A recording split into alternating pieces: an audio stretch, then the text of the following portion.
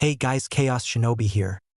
This is a story where Naruto basically has game abilities like being able to upgrade stats like strength, health, speed, and many more that he can level up using XP points.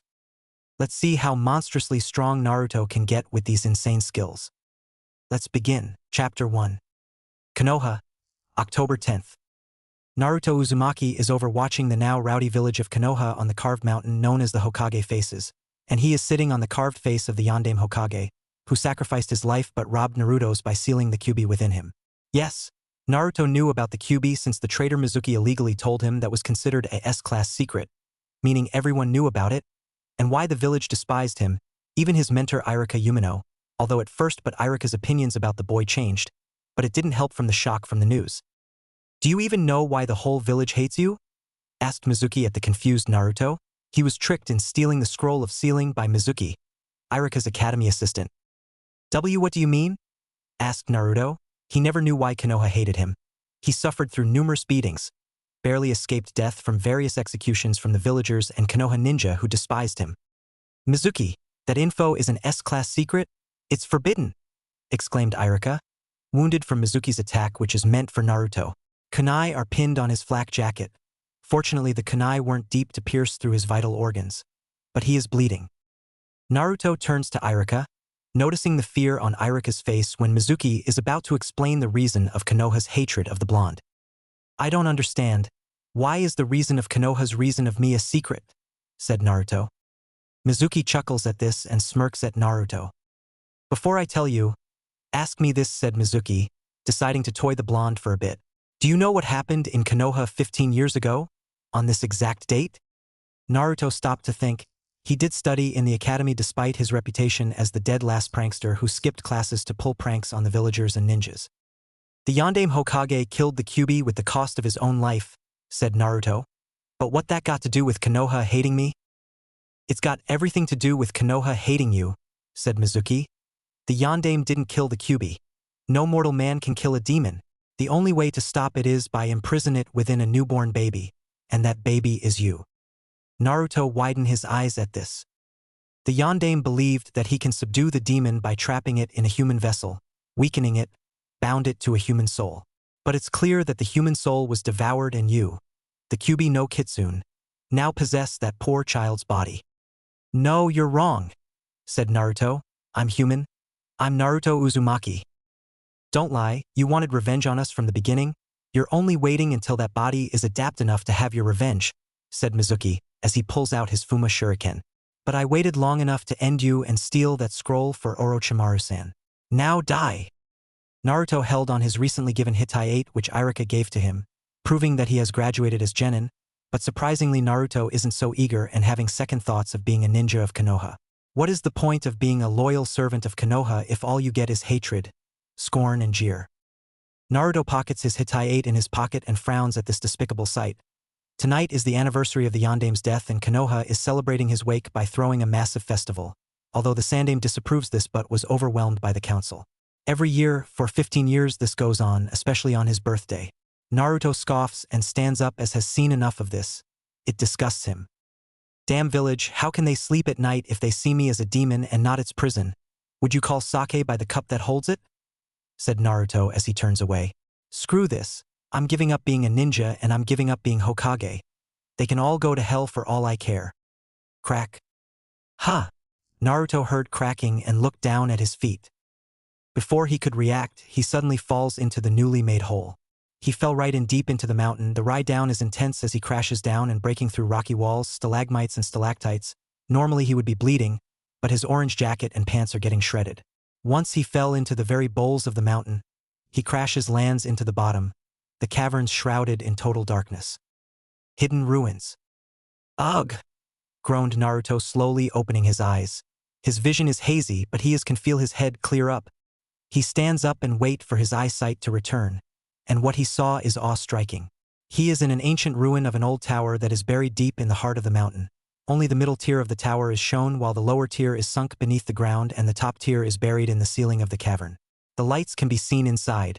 The torches are still burning with purple flames, including the chandeliers and candelabras that lights up the tower throne room. Naruto slowly stands up and looks around the ruined tower and starts exploring it, hoping that he can find a up back outside. I'm surprised that no one noticed this place while they carve out the Hokage faces and build emergency bunkers on the mountains, said Naruto. This place is well hidden from mortals. It is protected by an ancient power source, more ancient than chakra. Naruto was startled when he heard a voice. It was dark, demonic, and ancient. It made Naruto's spine grow cold, especially when he felt a pair of hands touch his shoulder, making him freak out and turn sharply to see who was in the tower. But he saw no one.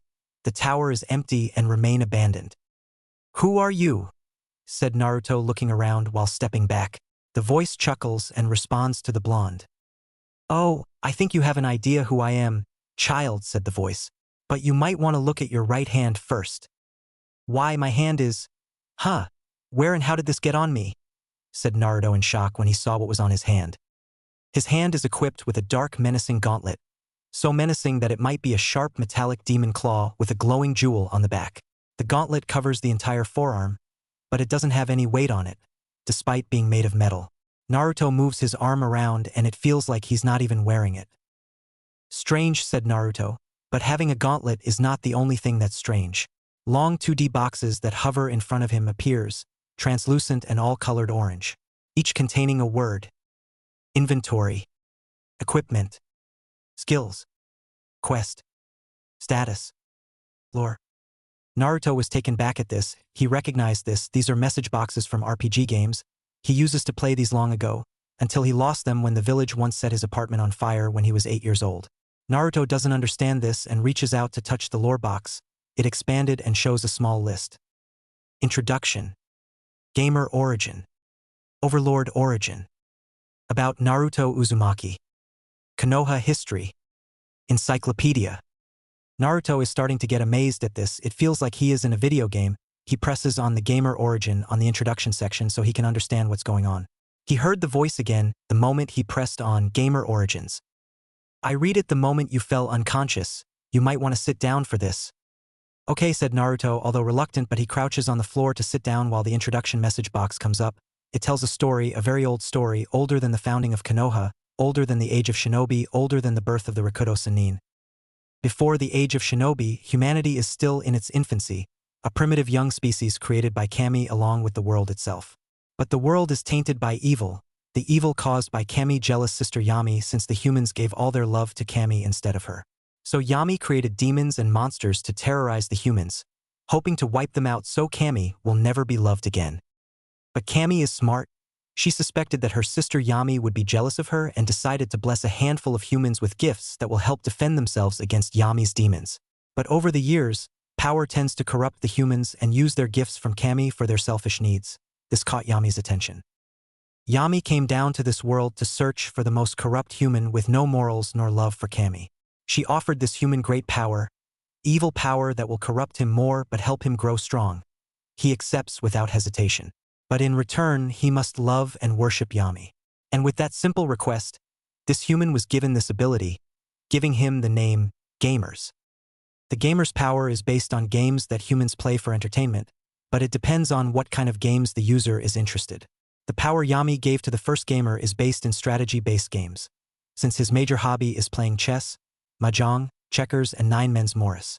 With this, he challenges his enemies in a dimension where they play various forms of strategy-based games, but the loser dies and gamers never lose. But the gamer's power is just classed around with strategy games. There are other categories that focus on the user's interest. Card games, telltale games, fighting games, racing games, dating simulation games, puzzle games, arcade games, horror games, dueling games, RPG games. Although different, each of these types of powers are unique but terrifying to those who witness the gamers. Naruto raised his brow with interest while an illustration of a man in black evil armor is challenging a hero in some dimension resembling a giant chessboard. A gamer in black armor is sitting on a chess piece resembling a throne while he commands his black chess pieces to move. And the unnamed hero does the same with his white chess pieces, but the hero is losing. But there is more to this. Naruto presses on Overlord origins next, and it's also a second part of the tale. With the blessing of the dark goddess Yami, The first gamer uses his powers to destroy his enemies, but he also uses his knowledge of strategy-based games for world domination. He used his new powers to create a secondary power, which will summon and command his own army of loyal, simple-minded creatures to do his bidding, giving him the name as the Black Baron, a skilled strategist and a deadliest warrior unrivaled to all. But his power evolves when it's passed on, including the gamer power, depending on their game interests. His next heir, the first Overlord's powers, is based on card games, from poker to dueling card games. The next illustration shows an armored man known as the first Overlord dueling a hero in a dimension, sending him various monsters and being summoned by placed cards, attacking the hero. The second Overlord's gamer power is based in Telltale games, manipulating his victim by making choices on their actions and how they speak. The second Overlord oversees his enemy in a village, controlling him like a puppet and choosing how his puppet does and say. The third and fourth Overlord's gamer powers is based on fighting games, which sends him and his chosen foe into a dimension where they will fight to the death. The next illustration is split in two, but each show the third and fourth Overlords fighting their opponents. Health bars are shown above them, each depleting from the damage was inflicted. But sadly, the Overlord lineage ended when they too played their final game against the most formidable foes that caused their demise and the destruction of their evil domain. But the gamer lineage didn't die out, but was forgotten until now. The tales ended and Naruto was awestruck at this. He has two bloodline traits in him, descended from a forgotten and now extinct Overlords. Now these powers are passed on to Naruto. He looks down to his gauntlet-clad hand and tightens it into a fist. Truly amazing, isn't it? Naruto turns to where the voice is heard again, and what he sees is a tall, slender being, completely featureless and skin pitch black, making it look like a living shadow. But that's not all. It has 10 long tails waving wildly like shadowy tendrils and has a giant red eye covering the featureless face. On its back is a massive conical growth that resembles a conch shell or a strange closed flower bud. The red eye resembles the Uchiha's Sharingan, but it has 3 rings, each with 3 tomos orbiting around. Naruto was silent at first, surprised and also feeling scared to see this inhuman creature in this forgotten evil place. Naruto was about to who this creature is until a message box hovers above it, revealing its name, level, HP and MP. Jubi LV? HP? MP? Suddenly another message box appears in front of Naruto, containing the words, "New skill unlocked. Observe." Naruto raised his brow at this and scrolls to skills and used observe on this creature known as the Jubi. The ultimate Biju with godlike powers and unlimited chakra. The Jubi is the first Biju created when the chakra fruit from the god tree Shinju was consumed thousands of years until its power and soul was divided into 9 Biju and its body was sealed up in and by the Rikudo Sannin. Now currently sealed within its second Jinchuriki, Naruto Uzumaki. And that is when things turn upside down for Naruto. Naruto turns to the Jubi with his eyes widen in shock and horror. He thought having the Kyuubi sealed in him is bad, but having a godlike being with unlimited chakra residing in him is much terrifying. So terrifying that Naruto slowly started to laugh at the irony. He has a god sealed in him and he is hated and fear like a demon. Ha, ha, ha, ha, ha, ha. Naruto laughs uncontrollably. Tears seep out while he grips each a handful of hair as he completely snapped. Oh Kami, and I thought having a demon was bad. Wait until everyone hear that I unlock my hidden powers and the fact that I have a god sealed up inside me. Ha! Ha! Ha! Thanks so fucking much, Yandame. You fucked up my life even more. Naruto cried too much that his eyes turned red. And I mean literally red, and tears are now getting replaced with blood. His eyesight is altering. Everything is going slow and in a red hue. Naruto covered his eyes as it is hurting his brain. Bloodline unlocked. Sharingan LV1. Wait, what? Said Naruto as he takes out the Hittite from his pocket to use as a mirror and see that his blue eyes are now turned into Sharingans with 1 tomo each. Naruto closed his eyes tight as it hurts and tries to endure it. Naruto takes a few minutes before he opens his eyes again so he can use observe on his eyes. Sharingan is known to be the famous Kekii Genkai originated from the Uchiha clan, but what everyone doesn't know that it's a diluted form of the Jubi's optical power called the Rinne Sharingan. The Sharingan is famous for 2 uses. Insight. You can predict people's movements before they can even make them. They can analyze their attacks and technique, excluding Kekii Genkai, and use them against them. Hypnotism. Through eye contact, The user can hypnotize them with illusions and make them move against their will. The Sharingan has 3 stages, each shown by the number of tomos, making the Sharingan's abilities stronger through each stage. Naruto frowned while he reads the message box, but he slowly starts smirking and chuckles with insane intent. He is really turning into a monster. Now he has the Uchiha Sharingan gained by having the Jubi sealed inside him. Naruto then cancels the message box and starts to confront the Jubi, but the Jubi suddenly got close to Naruto for its massive single eye staring directly at Naruto's now Sharingan eyes. Not bad. You already awakened them, said Jubi dangerously close to Naruto. Its clawed hand now cupping his jaw while it wipes the blood and tears off with one of the 10 tails. But it'll take a while for B in complete full power. Naruto then backs off and pulls out a kunai. The Jubi only laughs at Naruto for his attempt to defend himself. Relax boy, said Jubi. Its eye squints with an amused expression. I am not going to hurt you. Besides, I'll die if I do. Why are you in me? I thought the Kyuubi is sealed in me? The Kyuubi was sealed in you. The Kyuubi is the dominant part of my conscience, said the Jubi. She and her fellow Biju sisters are fractions of my power and soul. But then I commanded all the 9 Biju to approach where the Kyuubi has been sealed and joined in, fusing together to revive yours truly. But why risk being imprisoned in me? It doesn't make sense, asked Naruto. I'm just a mortal, no one. A dead last in the academy with no decent skills of being a ninja and with a fool's dream of being Hokage. Ah, you are something much interesting, said the Jubi circling Naruto, its tail starting to caress the teen's body like 5 pair of slender arms. With my Rinna Sharingan, I see all in this world, past, present, and future, and I've seen your future. Oh, it's so exciting, including your lineage. What lineage? I'm an orphan, said Naruto. Orphans had families, how else were you born? Said Jubi now behind the Naruto, slightly cutting his cheek and licked the blood with its now feminine lips. I know that every ninja is descended from the first wielder of chakra. My mother, you might say. But your blood and your genetic code is different. Naruto-kun. The adding of the kun suffix by the Jubi made Naruto's spine go cold. This godlike creature is getting attracted to him, especially when it is caressing him with its tails and its lips pressed on his cheek to lick the wound. To make matters worse, a message box appears before him. Jubi's relationship status has leveled up from neutral to like. Your lineage is way older, much older than Ka-chan. So wicked, so powerful, nearly omnipotent. The gamers and the overlords were once considered myths, but you are proof of their existence, and a combination at that. Said Jubi, its body is now changing and becoming feminine, more human and, dare to say it, beautiful. Its face is even beautiful, although it still has one eye but it shrank slightly and moved up for a nose to form. Anyway, how about we start this little game of yours? Game? Said Naruto.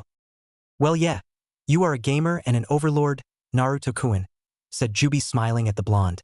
Its arms and tails curl around him in a seductive embrace. This world is know your plaything. A game for you to enjoy.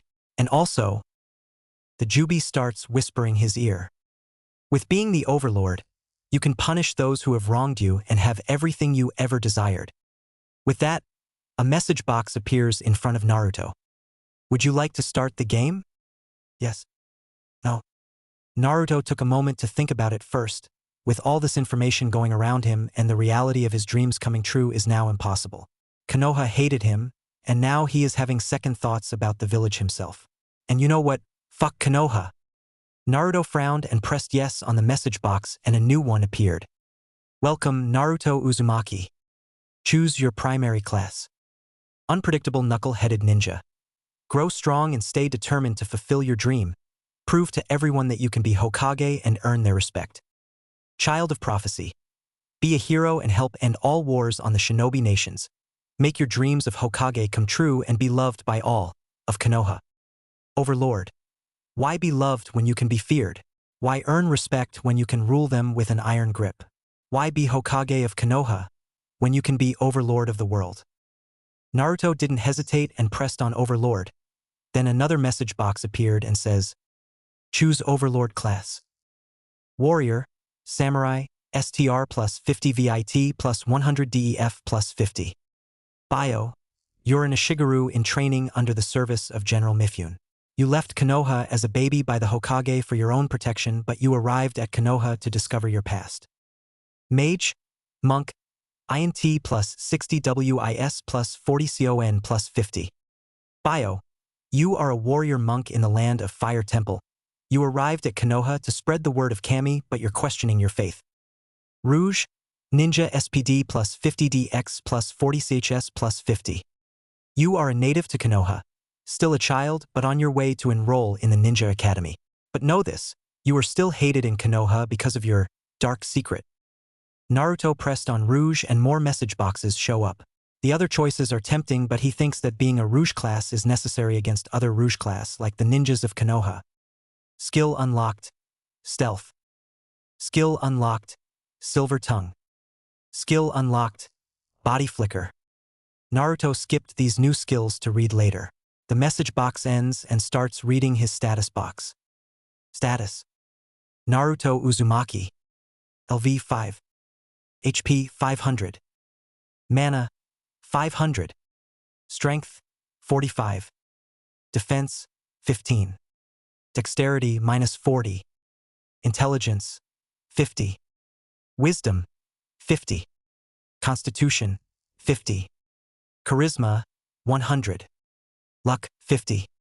Speed 100. Inventory. Head, broken green goggles. Defense minus 10. Top, torn orange jacket. Defense minus 20. Dexterity minus 50. Bottom, torn orange pants. Defense minus 20. Dexterity minus 50. Feet, blue ninja sandals. Defense 5. Dexterity 10. Hand, Overlord gauntlet. Defense 10.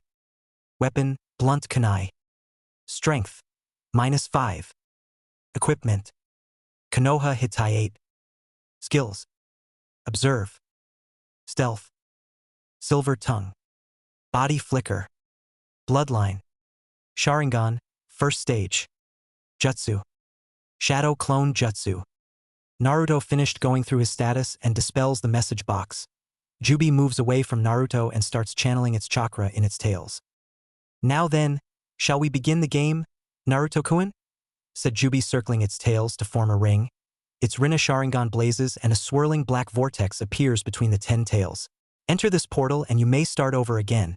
Use the spare time to level up and plan. I'll be watching within your body. Make it a good show and have fun. Naruto is a bit suspicious at why the Jubi is helping him, so decides to ask it one more question. Why show interest in me, a mortal? Said Naruto. Surely a godlike being like yourself could rule the world on yourself. The Jubi only smiled and chuckled softly. How can do that with I'm all the way in here? Said Jubi when it points at Naruto's stomach, referring to the seal around his navel. Besides, I got bored terrorizing mortals while I was both whole or as 9 Biju. Ka-san is no longer here to play with me, so I'll just stay with you and enjoy the fun. Naruto only nods at the answer and slowly enters the vortex. The Jubi felt a sudden change in the flow of time. Everything is fading away from existence as things are being undone in the past. 3 years ago, Naruto's apartment. July 3rd, 4 a.m. 11-year-old Naruto suddenly woke up in the middle of the night and looks around and sees himself in his apartment. He jumps out of bed and looks out the window. Still dark out and way too early for him to even get up. But Naruto can't sleep. He isn't tired because his HP and MP are completely full.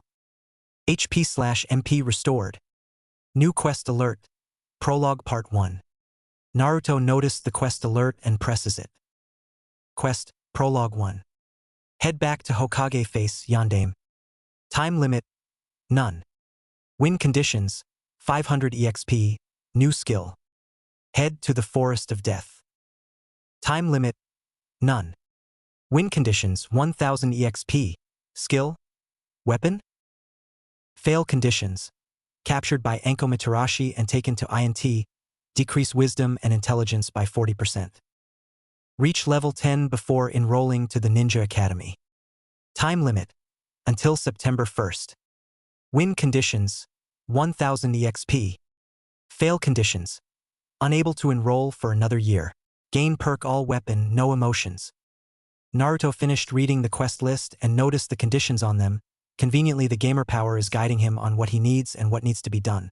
Naruto highlighted the first quest and noticed a pillar of light beaming down in the distance. The light is located above the Hokage faces. Naruto knew exactly what that is. A waypoint is placed the moment Naruto highlighted the quest he is doing. Naruto frowns and nods as he knows what needs to be done. Naruto rushes to the wardrobe to get changed. All he sees is a mass collection of orange jumpsuits.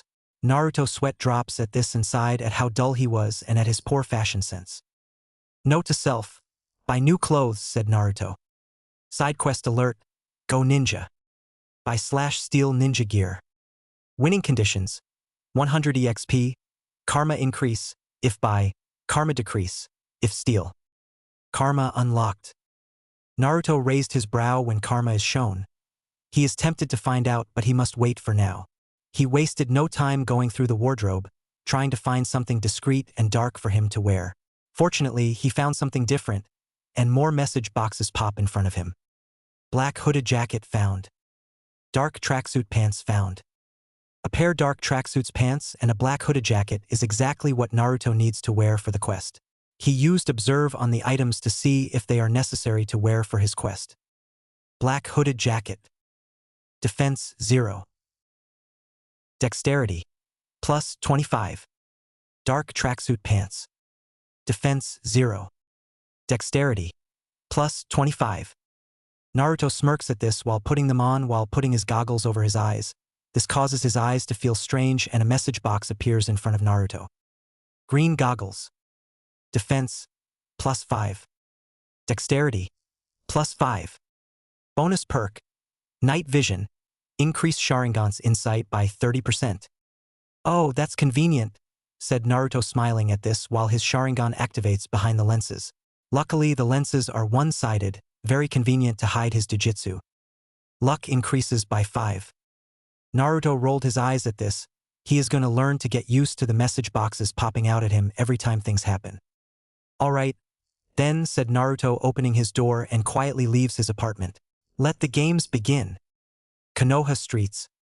Naruto is walking across the streets of Konoha, casual and calm despite the dangers that will harm a young boy, such as wild urban animals, angry drunks, rapists, pedophiles, the worst and foul that plagues the streets in this ninja village. Clang. Naruto turns when a trash can is knocked over. He activates his Sharingan through reaction but calmed down when he saw 3 giant rats going through the trash. Unlike normal rats, these ones are the size of bulldogs, extremely rabid and shrouded in chakra. They turn to Naruto and snarl viciously and spitefully at him. Big Nin rats. Bio, vermin with chakra in their system, merely a nuisance to ninjas but a problem to civilians. LV2. HP 120. Mana 55. XP 4. Strength 20. Defense 0. Dexterity 22. Intelligence 2. Wisdom 2. Constitution 1. Charisma 0. Luck 7. Speed 35. The rats then charge at Naruto. The blonde only scoffs and pull out his rusty kunai. Even the rats hate me in Konoha, said Naruto, preparing for battle. The first rat lunges at Naruto, but the blonde boy was waiting and swung his kunai across the creature's belly. Then 2 more launched towards him. This time he wasn't ready to respond. They sunk their teeth into his arm that he moved to shield his face. The bite is deep as blood seeps from the wound. Naruto grits his teeth in pain and swings his arm to let the rat's grip on him go loose. One of the rats lose their grip and fly to the wall and splatters all over. The other is still grabbing hold, but Naruto drives his kunai right between the eyes. Naruto removed the now dead rat and kicked it away while holding his wounds. Damn it! That hurt, said Naruto while a message box appears in front of him. Battle victorious. XP. Big Nin rat 4. X3 equals 12. Item drop. Potion X2. Rat fangs X3. Rat tails X3. Really? They weren't kidding, said Naruto as he felt the wound heal instantly. The damage isn't that big as it only took away 13 horsepower off him. That's convenient. New skill discovered and unlocked. Healing factor. Observe, said Naruto as he wants to know about this skill. Healing factor. Heals wounds and slowly restores HP by 20 HP/second, level 1. Naruto smiles at this. This skill might help when he is wounded like he was before, especially when he is in a hostile area known as Konoha. Naruto looks up to the Hokage faces and continues off. Later, Hokage face, Yondaime. Naruto reached the top of the Hokage faces and now stands on the Yondaime face. He noticed a glowing circle on one of the stone bangs, glowing in a green hue. Naruto carefully approaches it and stands in the center of it. A message box appears in front of him. Add Konoha. Civilian district map? Yes. No. Naruto clicked on yes and he then crouches to oversee the entire village. He can feel a mental map burning in his brain. A mini-map appeared on the bottom right corner of his eye. A mini-map of Konoha. Map unlocked. Konoha. Civilian district. Naruto stands up as he finished gaining a map of Konoha's civilian district. Apparently, the village is segmented by law for the shinobi clans to live away from civilians, so that they won't disturb the peace, protect clan secrets, and to train privately. However, shinobis without clans can live within civilian districts since they were civilians themselves. But shinobi clans, like the Uchiha, the Hyuga, and the Sarutobi, have private lands and compounds in the opposite side of the civilian district. Naruto waits for a message box as he assumed that the quest is over, but nothing happened. Looks like the quest is still. Quest update. Hold on, said Naruto as a message box appears in front of him. Head back to Hokage face, Yondaime. Return to tower ruins deep within the mountain. Time limit, none. Win conditions, 500 EXP, new skill. Naruto deadpanned when the update appeared. Of course it wouldn't be easy to do these quests. Naruto tried to remember how he went inside the mountain, retracing his steps on that day.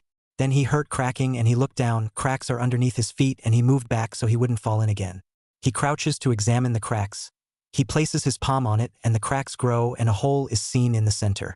Naruto smirks as he draws out his kunai and stabs the mountain to enlarge the hole.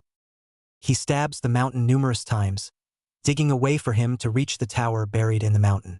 He is fortunate that kunai were originally farming tools, used for digging rather than used as knives.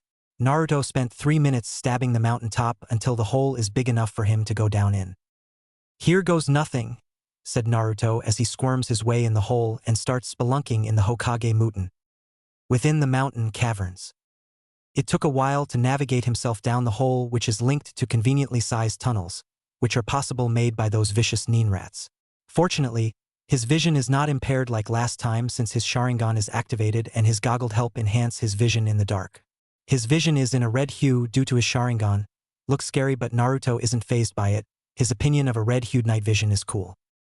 And thanks to this very dojutsu, he can walk through the caverns with ease. But the caverns aren't empty. Naruto's presence has alerted various creatures that inhabits these hollow caverns. Big nin rats are popping out of burrows within the ceiling and walls. Aggressively snarls at Naruto. Naruto pulls out his kunai to fight off those chakra-enhanced pests. But the rats aren't the only creatures in the cavern, as the sound of flapping echoes loudly and Naruto turns to see a swarm of kunai-wielding bats soaring toward him. Nin bats. Bio. Tiny winged assassins trained and adapted to used weapons to kill large predators and hunt large prey. They sharpen their kunai on stalagmites to keep them primed for combat. LV2. HP 80. Mana 55. XP 5. Strength 20. Defense 0. Dexterity 30. Intelligence 4. Wisdom 2. Constitution 1. Charisma 0. Luck 18. Speed 55. Trapped between these creatures with only a rusty kunai, Naruto prepares for a battle that will overwhelm him at his level. The nin bats swoop past Naruto, slashing him with their kunai held by their feet. Cuts are made as they inflict damage on the blonde. Naruto swings his kunai at the nin bats and took one of the kunai to replace the rusted kunai. There are so many nin bats to fight and they are inflicting so much damage on him. Not even his healing factor can help him. So he uses his insight skill from his Sharingan to predict the bats' movements and tries to counteract. It worked, but he is still getting injured by the nin bats. And to make matters worse, the nin rats took advantage of the situation and charges at Naruto. Naruto noticed, but he is trying to evade and slay the swooping nin bats, not giving him a chance to evade the rats' attack. The nin rats don't just bite and claw at their enemies. Their tails are leathery and extremely long. They lash at Naruto. Each lash can cut deep through the skin, like a cat o' nine tails. Naruto grit his teeth the moment those rats lashed their tails at him, ripping his clothes and cutting deep through his skin. Naruto growled as he kicked one of the nin rats, splattering it on the cavern wall, grabbing one and impaling it through a stalactite.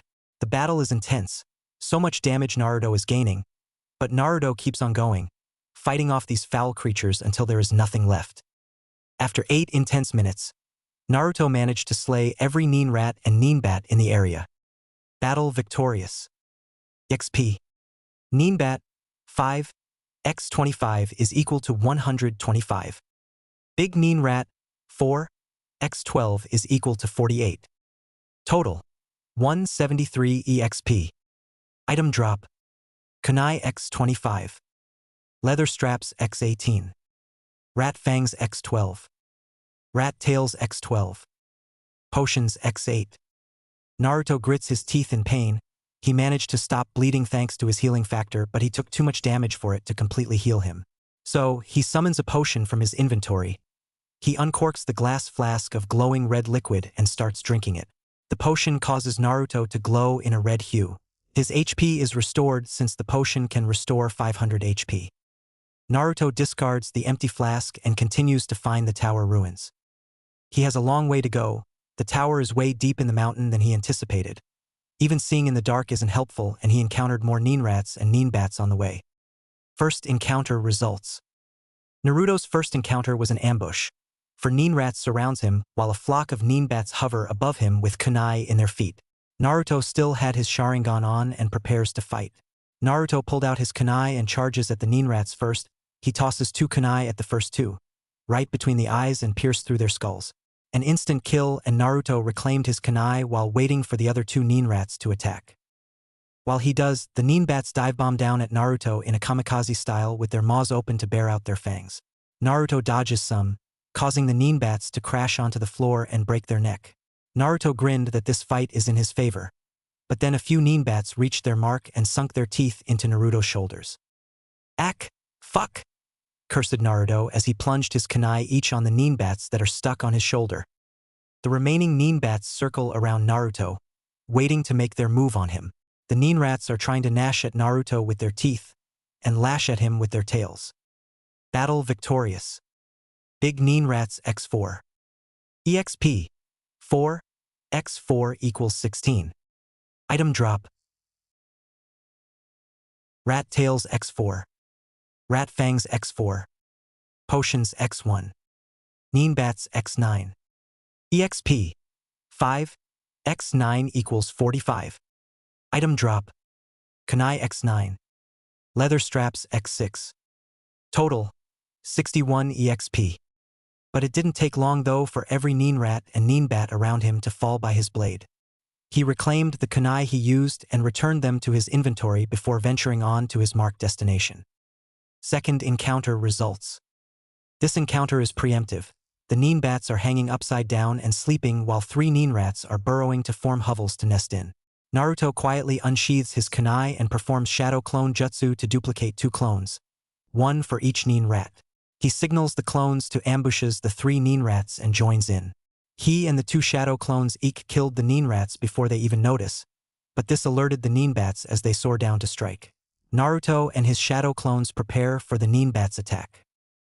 Now, said Naruto as he and his clones charge in and swings their kunai at the incoming nin bats.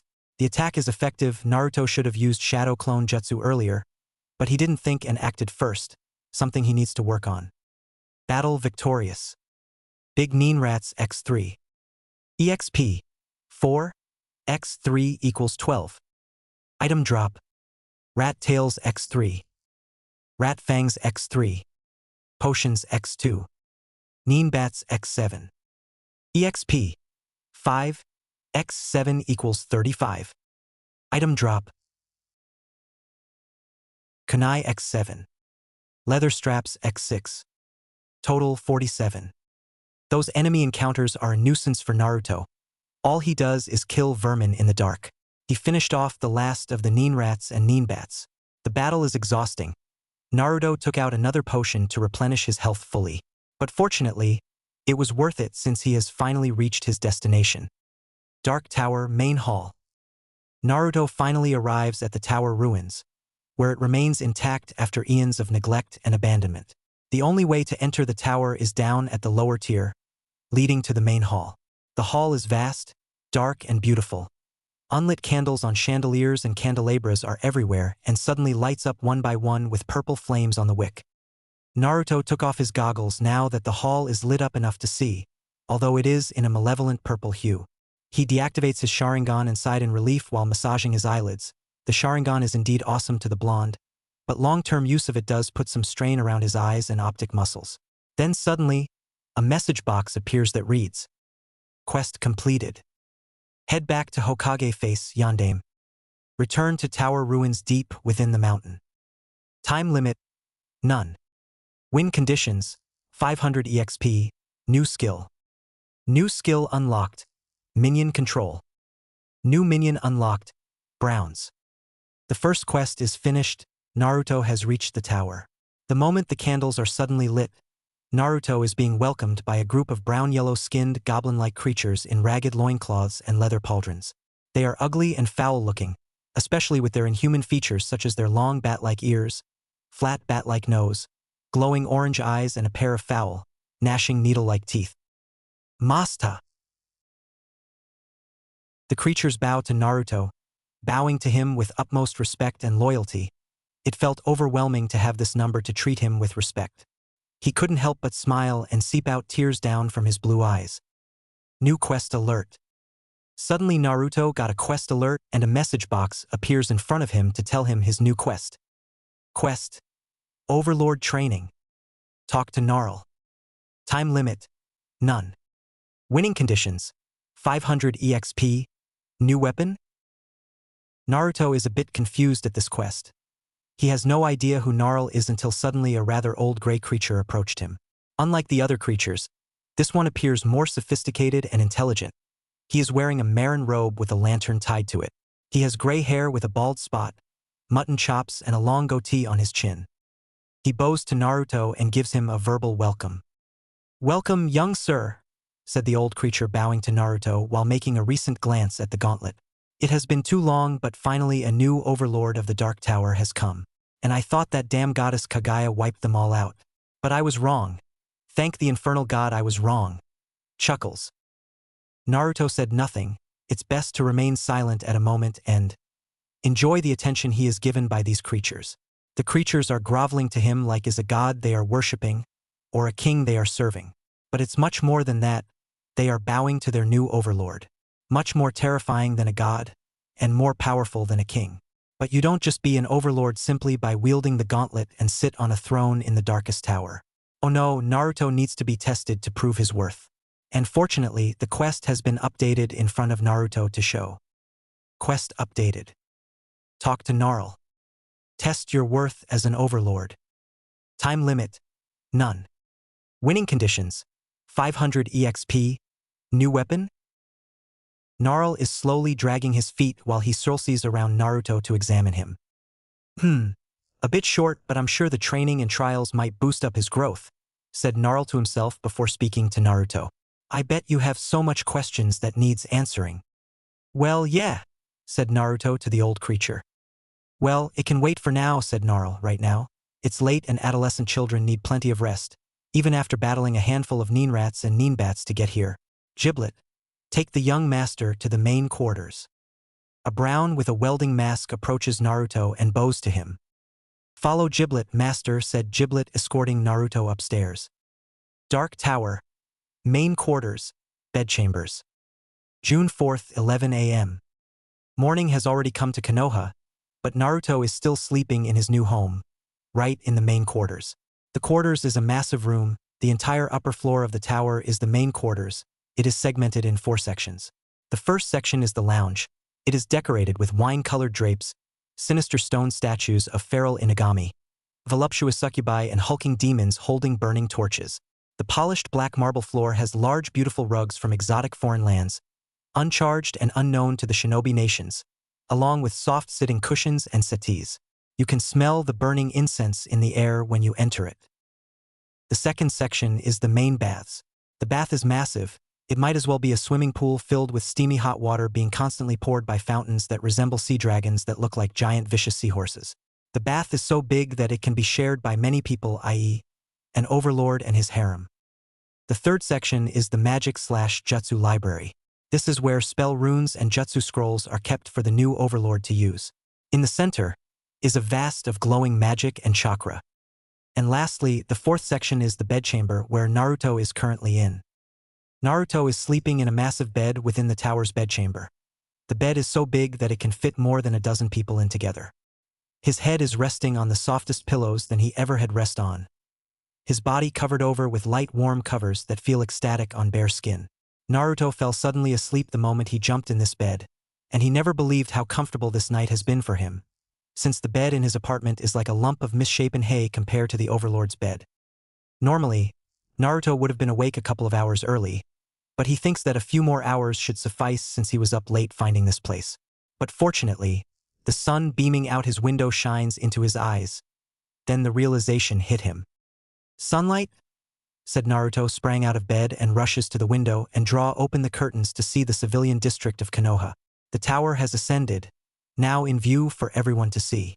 Oh no, everyone can see this. The Hokage will send every ANBU here to investigate. Damn it, I can't let them find me here. Suddenly the door opens. This caused Naruto to rush to his clothes and grab a kunai as he thought the ANBU are here. Fortunately, it was Gnarl entering through the curtains to enter the bedchambers. "Morning, sire," said Gnarl, bowing to Naruto. "I trust that you slept well?" "More like a rude wakening. Gnarl, is it?" said Naruto while guessing the old creature's name. "Isn't the tower buried in the mountain and not standing on it, exposed for all of Konoha TOC?" Naruto yelled in anger at Gnarl. This caused the creature to flinch. "Now the Hokage will send in a whole battalion of ANBU to investigate, and they'll find me here and arrest me," said Naruto, now pacing side to side. "Sire, please let me explain," said Gnarl, trying to calm down. "The village will not find you here, I assure you." But Naruto didn't listen. He unconsciously activates his Sharingan and grip hold onto his kunai until his knuckles are white. Naruto is feeling the stress. Gnarl is trying to calm the boy down, but all he got is a slash from him. Luckily, Gnarl is immortal, bound to the tower to eternally serve the overlords, but he can still feel pain. "Naruto-kun, please calm down. The whole village isn't paying much attention to the tower," said Jubi as it felt Naruto's stress and panic. "What do you mean?" said Naruto as he stops and turns to the bedchamber's balcony and look out from it. He noticed that the village is not in a stage of panic, nor the tower surrounded by every ninja to besiege it. Naruto is confused at this, took steps back from the balcony and dropped to the bed, still confused. He then turns to Gnarl, who is injured by his attack, and points at him. "Explain." "The tower, although lacking its heart, is shrouded in magic," said Gnarl, explaining to his master. "Only you and those who serve you can see the tower, but the shroud won't last as the tower is using the emergency power banks and it will fade in a matter of hours." Naruto frowns at this. He is a bit relieved that the tower is hidden by a magical shroud, but it will fade away once the magic is drained. "Is there a way to keep it going?"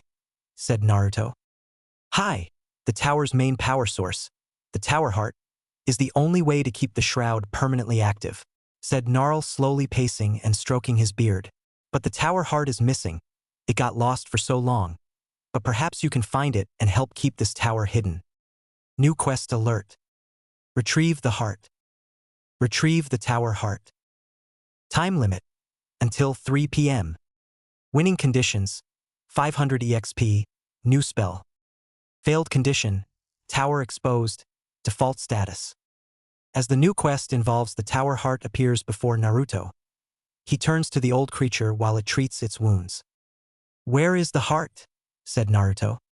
Gnarl only smiles at Naruto and remains silent for a moment. "Before you start finding the heart, you must first prove that you are worthy of being our new overlord," said Gnarl. "We can get the heart once your training is done. The tower is impregnable." Naruto frowned at this because he is worried that the Dark Tower will be exposed any moment now, but then he remembered another quest that he has. He brought out the main menu and turned on quest. He has 2 quests and 1 side quest. Main quest. Overlord training. 1. Talk to Gnarl. 2. Test your worth as an overlord. Time limit. None. Winning conditions. 500 EXP. New weapon? Retrieve the heart. Retrieve the tower heart. Time limit. Until 3 p.m. Winning conditions. 500 EXP. New spell. Failed condition. Tower exposed. Default status. Side quest. Go ninja. Buy/steal ninja gear. Winning conditions. 100 EXP. Karma increase, if buy. Karma decrease, if steal. Naruto does have a choice per the rules of RPG games. He can get the heart later and start his Overlord training now, but this will waste time on his search for the tower heart. But it's not really a choice for Naruto since he already made up his mind. However, Gnarl suggested that the training is top priority, but Naruto begs to differ. So, he must persuade the old creature to consider, so he used his silver tongue skill to help. The heart must be found. The training is pointless if there are many distractions along the way, said Naruto calm and firmly to Gnarl. Now do as I say, and tell me where the heart is. With Naruto's silver tongue skill, he has persuaded Gnarl to cooperate. You do have a point there, said Gnarl. The tower may be impregnable, but we are dealing with ninjas, specialized in infiltration and espionage. Very well, please follow me, sire. Gnarl and Naruto starts leaving the main quarters and descends to the throne room. Throne room. Gnarl brought Naruto to the throne room. The blonde remembered this place the last time, although it was in a different time when he was 15. Now he is 10, he has a fresh start to grow strong, not just as a ninja, but an overlord. This way, sire, said Gnarl slowly approaching the balcony, where a moderate-sized shallow pool is placed. Naruto stands by the pool and noticed that it is glowing slightly. This pool acts as a gateway to waypoint gates across the world, but over the centuries the waypoint gates are deactivated due to the death of the last overlord that died by a troublesome group of heroes. But that's not the worst thing, the portal needs the tower heart to power it. Otherwise, it's just a simple shallow pool with no interest to you. Naruto frowned at this. The portal is useless without the heart in the tower. But Gnarl continues to reassure the young overlord. But there is enough power for one trip, and it's where the tower heart was last spotted. Are you ready to go, sire? Yes. No. Naruto instantly pressed yes and stepped on to the tower portal. Good luck, sire, said Gnarl as he watches Naruto engulf in light and vanish before his eyes. Land of Fire, Bob's farm. Naruto suddenly appeared in the countryside somewhere in the Land of Fire, standing on ancient ruins that lay in decay for centuries and forgotten. But the waypoint gate, a big circular stone slat glowing in blue magic, is active the moment Naruto arrived before the magic fades after its use. Naruto looked around at the area. He is miles away from Konoha, which is reassuring but still in the Land of Fire. Naruto places his goggles over his eyes and begins his quest to find the tower heart. Bah! Naruto can hear bleating sheep and notice them not far from the waypoint. The sheep are just standing in the open, grazing on grass and being oblivious of the evil they are with, which is Naruto himself. Side quest alert. Bane of farmers. Slaughter 500 sheep. Squash 1,000 pumpkins. Burn down 50 wheat fields. Destroy 25 silos. Raid 30 barns. Knock down 30 scarecrows. Winning conditions 1,000 EXP, 10 plus evil karma. Naruto raised his brow at that side quest at first, but to be honest he never liked sheep or farms. Farmers are much worse than the villagers in Konoha. They blame him more for the devastation on their crops and the near massacre of livestock during the Kyuubi's attack, causing a famine in the Land of Fire that lasted for 5 years. Many starved to death while others resort to cannibalism. It was a dark day in the Land of Fire. The fire daimyo had no choice but to eat his pet cat to stay alive. And just me, it was hilarious. The sheep turned to see Naruto, who just stands there with a scowl on his face, slowly turning into a predatory grin. The sheep sensed the killer intent from the blonde and got nervous and slowly backing away. But Naruto charges at the flock while summoning a few minions to help with the slaughter. The panicking bleats echo in the field when Naruto and a few browns mutilate those brainless woolies. He tackles one and stabs repeatedly with his kunai. The minions each hop on the sheep's back and starts riding it while tossing rocks and sharpened sticks at the fleeting sheep. The grass turns green and littered with blood-stained wool. Naruto counted his kill on the sheep and he only killed 24 sheep in total. Unfortunately, he didn't gain anything from the sheep, which frustrated the blonde and used Observe to find out why. Sheep, harmless farm animals used for mutton and wool. Apart from being food, they are utterly useless. Easy to kill and not worth the effort of gaining experience. Well fuck. I hope killing those damn woolies are worth what that side quest is offering, said Naruto before leaving the pile of dead sheep to rot. What a fucking waste of time. Naruto ventured on until he reached a local farm. It is a decent farm with a pasture, growing crop fields and a barn with wheat silos. He and his minions continued until they are close to the farm. What they didn't notice is that the farm is already under attack. You there? Can you come here please? Naruto turns to see who is calling him. The voice is coming from a nearby hill, but there is nothing but a scarecrow. That's what he thought at first until it broke free from the pole and got up on his feet. Can you help me, kind sir? I be Farmer Bob, and this here is my humble farm. That is until them pot-bellied halflings have taken over my farm and tied me up a pole to scare off the crows. And it ain't just me. I reckon they took over other farms across the land of fire. Please bring back old Bob's farm back. Please. Naruto crosses arms at Bob. He remembered him as he was part of the mob in those fox hunts, while he came to Konoha to sell his harvest. Suddenly, a message box appeared before Naruto, and it reads, Relationship bar unlocked. Farmer Bob. Bio. An old farmer in the land of fire, he comes to Konoha at fall to sell his harvest and join in the festivities. And like the villagers of Konoha, he believes Naruto is the Kyuubi no Kitsune, who wreaked his farm and assumed to be the cause of his insanity. He believes that pumpkins are plotting against him for turning them into pies, lanterns, soup, and the ice cream. Relationship. Hate. Naruto frowned underneath his goggles. It's quite typical that this farmer hated him and he has the gall to ask for his help. To be fair, Farmer Bob doesn't know he is asking for Naruto's help, because Naruto, unknown to himself personally, looks slightly different. He still has his blonde hair and tanned complexion, but he has lost most of his baby fat and gained some muscle, not lots to be considered a bodybuilder but enough to show that he is strong. Also, with the Kyuubi fused with the other Biju and formed as the Jubi, Naruto has lost his whisker like scars. But since this old farmer doesn't recognize him, Naruto decided to use it to his advantage and use his silver tongue skill on him. And what's in it for me if I do help you? Said Naruto. Due to Bob's simple mind, the silver tongue skill is effective. I'll pay you handsomely. Last year's harvest was good and I saved up for my retirement, said Bob, though reluctant to pay Naruto for his assistance. But I'll give it all if you can chase them halflings off, said Farmer Bob, taking off his hat to plea with the blonde. Do what you can if necessary, but please bring back my farm. And while you're at it, can you destroy those pumpkins for me also? They aren't grown normally. Them halflings have some strange glass ball radiating in some strange energy, and I know it ain't that katare them ninja folks use. This caught Naruto's interest. Farmer Bob described the tower heart and mentioned that the halflings are using it as a magical fertilizer to grow crops. So what do you say? Will you help this poor old farmer? Asked Farmer Bob. Yes, accept mission. No, kill the bastard. Naruto frowned and instantly pressed no and plunged the kunai into the bastard's chest. And before Bob dies, Naruto removed his goggles and stared at him in the eyes. It's funny. Why would I answer to your plea for help while you ignored mine? Said Naruto. Yeah, I know how you are. Every October 10th, you joined in those fox hunts to help avenge the Yondaime. But personally you just want to get back at me for destroying your farm while I was only a baby. A fucking baby. But this time, I'm going to destroy your farm for reals. Naruto turns away from the now dead farmer and raised his gauntlet to summon more minions and put on his goggles. The minions burst out from the ground with rusty knives, sickles, and spades. Naruto smirks and charges to destroy the farm.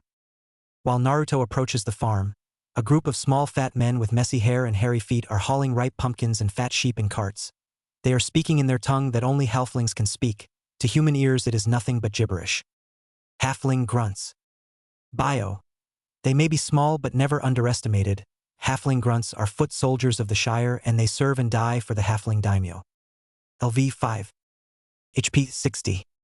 Mana 55. XP 4. Strength 60. Defense 0. Dexterity 22. Intelligence 20. Wisdom 20. Constitution 1. Charisma 0. Luck 7. Speed 135. Skills. Strength in numbers. Attack and defense is multiplied twice for each halfling grunt on their side of the field. Come on, the chief wants all this food safe in the Shire, or it's us who will be roasting on a spit, said a halfling commander, a slightly larger halfling but skinnier comparing to the short fat ones. And unlike the grunts, he is wearing a short version of a samurai's armor. Halfling commander. Bio. Halfling commanders are tougher and more skilled than halfling grunts. Best to fight him last or he'll use his grunts to overwhelm you. LV 5. HP. 120. Mana. 55. EXP. 700. Strength. 420. Defense. 40. Dexterity. 22. Intelligence. 40. Wisdom. 40. Constitution. 1. Charisma. 0. Luck. 10. Speed. 135. Skills. Reinforcements can call more halfling grunts when half health and when lost 1/4 health lefts. Naruto just used observe the moment he saw the halflings. He smirked as they are an opportunity to level up, especially since he is close to a level. He takes out a kunai and tosses it at one of the halfling grunts, killing it dead the moment it's lodged through its forehead. This caught the halfling commander's attention and see Naruto charging at them with his minions. Battle stations, we're under attack, said the halfling commander. First battle encounter. The halfling grunts form up in front of their commander and prepare for the assault. The minions crash into the halflings while Naruto take down those who are in his way. Using a kunai isn't enough to use against halflings who have move vitality and HP than the previous enemies. But Naruto is having a ball. He can feel a surge of power flow in him. His grin grow wicked and dark as his bloodlust is growing intensely. New jutsu unlocked. Jubi Cloak. Initial form. Gives user a temporary boost of STR, SPD to plus 100, and 20% extra on EXP. Only used when Naruto's rage meter is up. Rage meter unlocked. Ooh, this I like, said Naruto as he spread his hands, which now bear sharp claws and a single tail made of black chakra swirls and lashes in the air. Jubi, did you do this? You are slowly adapting to my chakra, Naruto-kun, and I think that you might a little boost to deal with sentient foes like these pudgy subhumans, said Jubi, who is watching the battle deep within the mindscape. Now show them what an Overlord and a Jubi Jinchuriki can do. Naruto smirks and charges at the halfling grunts and starts slaughtering them mercilessly, like a demon that ascended from hell. The devastation is massive that it's spread all over the farm. And Naruto needs to find the tower heart, so he's starting to tear the farm apart to find it. The crops are on catching fire, the silo is slashed and spilling grain, and the barn is being bombarded by halflings Naruto just sent flying. The halflings never stood a chance. The power boost given by the Jubi is a marvel, but sadly all good things come to an end, and as the rage meter has suddenly emptied. Battle victorious. XP. Halfling grunts. 4. X 20 plus 20% equals 96. Total. 96 XP. He noticed glowing blue from the holes on the barn. There it is, said Naruto as he approaches the barn, but he is stopped when a sound of a horn is heard, and he turns to see the halfling commander blowing his horn. After the horn being blown, reinforcements have arrived to aid the halfling commander and the remaining decimated halfling grunts. Don't let him get the orb or Samwise-san will have you all fed to the gluttons, said the halfling commander unsheathing his short sword. The blade is glowing blue. Aye, sir, said the halfling grunts.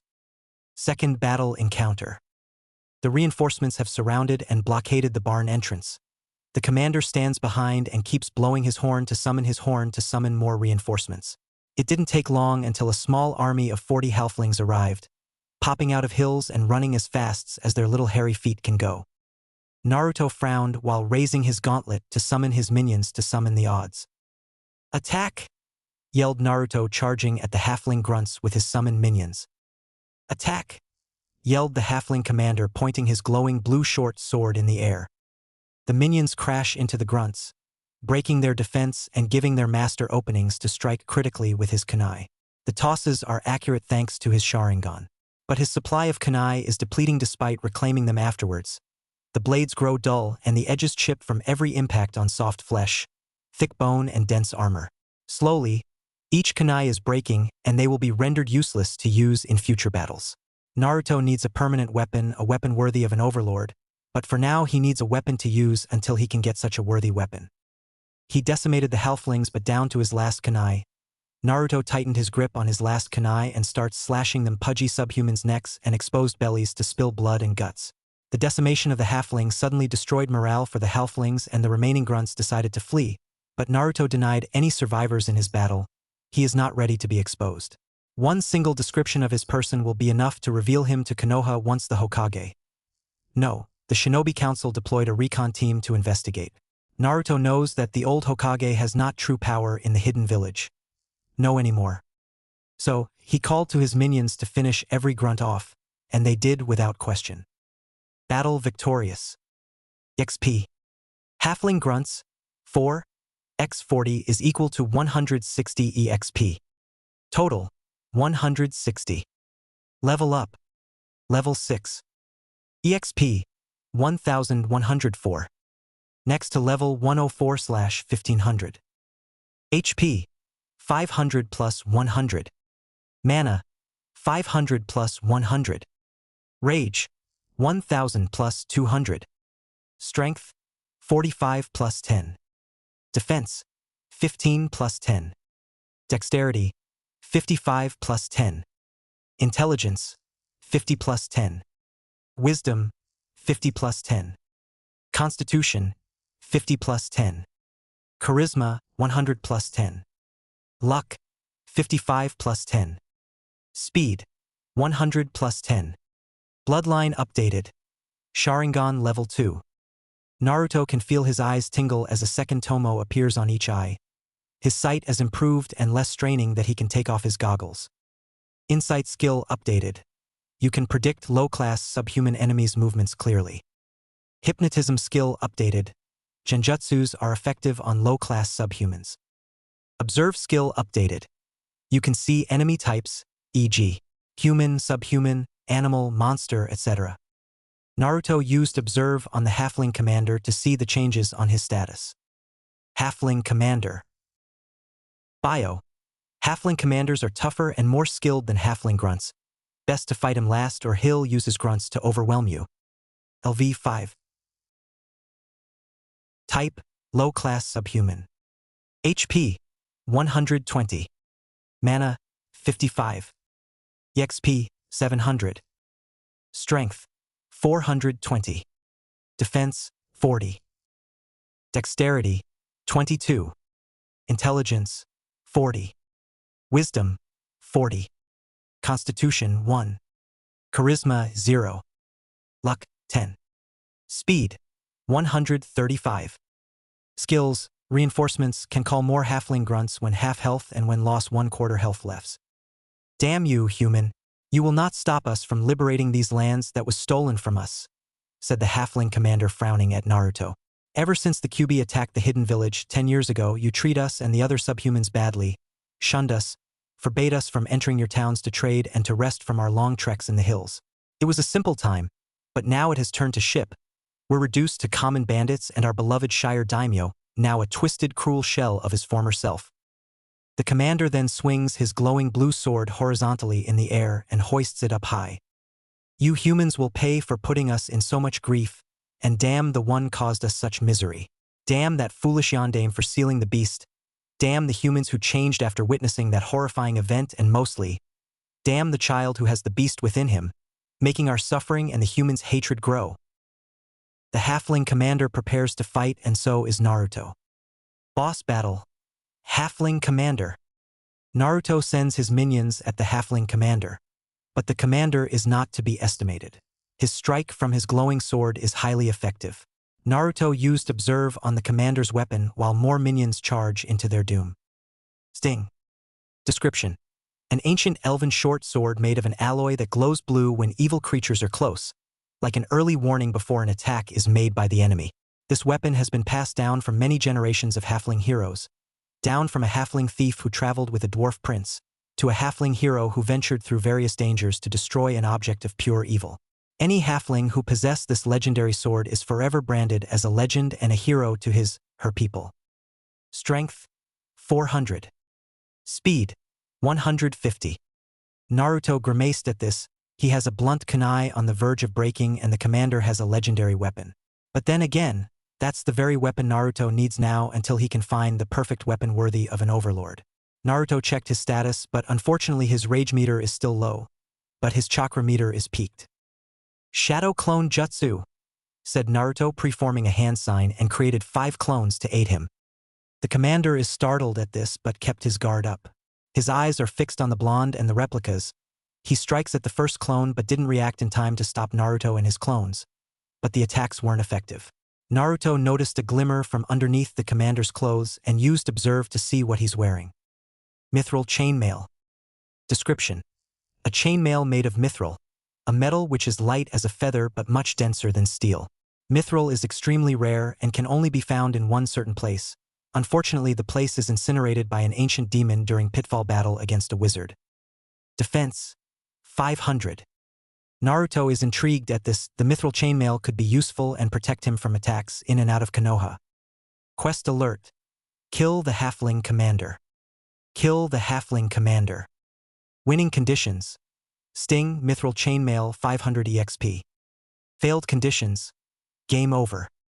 Rather unnecessary to tell me, but so be it, said Naruto with his Sharingan blazing and his blunt and chipped kunai in hand. I really wanted those anyway. Naruto charges at the halfling commander and slashes at only the weak spots, like arms, legs, neck. And that is what he did. He aimed for the neck and did much damage. But since the kunai is blunt, the cut isn't critical and not deep. The commander growls and swings Sting at Naruto, but only slashed his arm. Naruto jumped back and looked at his wound. He grunts at the stinging pain. Heh, so that's why it's called Sting, said Naruto. He to admit the fact that the elven short sword is beautiful. He takes out a potion and drinks it. The wound closes but the pain slightly remains. Right then, let's do this. Right, said Naruto's shadow clones before they draw out their own kunai and charges at the halfling commander. The halfling commander scowls and starts slashing at the incoming clones. A few are instant kills as he aimed at the right spots. Naruto kept his distance since Sting is a formidable weapon and can do great damage. The former wound was proof of that. Minions are out of the question since they are weak against that beautiful sword, and it's obvious that they can't go through that mithril chainmail. They wouldn't even aim at weak spots. They are brainless sword fodder who are bred to kill, maim, raid, and destroy. So, Naruto's only form of reinforcements and support are clones. They are intelligent as well as loyal, also fast and unpredictable to the enemy. The commander is struggling.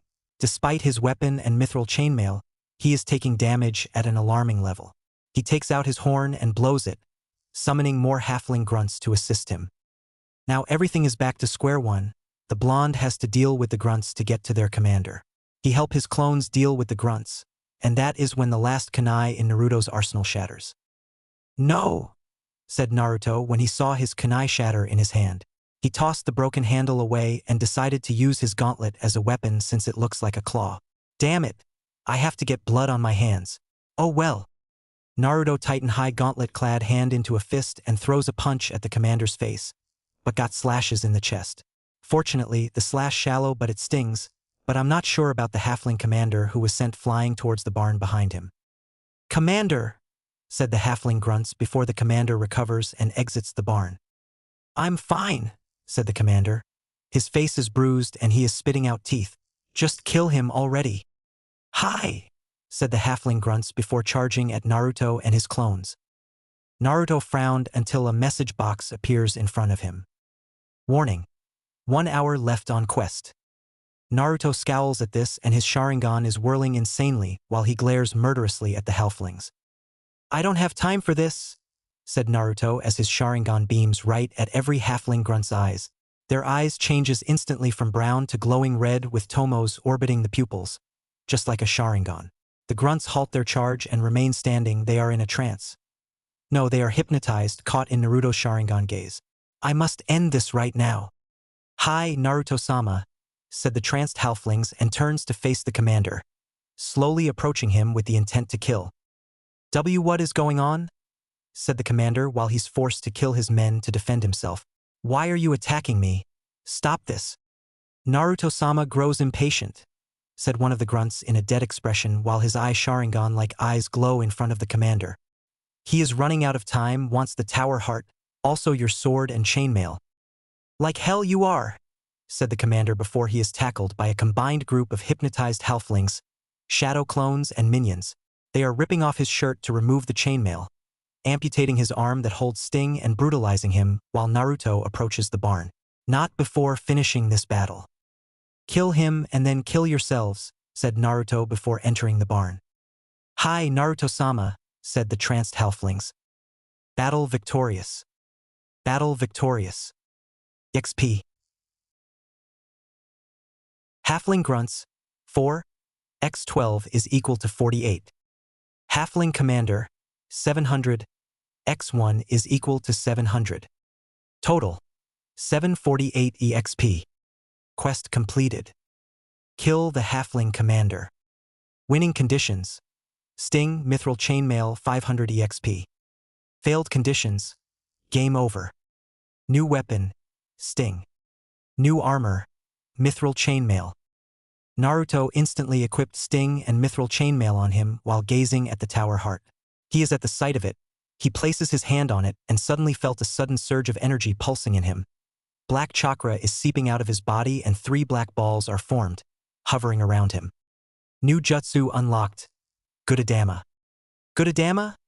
Said Naruto in confusion until suddenly the black chakra ball starts flying hastily like cannonballs, breaking through the barn and demolishing it from within. Falling debris only falls around Naruto while the one falling above him are instantly destroyed by these chakra balls. Naruto is awe-stricken. He watches the destruction of the barn and is amazed by the results. Not only did he just level up, find the tower heart, obtain a new weapon and piece of armor, he has gained a new jutsu, a scary but amazing one. Wow, that was amazing, said Naruto when the barn is now nothing but a pile of splinters. That was an interesting day I had. Minions, take the heart to the waypoint gate. We're going home. Hi, master, said the minions rushing towards the tower heart and hauls it up. Heave ho! Naruto turns away and heads back to the waypoint gate. The 3 Gudadamas wisp around, destroying everything in the farm, crops, buildings, sheep. Everything in Naruto's path is getting destroyed by his Gudadama. Sadly, the blonde doesn't have time to stay and watch the destruction the Gudadamas are making. He is waiting for the minions to haul the tower heart into the waypoint gate. Be careful with that or I'll check how much EXP you earn, said Naruto. This scared the minions. They are aware of their master's power and admired it the same as fearing it. They are carefully placing the tower heart on the waypoint gate and it fades away from sight. Quest completed. Retrieve the heart. 1. Retrieve the tower heart. Winning conditions. 500 EXP. New spell. Failed condition. Tower exposed. Default status. Level up. Level 7. HP. 600 plus 100. Mana. 600 plus 100. Rage. 1200 plus 200. Strength. 455 plus 10. Defense. 525 plus 10. Dexterity. 65 plus 10. Intelligence. 60 plus 10. Wisdom. 60 plus 10. Constitution. 60 plus 10. Charisma. 110 plus 10. Luck. 55 plus 10. Speed. 250 plus 10. Naruto smirks triumphantly at this. He is getting stronger already on his first day. He steps onto the waypoint gate and returns to the tower. Dark Tower, Throne Room. Naruto has returned to the tower through the portal. He can feel the magical energy flowing in the tower now, which is a good sign, meaning that the tower is still hidden from plain sight. He heads to the balcony to oversee Konoha. He gazes like a hungry wolf with his Sharingan-activated eyes. His sight has improved than before. He can see more clear in the distance.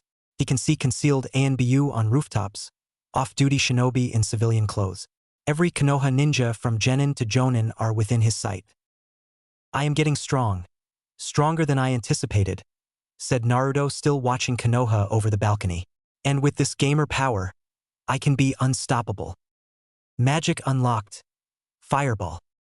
Naruto holds his gauntlet-clad hand in the air and a fireball appears on his hand. His gaze shifts to an orphanage. the place where he spent his horrible childhood in. That orphanage is an eyesore. I think I'll just set it on fire, said Naruto, tempting to burn that damn place. But first, Gnarl. Yes, sire? Said Gnarl as he appears next to Naruto, joining the sight. If I cast magic in Konoha, will it be traced? Said Naruto. Gnarl only smirks as he got the idea on what Naruto is planning. Magic spells cannot be traced by ninjas, sire, said Gnarl. Mana and chakra are different. Only heroes and mages can trace mana, and fortunately there are none left. Perfect, said Naruto, smirking before he tosses a fireball at the Konoha orphanage. The fireball flies down from the tower and crashes through the orphanage windows. Boom. The fireball explodes and the orphanage is set ablaze. The screaming is heard from within, the orphans that bullied him, the matron that deliberately starved him and kicked out ever October 10th. Everyone inside is burning in agony. Naruto watches it all. Flames reflect from his Sharingan eyes, for it's such a beautiful sight. Karma alert. You have committed arson in an orphanage. Karma, evil 10+. Status, neutral. That's enough fun for now. I'm going to Ichiraka Ramen's, said Naruto, while he turns away and steps into the portal. Oh, make sure that a waypoint gate is set up in that shitty apartment before I come back. And you're training? Said Gnarl. I'll do it once I finished lunch, said Naruto before he vanishes in a flash from the portal. Konoha, civilian district. Boom. Screams of panic echoes in the civilian district of Konoha as Konoha Orphanage suddenly exploded in flames this afternoon. Everyone inside just spontaneously combusted the moment the flames covered the entire building, but not after they screamed in pure horror and agony. This immediately alerted the Hokage and has sent any available ninjas with water jutsus to douse the flames before it spreads onto other buildings. The buildings in the civilian are partially old, been around during the founding of Konoha, and they are fire risks. The Umbu squad soon arrives to aid the local Chunin and Jonin to help douse the flames. Water jets burst out of their mouths as they douse the embers and shrinking flames. It takes them a while to make the flames to go, but they need to deal with the smoke and heat from within. The firefighting is being supervised by the ANBU commander with a dog mask and silver hair, making sure that no one is in harm's way during this emergency. Keep the civilians away from the danger zone, said ANBU commander, noticing a small group of curious civilians. Some are children. Stand back now. The civilians obey, with good reason, when suddenly one of the ANBU got caught in a flash fire when a gas line burst from underneath and engulfed the poor bastard. Ainu shielded his masked face from the flash and heat of that sudden burst. He turns to a tiger-masked ANBU and pulled him by the collar. Tora, why wasn't the gas line turned off? Exclaimed Ainu angrily at Tora. We did, Ainu Teisho, said Tora nervously at his commander. But it seems that the orphanage has a backup. More flash flames burst out from the floor, forcing the ninjas to back away. Damn it, everyone get back, said Commander Ainu, preparing to perform a jutsu with his hand signs. A massive flow of chakra shroud him. Get back now, unless you want to get caught in the jutsu's range. Everyone responded to this and move away to a safe distance. The ANBU commander just finished his final hand sign and prepares to cast his jutsu. Kamui. A miniature black hole appears right into the center of the burning orphanage, and it starts sucking the flames, the burning debris, even the oxygen that keeps the flames alive. The commander kept very still and in contact at the burning view. Behind the dog mask, the commander's left eye is a glowing red with a shuriken-like mark around the pupils. He winces in pain around the eye. Blood is seeping out just recently the moment Commander Ainu used the Jutsu Kamui to dispose of the burning orphanage, which is on the verge of exploding. Come on. Just a little further, grunts Ainu in pain. His left eye is pulsing in agony. Prolonged use is not good as the black hole will implode too soon. He needs more time, but time is not being cooperative. Juge, no. Spoke too soon. The black hole imploded right in the middle of the disposure of the fire hazard. Many flames and debris are gone, but the gas main remains and now exposed. Get down! Exclaimed Ainu to warn the other ninjas and curl up in a ball, because an explosion is about to happen. Earth style, Earth Dome Jutsu. But before the explosion could happen, a giant dome made of earth covers the burning orphanage. The explosion happened, but the shockwave, the flames, and the burning debris is blocked and absorbed within the dome. The commander looked up to see a person in a red conical hat with a white sign with a kanji of fire written in red. His clothes are white and red haori under a red kimono with a white scarf and obi. That was a close one, wasn't it Kakashi? Hiruzen Sarutobi, the Sandaime Hokage of Konoha, currently out of retirement due to the death of the Yondaime Hokage 10 years ago, during the Kyuubi incident. Commander Inu, or Kakashi Hatake known to all in Konoha, removes his dog mask to reveal another mask but only his eyes are shown. His left is bleeding but shows a Sharingan with 3 tomos. Kakashi bows to the Hokage. Hokage-sama, I didn't expect you to show up, said Kakashi. I had everything under control. Clearly you don't, said Sarutobi taking out his pipe while the earth dome crumbles and buries the smoking debris. The shinobi and Anbu approach the debris and starts dousing it with their water jutsu. Don't think I haven't noticed you using your Manjiko, Kakashi. You know how dangerous that technique is. I didn't have a choice. The orphanage has its own gas supply. We just recently discovered, said Kakashi. I order my men to turn off the gas supply to prevent an explosion. That is until this happened. I see. Did you discover what caused the fire? Said Sarutobi. The fire just suddenly happened, said Kakashi. You guess an attack, Kakashi? Said Sarutobi. It's a theory. The orphanage was funded well to have a fire alarms installed. Everyone should have left the building by the first sign of a fire, said Kakashi. But this fire happened so fast, not caused by a natural cause or an accident. I see. Well, I have to ask Hayashi to send one of his Hyuga to investigate the scene, said Sarutobi. The sooner, the better, Hokage-sama, said Kakashi. Whoever or what caused this is still out there. Meanwhile, with Naruto. Naruto is walking in the streets of the Konoha's civilian district, far away where the fire started. He is heading to Ichiraku Ramen. Ichiraku Ramen is literally the only place Naruto is served fairly. Everyone in the shops are unfair. No, downright cruel to Naruto with their high prices and selling faulty merchandise to him, while other customers are getting fair customer service. But not the Ikarakus. They are nice to Naruto and they don't see him as a monster like the others do. Hey guys, are you open? Said Naruto entering the ramen shop. Hey kid, said Tsuchi Ichiraku welcoming Naruto. Just in time. I just opened up. Sweet, said Naruto as he took his usual seat and waited for the ramen cook to make his usual. Tsuchi knew what Naruto wanted since he always come here, and while the ramen is being cooked, Naruto decided to use Observe on Tsuchi to pass the time. Tsuchi Ichiraku. Bio, owner of Ichiraku Ramen, the best ramen in Konoha. Tsuchi is unlike the villagers in this village. He doesn't see Naruto as a demon and is happy to have him around his shop, especially since he is the best customer and is happy to feed the young boy when he is hungry. Relationship. Friendly. 60% discount on ramen. I'm back, Tusan. Naruto turns to see a teenage girl with long brown hair and brown eyes walk in the ramen shop with a pair of shopping bags. Naruto smiles at her while he greets her.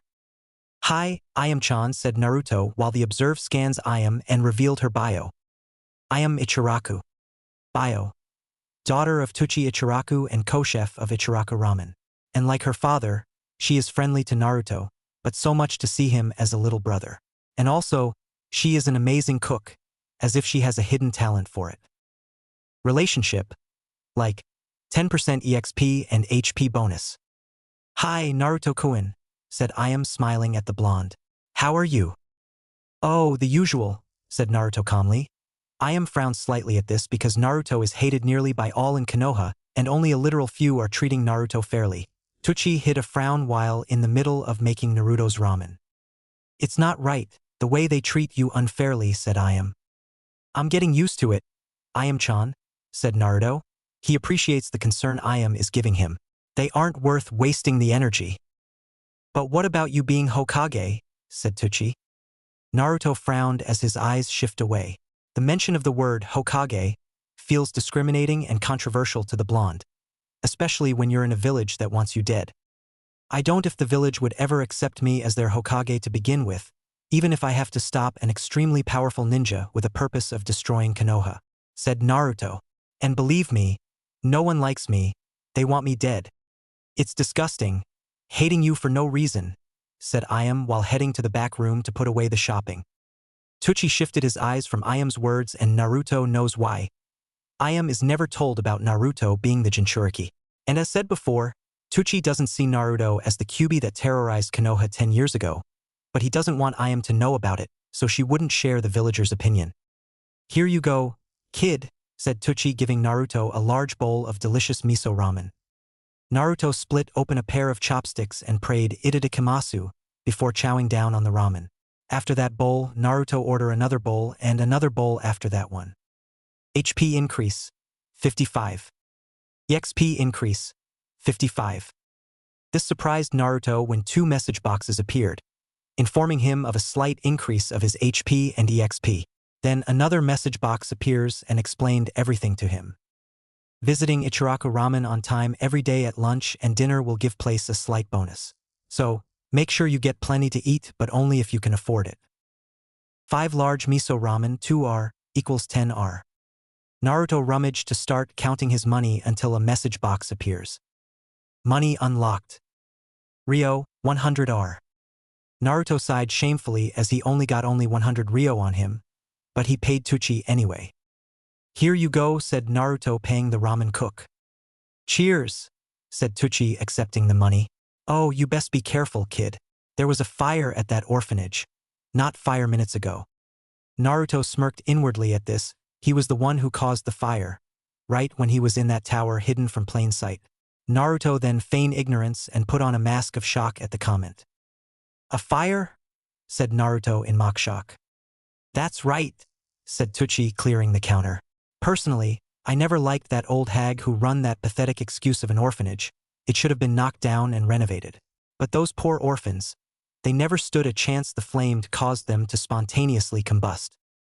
I see, said Naruto before he stands up from his chair, but Tucci continues.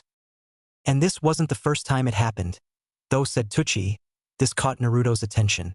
5 years ago, numerous fires were caused all around the land of fire, if you can see the humorous irony. Survivors who witnessed this went insane, rabbling about fiery red demons with black ram horns and glowing underbellies. Naruto raised his brow at this.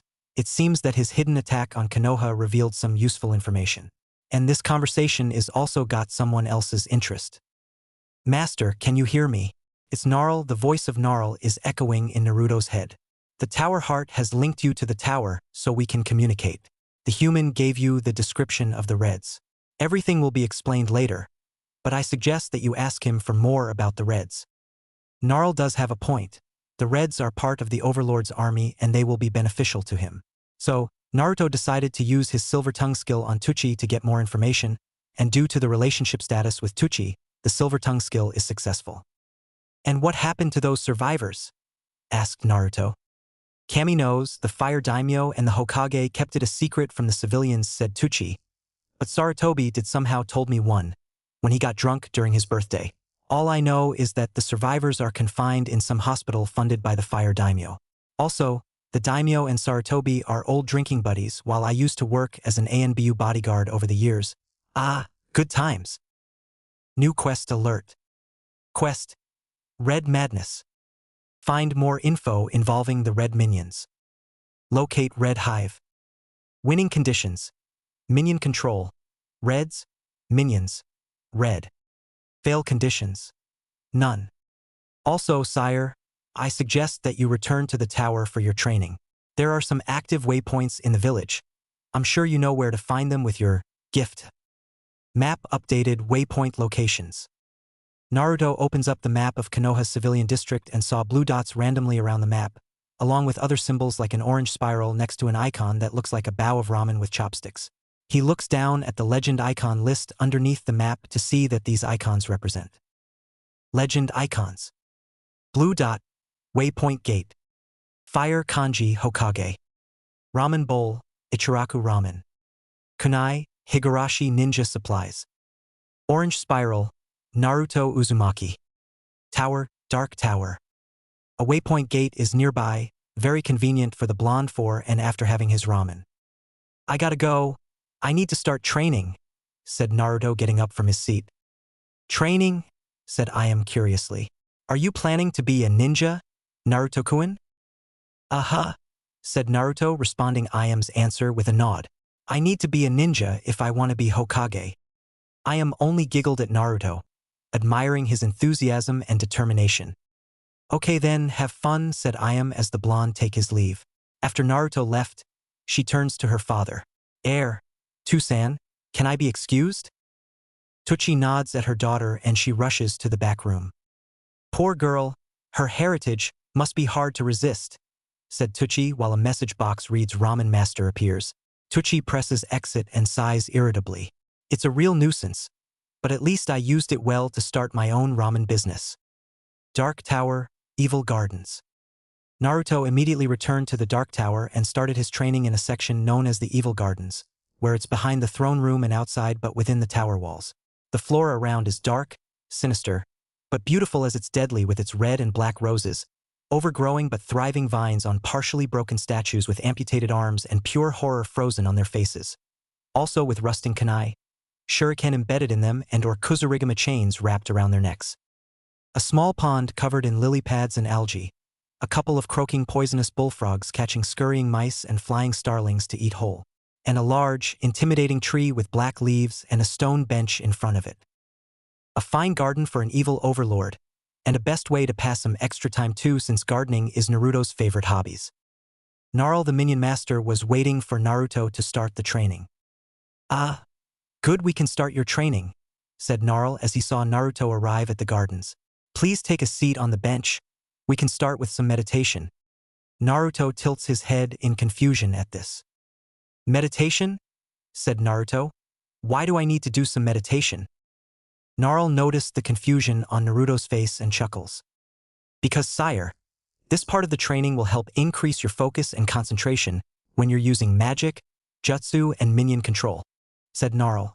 An overlord isn't just some strong warrior, he is focused, skilled, magical, and it takes a lot of magic and chakra to use powerful spells and chakra.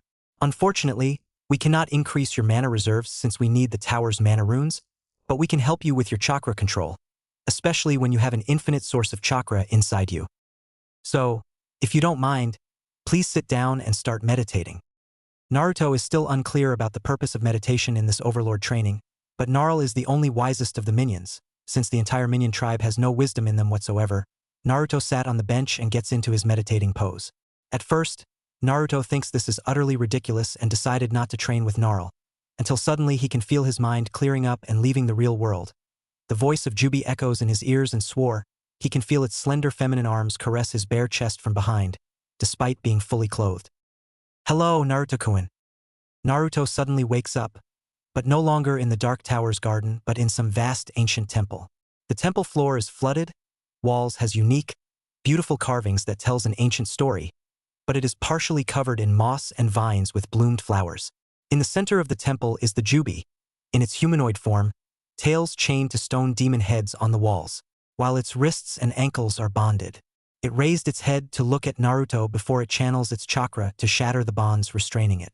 It crawls towards the blonde circles behind him before placing its feminine claws gently on his shoulder. Just in time, I have a gift for you here, said Jubi recently blinked its single eye. Clearly you have some mini-games locked up in here for you play, beneficial for your meditation and chakra control. Jubi stretched its left hand and the area changes into a courtyard with pulleys, conveyor belts, and trapdoors. A message box appears in front of Naruto and Jubi. Minigame. Jubi's Ninja Execution. Start minigame. Naruto was a bit surprised at this, but he couldn't help but press start as he couldn't say no to a minigame. Suddenly the mechanisms around the courtyards suddenly turn on, revealing beaten-up shinobi from all the hidden villages from Konoha to Iwa. Jubi slight tightened her grip on Naruto's shoulder and unconsciously massaging them, and a pair of black Gudadamas appear hovering next to Naruto. Okay, allow me to give you the tutorial of this little game I made up for you, said Jubi. You will remain in this spot and use only these two Gudadamas to execute as many shinobi prisoners within a time limit. This will help you improve your control on the Gudadama you just recently learned.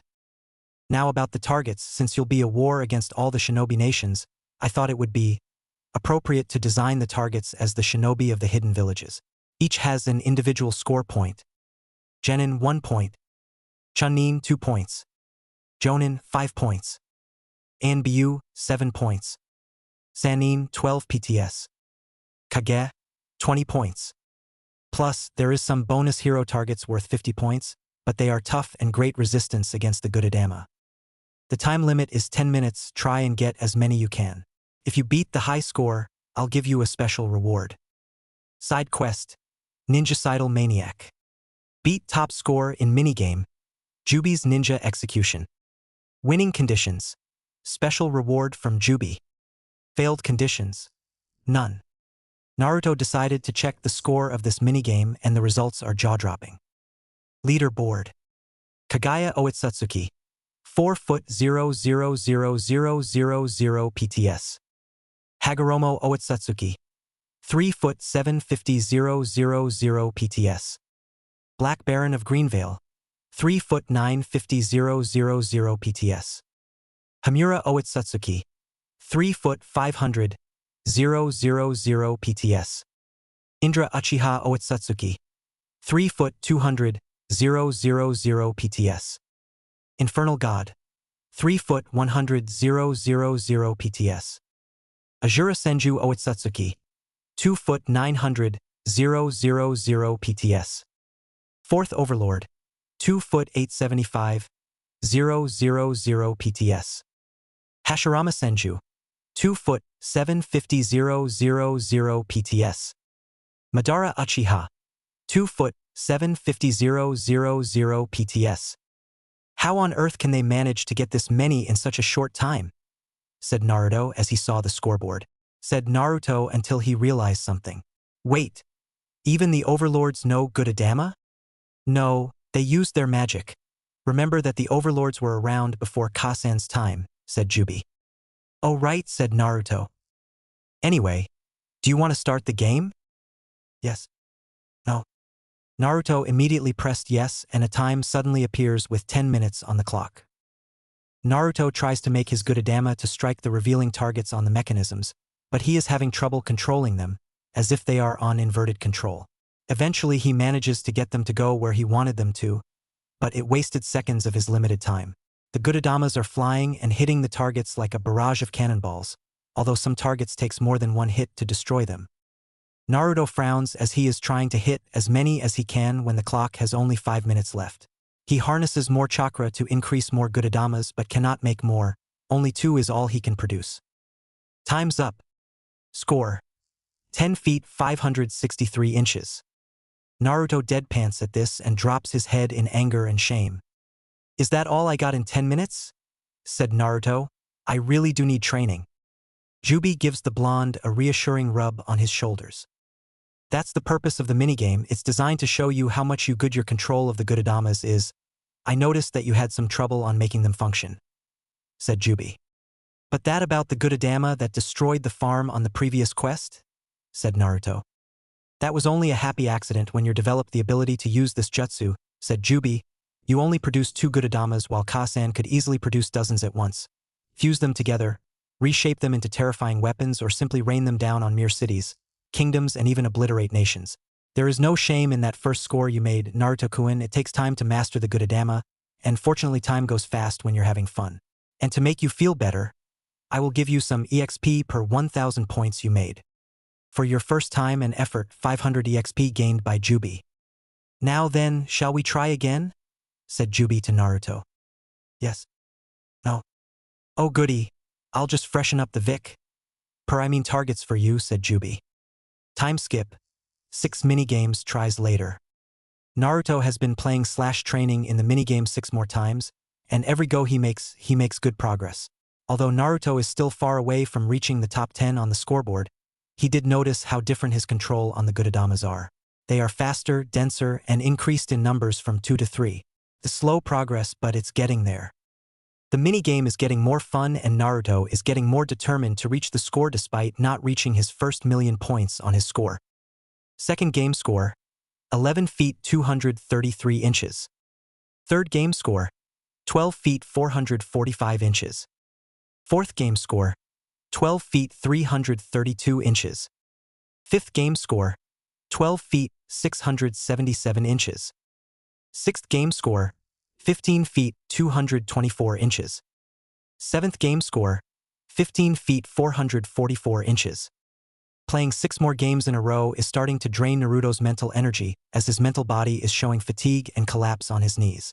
Luckily, he finished the 7th game before he could drop down. Jubi notices this and decided to end the minigame once and for all. The area returns to back to the temple area and Jubi is back in chains. That will be all for now, Naruto-kun, said Jubi. We'll continue your training on developing your chakra control and your Gudadama control also. But if you have more jutsus unlocked and learned, I'll create more minigames for you to test them on. John. Naruto regained conscious and suddenly feels tired from chakra exhaustion. He tries to get up, but he is having trouble since the low chakra level in his system betraying him. Damn, that was intense, said Naruto, slowly getting on his feet, but struggling to stay in balance. I need a nap. Of course, sire, said Gnarl. That's understanding since you've been in a meditated state for 3 hours straight. We'll resume the next stage of the training after your nap. Later on. MP restored. Naruto is back in the garden and ready to do his next part of the training. This time, it will be physical since Naruto is equipped with Sting and a kunai. Gnarl beings explaining this part of the training to him. This next part of the training will help improve your combat skills, said Gnarl while a brown in a jester's hat appears at the garden. Jester here will be your training dummy for the rest of the afternoon. Now here is what you need to do. Quest update. Quest. Overlord training. 1. Talk to Gnarl. 2. Test your worth as an overlord. Improve chakra control. Master Gudadama. Defeat Jester. Make Jester suffer.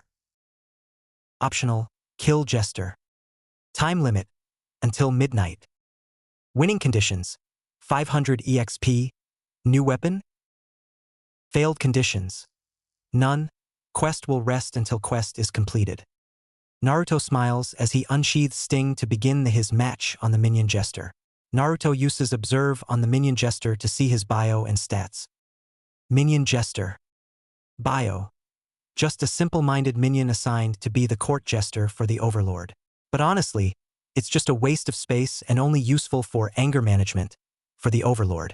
Although incompetent and annoying, he is hardy and can take a punch and a kick from his abusive master. Status. Half is yours.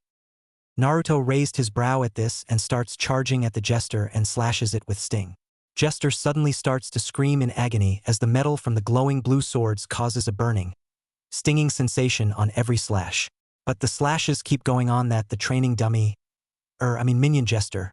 But the Jester is still alive and kicking, still taunting the young Overlord. Ha ha, I had paper cuts more lethal than your cuts, taunts the jest. Although his body betrays him when the true signs of pain is obviously clear to everyone. The pain is nothing.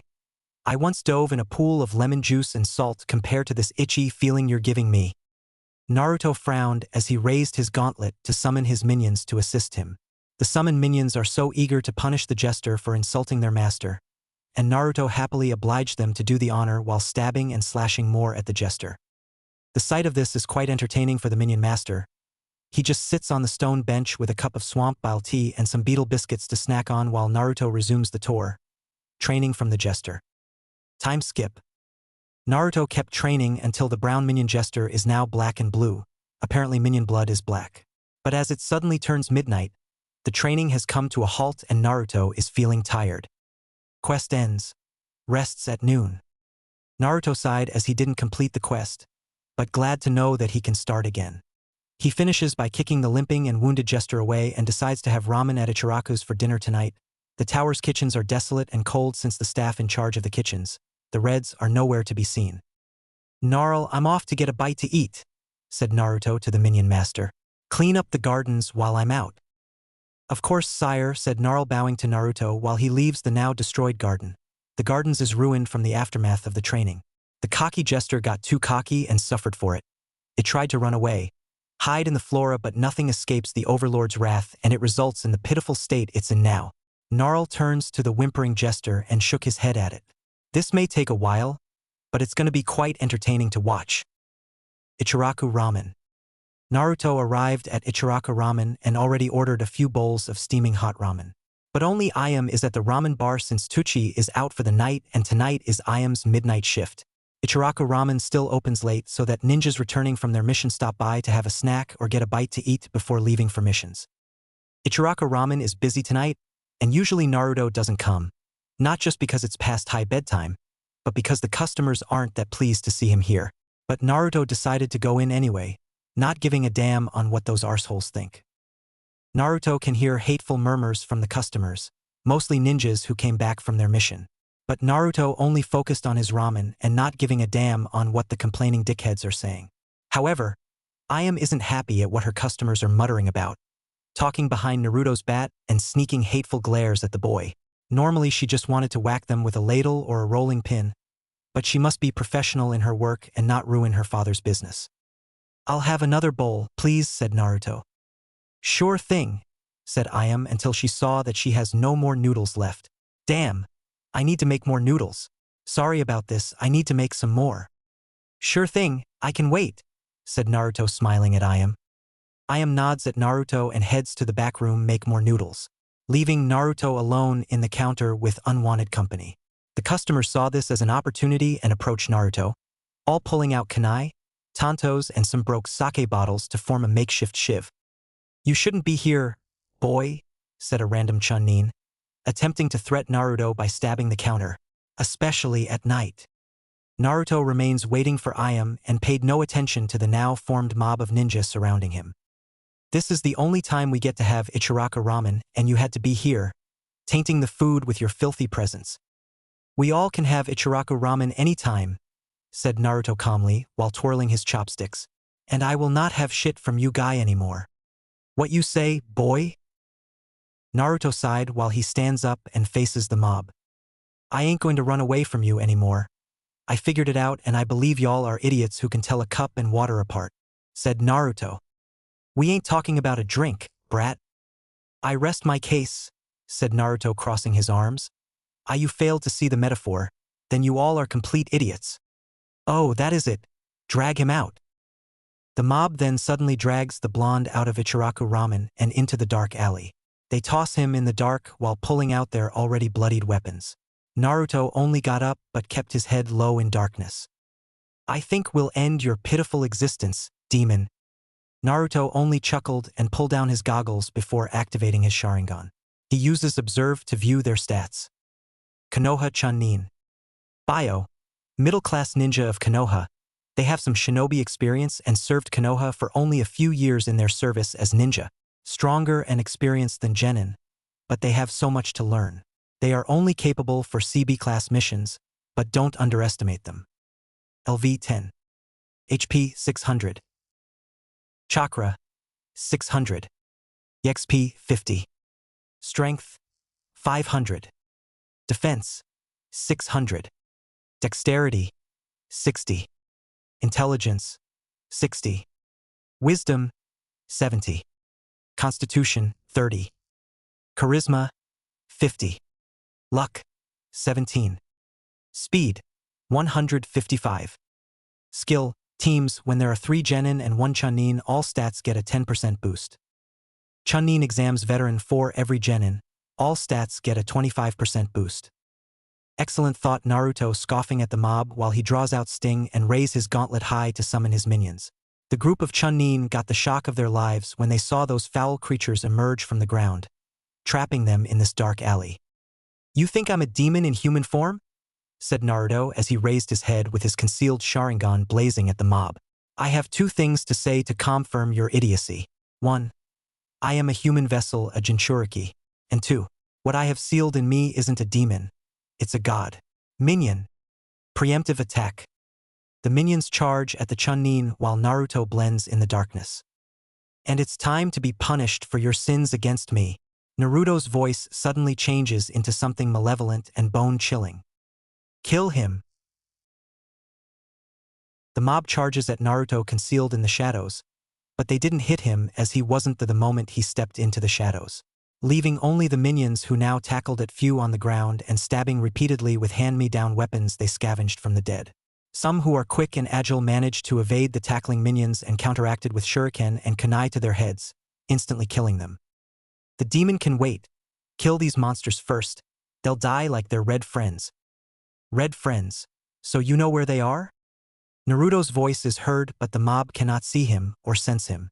Apparently, Naruto has hidden his chakra signature. Chakra control improved, LV2. You can hide your chakra signature, but only from genin and low-rank Chunin. Sweet thought Naruto as he appears to be on the rooftops, watching his minions fight the mob. However, the battle is short-lived as the surviving members of the fox-hunting mob disposed of the minions.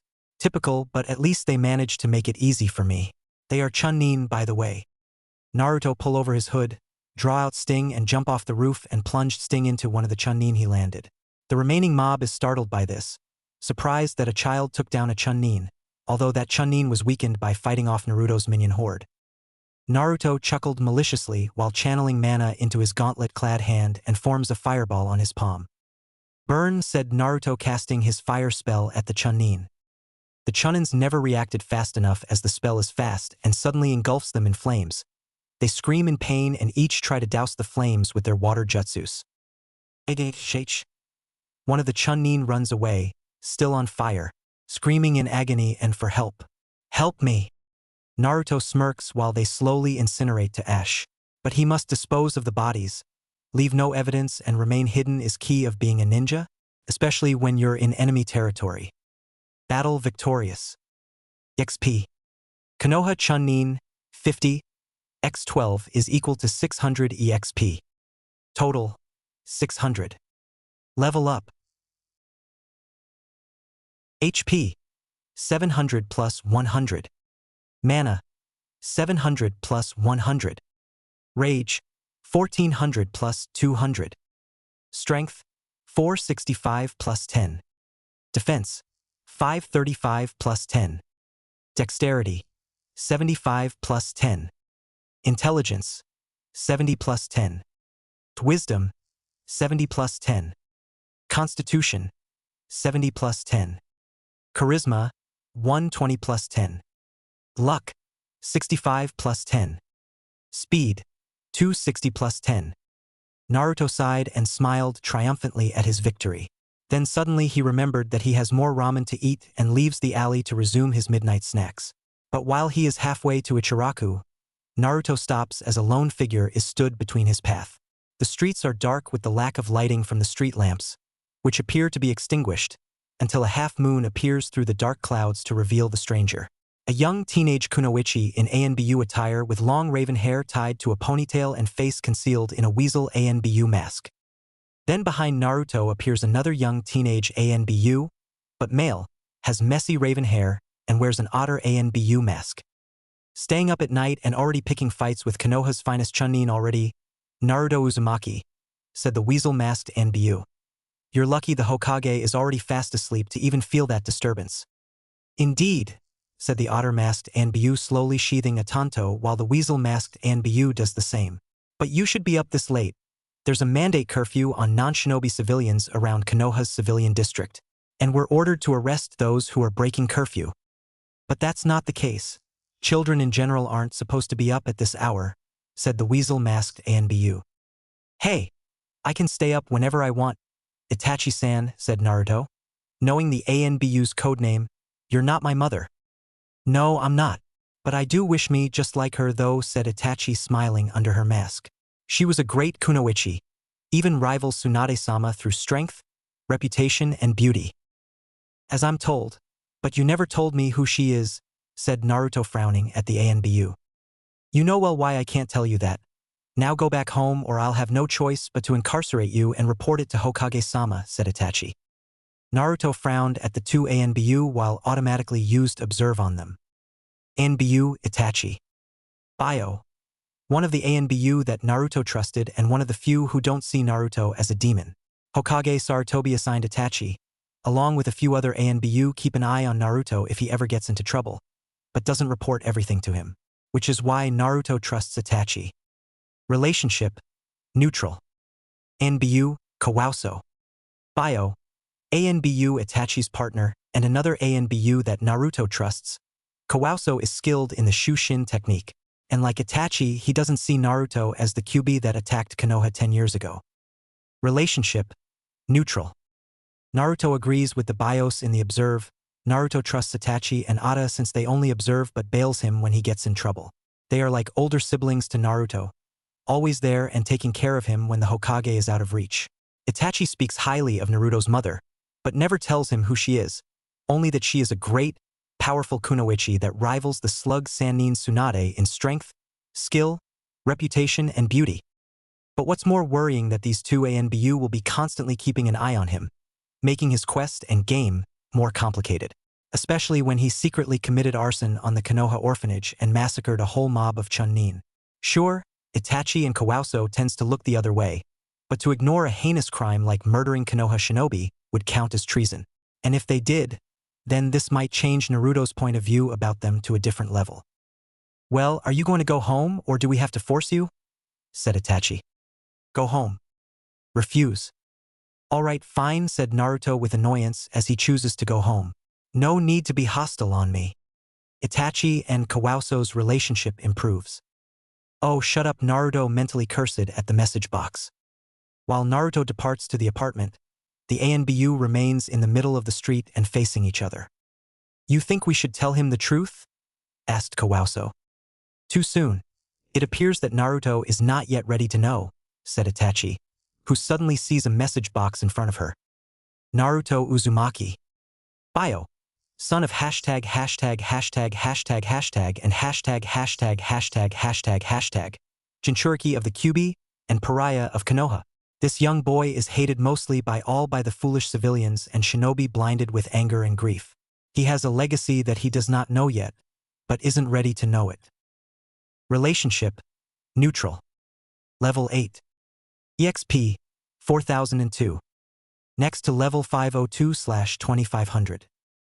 HP, 855. Mana, 800. Rage, 1600. Strength, 475. Defense, 545. Dexterity, 85. Intelligence, 80. Wisdom, 80. Constitution, 80.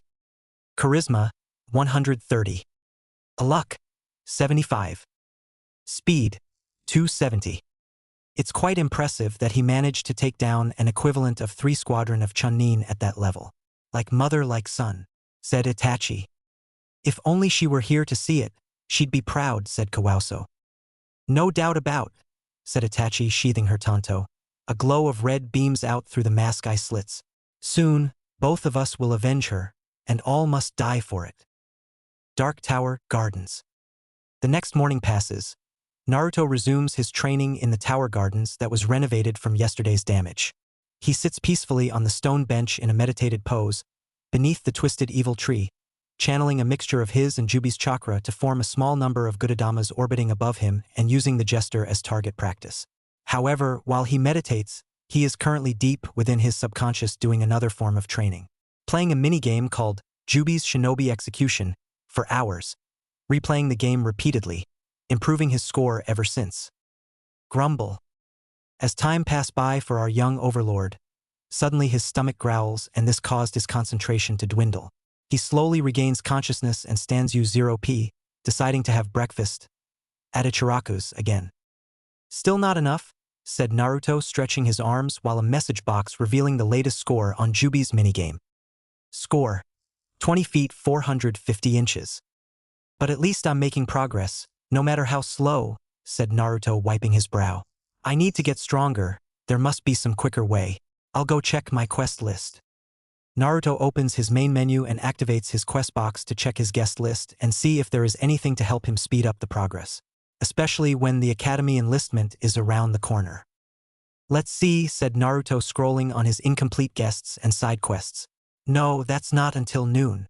That I can do at night if Itachi and Kawauso don't interfere. Aha, of course. Naruto selected a side quest. Bane of Farmers. 1. Slaughter 500 sheep, 24,500. 2. Squash 1,000 pumpkins, 37/1000. 3. Burn down 50 wheat fields, 1/50th. 4. Destroy 25 silos, January 25th. 5. Raid 30 barns, 1/30th. 6. Knock down 30 scarecrows, 0/30th. Winning conditions, 1000 EXP. Also, I need to find out more on the Red's whereabouts, said Naruto as he selects another quest. Quest: Red Madness. Find more info involving the Red Minions. Locate Red Hive. Winning conditions: Minion control. Reds. Minions. Red. Fail conditions: None. Some grinding will do me some good, said Naruto, and it helps to get a breather away from this pitiful village, said Naruto, slowly leaving the gardens. Gnarl, come here. Coming, sire, said the old minion master as he arrives at the gardens to answer his master's call. Yes, sire. I'll be leaving Konoha for a while to take a break out, said Naruto. But first I need to have breakfast, so I'll be at Ichiraku's if you need me. Again? Sire, if I may, said Gnarl, sweat dropping. But having ramen all the time isn't healthy. You need to have a balanced diet. Sure, good idea, Gnarl, said Naruto with sarcasm. I'll just go other cafes and restaurants and then get booted out because they don't sell their produce to demons. Oh, right, said Gnarl awkwardly as he forgotten that Konoha hated Naruto. I've forgotten about it. The only reason I go to Ichiraka Ramen is because it's the only place they serve food to me, said Naruto. Not that it's a bad thing, and you do have a point. What else can I do? Well, we could reclaim the Reds and put them to work in the kitchens, said Gnarl. There has been mentioning of them from the fire survivors.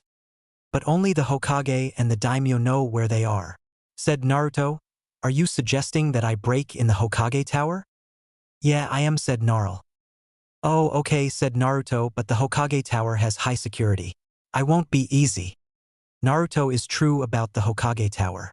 Before he even started the game, Naruto remembered how he was tricked in stealing the scroll of seals in the Hokage tower's main archives, the most secure section of the building. He got lucky by using the sexy jutsu on the old Hokage. The old pervert was knocked out by it. Rather embarrassing, to be honest. But Naruto knew that infiltration in the Hokage tower will not be easy, since it will be primed with security seals, on-duty ANBU, and even the Hokage doing paperwork he'll need to catch up on. It's risky, but I think a visit to Aji-san would be nice first, said Naruto. He still has some high regards on the old Hokage. Taking care of the boy as much as he can, as well as assigning a few ANBU, he trusted to keep an eye on the blonde and defend him from serious harm. He must be worried to death right about now. Hokage Tower, Hokage's office. Hiruzen Sarutobi is facing the dreaded foe that humanity had tried and failed to conquer, the massive pile of paperwork. He grumbles as he writes and stamps every document as fast as he can. Damn all this paperwork. I should be sleeping tonight, but no, I need all this done in the morning, said Sarutobi. I swear that the paper keeps growing more and more. If only I can. Oh, I don't know, find a way to duplicate myself to hasten my work. Ring. Sarutobi sighed when his telephone suddenly rings. He is a bit frustrated over the paperwork that he starts answering it aggressively. What? I'm very busy. Hokage-sama, you have a visitor, but I told him that you're busy, said the secretary. Outside the Hokage's office, the secretary is trying not to show hatred at who is visiting the Hokage, but Naruto is no fool as he used observe on the secretary. Mrs. Deagle, the secretary. Bio. Just a spiteful old bitch who was the Hokage's secretary for 30 years. She hates Naruto, widowed during the Kyuubi attack. Nothing else to say in the matter. Relationship. Hate. Hang on. I think I can spare a few minutes, said Sarutobi as he believes who is paying a visit. Please let him in. Sure, said the Mrs. Deagle reluctantly while gritting her teeth while painfully smiling at Naruto. The Hokage will see you now. Why, thank you so much, said Naruto's voice in a mock-polite tone and with a smug grin. Have a nice day. Naruto enters the Hokage office. The Hokage saw Naruto come in and smiles happily at him. Oh, hello, Naruto, said Sarutobi. I haven't seen you for quite a while, and there hasn't been much ruckus coming from outside to know you're up to no good. Naruto laughs sheepishly at the Hokage when he was referencing pranks and mischief he's been doing around at Konoha's civilian district. Yeah, hee, said Naruto, rubbing his scalp in embarrassment. Well, I decided to cut low on the pranks and do some ninja training. Oh, so you're thinking of enrolling in the academy? Said Sarutobi. I can't be Hokage if I don't become a ninja, said Naruto. Deep inside he is cringing horribly at this facade he's in, but he needs to suck it up and tolerate the lie. So I have to get in shape and be ready, Databeo. Sarutobi chuckles at Naruto's enthusiasm and determination. Well, I hope you have time to join me in a lunch break, said Sarutobi slowly, standing up from his desk and putting on his hat. Is ramen okay? My treat. Sure, said Naruto brightly at that rhetorical question. Naruto is quite the sucker when it comes to ramen. Sarutobi chuckled and starts calling his secretary with his phone. I'm taking my lunch break, Mrs. Deagle said. Sarutobi, I'll be back in an hour. Hi, Hokage-san, said Mrs. Deagle, responding from the phone. I'll just let the delightful boy out and… That won't be necessary, said Sarutobi. He'll be joining me for lunch. What a wonderful idea, said the secretary, shocked at the news but hid it quickly to save herself the trouble. But Sarutobi isn't fooled but decided to let it slide for once.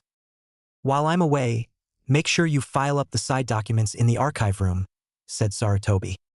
Hi, Hokage-sama, said Mrs. Deagle. Sarutobi hangs up and starts leaving the office. Naruto joins him. The secretary isn't happy at the fact that the Hokage is with the demon in his lunch break. Naruto noticed the hidden frown and sneaked a cheek smirk and quickly stuck his tongue out at the bitch. The secretary is fuming at this but tries not to let it get to her and returns to work. We need to kill that demon, said the secretary quietly to herself. Can't Hokage-sama see what he's doing to him? Can't he see what he really is? Unfortunately for the clueless secretary, her questions are heard on deaf ears. Only her remains in the tower as the ANBU hidden in the shadows are dismissed the moment the Hokage is on a lunch break. Of course, no one's here to listen, said the secretary to herself, rolling her eyes and scowling in annoyance. I might as well finish up and take my lunch break. Meanwhile, with Naruto and Sarutobi are enjoying their little stroll in Konoha's civilian district on their way to Ichiraku Ramen. Naruto just simply ignores the hateful but hidden glares as it's just a normal day in Konoha, if you call getting constant spite normal. It only took 15 minutes for them to reach Ichiraku Ramen. Sarutobi may be one of Konoha's strongest ninjas in his time, but old age is treacherous to the body and it does slow him down.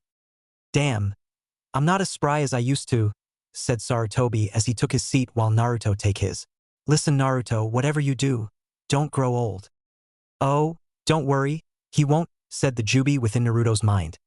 Luckily the Hokage isn't telepathic as its voice is only heard by Naruto.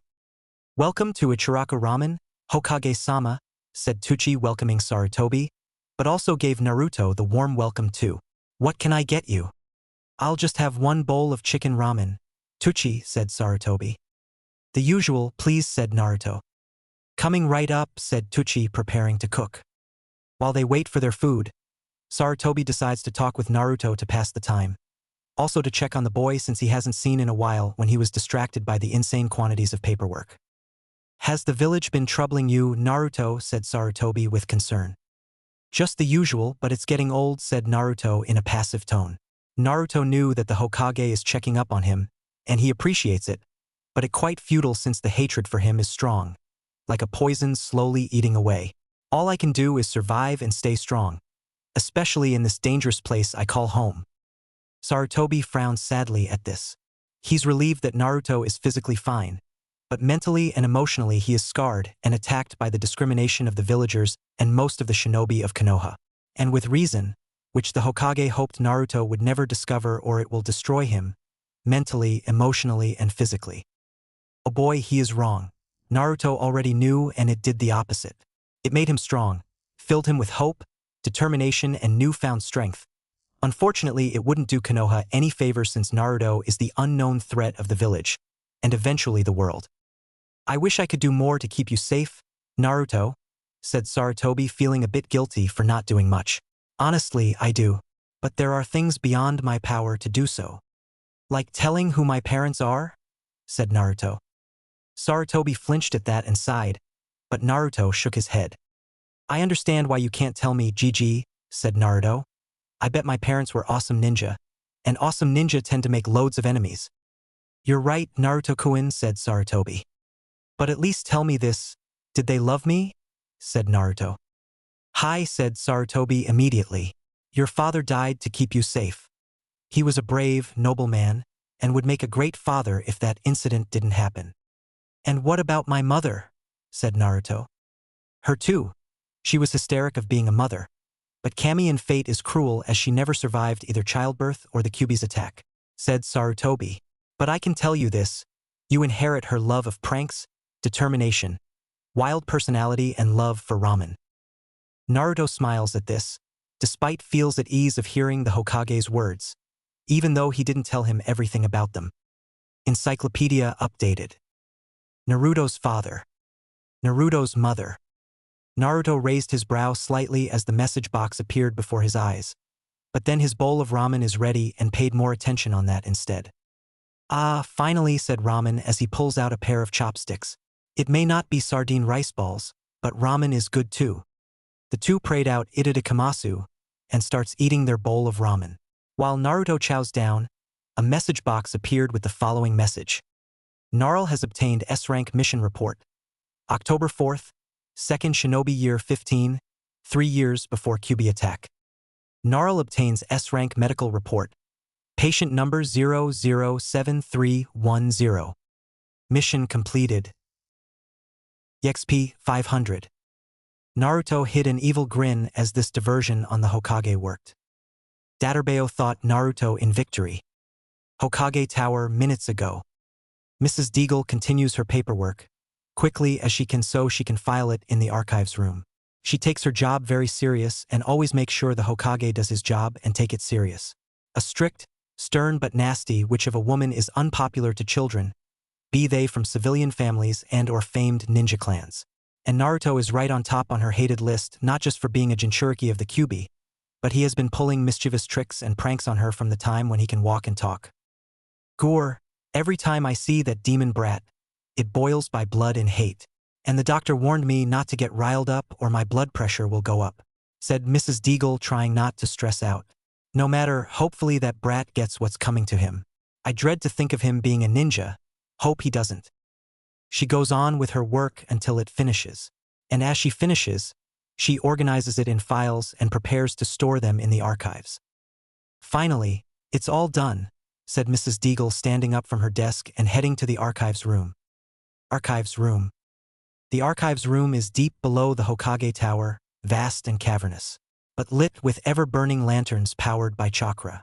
Mrs. Deagle is fine going down the archives as she does this the moment she became the Hokage's secretary. Right then, said Mrs. Deagle as she walks across the cavernous chamber filing the signed scrolls and documents in named sections. The latest taxes will be in the financial section. This month's B-rank mission reports filed in the missions B-rank section. As she focuses on filing the documents and scrolls, a group of browns suddenly emerge from the rocky walls and floor, quickly hid in the shadows to avoid detection from the secretary. Now then, let me see, said Mrs. Deagle going through the documents. Abolishment of possession of weapons to non-shinobi civilians will be at the law sections, said Mrs. Deagle placing the document in the correct shelf. The then noticed a sealed scroll containing a specific seal on it. Ah, classified documents. Well, I know where to put this. Mrs. Deagle approaches to the end of the room and approaches a locked cabinet with seals posted on. She bit her thumb until it bleeds and pressed it on one of the seals. The seals vanish and the cabinet opens, revealing a vast number of classified scrolls and documents, where each shelf is labeled with various sections.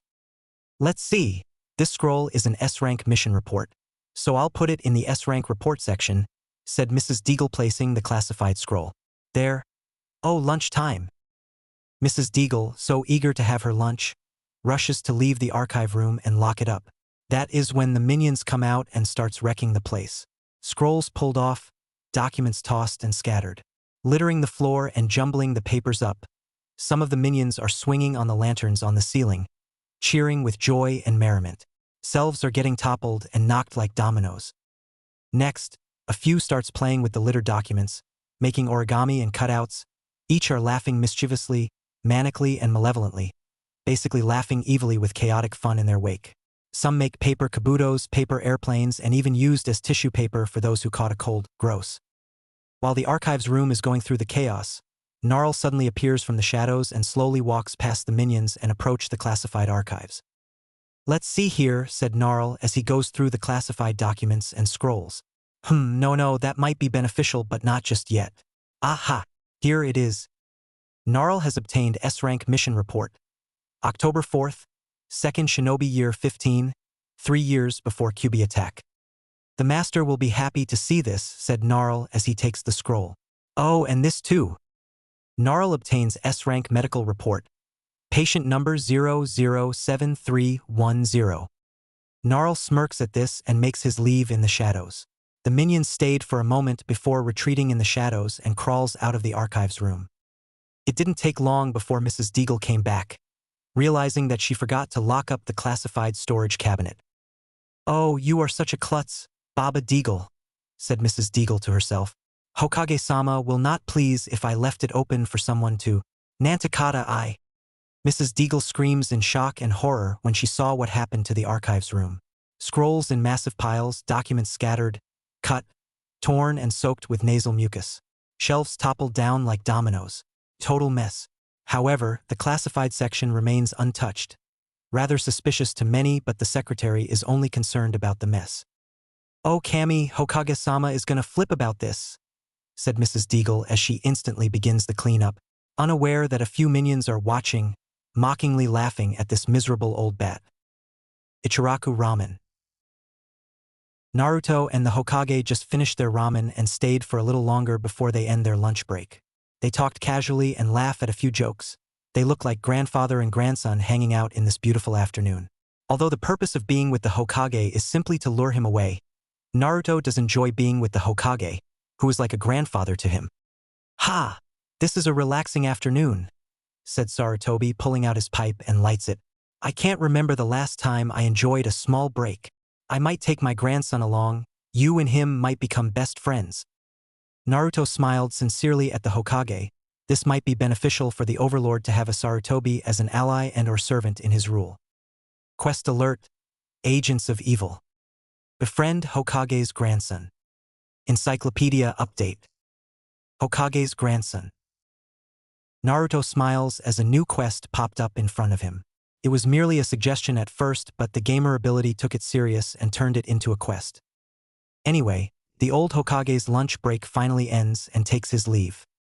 I best get back to work now, said Sarutobi. I'll see you soon. Stay safe and try to stay out of trouble and harm's way. I'll try, Gigi, said Naruto before saying his goodbyes to the old Hokage. He waits until Sarutobi is far away before he mentally contacts Gnarl. Are you out of the Hokage Tower, Gnarl? Yes, sire. I am now at the tower's war room awaiting your orders. Gnarl is speaking in Naruto's mind through the tower's magic. Hi, Naruto replied before he takes his leave for the Dark Tower. Dark Tower War Room. Minions, I'm back. Naruto returned to the Dark Tower and immediately enters the section known as the War Room, located above the throne room but below the main quarters. The War Room is vast, fills the entire floor with a huge circular but incomplete map in the center. A ring of chairs circle around the map while it begins and ends next to a desk for the Overlord to sit in. The incomplete map contains the continent of the Shinobi nations since only a few areas are revealed: Konoha, civilian district, and numerous farms within the Land of Fire. The map is powered by the magic of the tower, changes every time a location is discovered and invaded. Gnarl, the intel Naruto demands to the minion master while he sits on the desk overseeing the map. Of course, sire, said Gnarl, presenting Naruto the scrolls to him. Naruto took the scrolls and read the contents within. First is the mission report dating 3 years before the Kyuubi attack. Mission report, 2nd Shinobi Year 15. Rank S. Mission type, Recon mission, Rank S. Objective, investigate burn sites in outpost villages all across the Land of Fire. Status, success. Team, 12 Fire Guardians, only 7 were assigned, remaining 5 off duty. Asuma Sarutobi Dash, Team Leader. Chiraku. Kazuma. Kitane. Nama. 2. Sito. Mission assigned, Hiruzen Sarutobi, Sandaime Hokage, Minato Namikaze, Regent Hokage, Fugaku Uchiha, Commissioner of Konoha Military Police, and the honored daimyo of the Land of Fire. Documented and recorded by Secretary Mrs. B. Deagle. Sandaime Hokage report. Asuma Sarutobi, reconnaissance mission success, Per Hokage-san. The recent attacks on the outpost villages showed no signs of attack. No chakra signatures were sensed when the fire started, and no prints from Rouge or enemy ninjas was traced whatsoever. Minato Namikaze, are you saying that the fires were done by natural causes? Asuma Sarutobi, IIE, no normal flames can cause this much damage, Namikaze-san. Only a jutsu or some pyrotechnic weapon would have the power to set the villages on fire that quick. But no signs of chakra or flammable residue is found in the area. We were stumped on what could have caused all those fires until we discovered this. Asuma Sarutobi presents from within mid-class storage scroll. One body of unknown creature. Features: red skin, black ram-like horns, tail with arrowhead-like tip. Sarutobi, what is that? Asuma, I don't know, but we were ambushed by them when we were on our way to Otafika town. Chiraku and Kazuma were caught in the attack and were horribly burned by them. They possess an ability to create balls of fire and hurl them as projectile that explode in impact. Minato Namikaze, you're saying that this thing is responsible for the fire attacks? Asuma, hi, we fought them with our might, but they were impervious against our jutsus as they only used our chakra as fuel to use against us. Caused a forest fire that we were lucky to get out on time, but Chiraku and Kazuma, who I mentioned before, were almost caught in it and we had to put them in intensive care in the hospital. Sarutobi, I see. Minato, is there anything else you need to add in your report? Asuma, IIE, Namikaze-san. Sarutobi, then that will be all then. I'll have Tsunade perform an autopsy on the creature's body to help figure what we are dealing with. Strange body suddenly combusts spontaneously and set the room on fire. Sarutobi, by Kami. Asuma, what the hell? Minato, quick, put the flames out. End of report. Naruto raised his brow with interest when he read that mission report, but things got even more interesting when he continues reading the scroll containing another mission report. Mission report, 2nd Shinobi Year 15, Rank S.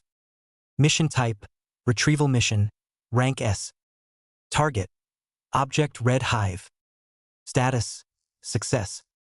Team, Anbu Akashi. Anbu Okami. Anbu Megami. Assigned, Minato Namikaze, Yondaime Hokage. Documented by Secretary Mrs. B. Deagle. Minato report. Anbu Akashi. Mission is a full-on success, Hokage-san. Anbu Megami. Whose half-pink gluttons never know what hit them. They were using it to keep their kitchens burning. Minato, why am I not surprised? Those halflings are lazy fat slackers who never do anything but eat, sleep, and party. And I thought the Inoshikacho trio were bad.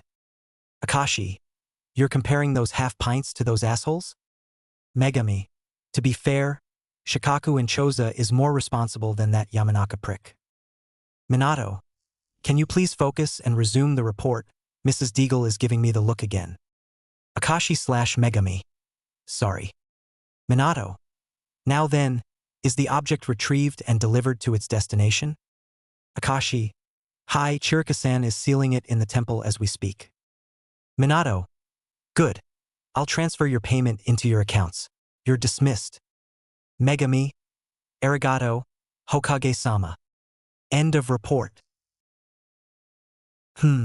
Rather a short report, but at least I know where the red hive is. Aid Naruto as he starts rolling up the scroll. But the edge is sharp and it cut his thumb and blood stains the scroll. Ah, damn paper cut. Suddenly the scroll starts to glow and it activates a holographic projection created by the magic lantern jutsu, which is used for long-range communication and extremely advanced and complicated to perform. However, this projection is a recording, one which is off the record and hidden within this report scroll. The projection shows a young man in his mid-20s, spiky blonde hair and blue eyes. He is wearing a Jonin uniform with a white haori with red flame patterns on the bottom and the trademark Hokage hat. He isn't alone. The Anbu Akashi is with him, a woman also in her 20s and in her Anbu uniform and dons an Anbu but resembles a red skull and glowing yellow reflective lens. But what caught Naruto's attention is that Akashi has long flowing red hair. Were you followed? Asked Minato. No, I made sure that no one saw me arrive here. Not even your bodyguards who you dismissed saw me, said Akashi. Minato nods at this and sighed in relief as he stands to watch out the window. You noticed, didn't you? Said Minato. They are here in Konoha, and I think they found me. But how is it possible? You stayed incognito the moment you arrived in this village as a child, said Akashi with concern. They were in Konoha to begin with, I just didn't notice until my coronation, said Minato. But what changed? Said Akashi, how did you know? Minato sighed and turns to Akashi. Because they offered me to join them, said Minato. Akashi gasped at this. Do you know who they are? Asked Akashi. Hi. Even though their faces are concealed, I never forget their voices, no matter how they disguise it, said Minato as he pulls out a scroll and gives it to Akashi. Here are the names of the members who are in that blasted legion. The very legion that made me an orphan. For eons, we were surviving and hiding from them. I thought they'd never reach here. They despise beings like us. How is wielding chakra different? Said Akashi. Because chakra is a natural source of energy, said Minato, our abilities are given by Yami. That makes us legions of evil, as they call it. So what now? Said Akashi. I'm appointing you as my bodyguard and reassign the others to other duties, said Minato. But we must keep this off records, even from Secretary Deagle. Why? Said Akashi. Because she and her husband, Lord Deagle, are on that list, said Minato. The projection ends. More questions are formed in Naruto's head. Who is Minato referring? Naruto rolled up the scroll and discards it. There is the medical report to read, but it has to wait for later. Throne room. Naruto left the war room and enters the throne to reach the balcony to oversee Konoha's civilian district. He scans the area with his Sharingan until he sees Mrs. Deagle leave the Hokage Tower. The Sharingan is not like the Hyuga's Byakugan, but it is an advanced descendant dating back when chakra and ninjutsu was founded. And thanks to this keen sight, Naruto watches the old secretary head home, whereas pinpoints the location and smirked evilly. Gnarl, I have another mission for my minions, said Naruto. Civilian District, Deagle Residence. It has been a rough day for the secretary. Her old body is aching in all place after sorting all the documents and save as much as she can that weren't destroyed. Luckily, the Hokage didn't notice. He returned to his office to resume his work. Right now, Mrs. Deagle is going down the stairs on her stairlift. Old age is cruel to her as the arthritis has put a great deal on her joints, and climbing up and down the stairs will be painful if done constantly. Mrs. Deagle is widowed. Her husband was a loyal jonin who died defending Konoha from the Kyuubi attack that occurred 11 years ago. She was generously compensated for the tragic loss, but it doesn't put the ease in her fragile heart. I am not having a good day. Damn it all, said Mrs. Deagle while slowly descending down from the stairlift. One of her many cats is resting on her lap. Dodged the kunai there. Never have thought I'd be reckless to leave the archives unlocked for vandals to run amok. I wish it was the demon brat who made this mess. It'll give us a reason to have him arrested or better yet, executed. The stairlift has reached the bottom floor and she starts slowly getting off with her cat. But unfortunately, he's with Hokage-sama the entire time when it happened. I might have to ask Commissioner Uchiha to investigate for me. I can't let Hokage-sama know without risking my career, said Mrs. Deagle, entering the living room and sat on her old leather settee. No matter, it'll have to wait. Won't it, Ryu-chan? Meow, said Ryu the cat. Right then, let's get you something to eat. No doubt Yen and Dollar Bill is hungry too, said Mrs. Deagle.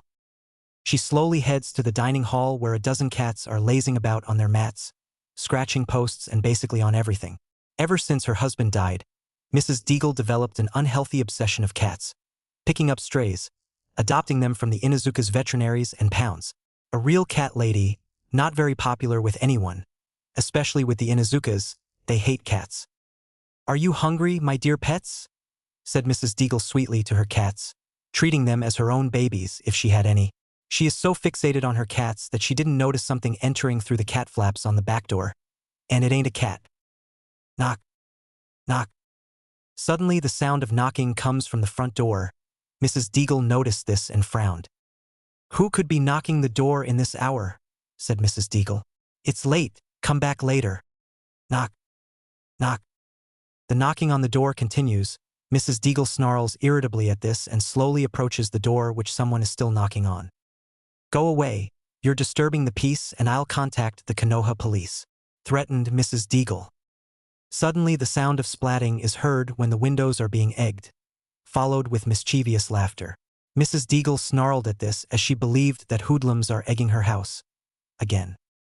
Damn teenagers, said Mrs. Deagle as she moves away from the door to grab her Najimata, a weapon commonly used by civilian family women in Konoha, legalized by the Shodai Hokage when Konoha wasn't fortified yet and when the shinobi nations was at war. I'll teach them a damn lesson for egging my house. Mrs. Deagle opens her front door and prepares to scare off the hoodlums terrorizing her. Get off my proper tie. What Mrs. Deagle saw weren't rowdy teenagers causing trouble, but a sinister horde of brown minions by the front door, and all started pulling faces and blowing raspberries at the old woman. Nay, nay, ift. Ha, ha, ha, blue. Mrs. Deagle is shocked at this. Her mouth is at agape, and one of the minions took advantage of this and jumped up to give her a long kiss with tongues. That triggered deep horror on Mrs. Deagle and starts screaming in pure terror. Agag, demons. Mrs. Deagle slammed the door, which the minions started to claw on. The fright she had was too much for her that her heart is aching intensely. Oh, Cammy, what is going on? Said Mrs. Deagle hyperventilating. She is very scared and disgusted as she can still taste that minion's foul tongue when it forcefully kissed her. Cammy, please help me. Arg, my heart. Mrs. Deagle suffers from a heart attack and desperately heads to the stair lift. I need to treat it. I'm not ready to pass on, cried Mrs. Deagle, struggling to get on the stair lift. My medicine, I need to reach it. Suddenly the stair lift malfunctions and ascends quickly up to the top. Mrs. Deagle screams in horror and crashes through the top window the moment the stair lift reached the top and flies out with her. Aghag. Mrs. Deagle and the stair lift flew 10 meters high and crashes down hard onto the road. She died of a heart attack before the fall could kill her. Witnessing this are a pair of certain raven-haired Anbu, sitting on the high fence next to the Deagle residence. Hey Itachi, said Kawauso. Wasn't that Mrs. Deagle, Hokage-sama's secretary? Hi, Kawauso, said Itachi, gazing upon the now bleeding corpse of Mrs. Deagle. Looks like the stair lift malfunctioned and it became the source of her demise. Poor wench. Pray that her pitiful life was instant. Surely you show no sympathy for her, Itachi, said Kawauso. I'm merely paying my respects to the recently deceased, Kawauso, said Itachi. You pretty know well I have no sympathy for this miserable creature. Oh, thank merciless Yami, said Kawauso in relief. For a second there, I thought you're concerned for a moment. I show no concern or sympathy. It's an Uchiha curse, said Itachi, deciding to leave. Come on, Commissioner Uchiha might want to know about this. Kawauso nods at his partner and they left the newly formed crime scene to report it. Dark Tower, Throne Room. Naruto relaxes on his throne, smiling as a message box appears in front of him. Mrs. Deagle died from an unfortunate stair lift malfunction. Karma decreases. EXP 500. Victory may be slow, but it's quite satisfying when things are going well, said Naruto as he leans back and rests his head on his hands to get comfortable on the throne. But there is something bugging me. Oh right, the medical report. Naruto pulled out the medical report and starts reading it. Konoha Hospital Medical Report. Patient hashtag 007310. Name. Classified. Under Konoha Ninja Protection Act. Age 24. Gender female. Rank Jonin. Appointment for. Weekly pregnancy checkup. Appointed doctor. Tsunade Senju. Appointed nurse. Shizun Kato. Tsunade. Okay. The date is September 23rd, and it is now 13:09 p.m. 9 minutes overdue for this appointment, but my fault since I'm still recovering from a massive hangover and lost track of time back in the gambling houses. Shizun Air, is this necessary for me to record this, Tsunade-sama? Soon. You make a valid point, we'll edit it later. Shizun, we can't, this scroll has a seal to record our words to be written. Tsunade, damn it, I hate these things, no matter, let the next pietent in. Shizun, hi, Tsunade-sama. Patient number 007310 enters the examination room. Tsunade, hello, patient number 007310. Please come in. Patient number 007310. Do you really need to call me by my registration number every time I have an appointment? You know me too well to say my name, you know. Tsunade, sorry, it's protocol. You know that. Patient number 007310. Sigh, fine. Let's get this over with. Tsunade, it won't take long. We just need to check your current conditions. Shizun, make sure you get everything. Shizun, hi, Tsunade-sama. Medical details. Patient number 007310. Blood pressure normal. Chakra level high and stable. Heart rate normal. Breathing slightly low. Reflexes normal. Tsunade, okay. Despite the breathing, all signs are good. You've been training again, haven't you? Patient number 007310. Maybe? Tsunade, you need to put your training on hold while you're still pregnant, I told you that. Speaking of which, let's check on the newborns, shall we? Medical report, newborn twins. First twin male. Blood pressure normal. Chakra level extreme and stable. Heart rate normal. Breathing normal. Reflexes normal. Second twin, female. Blood pressure normal. Chakra level moderate and stable. Heart rate normal. Breathing normal. Reflexes normal. Tsunade, by Kami, the male twin's chakra levels is extremely high. It must have been the effects of the... Shizun, Tsunade-sama, stop. You know we can mention this on record, it's classified. Tsunade, oh right, thanks for the warning. Patient number 007310. Oh, don't worry. I'm sure that SHE will not harm my dear son. Tsunade, and are you sure you want to give him that name? Many people may think you thought it while you're eating ramen. He might get picked on for the name fish cake. Patient number 007310. It has another meaning. It means maelstrom, to honor my clan in Yuzu.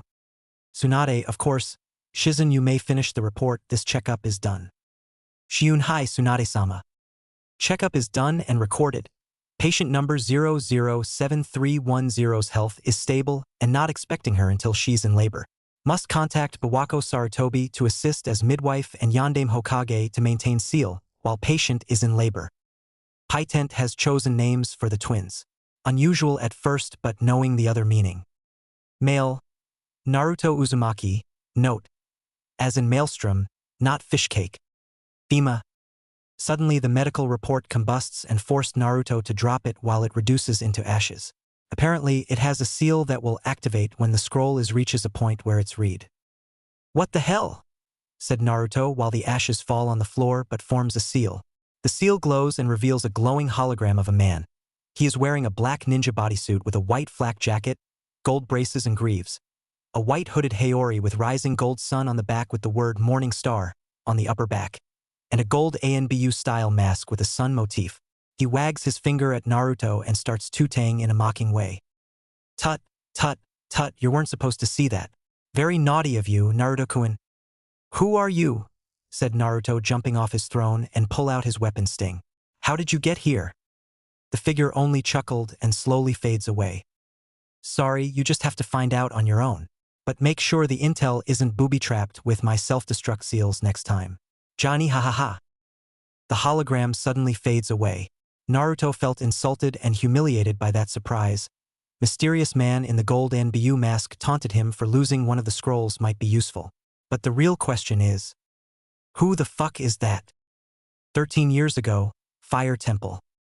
After the mission succeeded by ANBU Akashi and Megami, given by the Yandame Hokage, the mysterious artifact called the Red Hive is being delivered to the Fire Temple to be guarded and locked away, so that no one will use it to cause disaster on Konoha and the Land of Fire. The ninja monks in the temple are assisting a squad of ANBU to haul the hive deep within the catacombs of the temple. Despite the protests from the head monk of the temple, it was a joint order by the Hokage and the Fire Daimyo themselves that this unholy artifact would never fall to the wrong hands. I still disapprove of this order, Hokage-sama, said Bansai, the head monk of the Fire Temple. He is a middle-aged bearded man, his hair been cut off and shaved like the other monks. He is feeling uneasy of seeing the Red Hive being hauled down into the temple's catacombs. If that thing is the source of those demons committing arson in the outpost villages across our nation, then why can't we destroy it? You think we haven't thought of that, Bansai-san? Said Minato, donning his Hokage hat and haori. I tried everything, down from my Rasengan to the Uchiha Sametteratsu. Nothing can destroy it. The only thing we can do is make sure that our enemies never discover it to be used against us. But what about the demons that caused the fires? Said Bansai. I instructed Okami and Megami with a small ANBU squadron to have them hunted down and eliminated. We'll have no more fires in the land of fire, Bansai, even though our nation's name is quite ironic. Said Minato, so have peace. Everything is under control. Bansai is reluctant of this but sighed in defeat and of little relief he has in this. I suppose you're right, Hokage-sama, said Bansai. The hauling is done and Anbu Akashi heads out to report to her Hokage. The item is stored and secured, Hokage-sama, said an Anbu Akashi bowing to Minato. Are the seals installed and primed? Said Minato. Hi, Hokage-sama, said the Akashi. Excellent. Then we're all done, said Minato before he turns to Bansai. Our mission is complete. Now for you to start yours, Bansai-san. Bansai sighed with worry but bows to the Hokage. We'll guard it with our lives, Hokage-sama, said Bansai bowing to the Hokage. Present time, Dark Tower. Naruto is ranting furiously. The surprise appearance and taunt from the magic lantern jutsu projection of some mysterious man in a white Haori and gold sun-like ANBU mask struck him with shock and anger. Someone is meddling and toying with the Overlord/RPG gamer, and that is a challenge to the young blonde. The rant didn't go well. Mixing with children's wrath and Overlord's power makes a brew of disaster, especially when Konoha is getting the blame by several buildings aflame. Son of a bitch! Roared Naruto while throwing fireballs at random houses at the civilian district of Konoha. But not even causing mass arson in a village he hates can calm his wrath. He needs to lay of some stream and Konoha doesn't help. Who the hell does he think he is? Huh. Telling me what not to see and stopping me with his traps on classified secrets as if he's hiding something. Well, guess what? I am an overlord, and no one, and I mean no one tells me what to do. I'll show that gold-masked asshole. I'll show him. Naruto tosses his last fireball hard in the air, and it strikes a ginger-furred cat with a ribbon that was running away from a group of genins, ignoring the cheering that the demon cat is dead. Naruto tightens his gauntlet-clad fist, but then he felt the Jubi's chakra shroud him like a black translucent veil. Calm yourself, Naruto. Don't let him get to you, said Jubi in a soothing voice. The chakra caresses him like he is receiving a gentle lover's embrace, as if it is with him physically in his room and not imprisoned in his body. He might be a deceased gamer. The gamer info has been updated to inform you. Jubi's words made the young gamer realize that there are a few message boxes hovering in front of him. Encyclopedia updated. Family, Naruto's twin. Location, Fire Temple. Gamer info, unknown. Gamer info, dead gamers, gamer spirits. Quest updated. Find more info involving the Red Minions. Locate Red Hive. Invade the Fire Temple. Winning conditions. Minion control. Reds, minions. Red. Fail conditions. None. Oh, that's convenient, said Naruto as he starts opening the encyclopedia and sees a list of categories. Encyclopedia. Family. People. Enemies. Locations. Gamers. Naruto selects the family file and sees only a few. Naruto's mother. Data not found. Naruto's father. Data not found. Naruto's twin. Data incomplete. Naruto selects Naruto's twin despite it incomplete. Naruto's twin. Image, not found. Name, unknown. Gender, female. Dyobi, October 10th. Hair, unknown. Eyes, unknown. Bio, data not found. Naruto immediately turns it off, surprised, disappointed and slightly annoyed that he has nothing much about his lost twin sister. Even if she's alive or not, if so then where is she and could his parents be alive also? But that has to wait as he decides to look through the now updated gamer file. Dead gamer, gamer spirits. Naruto selects the dead gamer file and starts reading it. Dead gamers.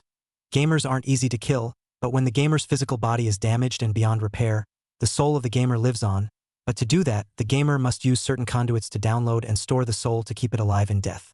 If the gamer doesn't download her soul before their physical death, the soul is deleted and lost.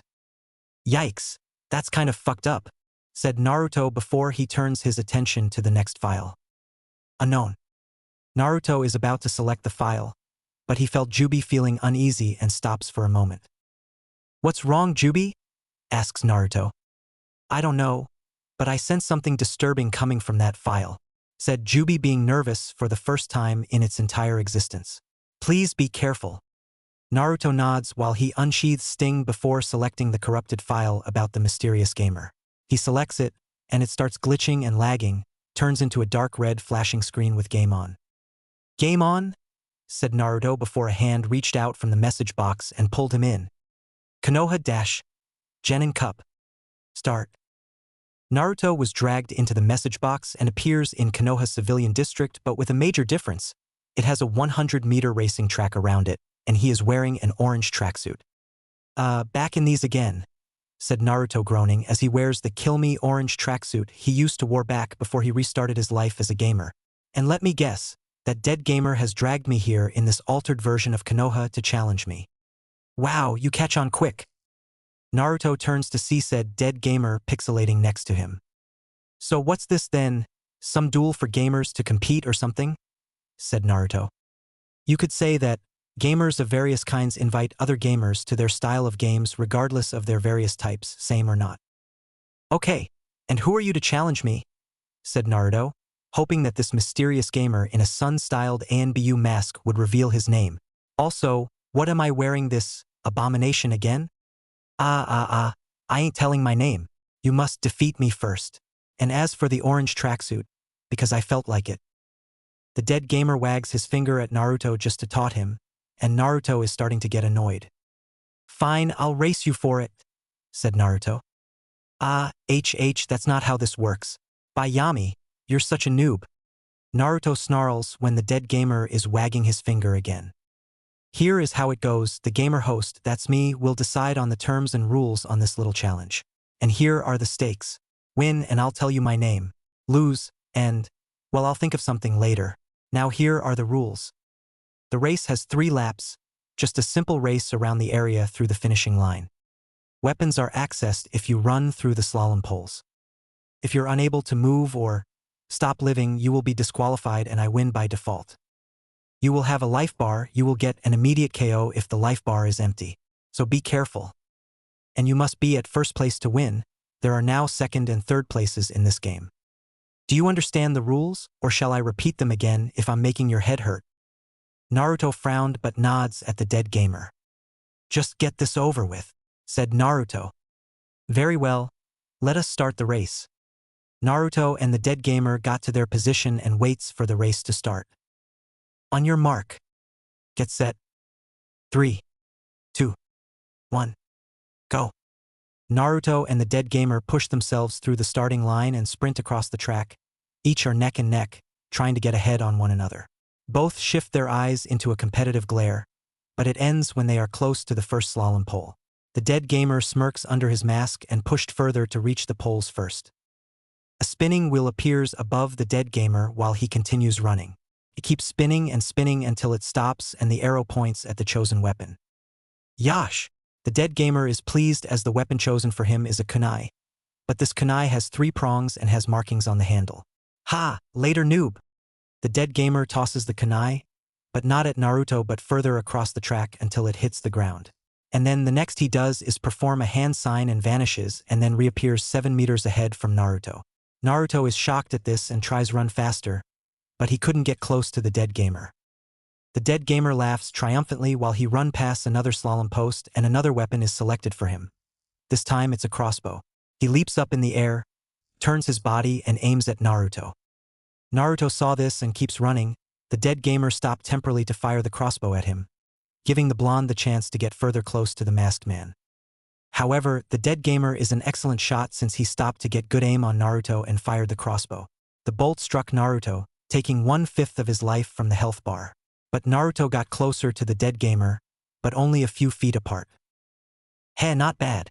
Looks like you know what you're doing. Damn you! Exclaimed Naruto as he passed through the dead gamer and a slalom post. The spinner spin above his head until it stops to reveal the chosen weapon. An Ono axe with a spiral engravement on the blade appears in his hand. Take this! Naruto threw the Ono at the dead gamer, but the masked bastard caught it and threw it back at Naruto. Naruto took another 1/5 of health off when the axe hit him and make him slow down. Ha! What a noob! Lap 2. And catch up if you can. The dead gamer ran past a slalom post and got another tri-pronged kunai in his hand. On second thought, don't bother, HA. The dead gamer tosses the kunai again and vanishes and reappear much further away from Naruto. But Naruto was watching closely with his Sharingan. I knew it, thought Naruto, snarling at the dead gamer. Think you can cheat your way to victory? Huh? Well, two can play that game. Gudadama. Naruto performs Gudadama and sends them flying towards the dead gamer. Boom. One of the Gudadama struck the ground and caused the dead gamer to lose balance and trip. And one of the is heading for a collision course, but the masked man rolled aside before it can reach him. However, it did cause some damage and cost him 1/3 from his health bar. Broke a couple of his fingers, dislocated right shoulder, and one was nearly close of hitting the most vulnerable part of the body. By Kami, that was close, thought the dead gamer, popping his shoulder in place while he saw what might look like a cannonball made of black chakra right under his manhood. I may be dead, but I rather keep my junk. Thank you very much. What he failed to notice is that Naruto is now 20 meters further ahead from him. Hey, that's cheating. You can talk, you never said that jutsu is prohibited. Saw though that loophole, noob. Naruto responds with a taunt and a smug smirk. Oh, that is it. Time to get serious. The dead gamer channels chakra into his legs and starts running faster to catch up on Naruto. Naruto saw this and performed Gudadama and sent them to strike at the dead gamer, but those chakra cannonballs constantly being missed because the masked man is too quick. Final lap. The two gamers cross the line and now on their final lap. Both ran past the slalom post and both each get a weapon. The dead gamer gets a tanto and so does Naruto. They duel while they run. The dead gamer has no intention of running past Naruto but fight him before they reach the finish line. Naruto did notice the dead gamer's change of attitude and is now more interested in killing him than winning the race. Are you that desperate of winning that you rather KO me than win normally? Said Naruto. I never expect you having a technique used by the legendary Rakuto Sannin this soon, and I refuse be insulted by a noob who thinks he's better than me. Struck a nerve, huh? Said Naruto as he then stops running, and so does the dead gamer. Alright then, let's fight it off.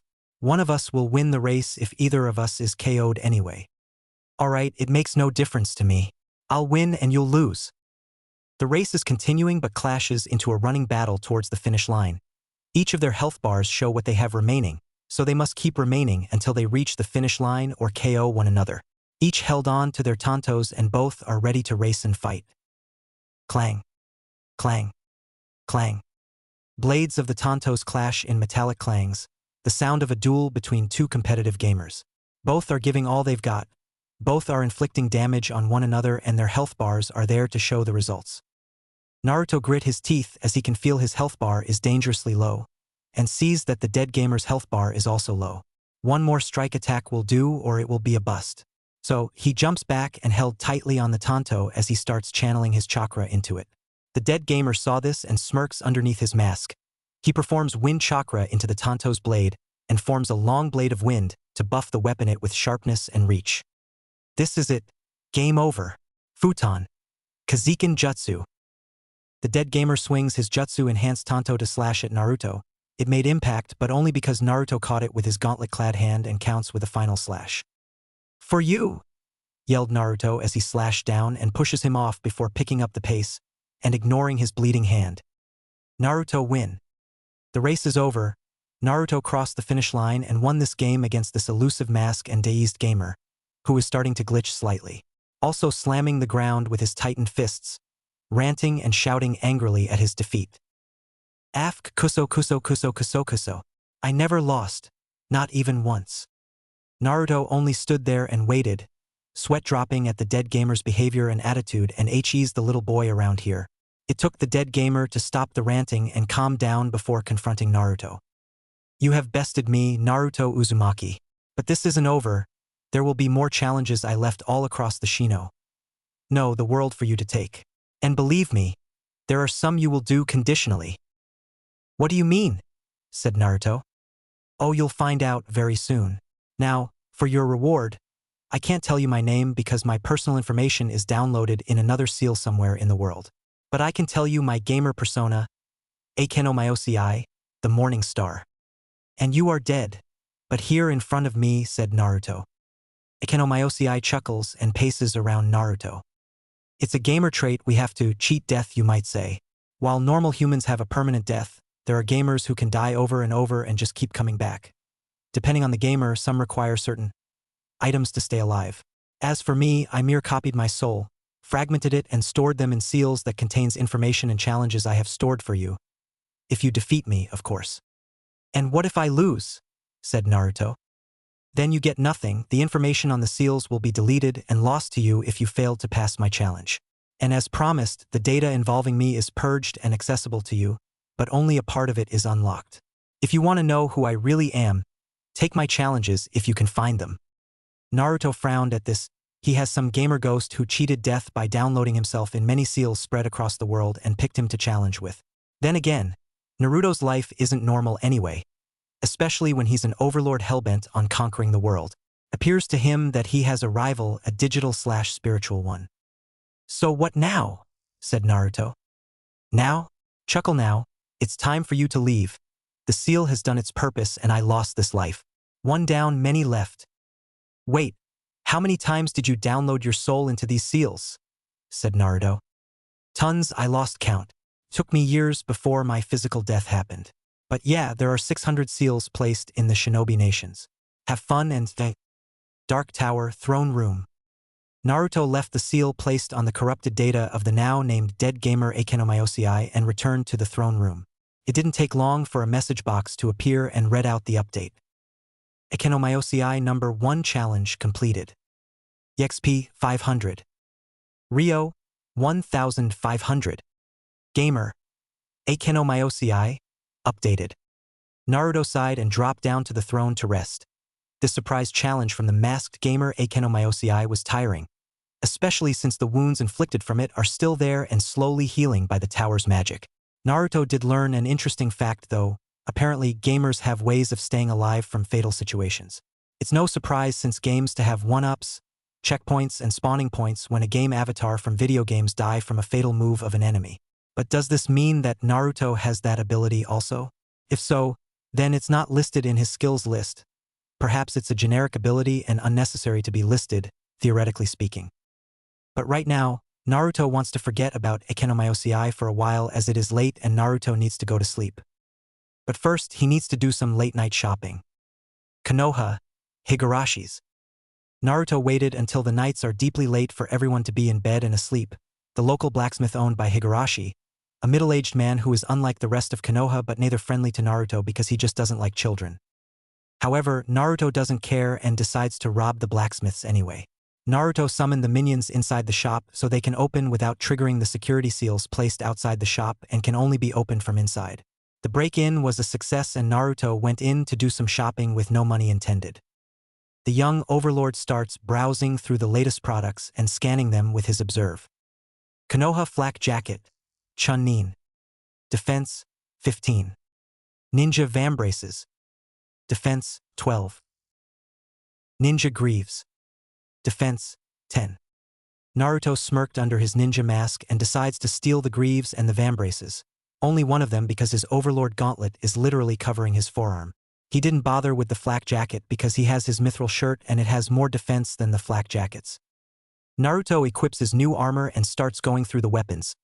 Many varies of shinobi weaponry from kunai, kusarigamas, kanabo, and katanas to seis, shuriken, and senbons, including leather pouches and holsters to hold them. Naruto took the pouches to increase his kunai/shuriken capacity and a new holster for sting, and 2 more each to hold a katana and a large weapon. Naruto only took some kunai and shuriken as the weapons here aren't suited for him, but they are perfect to his minions. Minions, take everything. It's on me. Ha ha ha. Naruto laughs in evil merriment as he watched his minions ransack the shop. A message box suddenly appears. Stats updated. Kunai capacity. Stats updated. Shuriken capacity. Naruto can see changes in his gaming vision. A kunai icon and a shuriken icon appears with numbers next to it appears below Naruto's lower right corner of his vision. Kunai 15 out of 15. Shuriken 15 of 15. Naruto smirks at this and continues scanning the shop. He finishes with the main room and decided to go in the back. He pries the back door with a kunai and breaks in to enter. The back room is the forge, cold and dead without the smithy's fire, and the tools are put away on the rack. Naruto wanders around and checks for anything useful while the minions burst out from the ground and starts wrecking the place. Naruto picks up one of the forging tools, the smith tongs, and looks at it. We could use this, said Naruto before looking up the forging kiln and scans it with observe. Iron forge. Bio. The heart of the blacksmith industry. This forge will reach the ideal temperature to smelt iron ore and forge weapons and armor for warriors to use in battle. Naruto grins and summons his minions towards the forge. He even looks down to see stone slabs with deep carving on them. Forge stones. Bio. Stone slabs used to smelt and forge weapons. Impervious to heat, these slabs can emerge in molten iron and never get damaged, ideal for continuous production. Take them too, Naruto ordered his minions while pointing at the forged stones. The minions cleared the blacksmith shop of everything of value, from or refined ingots, weapons, armor, and money. Obtained 560 Ryo. Side quest complete. 100 EXP. Karma decreased. Naruto chuckles as he starts leaving the now sacked blacksmiths with his minion horde with the loot. But the robbery caught the attention of the Konoha military police force, and a small squad of said police shoe-shined around the crime scene. Hold it right there. Drop your weapons and hands up where we can see them. Naruto halts his movement and looks up to the police, who appear to look like your average Konoha jonin in uniform, but there are some differences. On the arm of the navy blue ninja shirt is the emblem of the KMPF, a blue four-pointed star with the famed Uchiha clan emblem in the center, which tells you that the entire police force is run by the Uchiha clan, which is obvious since Naruto can see the glowing red Sharingans glaring at him, attempting to scare the Overlord. But this only made Naruto laugh and cast his fireballs at them, not just to cause some damage and possibly some casualties, but to obstruct their vision enough for give the blonde a running chance. Get him! The chase is on, the police as Naruto in their sights. Luckily, they do not know who that they have Naruto on the pursuit, but it wouldn't matter if they catch him. But that is what Naruto wanted. He is luring the police away so that his minions can haul the loot safely back to the Dark Tower, which the nearest waypoint is only around the corner, enough time to distract the police for a few minutes. But that's not the only thing Naruto is doing. He has other plans with the police. Naruto managed to quickly use his observe the moment they arrive to arrest him, and the results is pleasing. Konoha Military Police Stage 1 Sharingan. Bio. The proud law enforcers of Konoha from the so-called proud Uchiha clan. Their reputation is slightly damaged due to the Kyuubi attack when a certain rumor was spread about a certain person that caused the beast to go on a rampage. However, they keep the peace around Konoha, but did nothing when it concerns Naruto. Honestly, some were involved of the crimes against our new overlord, and all must be punished. LV 7. HP 520. Mana 525. EXP 50. Strength 520. Defense 640. Dexterity 220. Intelligence 90. Wisdom 140. Constitution 1. Charisma 0. Luck 100. Speed 135. Skills Sharingan Stage 1 -20% boost in stats. Naruto pulled a deadly villainous smile under his ninja mask. His Sharingan blazes behind his goggle lens as he awaits his hunt. All he needs is the right place to start. Training Grounds Number 3. The Overlord lured the police squad to Training Grounds Number 3, which has open spaces and surrounded in dense forests. In the center is a polished stone monument and 3 log posts. Naruto bursts through the trees and lands on the opening, with the Konoha police following him. Naruto's back is turned for a moment before he turns his attention to his new prey. Finally done running, thief? Shame. We thought this chase would have lasted longer for us and give us an excuse to execute you for resisting an arrest. Naruto only chuckles and unsheathes Sting and one of the kunai, posing in a battle stance. Who said I was running? Said Naruto. I was just luring you guys here, so I can kill you without any interfering by the ANBU. One of the police scowls at Naruto and all starts drawing out their weapons. Little punk. You'll pay for your insolence. The police charges for the kill. Naruto smirked and gets ready for his first battle with some Uchihas. Battle. Naruto waits patiently for the police to come closer. He channels his magic into his gauntlet and into the kunai he holds with it. The police are now close enough and Naruto tosses the kunai at one of them. It bursts in flames and explodes in front of the squad. Technique unlocked. Magic Fire Kunai. Info. Requires 1 kunai and 10 mana to perform technique. Naruto was shocked and amazed at this new ability. The info given him helped him learn how to do it. This made him curious as he pulls out a few shuriken. He channels mana into the shuriken before tossing them. He theorized that he might do the technique with shuriken, and his theory is correct. The shuriken engulfs in flames and create a trail of flames as it flies towards the enemy. The police dodges the inflamed shuriken, but the fire trail is making it impossible to dodge as the heat is from the flames is intense, and the flickering licked them randomly on their body, resulting horrible burns. Technique unlocked. Blazing Shuriken. Info. Requires 5 shuriken and 10 mana to perform technique. The fire trail falls onto the grass and continues to burn while the shuriken hits the trees and engulfs it in flames. The fire then starts to spread all around, blocking the police's path on pursuing Naruto. Naruto smirked as he has an advantage. He performs blazing shuriken again to trap the police in a ring of fire and successfully burn them alive. The police are now panicking. They all are performing hand signs to cast water jutsus to extinguish the flames, but the flames are magical and jutsus have no effect on them. The fires worsen, spreading all around the training ground and slowly spreading in the forest towards Konoha. Naruto saw a message box above him and reads it. He chuckles at the contents of the message and walks away. Notoriety increased to 1 star. Crimes, robbery and arson. Kamui. Suddenly the flames are being sucked up by a miniature portal, saving the police and ending the forest fires. Naruto stopped and turns to see who ended the magic-enhanced flames. Commissioner, you made it. Fugaku Uchiha, commissioner of the Konoha Military Police Force and patriarch of the Uchiha clan, arrived to save his fellow clan brothers from certain doom. If Fugaku hadn't arrived in the next 2 minutes, the police would have succumbed to the flames and get roasted alive, earning Naruto some EXP. Return to the precinct, I'll deal with this, said Fugaku. But sir. That's an order, exclaimed Fugaku. His Sharingan blazes in fury. The police force no longer argued with their commissioner/patriarch. They left the partially scorched training ground and returned to the precinct. Naruto remains still as he now confronts Fugaku. The young overlord feels a little uneasy around this man. So, he uses Observe on him, but something strange happens. Naruto cannot read the patriarch's stats. What is going on? Said Naruto. Why can't I read his stats? Having trouble using your Observe, gamer? Said Fugaku, causing shock to Naruto and move back.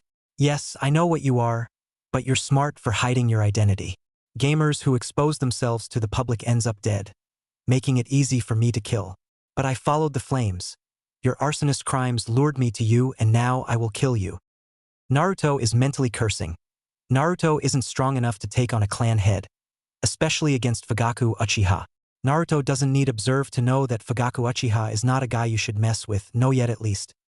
Jubi, what are my changes against this guy? Thought Naruto.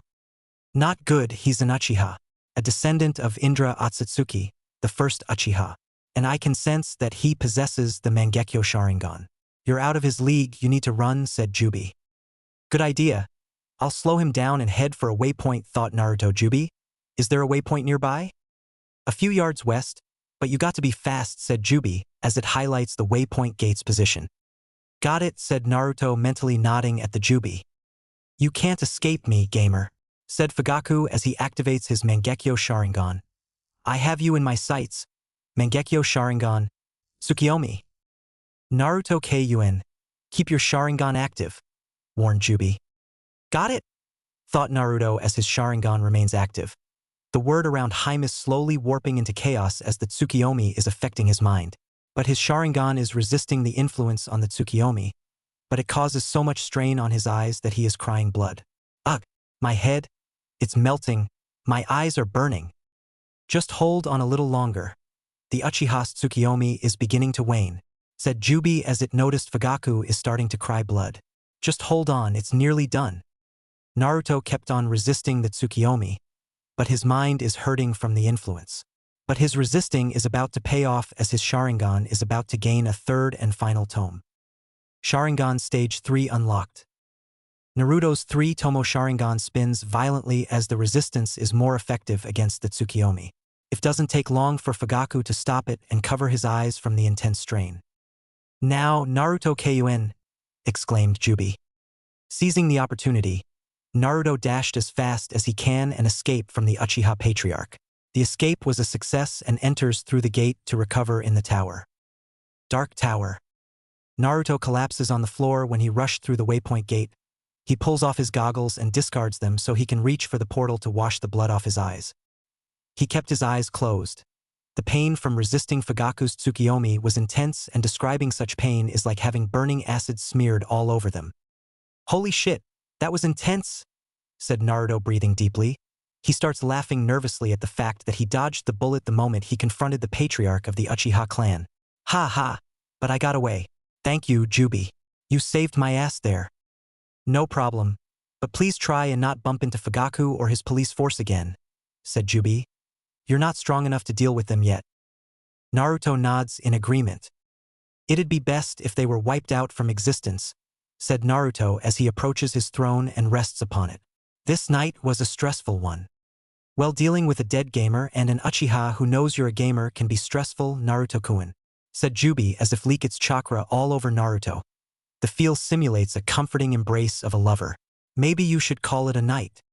"Yeah, let's," said Naruto, standing up from his throne and heading up to his main quarters. But while he goes up the stairs, there is something that troubles him. Why can't I read Fugaku's stats? What could possibly prevent me from using my gamer abilities around him? Meanwhile, at training grounds number 3, Fugaku Uchiha is by a river, washing off the blood from his eyes and drying his face with his sleeve. He pulls out a small bottle of Sharingan drops, medicinal eye drops for the Uchiha who use the Sharingan too much. He drips a few drops on both eyes and blinks to get the drops to soak into his retinas. He sighed in little relief that the pain around his eyes is slowly going. "Sweet merciful Kami. I never thought that gamer would resist my Mangekyo Sharingan, Tsukiyomi," said Fugaku. "Not even one can do that, not even him." "Ah, you miss me, Kyogen?" Fugaku snarls and turns to see Ekenomyosei sitting on one of the log posts. "Damn it, I was hoping you'd be suffering in hell," said Fugaku. "Wishful thinking, Kyogen," said Ekenomyosei. "Don't call me that. Unlike you, I don't stick by that name after the war. I have enough enemies within Konoha already," said Fugaku. "Oh please, you know already that those who fought in that war are branded by their given titles. I earned mine and lived with it," said Ekenomyosei. "Yeah, because your title sounds cool. Mine is insulting, a foul reference of my Sharingan," said Fugaku. "Ha! You can't escape what fate has written for you. Kyogen Fugaku, Wicked Eyes Fugaku," said Fugaku. "But that's not the only title you have." "And one I hold proudly, gamer," said Fugaku. "Now begone.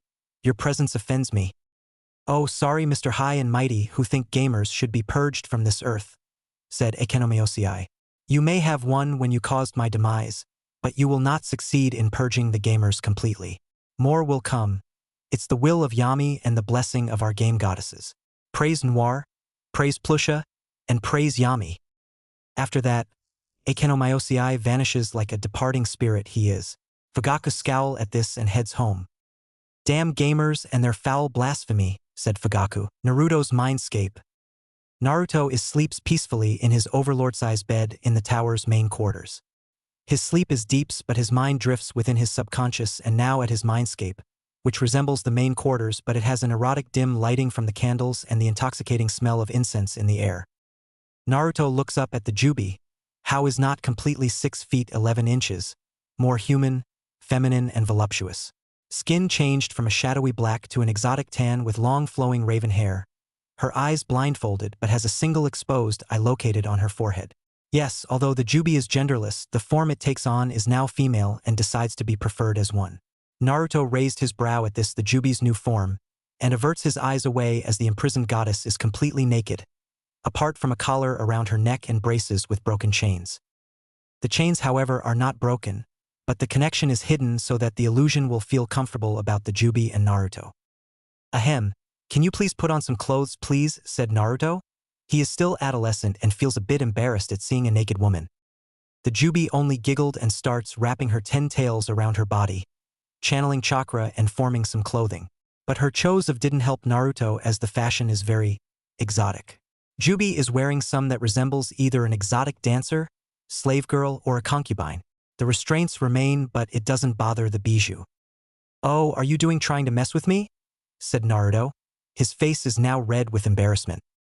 Jubi only chuckles and used one of her tails to grab and pull Naruto towards her. She pulls him in a comforting embrace, but Naruto's face burns more from the blushing when the side of his head rests on the bijou goddess's cleavage. Shoo, I just want you to relax. The Tsukiyomi can be catastrophic to the human mind. I can still feel it affecting you. Let me comfort you and heal your mind, said Jubi, stroking Naruto's hair and enjoying the embrace. You're growing stronger. I can feel your Sharingan's strength within you. It feels magnificent.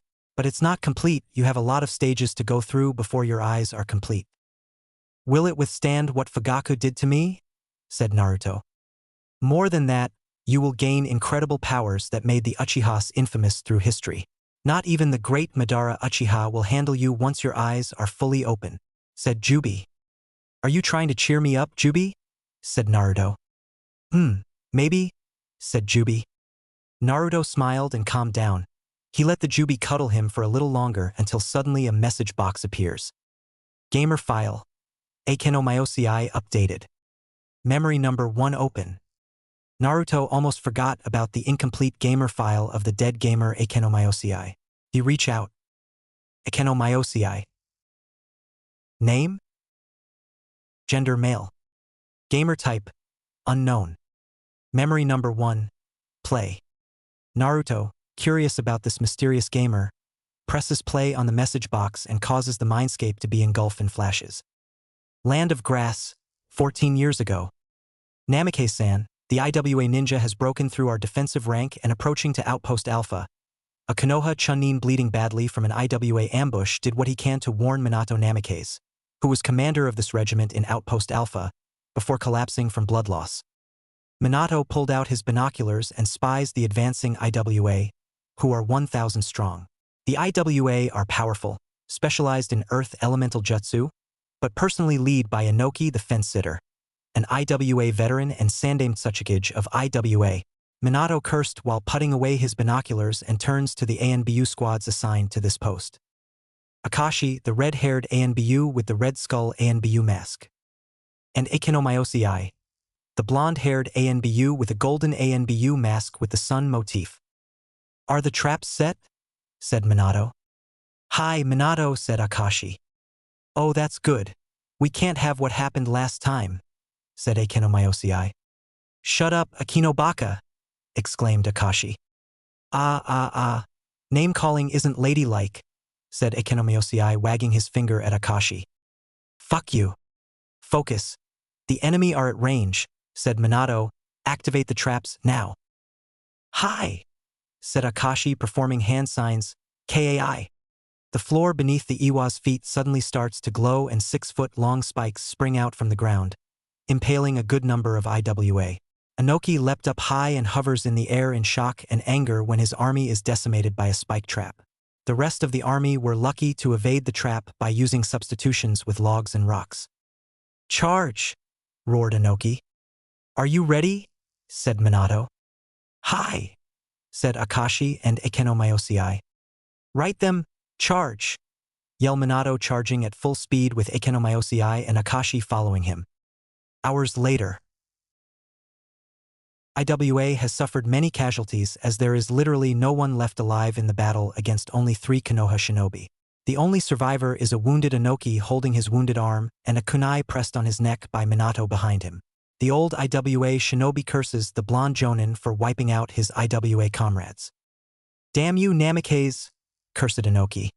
You have killed my fellow IWA brothers and sisters. You will pay for this. Well, you had what's coming to you, old man, said Akenomyosei, sitting on one of the dead IWA, sharpening his weapon with a whetting stone. You started this war and we're going to finish it. So, it's checkmate to you. Inoki glares at the golden-masked ANBU and turns to the red skull-mask ANBU. All of you will pay. I swear that Iwa's hatred of Konoha will never die, said Inoki. Be that as if may. But don't blame the village for the death of Iwa's shinobi, but at the one who killed them, said Minato as he removed his kunai from Inoki's neck and walked away. But I won't let you be on my kill count, Inoki. You are a wise and noble leader to your people. Killing you will keep the flames of war burning ever more. Sparing you will let you see that this war is meaningless. How many will die by my blade, by Akashi's blade, even by the smiting light of Ekenomyosei? How many, Inoki? The old Tsuchikage was speechless at this. Minato didn't want to kill all these people but had no choice because they are a threat to Konoha. Minato was only doing his duty as a ninja of Konoha, protecting Konoha. Inoki would do the same if he was in the blonde's shoes. So that, Inoki decides to walk away, look at his fallen shinobi one last time and slowly walks away. I may understand, Minato, but I won't say the same for the rest of IWA, said Inoki, but this war will end. But when? I don't know. We'll see, said Minato before Inoki vanishes from view. Ekenomyosei scoffs under his golden mask and sheathes his weapon. You should have killed him, Minato, said Ekenomyosei. You would have been legendary Minato Namikaze, the man who slew Inoki the fence-sitter, but knew you had to let him go. You're getting soft. Shut the hell up, Ekenomyosei, said Akashi while she walked towards Minato and placed her hand on his shoulder. You did the right thing, Minato-kun. IWA would retaliate more and this war would have lasted even more. Minato smiled at Akashi and held Akashi's hand. Thank you, said Minato. Ekenomyosei scoffs at this and blew raspberries. So what? More fun for us? Said Ekenomyosei. They never stood a chance. IWA would perish and Konoha will be feared once again. Kumo lost, so did Suna, Kiri. IWA wouldn't make a difference. You should have killed Inoki and won this war. Be quiet, Ekenomyosei, exclaimed Minato. There are ways of ending a war. Winning it is meaningless. That's coward's talk. You used to be fun, said Ekenomyosei, scoffing at the blonde. I didn't come here to play peacekeeper, Minato. I wanted to fight, and wars are the best way to get fighting. And most of all, I wanted to win. Minato sharply turns to the golden-masked ANBU and gave him a murderous glare. Be gone from my sight, said Minato, gritting his teeth. Ekenomyosei snarls and turns away. Ignorant fool, mutters Ekenomyosei. End of memory number 1. Naruto was surprised at this and slightly suspicious. A memory of the dead gamer Ekenomyosei was at the Third Shinobi War, where he aided the Yondaime in one of the war's famous events happened. The Battle of the Land of Grass or the 1000 IWA Massacre. Naruto learned of this from his previous live in the academy. A great tale of the Yellow Flash, but never knew that the Yondaime had help from a gamer. Okay, I didn't do anything to unlock that, said Naruto suspiciously. Could it be a trap? I sense no malicious intent on that memory, Naruto-kun, said Jubi, still holding Naruto in her embrace. But whatever that dead gamer is planning, I don't like it. Well, at least we know something about Ekenomyosei, said Naruto as he leans back and rests his head on Jubi's bosom like a soft, squishy, warm pillow. He has some connection to the Yondaime, which explains why he set that trap on the medical reports. But I have a strange feeling that I'm missing something else. Morning, Hokage Tower. Reports of multiple fires and one robbery was recently recorded to the Hokage, the ANBU commander and the commissioner of the Konoha military police force. Such incidents caused the three to form a meeting of utmost urgency. Many casualties from the fires are confirmed and many condolences to friends and next of kin were sent in and out of Konoha. The incident has put many people concerned. Everyone is afraid to walk the streets or even go home without fearing of being on fire by these arson attacks. The council is rambling with worry and anger of these attacks, and suspicions point to one who they automatically believe to be the prime suspect, Naruto Uzumaki. It's got to be him, no question about it. The orphanage is proof of it, and we all know that he's planning on being a ninja and cannot afford the tools with his budget, said Hamura Mitokado, one of the elders in the Shinobi Council. He is an old teammate of Hiruzen Sarutobi but retired after the Third Shinobi War and became a counselor along with his other former teammate Koharu Udatane. Plus, the ANBU who were assigned to watch over him didn't see him for quite a while. Sarutobi could not believe what he is hearing. That's enough, Naruto could have not been responsible for arson. Said Sarutobi, the attack on the orphanage was caused by unknown events. Plus, incidents identifying these ones happened before, years before Naruto was born. Oh yes, the red demons, that almost made the land of fire a literal land of fire, said Hamura in disbelief. Utter nonsense, Hiruzen. It isn't nonsense, said Inu as he steps forward. Fugaku shifts his eyes at the young NBU commander. I was there when it happened. I was recently recruited in the ANBU Corp and under the orders of ANBU Okami and assisting ANBU Megami at the time. Commander Inu is correct, said Tsum Inuzuka, the matriarch of the Inuzuka clan. A ninja clan specializes in using and training Inunin. She is feral and beastly, but that doesn't stop the fact she is indeed beautiful. But no normal man is brave enough to date her, especially when she is a single mother and has a habit of scaring off men. Inu was under my command and helped me fight off those monsters. She pulled out a black curled horn that she hollowed out and wore around her neck. I slashed this horn off from one of them and turned it into a calling horn for my Inunin. Fugaku agrees with me. I'd hate to say it, but Inuzuka is correct, said Fugaku. Makoto, or Megami as she was formerly known in her ANBU days, was there with Inuzuka, and as much I'd love to believe these recent frees were caused by the day ahem, orphan child Naruto Uzumaki, there is no proof that he committed these crimes. And as commissioner of the Konoha military police force, I cannot arrest the boy without any evidence to state those claims. What evidence is there?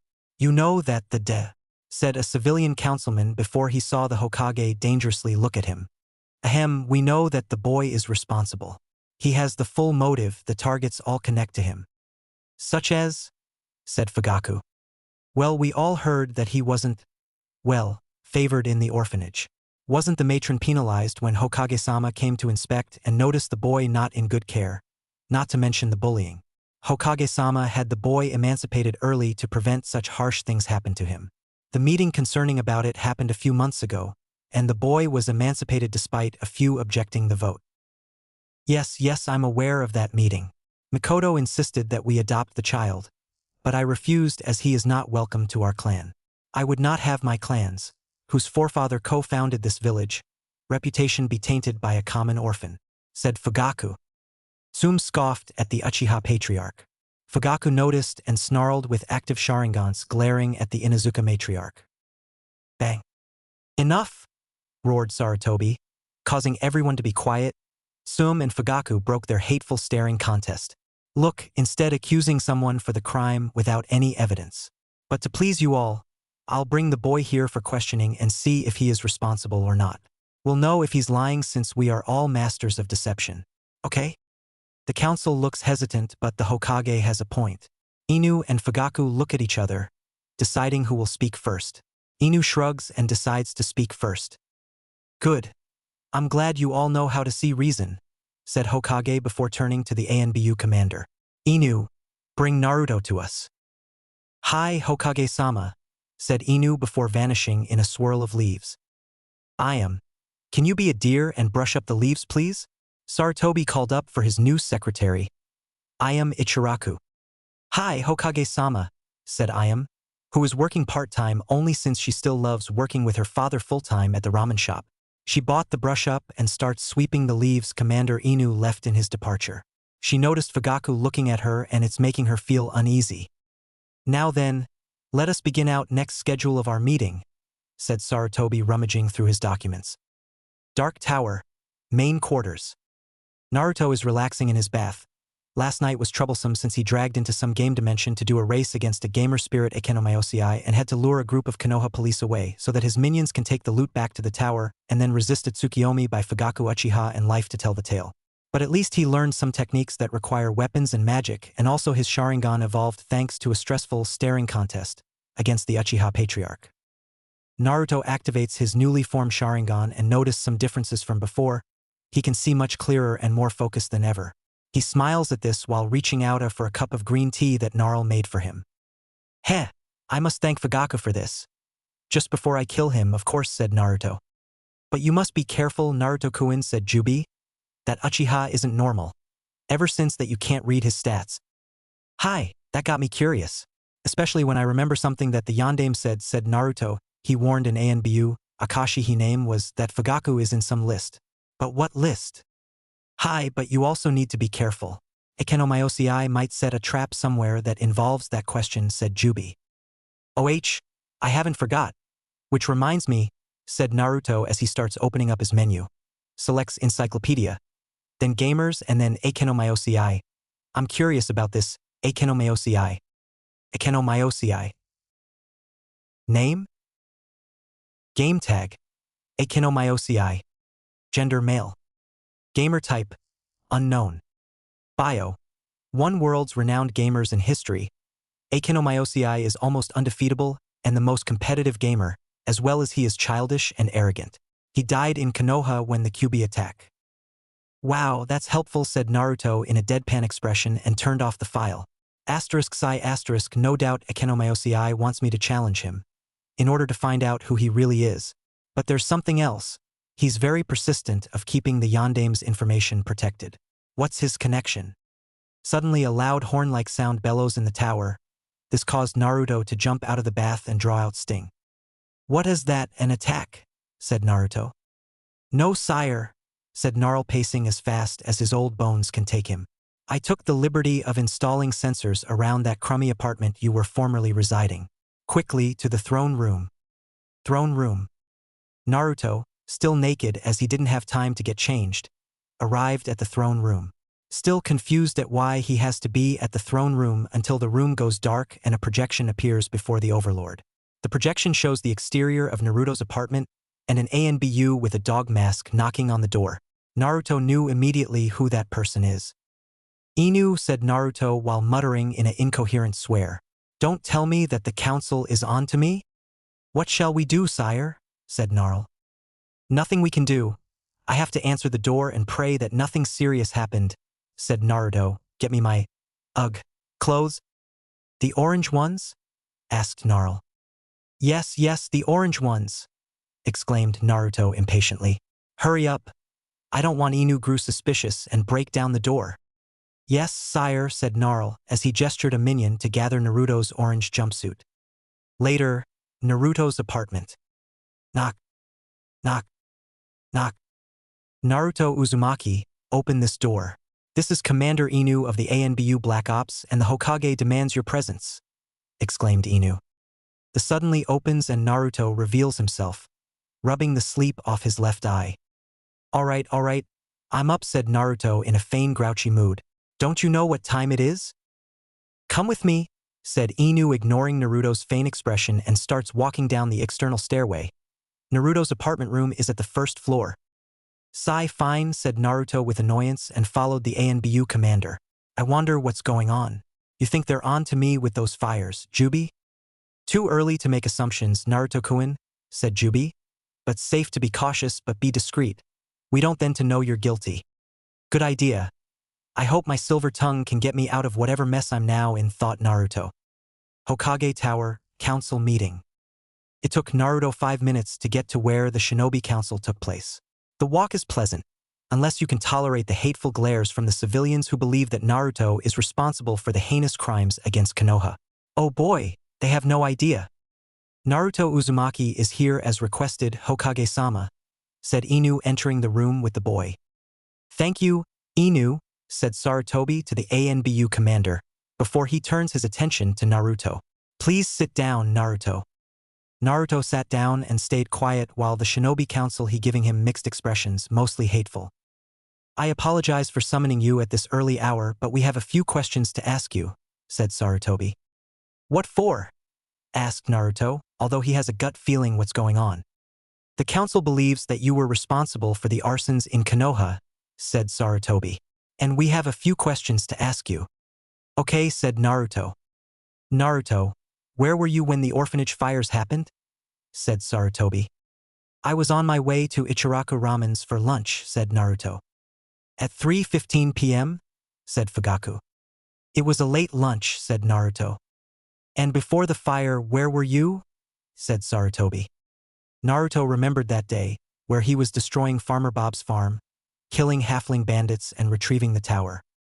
Training, simply said Naruto. Training? Said Tsum.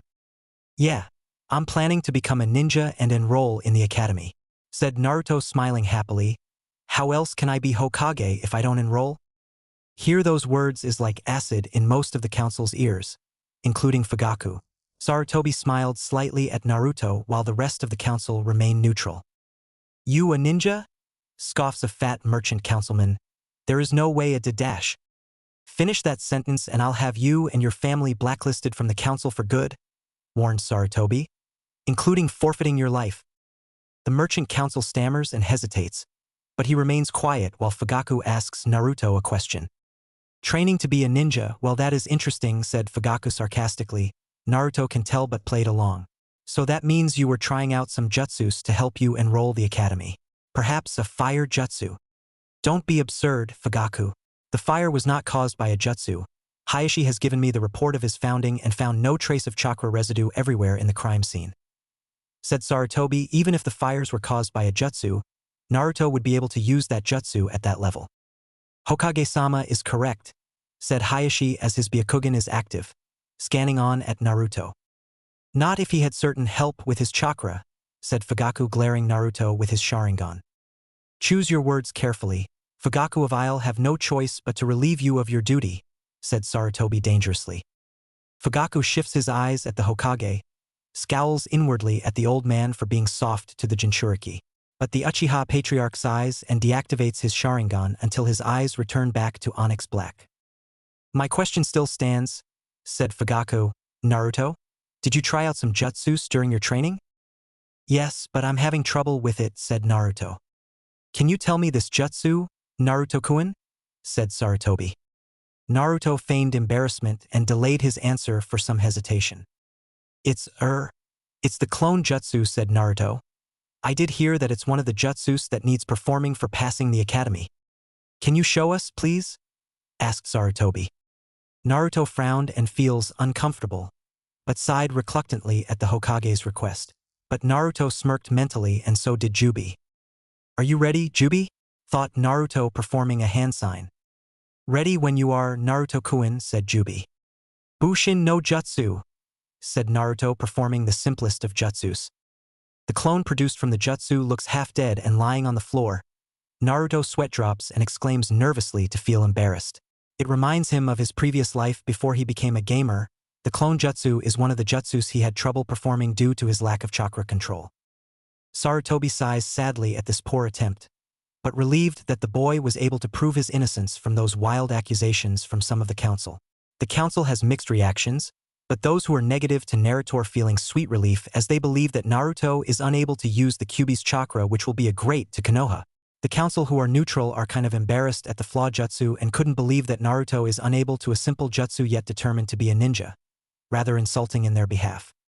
Nevertheless, it is now clear that the accusations were wrong, according to Naruto's plan. Fugaku, however, isn't convinced and getting suspicious, but it's out of his hands now. Thank you, Naruto-kun. That will be all, you can leave, said Sarutobi. Naruto smiled and turns away to leave. Sarutobi waited for Naruto to leave before he can speak freely to the council. There, the evidence is quite clear to you all. Naruto has no chakra control to perform jutsu, Kyuubi or no, said Sarutobi.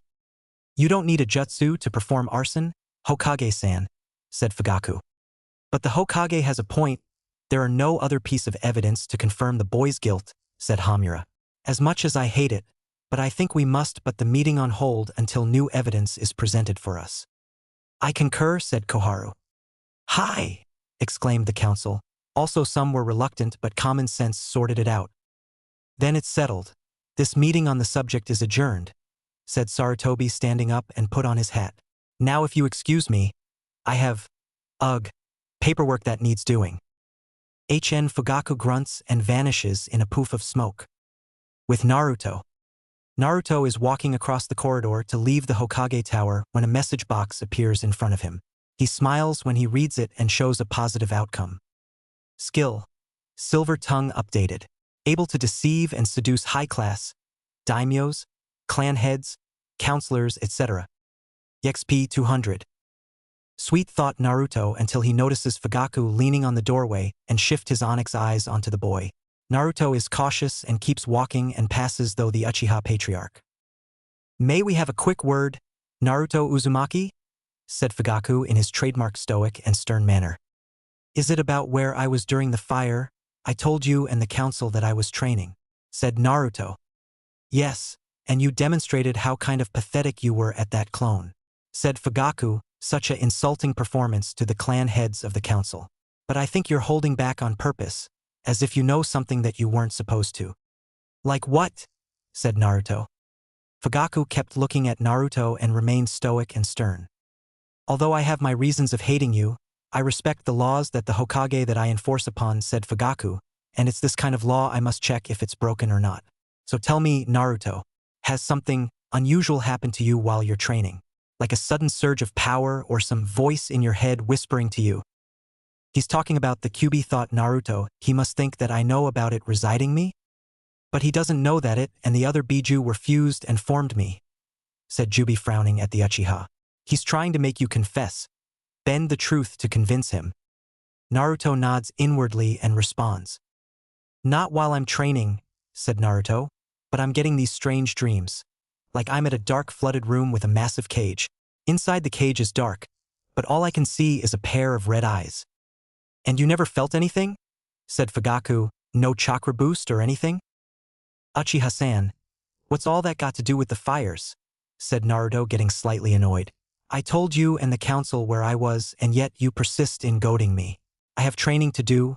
I need to practice and grow strong before I can enroll in the Ninja Academy. So, if you have nothing else to say to me, then leave me alone and bother someone else. Fugaku snarled at Naruto's attitude and more his face closer to Naruto in direct eye contact, his onyx eyes fixed to Naruto's ocean blue. Now listen here, boy. Personally, I don't give a damn on what you're doing.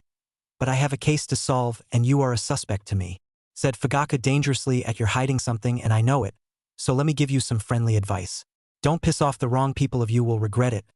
Konoha wants you dead, and it infuriates me that 2 of MY clansmen are assigned to protect you from harm. If it were up to me, I'd kill you right now and incinerate your corpse, but I am loyal to the Hokage, and be grateful that you are on his good side. Is that all? Said Naruto, frowning at the Uchiha, unfazed by the threat. No, there's more, said Fugaku, moving away from Naruto. There are things that you do not understand, and would be foolish to underestimate them. If you do, your life is forfeit and you only live once. Now if you excuse me, I have work to do. Naruto watched Fugaku leave and snarls inwardly at the Uchiha patriarch. One of these days, Fugaku, you are F********, dead, thought Naruto until he realized something. Huh? What was that? Ack. Huh? Said Naruto when he heard the Jubi scream in terror. Jubi, are you okay? No. I'm and not. Jubi's wrath is overwhelming for Naruto as her chakra is starting to leak uncontrollably. Naruto panics and leaves the Hokage tower and head for the nearest waypoint gate. Naruto then noticed something wrong with the way Jubi spoke. A certain word became unheard in his ears, even when he speaks it. He knows the word but cannot speak and or hear it. What fuck is going on? Naruto's mindscape. When Naruto returned to the Dark Tower before more of Jubi's chakra leaks out from her immeasurable rage, he immediately entered his mindscape to see that caused her to be enraged. And what he saw was atrocious, well, atrocious to him anyway. His mindscape has been altered. The everything that is dark, violent, and malicious has been covered by these thick black lines, censor lines to be precise. The malevolent beauty of his mindscape has been violated by cruel censorship. The erotic decor covered, sinister instruments of torture crudely edited into something less evil. It's horrible. Nothing in his life has he saw something offensive in his life. What the foo*** is going on here? Said Naruto as he noticed the word foo** is censored. To it? Seriously? That's not even a bad word. That's not the worst of it. Naruto then turns his attention to Jubi, but what he saw shocked him big time. The Jubi's voluptuous form has been altered into a less erotic form. Forced to wear normal clothing, flat-chested and reduced into a little imp, so she is age-appropriate around Naruto. She looks more human, so that she wouldn't be scary for a child for his age. Holy sh***, said Naruto. He groaned when another certain word is censored. Jubi, what happened to you? Oh, nothing. I thought I'd look age-appropriate around you and no longer look sexy. What the foo** do you think? roared Jubi.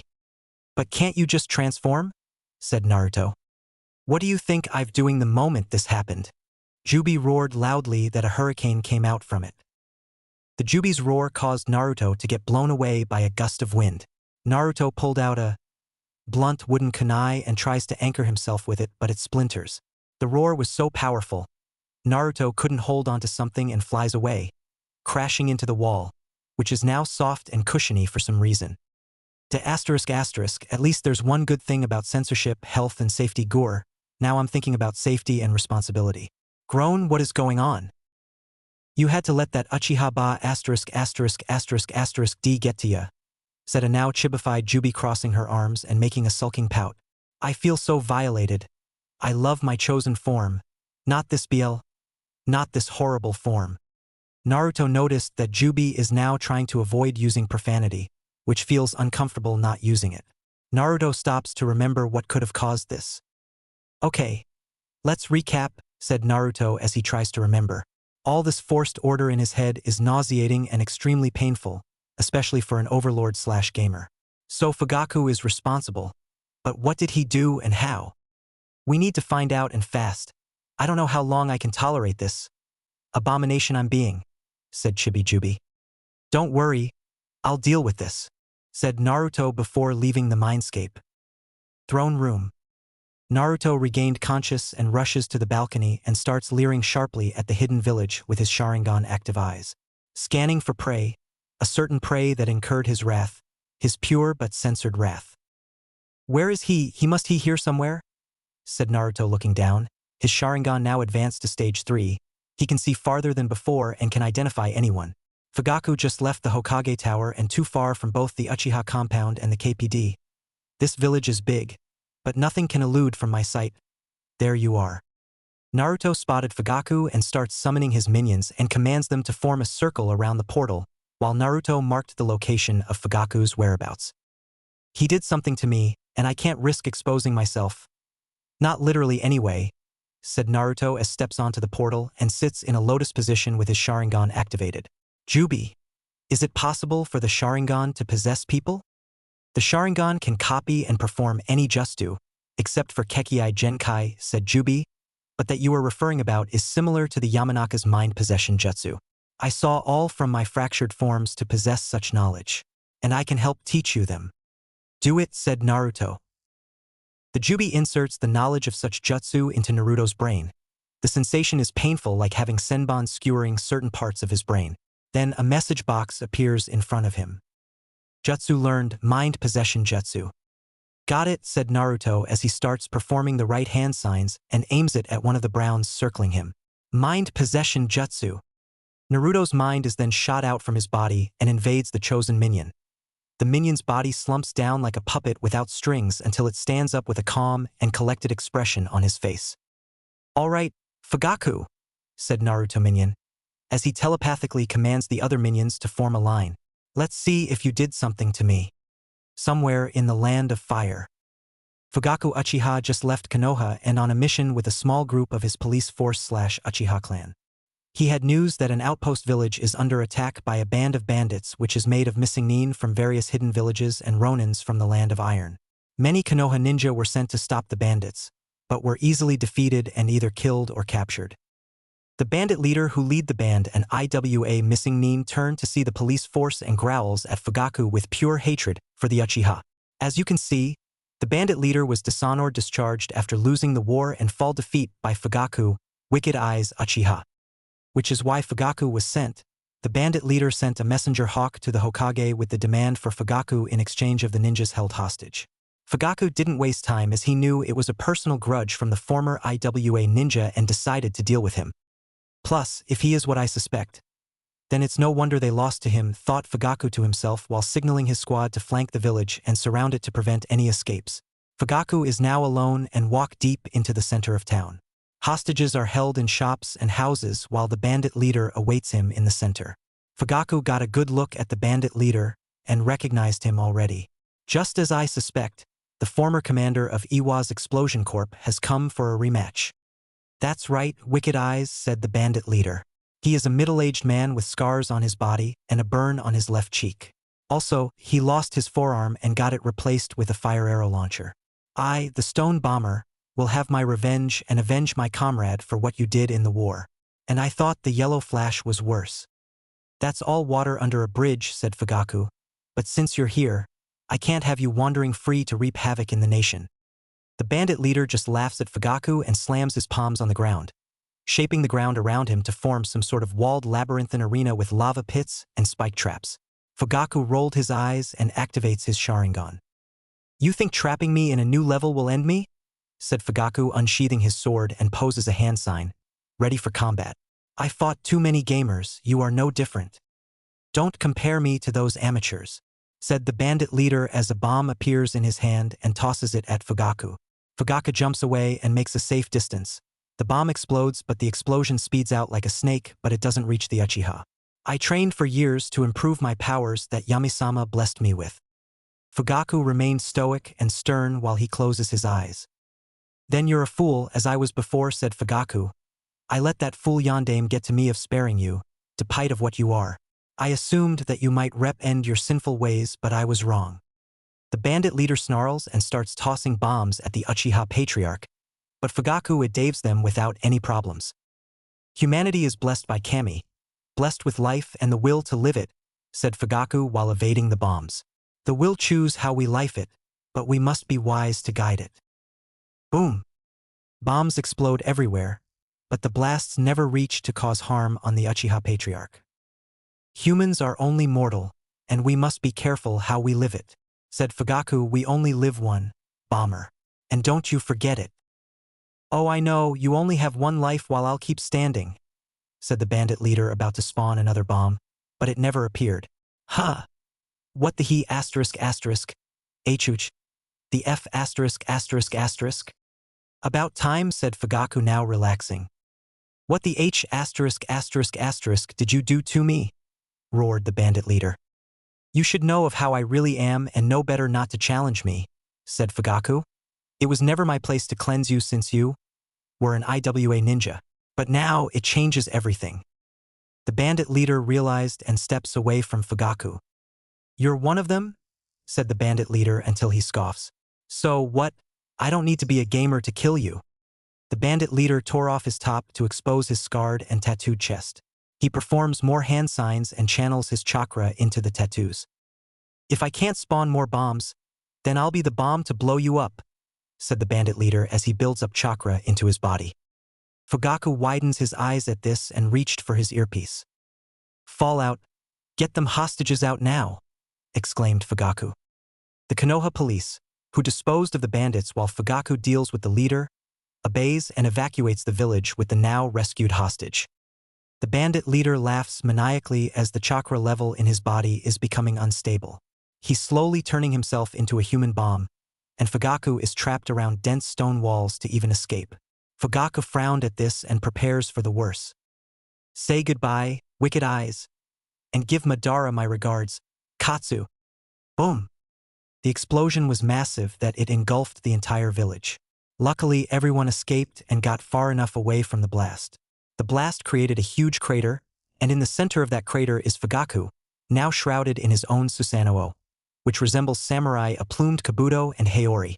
The explosion did cause damage on him, but only minor burns, and most of his clothes were burned off with only part of his pants remain. Ow, said Fugaku while it dispels his Susanoo and winces from the pain around his eyes. Damn that gamer, forcing me to use my Mangekyo. The sound of dying chokes reached Fugaku's ears and turns to see that he wasn't the only one caught in the blast. He rushes to see charred corpses of strange creatures that were half buried and earthed out by the explosion. One of these creatures damaged to survive, but slowly dying by the overwhelming pain. It didn't take long for the creature to die and incinerate to ash. Odd, what were those creatures? Said Fugaku until passing shadows wisp above up, looking up to see a lone crow flying away. Asterisk psi asterisk, doesn't matter. I'm going home. While Fugaku leaves the crater that was once an outpost village, he doesn't realize that the charred creatures were minions that followed and spied on the Uchiha. One of them was possessed by Naruto. The explosion forced Naruto to dispel the possession before the explosion reached the minions, and his subconscious swiftly returns to his body. Dark Tower, Throne Room. Naruto returned to his body and stepped out from the portal. So, he did do something, said Naruto. That bandit, he was a gamer. An arcade class, I think. And Fugaku said something to cause that bandit's gamer powers to shut down. But what did he say? Naruto rewind his conversation with Fugaku and compare it to the one Fugaku said to the bandit leader. He tries to find a match words and phrases between the two, until it hit him like a falling rock. You only live once. Fugaku said the same thing to that bandit leader, just like he said to him. Jubi, are there any jutsu that require phrases that conceal abilities? Said Naruto. No, Kasama never made phrase-based jutsu. Said Jubi. All jutsu only require hand signs. Saying the name of the jutsu does nothing. Not sure why they reveal the name of the attacks. Maybe to show off, I think. So what could it be? An attack against gamers? Said Naruto. Could be. It explains why your profanity is censored and the reason why I appear to look like a lowly imp girl. Said Jubi while growling at the end. Alright, but what did he do? Said Naruto as his question is still unanswered. Konoha Council. Fugaku and his clansmen returned to Konoha with the rescued hostages and brought them to the hospital for treatment. Fugaku, however, went to the council anyway to report his mission. Still injured and half-naked, he gives out the report despite the reactions from the councilmen from the minor modesty on his person. Mission is completed, said Fugaku. Threat eradicated, but the village is lost when the bandit leader used a S-class explosive jutsu as an attempt of my life. Any casualties? Said Sarutobi, ignoring the fact that Fugaku is half-naked. No. I warned my men before the jutsu was made, said Fugaku. They reached the safe zone before the jutsu was triggered. You sure do know how to make enemies, Fugaku, said Shikaka Nara, the Nara clan patriarch in a lazy tone. I thought you eradicated your enemies in the war. Mostly that is true, but back then the Yodame's influence gave me some compassion, and I was foolish to spare his life. Now I know why it was foolish to show compassion to my enemies, especially with IWA and my reputation. Indeed, a ninja must put aside their compassion when they are on a mission, especially when a war is involved, said Danzo Shimura, an old shinobi veteran, Sarutobi's old rival and part of the Konoha elders. His left eye is bandaged and only his right arm is shown since his left one is tucked in his GI. Hi, looks like I learned that the hard way, said Fugaku, feeling humiliated at such a foolish act he made during the shinobi war. To be fair, he was young and foolish. Well, it doesn't matter now. I must thank you for disposing the threat. I'm talk to the mayor of that village and compensate him for the destruction, said Sarutobi. Fugaku bows to the Hokage and the council before leaving. Now then, next topic is academy applications, said Sarutobi, turning to the clan heads. Fugaku is dismissed to rest, so the topic will be issued with him later. With Fugaku. The tired Uchiha patriarch is slowly waking out of the Hokage tower and now at the streets of Konoha, ignoring the shocked expressions of villagers when they saw him only in his tattered pants. He ignores them and focuses on heading home until he greeted by someone. Fugaku-sama, welcome back. Fugaku turns to see a woman with shoulder-length blonde hair and green eyes around his age.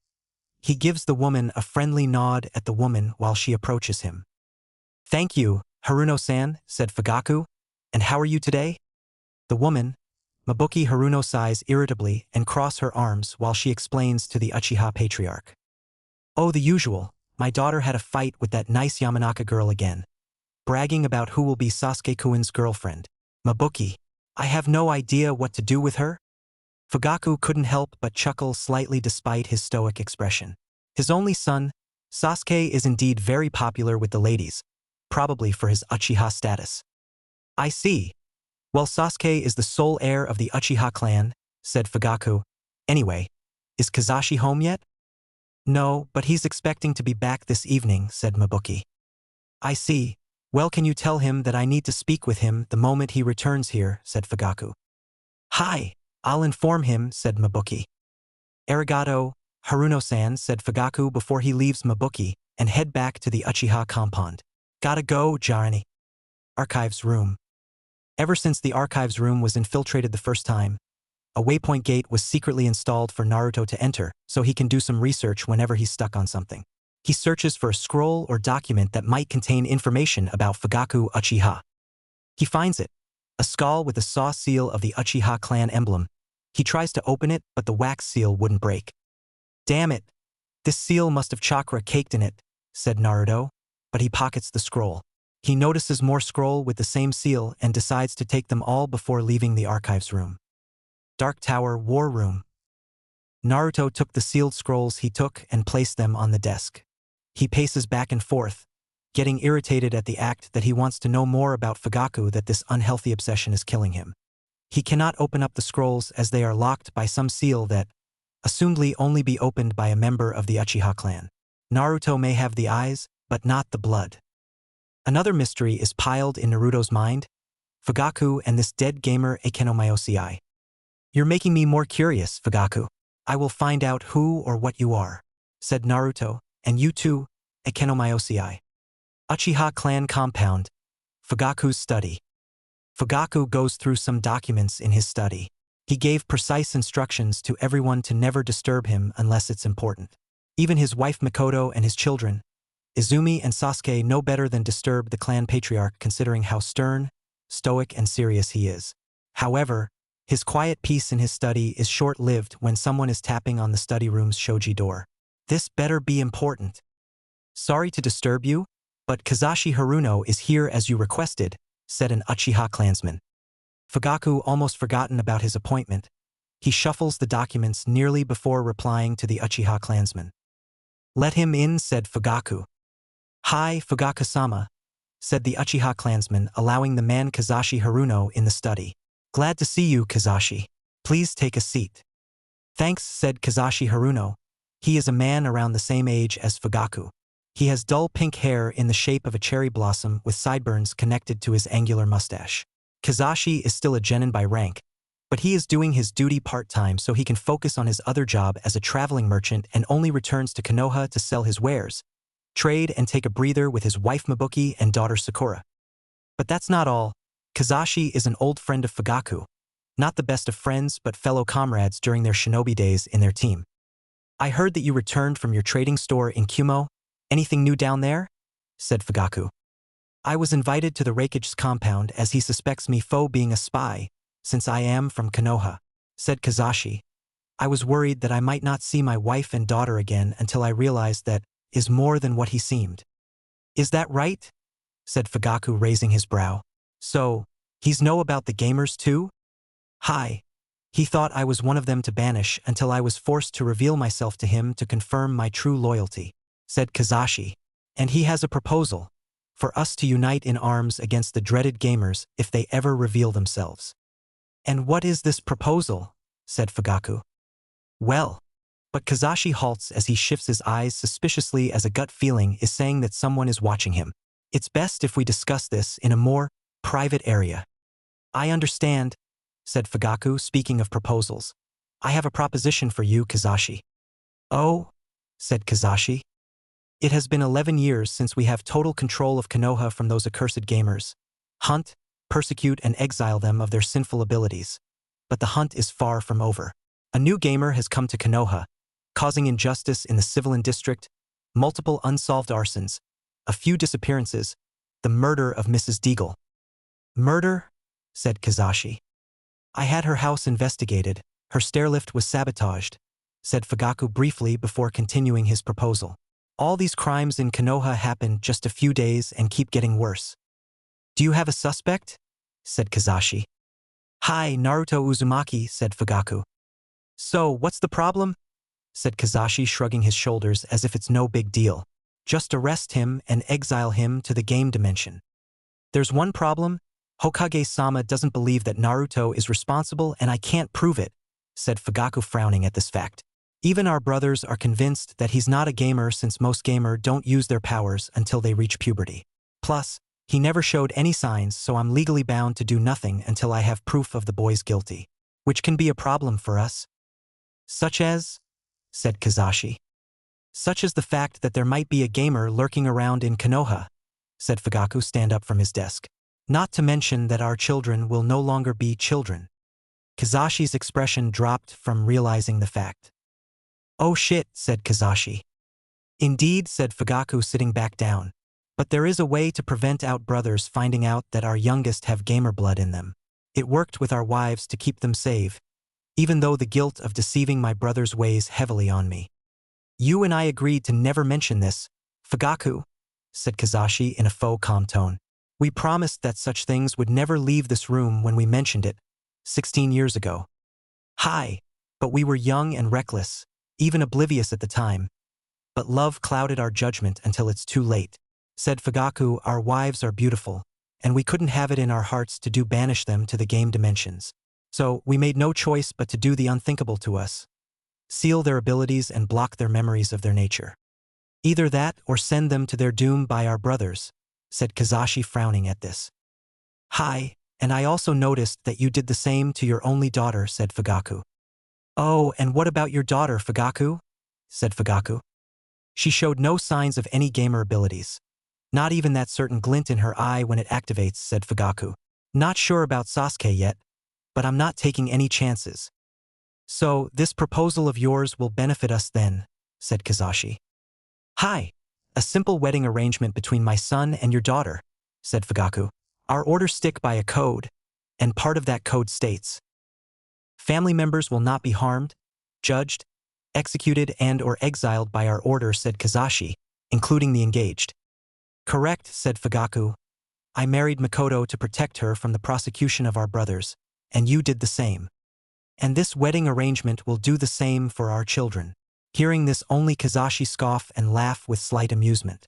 Not much of a proposal, Fugaku. I would have let this arrangement happen, unconditionally. I know, but I need an excuse to keep you head attached, your daughter safe and my reputation intact, said Fugaku. I may be strict, but the old generation are ruthless and extreme.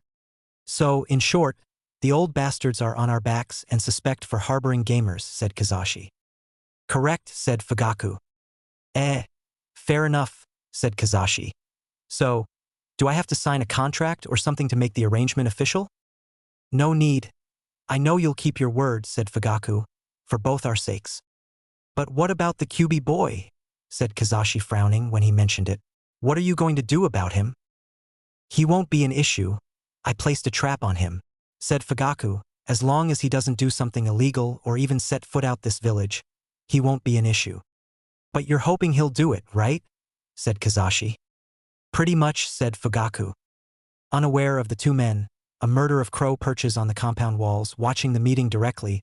That is until an Uchiha clansman starts scaring them off and they flew off in the night. Two of the crow is different than the rest of the murder. Their eyes are red, Sharingan red. The crows leave the fleeting murder and head towards away from the shinobi district and ascend to the mountain, where the Overlord's dark tower stands high and hidden from those who aren't allowed to see. Dark Tower, main quarters.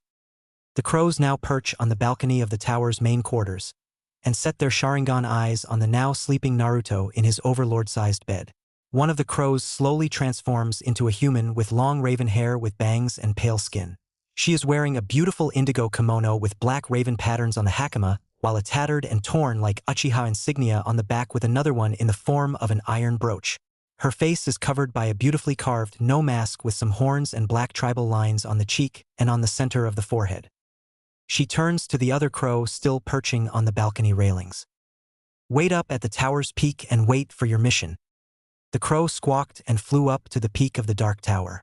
The no-masked woman slowly and silently enters the private quarters and kneels next to the bed. Observe, whispers the no-masked woman, and a message box appears above Naruto. Naruto Uzumaki. Warning. Stats censored. I knew it, the bastard, said the no-masked until Naruto suddenly woke up and reacted by reaching out for her neck. But the no-masked woman was quick and jumped back to a safe-ish distance from the Overlord. Peace, Overlord. I mean no harm. Who are you and what are you doing here? Said Naruto. His gauntlet bellows out to the minions and they answer the call. The Browns burst in the main quarters with weapons and killer intent. They surround the masked intruder and await their master's command. Last chance. Who are you? My gamer name is Megami. Second to hold the name, said the now identified Megami. Megami. Wait. I know that name, said Naruto, confused at first until he realized something. Megami was an ANBU during the Yondame's reign in Konoha, but I never thought of her as a gamer. She was a gamer, and I used the term was literally, said Megami, My predecessor unwillingly gave up her title as Megami when she married a bastard. I took up the title in her honor and given a main quest that I need to fulfill. But I can't do it alone. The quest requires the help of a certain person, a fellow gamer, to assist me. I had the impression that the gamers were wiped out or something, said Naruto, assuming as he never encountered another gamer before, apart from Akenomyosei, but he doesn't count since he is dead and now a cluster of sentient data or gamer ghosts. The old generation were wiped out and or had their abilities erased, depend on who is lucky to be killed. We gamers have a common enemy, a major threat to us that the next generation of gamers are forced into hiding. And I believe you encountered one of them. Naruto frowned in confusion at first until the thought of Fugaku piqued his assumption and curiosity. Ever since the Uchiha Patriarch spoke to him, something weird happened to him, like the censoring of profanity, Jubi's age-appropriate form, and subliminal thought of health and safety. And you're saying Fugaku could be part of this threat? Said Naruto. Hi, said Megami. Look, you may find this hard to believe, I know, but if you want to know more about this, wait by the balcony at dawn. A crow will perch on the railing and fly off. Follow that crow and it will take you to our next meeting point. Be discreet, stay out of sight. Fugaku will put his Uchiha police force on patrol all around the civilian district. John. After that, Megami vanishes in a swirl of crow feathers. Naruto frowned and groaned as a huge pile of feathers litter his floor. Minions, clean that up, said Naruto while a message box appears in front of him. New quest alert. Quest. First ally Megami. Follow the crow. Winning conditions, 500 EXP. Caw. Naruto turns to see the crow mentioned by Megami. It perches on the balcony with its Sharingan eyes leering at the Overlord's own. It wasn't long until the sun cracks first light and slowly lightening the village. Well, another day for me, said Naruto as he turns away to get dressed. The crow remains on its perch and still leering at Naruto. 10 minutes later, Naruto is dressed in his normal attire. His pouch is filled with freshly forged kunai and shuriken, and Sting now sheathed his side. He approaches the crow while lowering his goggles to his eyes and a message box appears above it. Follow crow? Yes. No. Naruto taps yes and the crow suddenly starts flapping its wings to begin flight. It dives down until it's only 20 feet above the ground. Naruto watches where it is flying and begins chasing the flying creature. Konoha, civilian district. Naruto gives chase to the Sharingan-eyed crow. But Konoha early in the morning is extremely risky since the Konoha police force/Uchiha clan are on patrol of the area. Naruto used the shadows, but the darkness slowly dies out from the slowly rising sun. The crow stops from time when it is going too far from Naruto's range, but immediately flies when Naruto is close enough. Not making this easy for me, huh?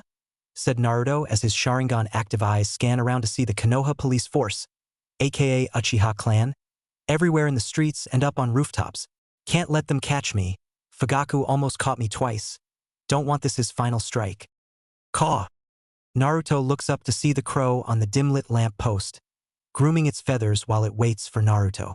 He sneaks past the police force, who are mostly genin-ranked clansmen of the Uchiha. Luckily, his stealth skill wasn't affected by this censorship Fugaku put on him. But stealth is not all he's got. His minion control is working as he uses the Browns to distract police if the path is impossible to walk through. The distractions are chaotic. The Browns are throwing rocks at windows, urinating in trash cans which causes the garbage to spew out toxic smoke and making the trash cans melt from the minions' acid piss. They even started catching stray cats and shaving them with blunt rusty weapons. The sound of panicked mews from cats are a dead giveaway as the Konoha police rush towards the source of the disturbance. The path is clearer for Naruto as he doesn't need to hide and continued following the crow. Somewhere in Konoha. Naruto followed that crow for 10 minutes while evade detection from the Konoha police force, but it finally stops when it perches on a water tower on one of the village's tall buildings. It ruffles its black feathers and starts grooming itself. A message box appears in front of Naruto and reads out the message. Quest updated. Quest. First ally Megami. Follow the crow. Climb water tower. Winning conditions, 500 EXP. Naruto sighed and looked around before he starts climbing. He climbed building before, back when the village did its annual fox hunts on October 10th, to hide on rooftops and underneath water towers until the fox hunt is over. He really hated his birthday and now knows why partially. He uses the drain pipes, windows and gutters hold on while climbing. Luckily his gauntlet act as claws to help grip hold on walls if needed. He climbed up and now on top of the water tower where the crow still perches. He looks around and notices that the bird led him to another part of Konoha. In his view is the ninja academy with numerous training grounds, some caged to keep environment hazards out of the village. Update map? Yes. No. Naruto clicked yes and the update begins. He felt his eye tingle and glint a lime green for a brief second until the update is completed. Update complete. Training grounds unlocked. Naruto opened the map of Konoha to see parts of the fog on the village vanish to reveal the training grounds. The map of Konoha is still incomplete. He notices that there are 3 sections of Konoha and he only unlocked 2. Civilian District. Training grounds. The crow suddenly calls out and took off towards the ninja academy. Naruto follows it immediately as it hastens the flight with the wind direction that leads to the designated building. Academy, rooftops. 8 minutes later and the crow finally stops. The sun is finally up and the police force is dismissed for the day while some resume to their regular duties. The crow now perches on the shoulder of Megami, the mysterious no-masked gamer who is watching over the arriving students being greeted by Irika Yumino, the academy teacher. "You came. Good," said Megami. "Now we can talk." "Out here of all places?" said Naruto. The tower would have been safe to talk. "Gamers don't know the meaning of safe," Naruto said. Megami. "We gamers thrive in the dangers of this world, and causing it. Plus, I need to show you something that I found here." "What is it?" said Naruto. "When I was 5 years old, my mother took me on a tour to this academy so I can start my career as a kunoichi," said Megami. "I was fascinated in being a ninja and wanted to protect Konoha after witnessing mass casualties from the shinobi. Nearly turned me into a pacifist. During the tour, my curiosity got the better of me and wandered off until I discovered a hidden room that leads me down beneath the academy. But I couldn't get in. That was the day I discovered I'm a gamer, an RPG class like you." "Why couldn't you get in?" said Naruto with wonder. 2 message boxes appeared when I approached the gateway, and words "Red Party Member Required" and Level 7 Required were shown to me, said Megami, but despite it denying me entrance, the locked door which eluded me of entry gotten me curious. Quests are made for me to investigate. I spent years growing strong, trying to figure out what the door is until I gotten close to the truth. When I was promoted to the rank of Chunin, I noticed Fugaku entering the academy. At first I assumed he was doing his monthly inspections as police chief, but he's been going in frequently more and more every evening. I stayed hidden, eavesdrop on Fugaku's conversation with various members of the council, but mostly with Kizashi Haruno and Hamura Mitokado. More quests throughout the years lead me into dungeons, scattered across Konoha and the Land of Fire, helping me grow strong and retrieve useful items and weapons and so on. But despite my progress and many attempts to break in, the messages remain. That is until I found out you awoken your gamer powers, or rather granted them by Yami and the glorious game goddesses. I needed a party member to enter the hidden room and complete the mystery of our unknown enemies. "So you're saying that you want to team up with me?" said Naruto. "Hi, if we team up we'll get what we're after, information about this enemy that caused the gamer purge in Konoha, and perhaps a way to eradicate that censor trap Fugaku place on you." Megami approaches Naruto and opens his shirt to reveal a long thick black bar branded D on his stomach, covering the seal used to imprison the Kyuubi, or rather the Jubi. "We must hurry.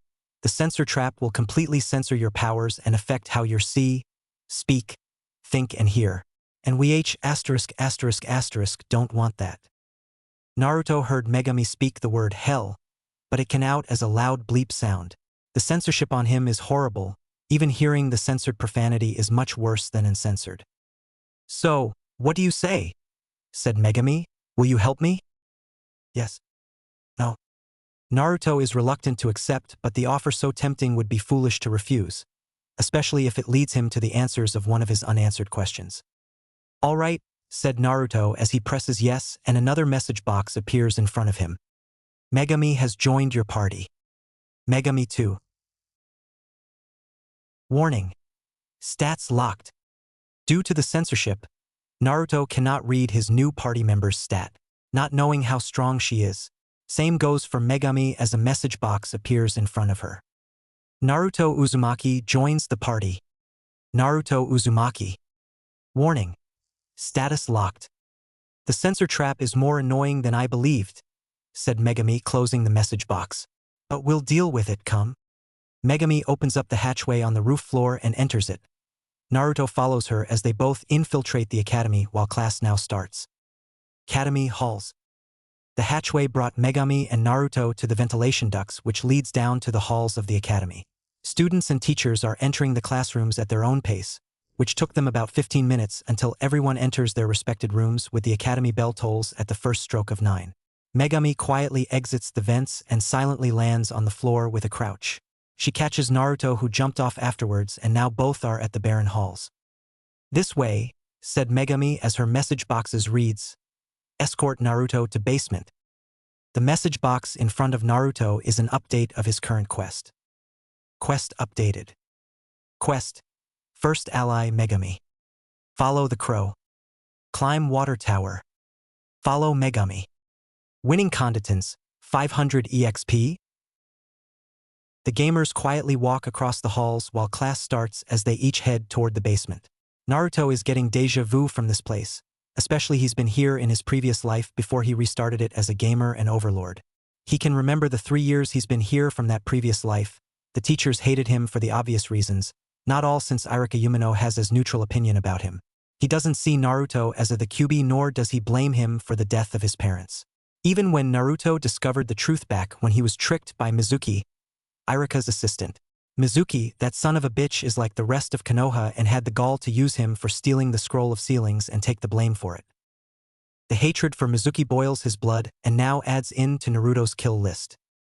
Mizuki's death will be no surprise and no doubt be a quest on this game he is playing. Mizuki will be indeed an enemy and possibly a mini-boss. But it will have to wait in the future, so the silver-haired bastard is lucky. For now. But whatever to do with Irika will depend on the aftermath of the future conquest of Konoha when Naruto fully has enough strength, power, and military might to invade the village. Irika must choose to join the Overlord, or fall. Naruto shifts his eyes to the door of his once again to be classroom, peering through the window to see Irika lecturing with his students. Almost here, said Megami. Ready? Naruto turns his head away and now to the back of Megami's head. Hi, said Naruto, now pulling his hood, goggles, and mask over his head and face. Basement. Megami and Naruto made it to the basement without trouble. It is dark and damp down in the basement, and it doesn't seem like anyone's been here for decades. Cobwebs and dust pollute the room along with the damp stench in the air.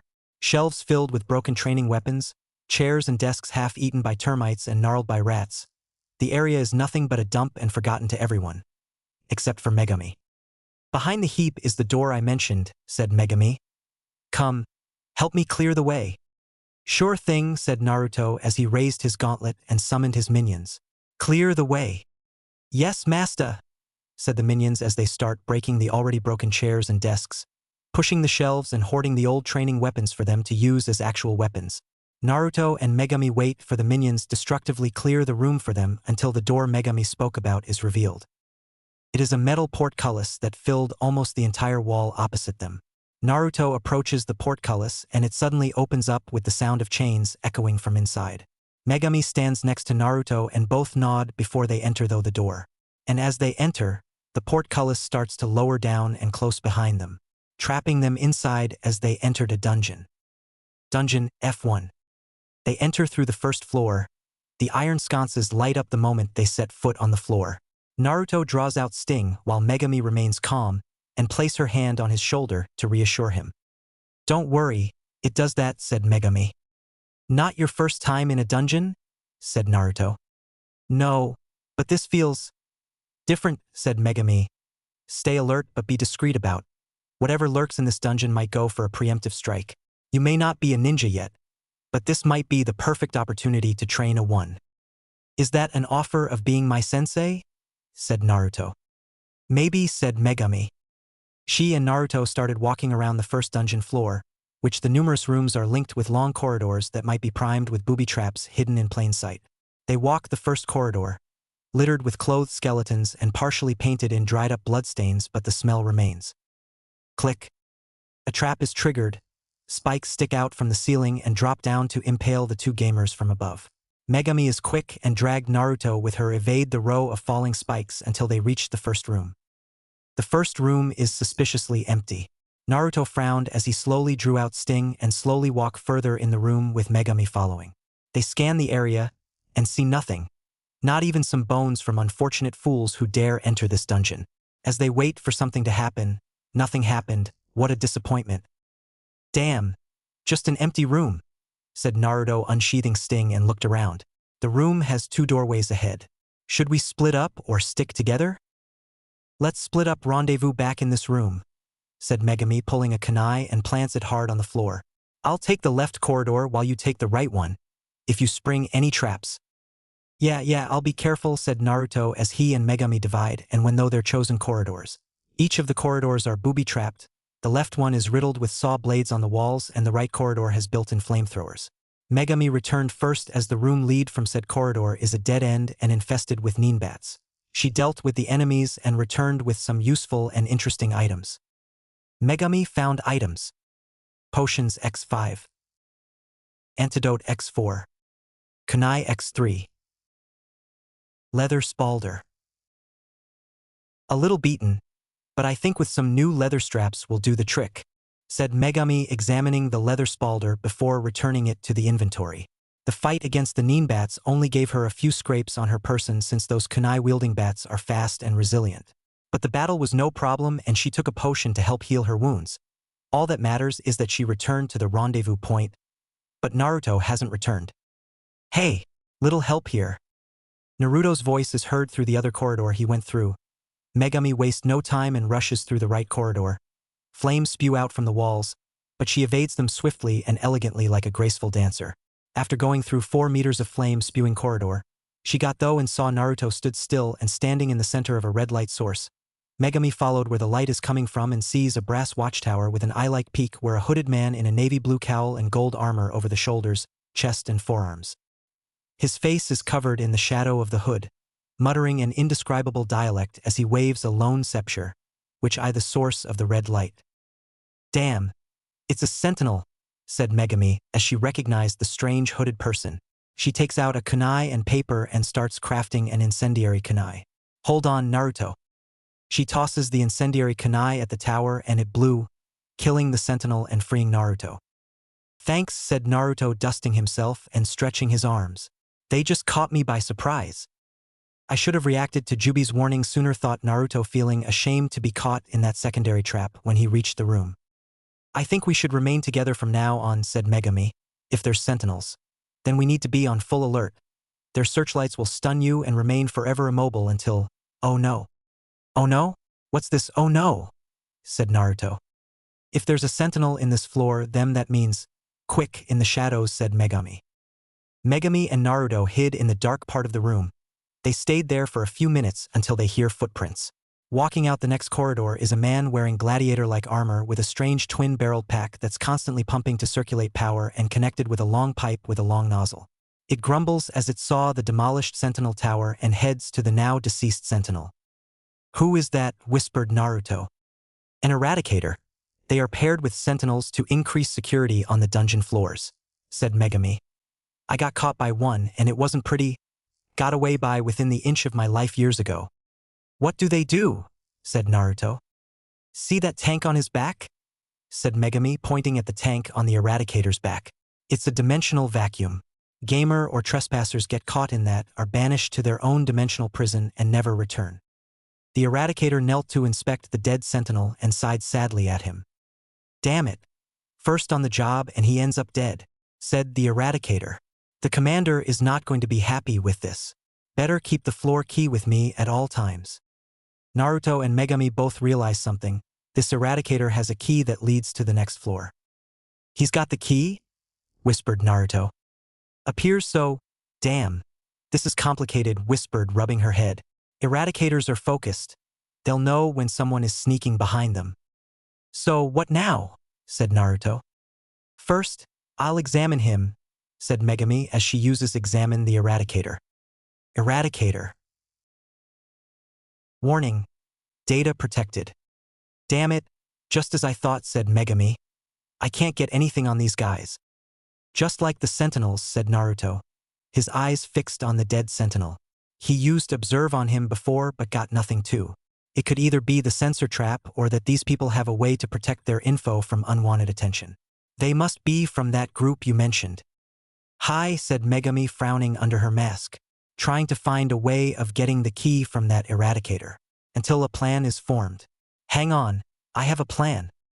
Megami whispered it to Naruto and he listens to it. He pulls a smile as he likes this idea and believes it might work. And the moment we take the key, we head to the door. Got it? Said Megami. But we don't know where the door is, said Naruto. We just have to risk it, said Megami, preparing to leave the dark. Ready. Naruto preforms hand signs and prepares a certain Justu. Ready. Wait for the signal, said Megami as she pulls out a kunai and tosses it at the upper corner of the room. The impact caught the eradicator's attention, and he aims his dimensional vacuum at the noise. Now. Shadow clone Justu. Naruto, or rather his clones, jumps out of the shadows and tackles the eradicator. What the Jurorr?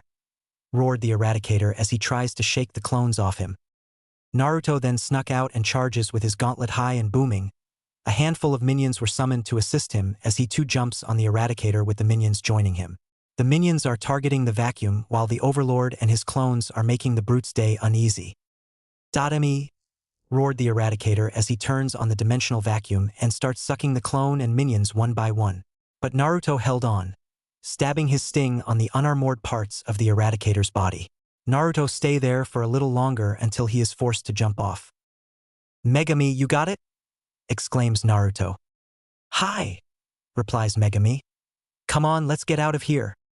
Right, said Naruto as he and Megami take their leave. The eradicator noticed this and begins his chase for the two fleeting gamers.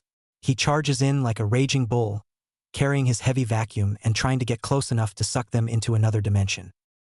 Naruto never looked back, he kept going, and so does Megami. They ran through traps in long corridors, evade more sentinels in vast rooms. They didn't stop to fight the monsters they encounter because they need to get out of this floor and escape from the assaulting eradicator. There, the exit, exclaimed Megami as the door to the next door is in range. Open it, quick, said Naruto as he pulls out a pair of kunai and turns to toss them at the charging eradicator. The kunai engulf in flames a few seconds later and cut off the pathway with a stream of fire. The eradicator stops to prevent any fire damage on himself and his dimensional vacuum. Is it open? Hi, said Megami. She wasted no time opening the door. Come on. Naruto nods and leaves the dungeon floor before the door closes. Dungeon F2. Naruto and Megami made it through the next floor. They can hear the door bang when the eradicator crashed into it. Naruto sighed in relief at this and turns to his partner. Anything else you want to share with me? Said Naruto. No, apart from the sentinels, monsters, traps, and eradicators, there is nothing else to tell you about the dangers of the dungeon, said Megami. But at least we know that the eradicators have the keys to open the other doors. You're saying that there are more of those brutes? Said Naruto, slamming his palm onto his face. This gets even better. First I get this damn sensor trap on me. Next I'm in a dungeon and now I have to steal every floor key, one by one to go through each and every gate. I'm afraid so. Dungeons like these have unstoppable or powerful enemies too strong for is to beat in our level. Whoever made this dungeon must be a professional, making it challenging for us to use. Okay. Fair enough, said Naruto. Let's just get going and get through these floors in one piece. Megami nods as she and Naruto venture on to explore more of the dungeon. Dungeon F3. Descending to every floor can get challenging, especially with sentinels and eradicators patrolling in them. Apparently, this dungeon was designed for those who are shinobi classed, meaning stealth is key with dealing these elusive foes. Dealing with sentinels is no problem, but this alerts the eradicators and puts them on high alert, increasing the complication for the two gamers of stealing the key from them. But Naruto has a plan. He decided to find the eradicator first before it either finds him or was alerted. He uses his shadow clones to help scan the third floor and orders them to dispel if they hit a dead end or they are close to getting caught by the eradicator or the sentinels. Even if they spotted the door to the next floor, the shadow clones were given a mission. He can't risk using his minions as they are vulnerable to the eradicator and the clones are more expendable than those brainless imps. Dungeon F4. The fourth floor is different. It is but a vast room with a bottomless pit. The only form of flooring for Naruto and Megami are a cluster of stone pillars big enough for only one person to stand on, and between the pillars is an array of traps such as retractable spikes, swinging blades, buzz saws, etc. But despite the challenge, the door to other side is already open, waiting for someone to get across the death traps and pit to oblivion. The gamers look at each other and then at the obstacle before them. Well, at least there aren't any sentinels and eradicators around, said Naruto. Don't be so sure. I went through a room like this before, said Megami. There are many hidden surprises that dungeons have. Naruto sighed and turns on activates his Sharingan. His vision is more focused and looks like everything is going slow. He makes the first jump on the first pillar. Megami jumps on one next to his.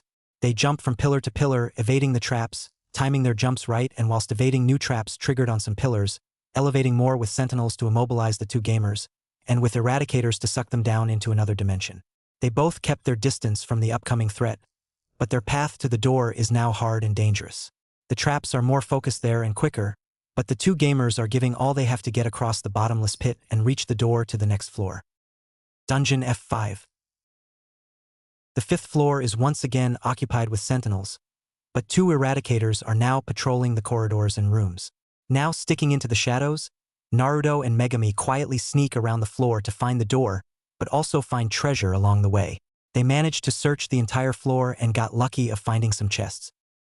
Naruto found items. Potion X5. Antidote X5. Megami found items. Potion X5. Antidote X5. They found the door. Now they just need to steal the key from one of the two eradicators on patrol. Dungeon F6. The sixth floor is no different. An eradicator is patrolling the floor with sentinels posted on the rooms.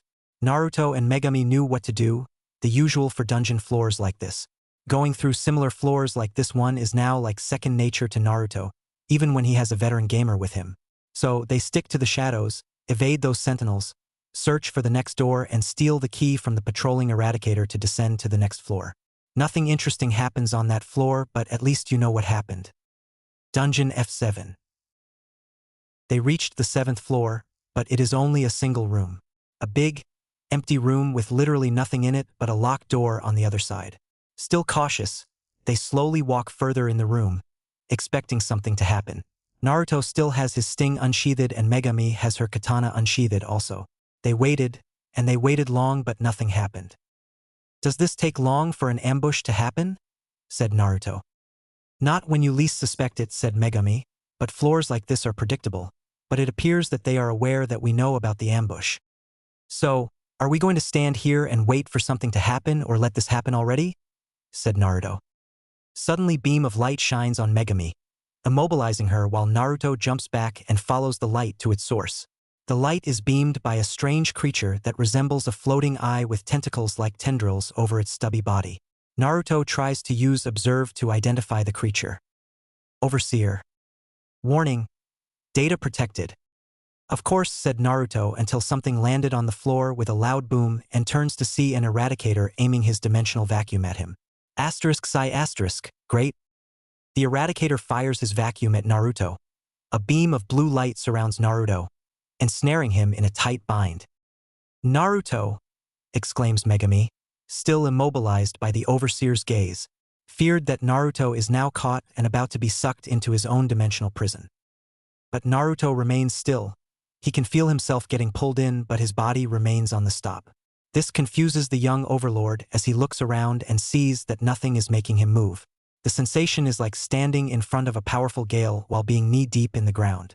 Naruto slowly moves to see if he can see any resistance in his movements. But his first step feels normal, he then jumps but nothing abnormal about it. Wow, this is new, said Naruto. Oh good, your anchor is still intact, said Jubi. Anchor? Said Naruto until a message box appears in front of him. Skill discovered, Dimensional Anchor. Dimensional Anchor. A seal used to counter dimensional banishments, like from the Uchiha's Kamui and other time-space jutsus of any kind. You knew about this? Said Naruto to Jubi. Of course, I gave it to you the moment I became whole and sealed up when you were a baby, said Jubi. I did it to protect you and keep you here in this realm. After reading the message box and hearing Jubi's explanation, Naruto unconsciously pulled a sinister smile and slowly looks at the eradicator, now confused and scared at the fact that Naruto is not affected by the dimensional vacuum. Okay, if I'd known about this 7 floors ago, said Naruto while exclaimed at that last part of the sentence. This would have given me a level boost.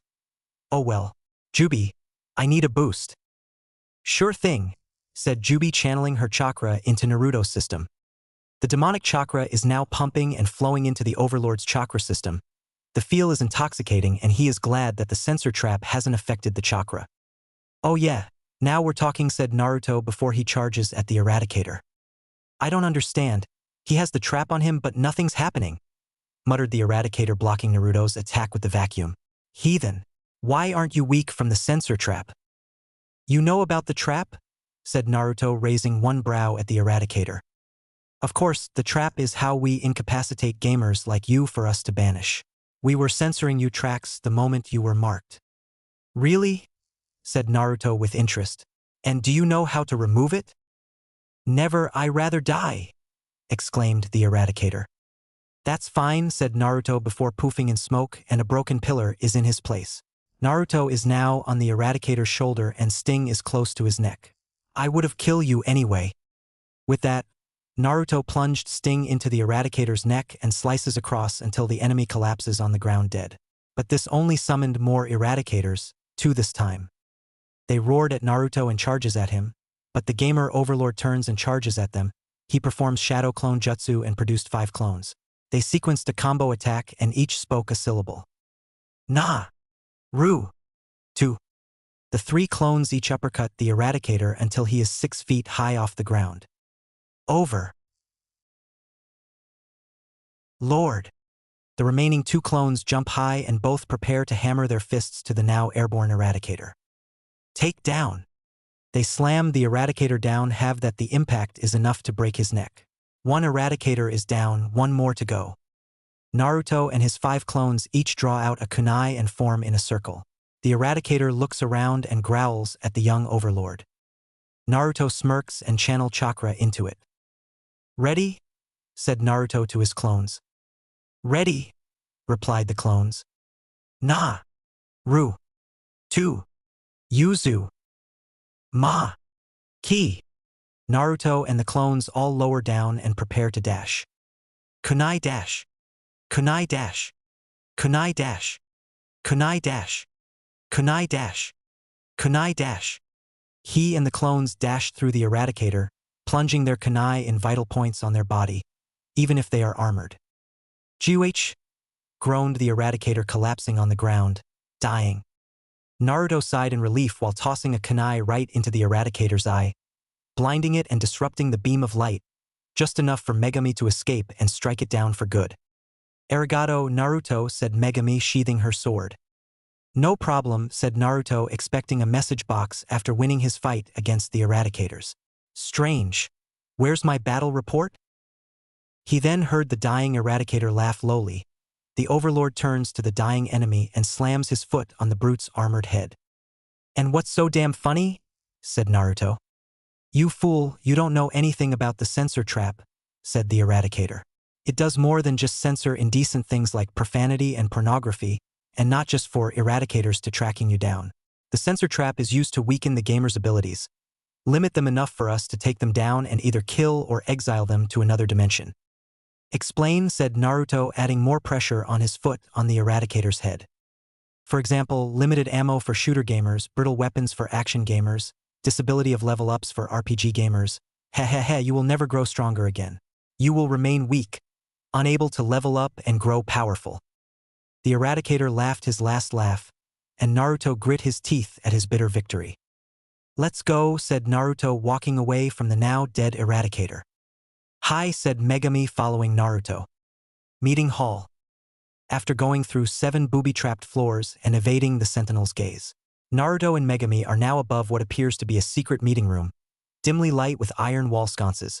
The vast room supported by thick stone pillars with banners between each pillar. The banners are 5 meters long, red with gold accents and an emblem of a white mask with black X over the mouth and a black bar over the eyes. In the middle of the room is a large mahogany table, which has the same emblem on it. But around the emblem are words Naruto had never saw before. He cannot read it well, but it reads Censors Fideli Iustici on the top and Tu Solemn Vivis Unum Tempus on the bottom. Two rows of Gothic-style chairs surround the table. Each sitting on the chair are about a dozen or more figures wearing red hooded cowls with pauldrons, gauntlets and metal masks that match the emblem. However, there is one that's dressed slightly different and believed to be the leader of the group. He is wearing a silver cowl with gold accents and an egg-shaped crown with the same color with gold leaves and flames. His face is concealed with the same metal mask, but the marks are more defined. Censors Fideli Iastici, shouts the leader in the silver cowl. Censors Fideli Iastici, shouts the members in the red cowls. Meeting room. Censors Fideli Iastici, shouts the members in the red cowls. The words and the language is unknown to Naruto, but Megami has heard it many times when she eavesdrops on various people within Konoha. Brothers, sisters, welcome back to this hallowed ground, where our forefathers build during Konoha's settlement, said the leader, and we all know why we build it beneath the foundations of Konoha. For we are the foundations themselves, enforce the sacred law on humanity. Correct, and I believe that one of our brothers have news for us, said the silver cowl-clad leader. One of the members of this anonymous group stands up and removes his mask and lowers his hood to reveal the face of Kizashi Haruno. Grandmaster, brothers and sisters of the censored justice, said Kizashi, the Grandmaster of Kumo's branch is proposing a unification between them and us. The members of the censored justice murmur at the news, mixed with pro and con opinions about it. After all these years, why would Kumo's Grandmaster decided to join arms with us, said a member with a middle-aged voice. Despite the same code and faith, Kumo and Konoha are still enemies despite the end of the Shinobi War, which those heathens used to satisfy their bloodlust. The Grandmaster thinks it's wise that Kumo and Konoha put their differences aside, and an alliance between the village would prevent a future conflict. And most of all, the unification of two branches of the censored justice will benefit our victory against the new generation, said Kizashi. New generation? Said one of the members. But haven't we sent a clear message when Brother Fugaku disposed of Akashi, one of Konoha's elusive and most dangerous gamers, not to mention the death of Megami, the hunter witch Eva, and the despicable Ekenomyosei? And wasn't it you that disposed that whore, the cherry blade? Kizashi inwardly frowned at this but kept a calm expression whilst he continues. The Grandmaster suggested that an alliance is necessary. He believes that a new generation of gamers is coming to this world, along with the rumors of an overlord, said Kizashi. Impossible, the last overlord died out a century ago.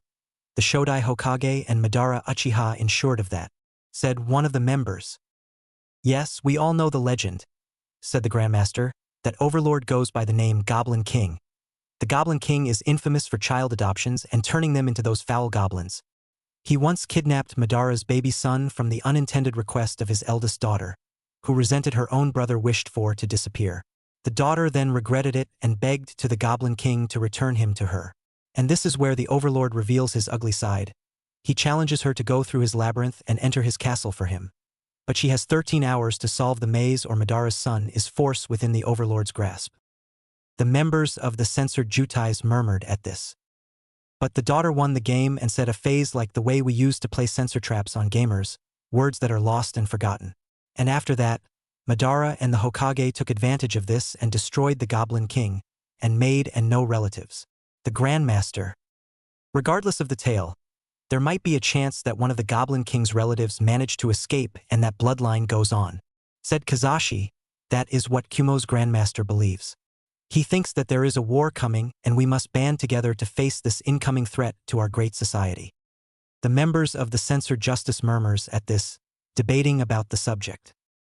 Order, shouts the Grandmaster, whacking his gavel. Order! The murmurs stop and all is silent. Now Kizashi, is the Kumo branch Grandmaster sending one of his knights here to negotiate? Said the Grandmaster. Hi, Grandmaster, said Kizashi. He will be here by the end of the week. He just sent a messenger hawk to the Hokage about the peace treaty signing which for this gracious occasion. Then the message will arrive within the next 3 days. Guessing the flight distance from Kumo to Konoha, said the Grandmaster. Very well, we'll prepare for the peace conference and head out what they have to say. Meeting adjourned. One by one, the members of this mysterious group fade away from their seats. They don't appear to be there physically and only there as projections like the magic lantern jutsu. Once every member is gone, the two gamers rappel down and lands on the table. Okay, that was some weird conspiracy s asterisk asterisk asterisk. There, said Naruto, ignoring the fact he is still censored. A group of fanatics who hate gamers controlling the village? I hate competition? It appears so, but we can't confirm if Fugaku is part of them, said Megami. But didn't you say that Kazashi is a friend of Fugaku and they both talk? Said Naruto. Hi, but that might be a coincidence, said Megami.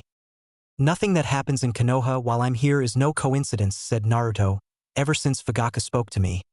This censorship was forced upon me, and he did the same to an IWA Rouge Nin who was an arcade class gamer.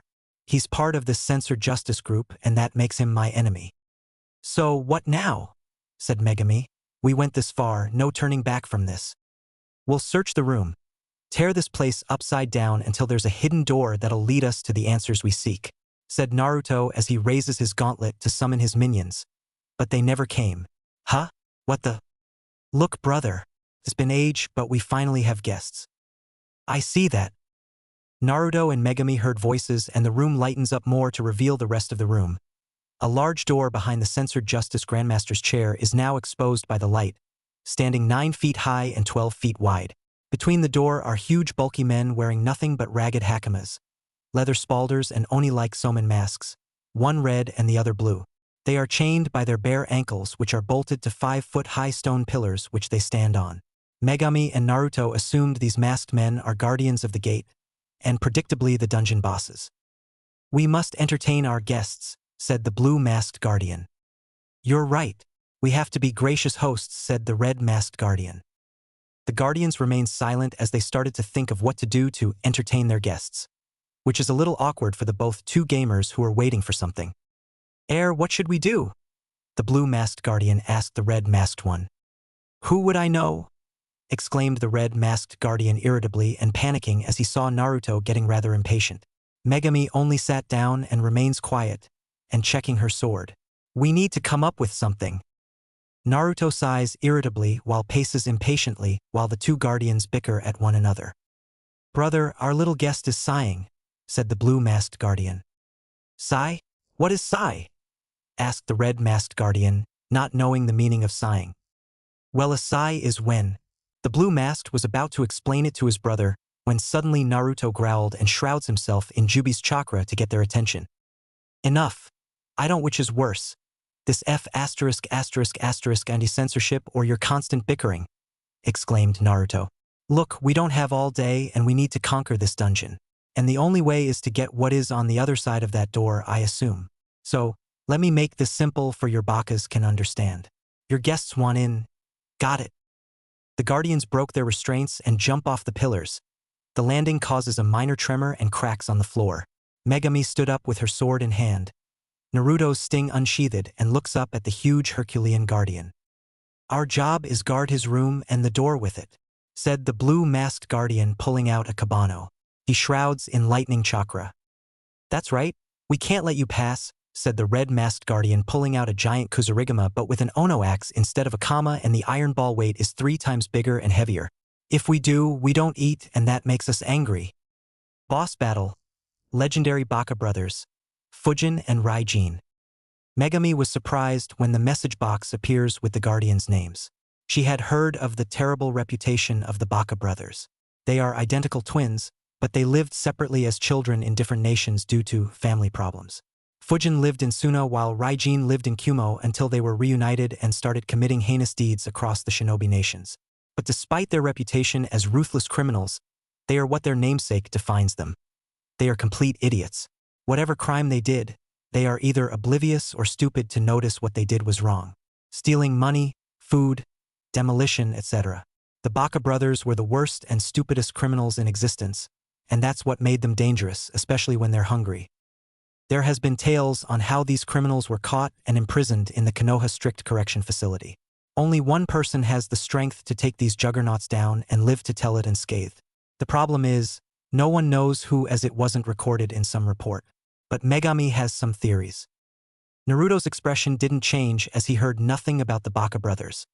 Also, the censor trap is preventing him from reading their status. If he did, then he might be shocked to see what it might said. Legendary Baka brothers. Level 42. HP. 24,800. Mana, 2,800. XP 1,000. Strength, 1,470. Defense, 2,500. Dexterity, 90. Intelligence, -5. Wisdom, -5.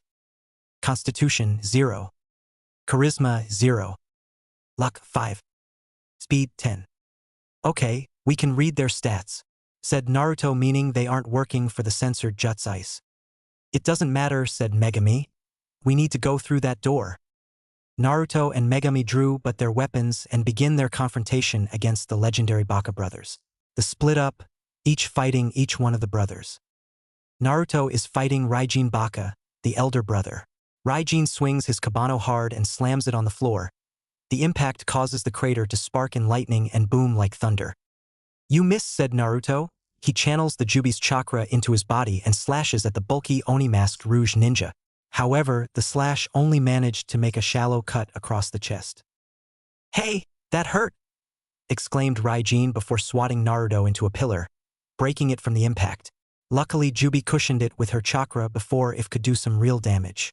Raijin brushes his shallow gash like was but a mere flesh scratch and charges at Naruto. Now I hurt you. Naruto saw Raijin charge at him and evades by sliding beneath the brute's feet. The Baba Bro crashes into a wall and got his head stuck. This gave the Overlord an idea and turns to Megami, who is evading Fujin's Kuzurigama. Megami, make him charge at you, Naruto explains. Megami is confused at first until she notices Raijin's head planted in a wall, trying to get free. She nods at the Overlord while focusing on Fujin, and Naruto returns his battle against the other brother. With Raijin temporarily incapacitated, Naruto took advantage of this and uses the Kanabo to whack him on the ass and back. Raijin muffled out yelps of pain as the Kanabo is like a paddle to him, but it does do damage him enough to bruise the brute. Megami followed Naruto's advice and starts taunting Fujin for to charge at the masked gamer. It worked and Megami waited for the right moment to dodge. She leapt over the Baka Bro's shoulders and forced him to crash into the wall, head deep. Now stuck, Megami took the Kuzurigama and starts whipping the stuck brute. The Baka brothers got their heads from the wall and they are now pissed off. They roared as they start charging at both Naruto and Megami, who still have their enemies' weapons in hand. Naruto evades the massive fists and counters by striking them with Raijin's Kanabo, striking them on the head. Megami tries to bind the two brutes with the Kuzurigama, binding their wrists and ankles while fight off the resistance as she does this. Naruto makes sure that they don't break the chains by hitting their heads with the Kanabo. Bonk! Bonk! And with each final bonk on the head by the Kanabo, the legendary Baka brothers collapse onto the ground. Defeated for good. Boss defeated. XP 1000. Level up. Stats locked. Naruto sighed in relief after dealing with those strong brutes. He tosses the Kanabo away while looking down at the fallen guardians and turns to the door before approaching it. Wait! Naruto stops. The weak voices of the legendary Baka brothers call out to him. Yes, wait, we've been waiting for a long time, said Raijin. Yes, a very long time, said Fujin. For someone stronger than us, said Raijin. Someone who can control us, said Fujin. Hearing this shocked and interested Naruto, Megami is also curious about this and decided to listen to what they say. We are the legendary Baka brothers, one of the Shinobi Nation's deadly and unstoppable criminals. Said Fujin, we are known for our godlike strength. We could take down the mightiest of Jonin with our bare fists, and break down fortified walls and giant gates, said Raijin. That is until a gamer defeated us and turned us into a summon doll for them to use and control us, said Fujin. But then we were discovered by these strangers calling themselves the Censored Justice, forcing us to guard this vault. We can help you open this vault, but you must claim us as your summoned dolls, to use as you please. Said Raijin, please take us. We were getting bored guarding this boring room and missing the real action for too long. That's right, you shall take us with you, said Fujin. We can be a great help to you, said both Raijin and Fujin, pleading to the Overlord. Naruto rubbed his head at this while a message box appears in front of him. Take summon dolls. Legendary Baka brothers? Yes. No. Naruto sighed as he is going to regret it but pressed yes. Okay, sure, said Naruto, but on one condition. What is it? Said Fujin. Name it, said Raijin. Naruto walked towards the downed Baka brothers and crouches down so that his face is close to theirs. No talking, said Naruto, telling the Baka brothers the condition. Raijin and Fujin remained silent for a moment while looking at each other, as if they are silently debating on this simple condition. Fair enough, as you wish. The Baka brothers gave their answer before they suddenly disappear in a swirl of wind and a flash of lightning, and in their place is a 6-inch plastic figure of themselves, which Naruto didn't hesitate to pick up. Summon doll, legendary Baka brothers obtained. Okay, let's try this out, said Naruto as a summon doll appears on his palm, and he places it on the floor. The doll glows brightly and poofs in smoke, now revealing Raijin and Fujin bowing to their new master. Right now, open that door. The legendary Baka brothers said nothing, since they agreed to never speak to their master. They only nod in response and prepare to open that gargantuan door right in front of their Overlord master. The giant door opens to reveal a slightly smaller portcullis gate with 2 chain pulleys with ring handles. Naruto commands the Baka brothers to pull the 2 pulleys to lift the portcullis gate open. Let's go, said Naruto as he and Megami enter through the door. Vault. Naruto and Megami walk through the door while the legendary Baka brothers hold the portcullis gate in place. And the reason for that secondary gate is with reason. The room is a vault, containing ancient artifacts that this recently discovered censor justice has kept in throughout the years, even before the founding of Konoha. Forgotten tales by disgusted authors, forbidden logic by blaspheming scholars, unsung poems and songs written by forgotten poets and bards. Those forms of medias were taken away and censored away from life, because it displeases those who believe that the world should remain pure. To Naruto, it is a sad sight, for all those forgotten and forbidden forms of media and knowledge is slowly disintegrating from existence and gathering dust. But from out of those who are forced to forget, there is an old tome resting on a stone podium, opened and illuminated by a skylight. Naruto approaches the book and closes it to read the title of it. And what he read just made his eyes shone with delight. The book is known as the Censor Codex, a book containing the knowledge about the censor justice, including a tale about its origin. The Battle of Tari, First Gamer Era 1983. Tari was a settlement of the gamers that were first gamers created by Yami and a game goddess Blueheart. A great and powerful nation that opposed the benevolent wisdom of Kami that angered out beloved goddess that she has chosen a handful of warriors of spread her love and wisdom while purging the poisonous lies and foolishness that Yami spread on the mortals. With many followers grow when the founding fathers spread the word across the world. Many started to destroy the corrupt knowledge and ideas that humanity created, believing that it not the true way of humanity. But many disagree, and those are traitors, heathens, and misunderstood from the poison by Yami and her hearts. But the worst of the lot are the gamers. They get their power from Yami and her dreaded blue heart. And then, the Battle of Tari begins. The gamers band up to defend Tari from the attackers. But Kami grants her chosen followers the power to censor their powers, cleansing their human forms from their dark gamer powers and free from the dark goddess's influence. But some are beyond saving and were sentenced to death for continuing to defy our beloved Kami. The gamers were massacred. Many showed resistance until a gamer named E.T. made a wrong move and cost them, the gamers, their own victory. That is the day when Kami introduced her new ally, the goddess we fight for, the censor goddess, and we will continue. He wishes to censor all that is toxic and corrupt in the world, keeping the world clean and safe for future generations to come. We are the censor justice, warriors for our human society to remain pure, unspoiled by the poison in our mind and soul. Naruto scoffs at the tale as it's merely amusing to him. Oh please, what a load of bull, said Naruto, being careful not to trigger the censor seal to block a swear word by replacing it with another word that's less offensive. Ridiculous. Absolutely ridiculous. I know, said Megami until she felt something. An ancient surge of power. Huh, what was that? What? Said Naruto until he too felt that same surge of power. He heads towards the source, buried in a pile of forgotten heap of broken and rusted up black futuristic armor and weapons.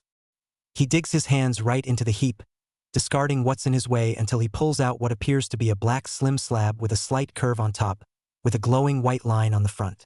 You ever seen something like this? No, I haven't, said Megami. Hey, there's a button on it, said Naruto as he notices a nearly concealed button on the corner and touches it. The power suddenly surges again and flows into Naruto, fogging his vision as if he is being dragged into his mindscape, but the scenery is different. Mindscape is different. He is standing on is vast, empty and blue with transparent white waves moving slowly as if a calm breeze is navigating them to their direction. He looks around and sees nothing, no scenery, no any form of terrain, just this blue emptiness that keeps on going forever. Hello, Naruto shouts out and echoes into the vastness of this unknown place. Anyone here? He starts wandering around, seeing if there is anyone here in this strange, empty place.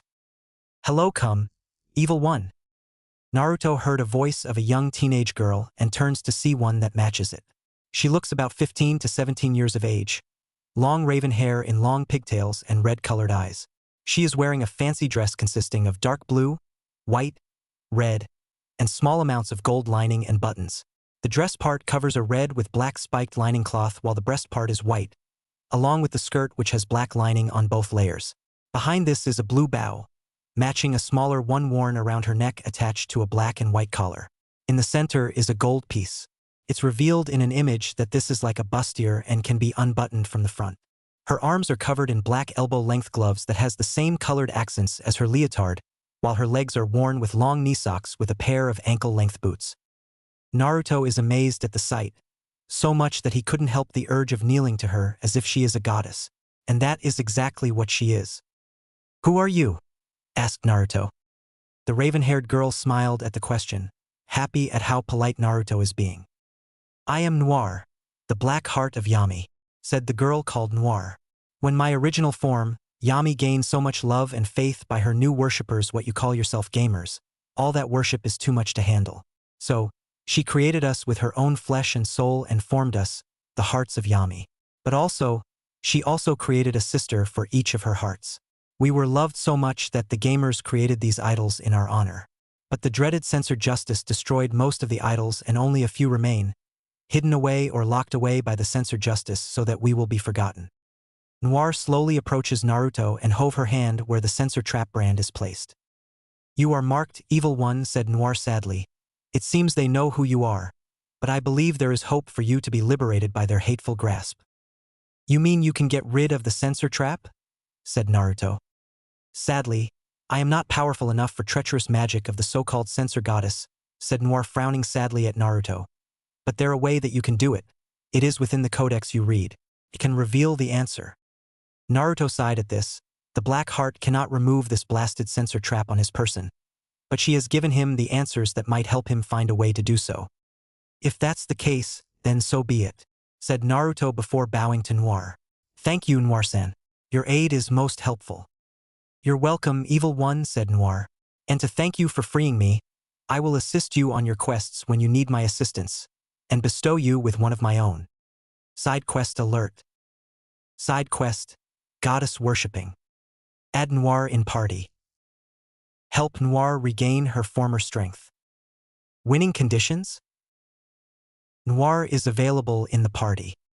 Naruto bows to Noir once more before he fades away before the goddess. Back to reality. Naruto regains conscious and found himself lying on the floor with his head resting on Megami's lap. "Naruto, are you okay?" said Megami with concern. "Hi," said Naruto. "I was just summoned by the goddess Noir." "Noir?" said Megami. "I heard about her by Ka-san, the black heart of Yami and her black sister Uni. I thought they were just myths." "Not a religious person, Megami?" said Naruto. "Not really, but I do respect it and support Ka-san since she prays to them in secret while Fugaku is away," said Megami while she adds venom to the name of Fugaku. Naruto frowns at the very name who put him in this predicament, but his mood changed with he heard something burrow in the floor. Popping out of the ground is Grubby, the minion miner who here to install a waypoint gate. "Well, at least we have what we want." "Answers," said Naruto as the minions appear out from the waypoint and starts collecting everything in the vault. "Our quest is complete." "I beg to differ," said Megami, checking her quest list. "You still need to follow me, and we have one last stop to go." "Fine," said Naruto while he heads to claim the codex. "Where to?" Megami only chuckles at the Overlord.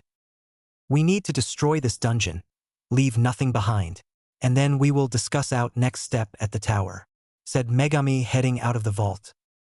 Back in the meeting room. Naruto and Megami returns to the heavily damaged meeting room.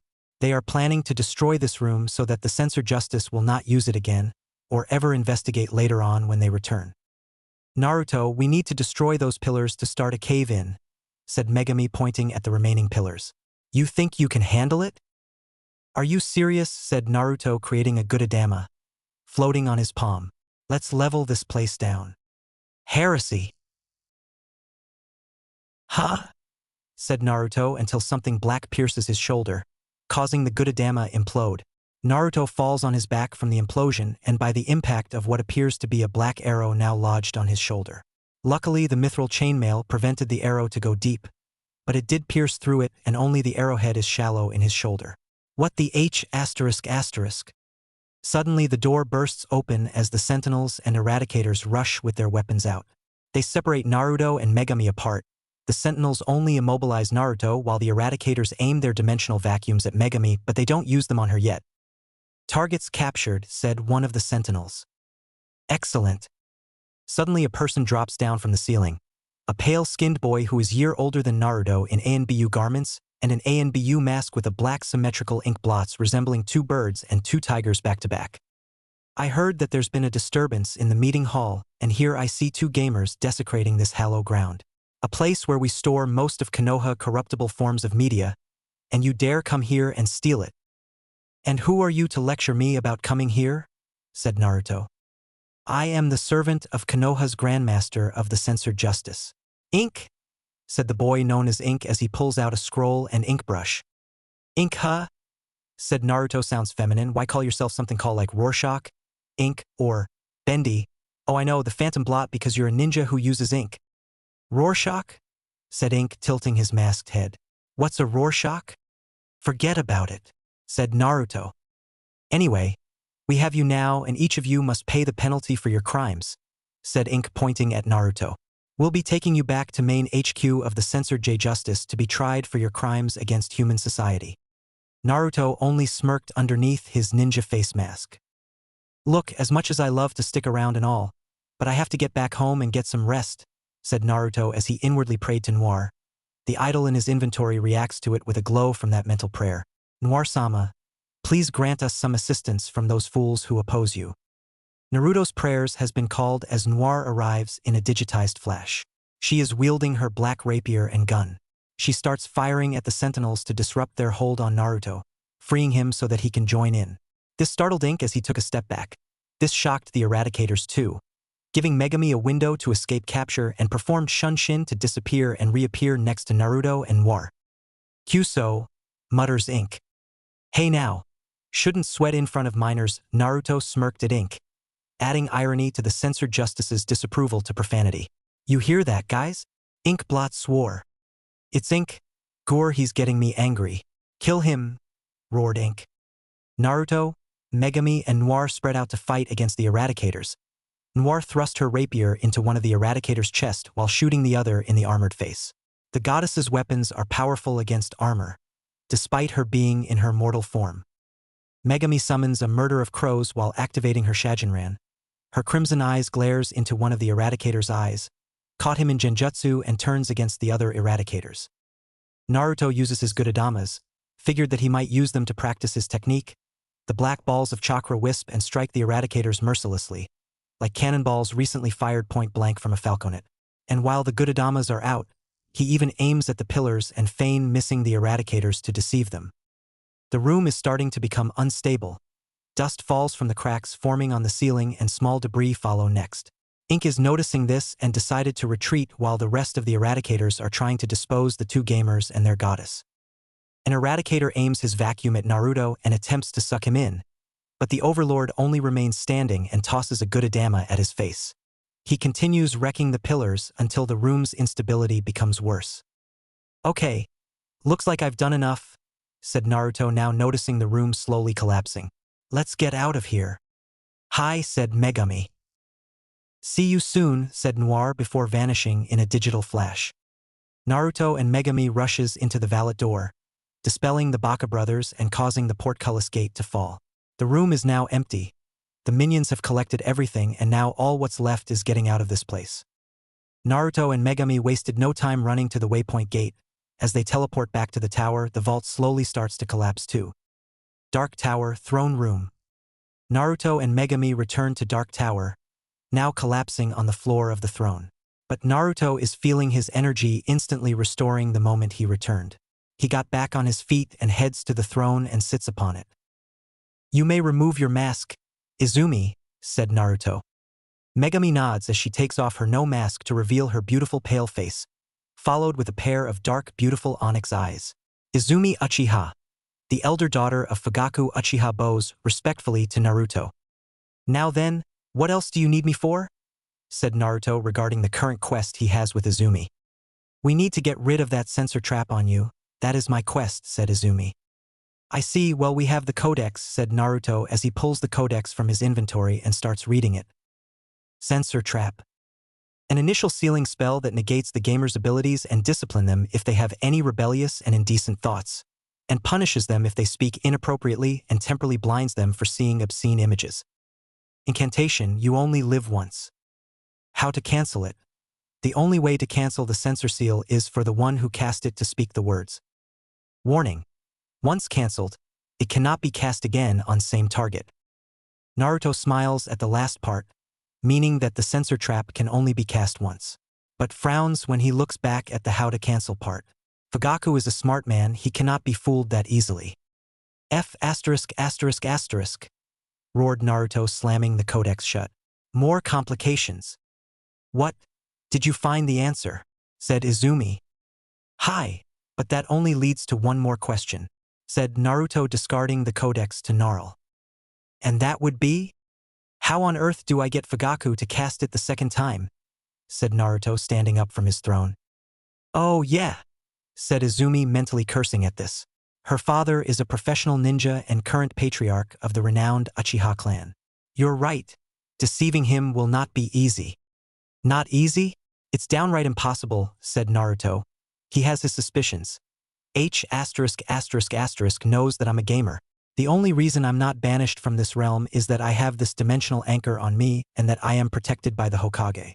Let's face it, I hit a dead end. Looks like it's game over for me." Izumi frowned sadly at Naruto, who was sitting back down on his throne, and sighed. Then Izumi's frown changed, now filled with determination. "Deceiving Fugaku is not impossible. I managed to do it," said Izumi.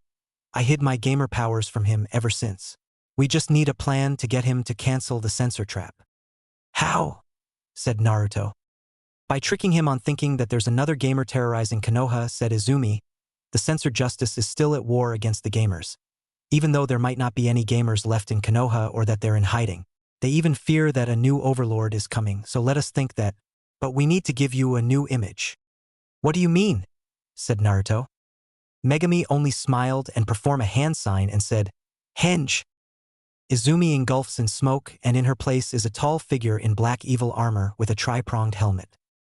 "What I mean is that we should put you in that form, and give you a gamer name that is inappropriate for this image," said Izumi in her transformed form before reverting to normal.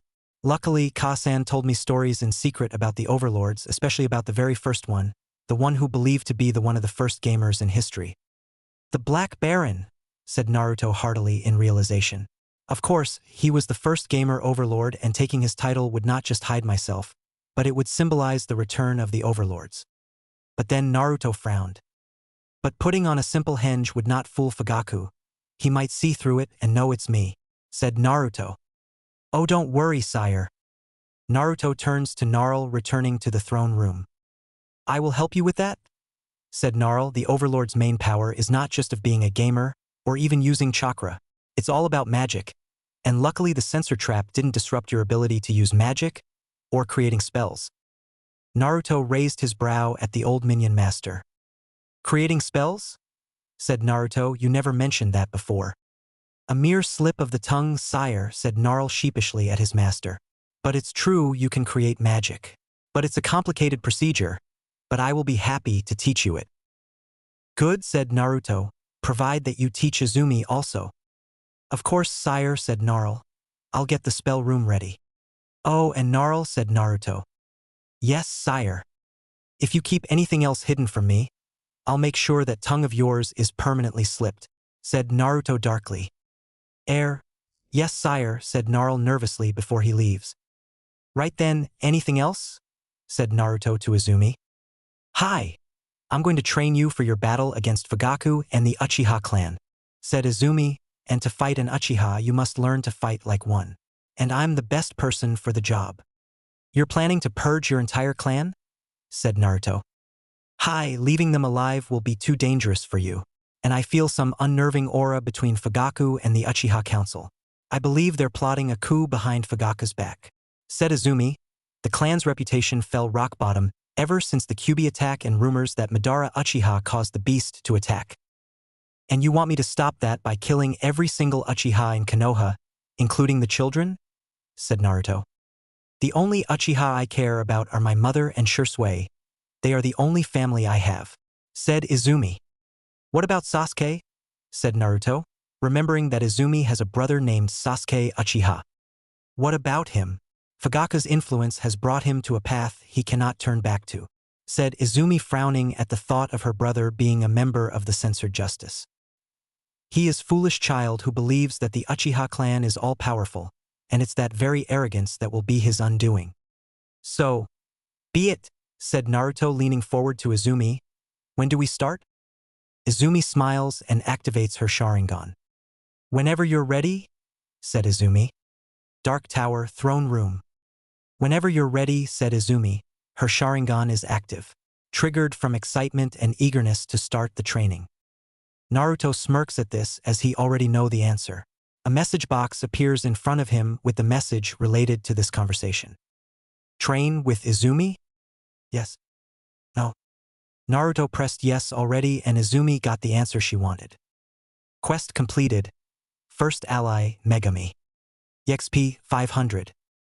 Party. Megami/Izumi now permanently added. Excellent, said Izumi while unsheathes her sword and presents it to Naruto. As a token of our new alliance, I present you this weapon, in which I will help train you to use. Uchiha Katana obtained. 2. Shall we begin? Said Izumi as she approaches the portal and places her hand on it. The portal ripples to view a dark cavernous room lit only by paper lanterns bearing the Uchiha crest. Come on, then. Naruto got off from his throne and heads towards Izumi. Both step over the portal and they all engulf in light. Unknown area. Naruto and Izumi are teleported into the location that was previously shown from Portal Pool. The lanterns light up the area, revealing a training ring, training dummies, a weapons rack and a wardrobe full of training GI. Welcome to the Lost Uchiha Training Grounds, said Izumi. Before Konoha was founded, the Uchiha clan stayed in the dark to train for their war against the Senju clan. Back then, we Uchiha were ronin, samurai with a master because they believe they are so powerful that they never need and or want a master to serve. This training ground was created 200 years ago. An ancestor of mine named Leon became an ally to a gamer overlord called Mateus of Palamecia in exchange for power for the clan. Izumi sighed as she sadly remembered this tale when her mother told it. Sadly, the records of that history were erased by Fugaku. He believed it to be controversial and give the clan a bad reputation if everyone know that an Uchiha was once an ally to a gamer overlord. Said Izumi. What happened to him? Said Naruto. During the battle and death of Emperor Mateus against my other ancestor, Maria with her friends Furion and Guy, Leon took the vacant throne and claimed himself as Emperor of Palamecia. But his reign was short-lived when Mateus returned, but now a demon, transporting his empire into a dimension called Pandemonium. Leon reluctantly joined his sister for the final battle against Mateus. Ironic that I'm a descendant to an Uchiha gamer who defeated a gamer overlord, and now I'm helping one to train for the Uchiha's incoming destruction. Life has its dark twists, said Naruto. He smiled that he learned some history of his predecessors. A gamer overlord, Emperor Mateus of the lost Palamecia Empire. The history of that was erased by the censored justice so that no one will learn and fear about the overlords. But some people refuse to see it that way, but not us. We accept it and live with it. Embrace it, just like the gamer powers Yami and her hearts blessed us with. Hi, said Izumi, nodding at Naruto, but enough talk. Let us commence the training while it's day out. I don't want Fugaku grew aware of my absence. Right then, said Naruto, unsheathing his new weapon and wait for his training to start. Question, you know how to use a katana? Said Izumi. Hi, pointy tip goes through the body, said Naruto. Izumi mentally sighed at this, Naruto has no idea how to use a sword. This may take longer than I expected, said Izumi to herself before she turns to Naruto. Come on then. Training begins. Naruto and Izumi are now standing on the training ring, which resembles the Jubi's Rinne Sharingan. And here on that training ring, Izumi begins her lecture. This training ring is known as the Uchiha Sai. This ring will be your world, your whole life. Until I tell you otherwise, there is nothing outside of it, said Izumi. But Fugaku. There is nothing outside of it. Fugaku doesn't exist until I say he exists, and same goes for the censored justice, said Izumi. As your training improves, you will progress to the eyes within you. And with this, everything outside your world will be drawn in, and you'll get closer to your revenge and the restoration of your gamer powers. I like the sound of that, said Naruto. I know, said Izumi, patting Naruto on the shoulder. Shall we? 5 minutes later, Naruto is now wearing a training gi while Megami does the same. Both are wielding their katanas. Hajime. Naruto nods and starts swinging his nu like a madman. His swings are wild, random, and aggressive. He then ends his performance with some thrusts. Izumi only stood there and swats the sword off Naruto's hand with her own. Naruto sweat dropped at this and dropped his head in embarrassment. Let's start again, shall we, said Izumi. Naruto nods and lifts his sword. Let's start with blocking, now follow my blade. Nice and slow, said Izumi. Izumi begins moving her sword and Naruto follows the movement to block them. 2 now attack, said Izumi, now doing the defense. Slow, slow, good, slow, excellent. The training continues for 40 minutes. Naruto practices with his Uchiha-style Kenjutsu with Izumi, and during the sensor trap, his progress is slow. Again, shouts Izumi as she trains Naruto with the sword once more. Later. Now they unsheathe their swords and move on the taijutsu. Naruto charges at Izumi, but she KO'd him with an instant takedown. Don't be predictable. Relax your muscle name, confuse my Sharingan, said Izumi. Her Sharingan is active, and with her foresight, she can read and predict Naruto's movements, even before they were even made. Now again. Naruto nods again, charges again at Izumi. He throws some punches at her, but she effectlessly dodged everyone and pins him down to the ground again. I said relax your muscles, said Izumi. I can see them all tensed up. I know you're eager to remove that sensor trap and get your back at Fugaku, but you need to keep calm, be unpredictable. This is how an Uchiha win their battles. Their Sharingan is their strength, but it can also be their weakness. And a weakness that needs to be exploited if you just simply relax, keep calm, and be unpredictable. Easier said than done, said Naruto. Well, I want you to practice these moves either on the minions or shadow clones. You know what, shadow clones are recommended. The jutsu helps with info gathering, but it's hardly used because people overdo it and it overwhelms their brain. So, use the shadow clones to help practice, but don't overdo it, said Izumi. Anyway, that'll be all for tonight, we'll continue tomorrow. Hi, said Naruto as he leaves the training grounds via Waypoint Gate. Izumi stayed for a while, reminiscing the days how she found this place. Flashback. 7 years ago. An 8-year-old Izumi and a 10-year-old Shursui is playing ninja in the meadows somewhere in Konoha. Izumi is hiding from her friend, giggling as she found a good place to hide while Shursui is still looking for her. Hee hee, Shurikuin still can't find me, said Izumi. It's been about 10 minutes now.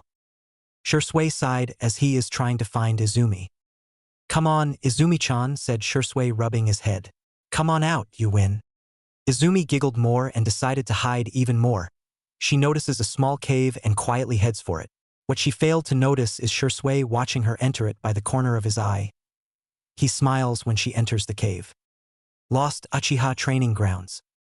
The cave leads young Izumi to the Lost Uchiha Training Grounds.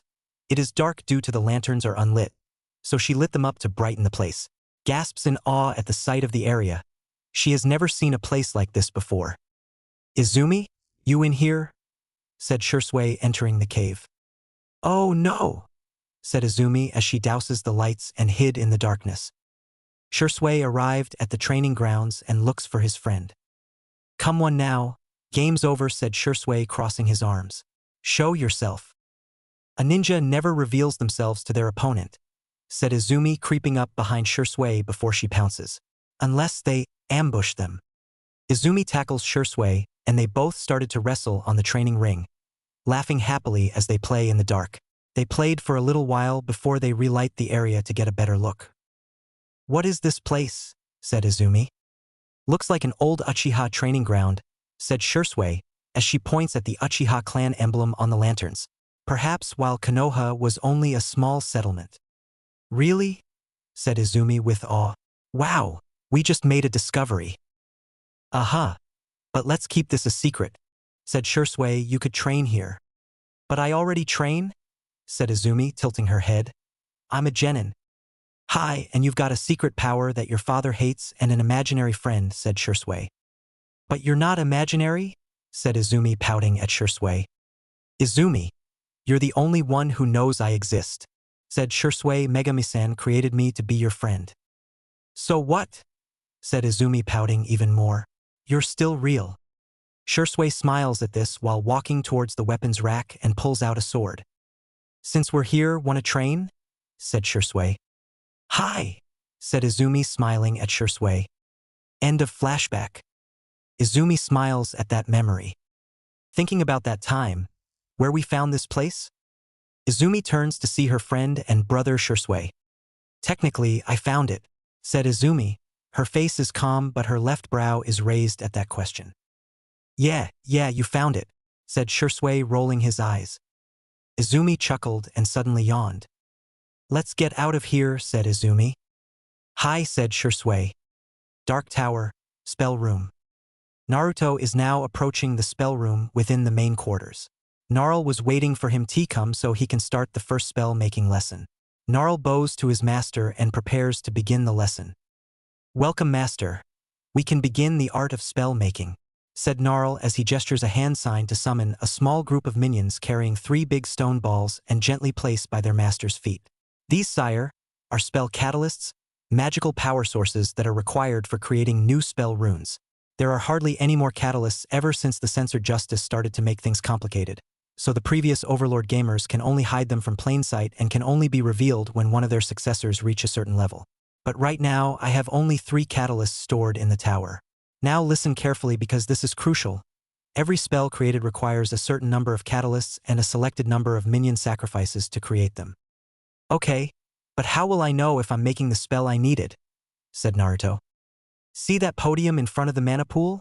said Gnarl, pointing at the black stone podium. "Place your gauntlet on it, and it will show you the list of the available spells for you. But I must warn you, there are some spells that require a certain level to be created, and some are already created and needed the right runes to use them." Naruto nods at them. He approaches the spell podium and places his gauntlet-clad hand on it. Suddenly, a message box appears in front of him, and a list of spells and its ingredients are shown. Fire.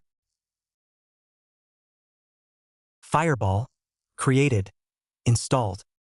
Flamethrower requires level 15. Inferno requires level 25. Blizzard. Created. Need to be installed for use. Poison. Poison. Created. Need to be installed for use. Scourge requires level 15. Bio requires level 25. Lightning. Lightning Whip. Created. Need to be installed for use. Energy Spike requires level 15. Chain Lightning requires level 25. Health. Cure. Isuna requires level 15. Power Drain requires level 25. Curses. Silence. Darkness requires level 15. Transmogrify requires level 25. Illusions. Illusion. Fear requires level 15. Insanity requires level 25. Ultimate. Starfall. Created. Need to be installed for use. Domination. Slow. Created. Need to be installed for use. Petrify requires level 15. Confusion requires level 25. Betrayal. Shield. Shield. Created. Need to be installed for use. Shock Shield requires level 15. Infernal Shield requires level 25. Arrow Shield requires level 50. Minion. Frenzy. Created. Need to be installed for use. Berserk. requires level 15. Legion of Terror requires level 25. Naruto notices the illusion on the list and presses it to read its description. Illusion. Cast an illusion upon yourself to hide and deceive your enemies. Lifespan of illusion is indefinite but requires extensional amount of mana to cast it. Even the keenest of foes cannot see through it. Naruto's mouth slowly curls into a wicked Cheshire grin as he hastily slams his palm on the podium. It is the ideal spell he needs if he ever needed if he wants to go under the guise. The Black Baron. Ingredients. Spell Catalyst X1. 300 minions. Overlord's blood, 20 milliliters. Okay, let's get cooking, said Naruto as he summons the minions to throw a catalyst in and then themselves. And lastly, he slit his palm and pour some of his blood in. With the ingredients mixed into the mana pool, it flashes and sparkles while black stones ascend from the pool's deep end and fuses together to form a ring of black stone. Illusion spells created. Naruto smiles at this and turns away from the mana pool. Let's test it, said Naruto. Right this way, sire, said Gnarl as he escorts the Overlord downstairs. Dungeon Amphitheater. The Minion Master took Naruto down in dungeons, a dark, desolate place where Naruto would keep his enemies to torture, maim, and execute. But it is also a perfect place for practicing spells as the walls in the dungeon are spell-resistant and nay indestructible. Gnarl brought Naruto deeper into the dungeons until they reach to the Dungeon Amphitheater. There Naruto and minions can watch prisoners fight to the death. And waiting at the amphitheater are a group of volunteers who were taken away from their peaceful homes to help the Overlord practice his new spell on them, though we can guarantee their safety and well-being. Naruto is quite impressed. Gnarl did prepare this for him and even went one step further on the preparations. I'm impressed, said Naruto. I'm happy that you're happy, said Gnarl. But how did you get them here? Said Naruto. Well, said Gnarl as a flashback suddenly flashes in his brain. Flashback. Last night in Konoha. A group of drunk were loudly walking in the empty streets of Konoha near the Hyuga compound, singing off-key and merrily that they did stop to think that they were disturbing the peace. And unfortunately, it woke up a rather annoyed 10-year-old Hyuga girl with long brown hair and a yellow kimono with orange flames on the bottom. Will you please shut up? Said the girl in a strained, calm way. She is trying not to lose her temper since she was rudely awoken by all the rabble from the drunks. People are trying to sleep. Oh, so sorry, princess, said one the arrogant drunk sarcastically. Didn't mean to wake your regal selves. Well, guess what? We don't give shit. Yeah. Beat it, you pompous Hyuga brat. If you're better than us because you have those freaky eyes. A tick mark pops out on the girl's left temple that she decided to shut them up with force. So she poses in a Juken position and activates her Byakugan. The drunks noticed this and started to laugh. The Hyuga brat thinks she can fight, said one of the drunks until he received a Juken jab in the stomach, causing him to puke out his guts. The other drunks saw this and retaliated, but the girl saw it coming and mean lightly as her Byakugan is seeing everything within a 360-degree angle. She dodges and counters their futile and sloppy attacks, jabbing their arms and legs to knock them down, along with a precise jab on their larynxes to rob them of their loud talking. I warned you, said the Hyuga girl before returning to the compound, while one of them tries to sneak up behind her until he got his face punched in by another Hyuga girl, who has short indigo hair, fair cream skin, and the same eyes as the other girl. She is wearing a lavender kimono and a gray parka. This other girl is really pissed off, only because she was rudely awoken by the noise also. We are trying to sleep. End of flashback. So, after the two Hyuga girls dealt with the drunks, the minions took advantage of the situation and brought them here in the amphitheater, said Gnarl. I see, said Naruto. Well, then let's get them to work.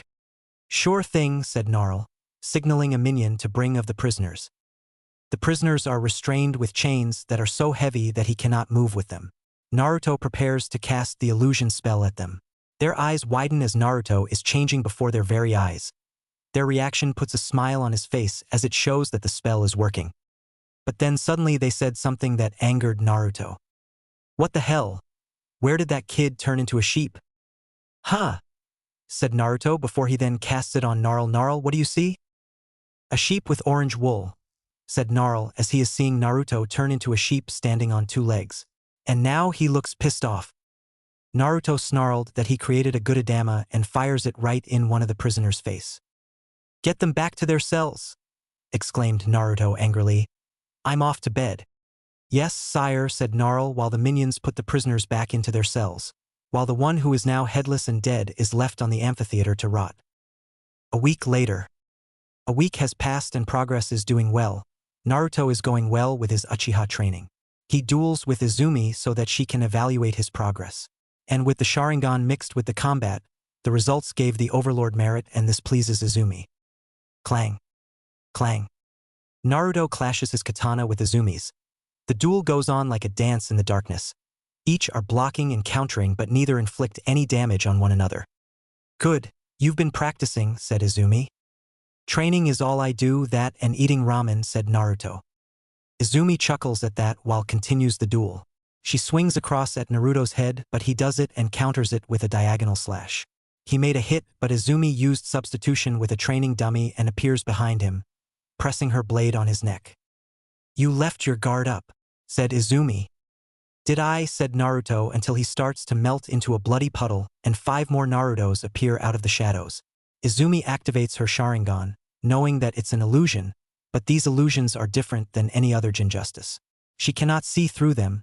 The illusions are mana-based and highly effective against the Uchiha's Sharingan. "Of maybe you left yours." "The illusion spell, you master it?" said Izumi. "In a way, need some practice on it," said Naruto as the illusions are shimmering and glitching. "But not bad for a week's worth of training, huh?" "Then can you project the Black Baron?" said Izumi.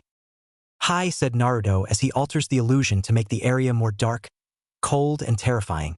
Naruto and his copies change shape, growing tall, muscular, and fully in dark armor. "Bow before the indomitable Black Baron."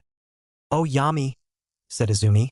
First time in her life, her spine tingles and goosebumps invade her pale skin as she sees this terrifying illusion.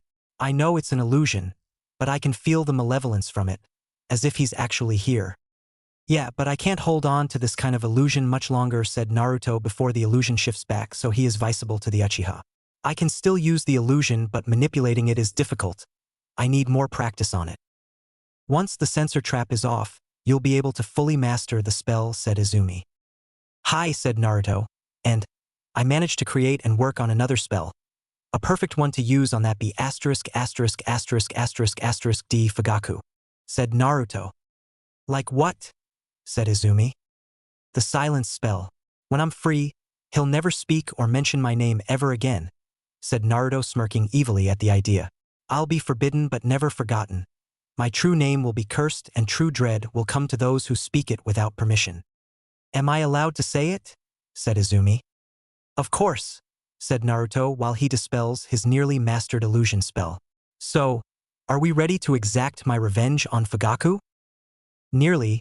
We need to plan our next step first," said Izumi until a message box appears in front of her, containing a message from Shursui Uchiha. "Hold on, I have a message." Message from Shursui Uchiha. "Izumi-chan, Fugaku requests for your weekly report. Please hurry." "Damn, just my luck," said Izumi. "We'll discuss our plans in the morning. Fugaku wants my weekly briefing on my recon mission on you." "Then go. I'll take my leave," said Naruto as he takes his leave. "Hi," said Izumi as she vanishes via raven-feathered Shushin. Uchiha compound. Izumi returns to the clan compound, and Fugaku is waiting for her by the gate. The stern and stoic patriarch of the Uchihas watch his daughter come closer until she is at talking range. "You're late," said Fugaku. "I hope you have a good explanation." "No, I don't," said Izumi calmly and emotionlessly.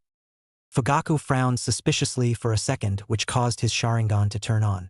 But his suspicions faded as his daughter showed no expressions on her face that would betray her. "Well, you better not be tardy again. The Uchiha clan does not tolerate incompetence," said Fugaku. "Hi, Tusan," said Izumi, bowing to Fugaku. "Come on in," said Fugaku as he heads to his home. The walk towards the patriarch study is a short one, 5 minutes at best. Fugaku sat by his desk while Izumi stands in front of it. "Go on. Give me your report," said Fugaku. "What is the Kai? What is the boy up to?" Izumi pulled out a scroll and places it on the desk. Fugaku takes it but doesn't open it. He sets it on fire with his fireball jutsu. Izumi was surprised not never show it. Her father never once destroyed a report. He would just take the scroll and dismiss her in no time, as if he is busy. I want to hear it from you, Izumi, said Fugaku, and I want to hear everything. Hi, said Izumi. She is feeling uncomfortable at the situation, but she remained calm and begins to lay out her report. She didn't technically lie, only shifted the truth. The target is still training and going to ramen at his usual times for breakfast, lunch, and dinner. But he wasn't happy about something, said Izumi. Not happy?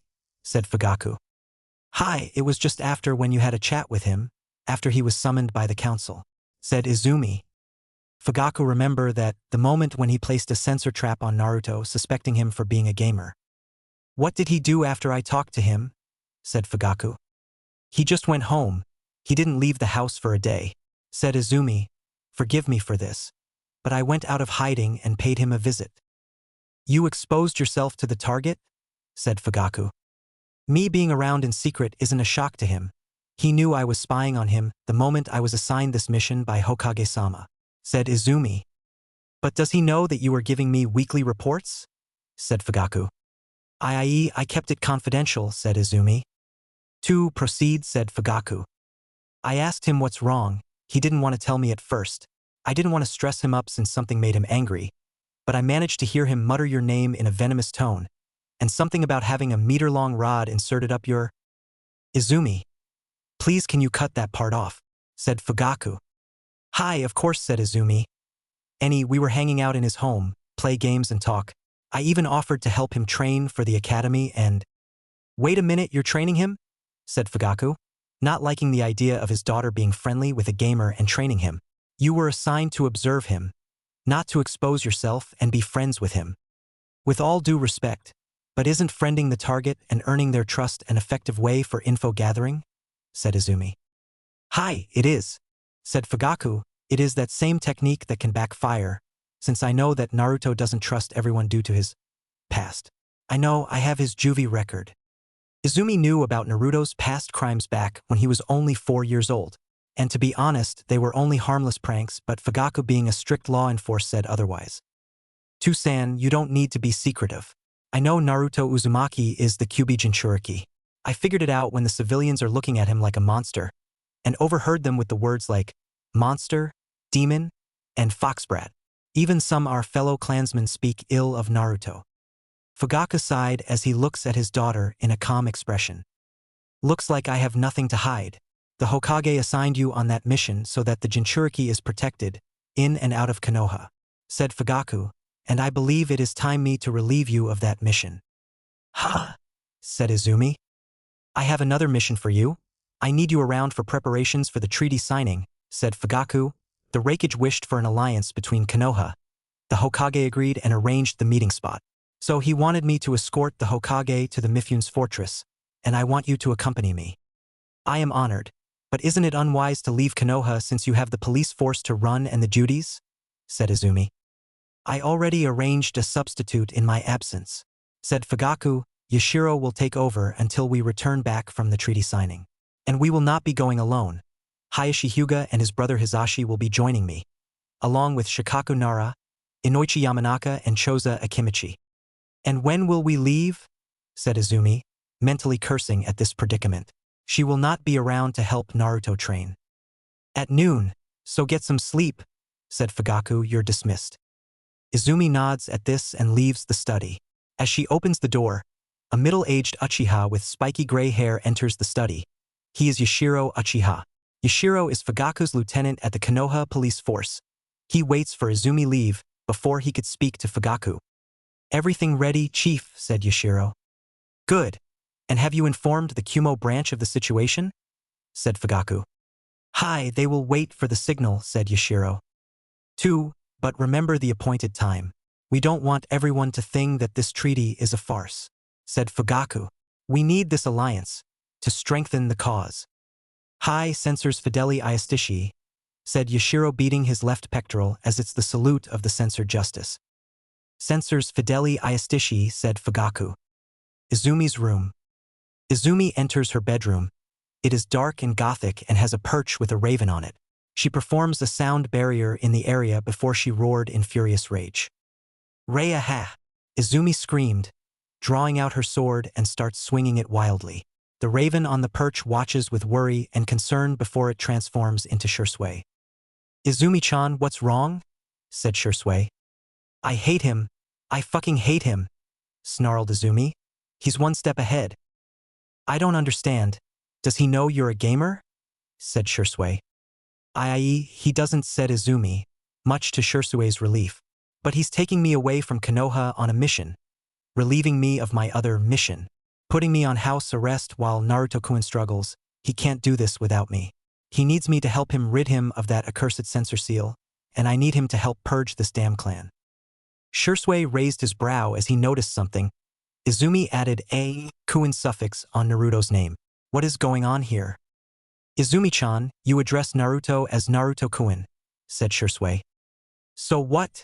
Said Izumi. So, I thought your partnership with him is strictly professional, said Shursui. It is professional, said Izumi, collapsing on the bed. But I can't help but admire his skill.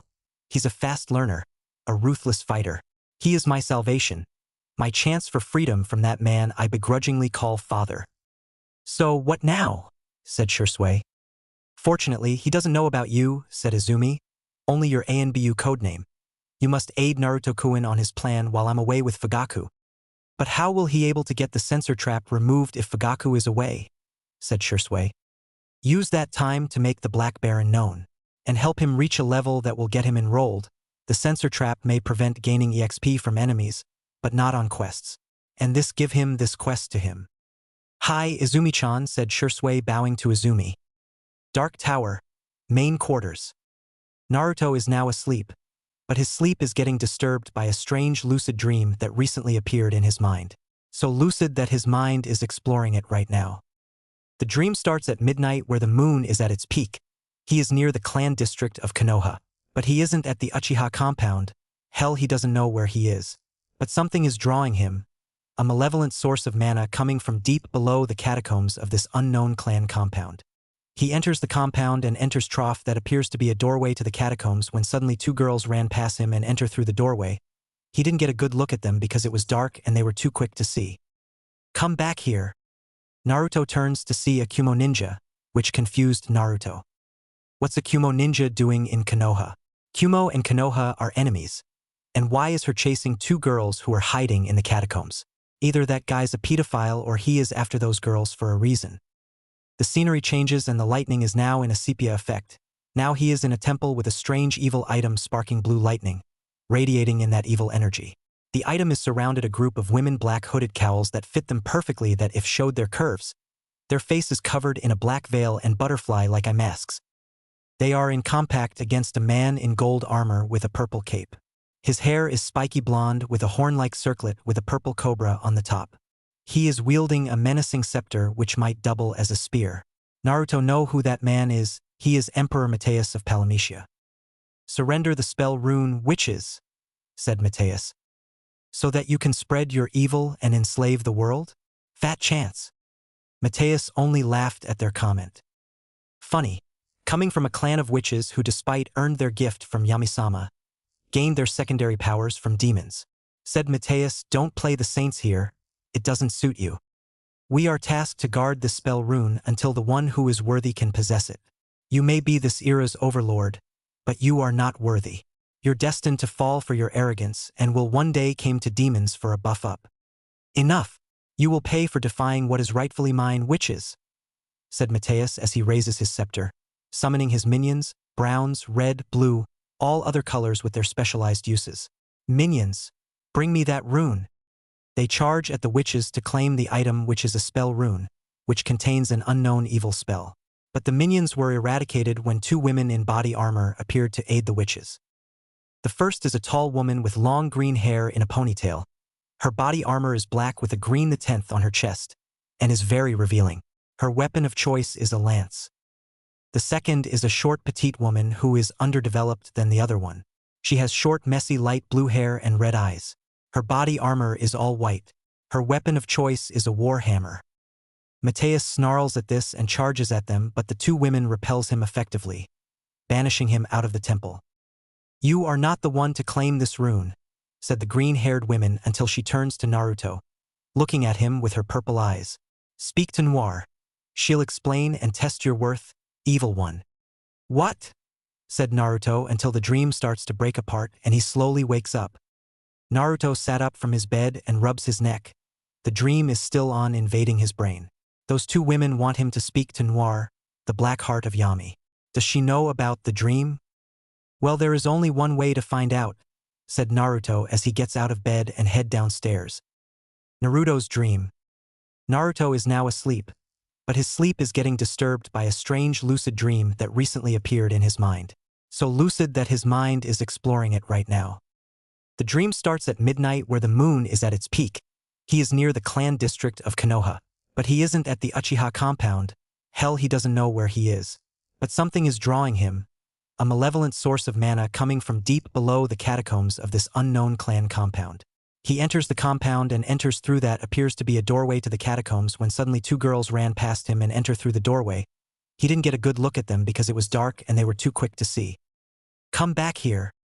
Naruto turns to see a Kumo ninja, which confused Naruto. What's a Kumo ninja doing in Konoha? Kumo and Konoha are enemies. And why is he chasing two girls who are hiding in the catacombs? Either that guy's a pedophile or he is after those girls for a reason. The scenery changes and the lightning are now in a sepia effect.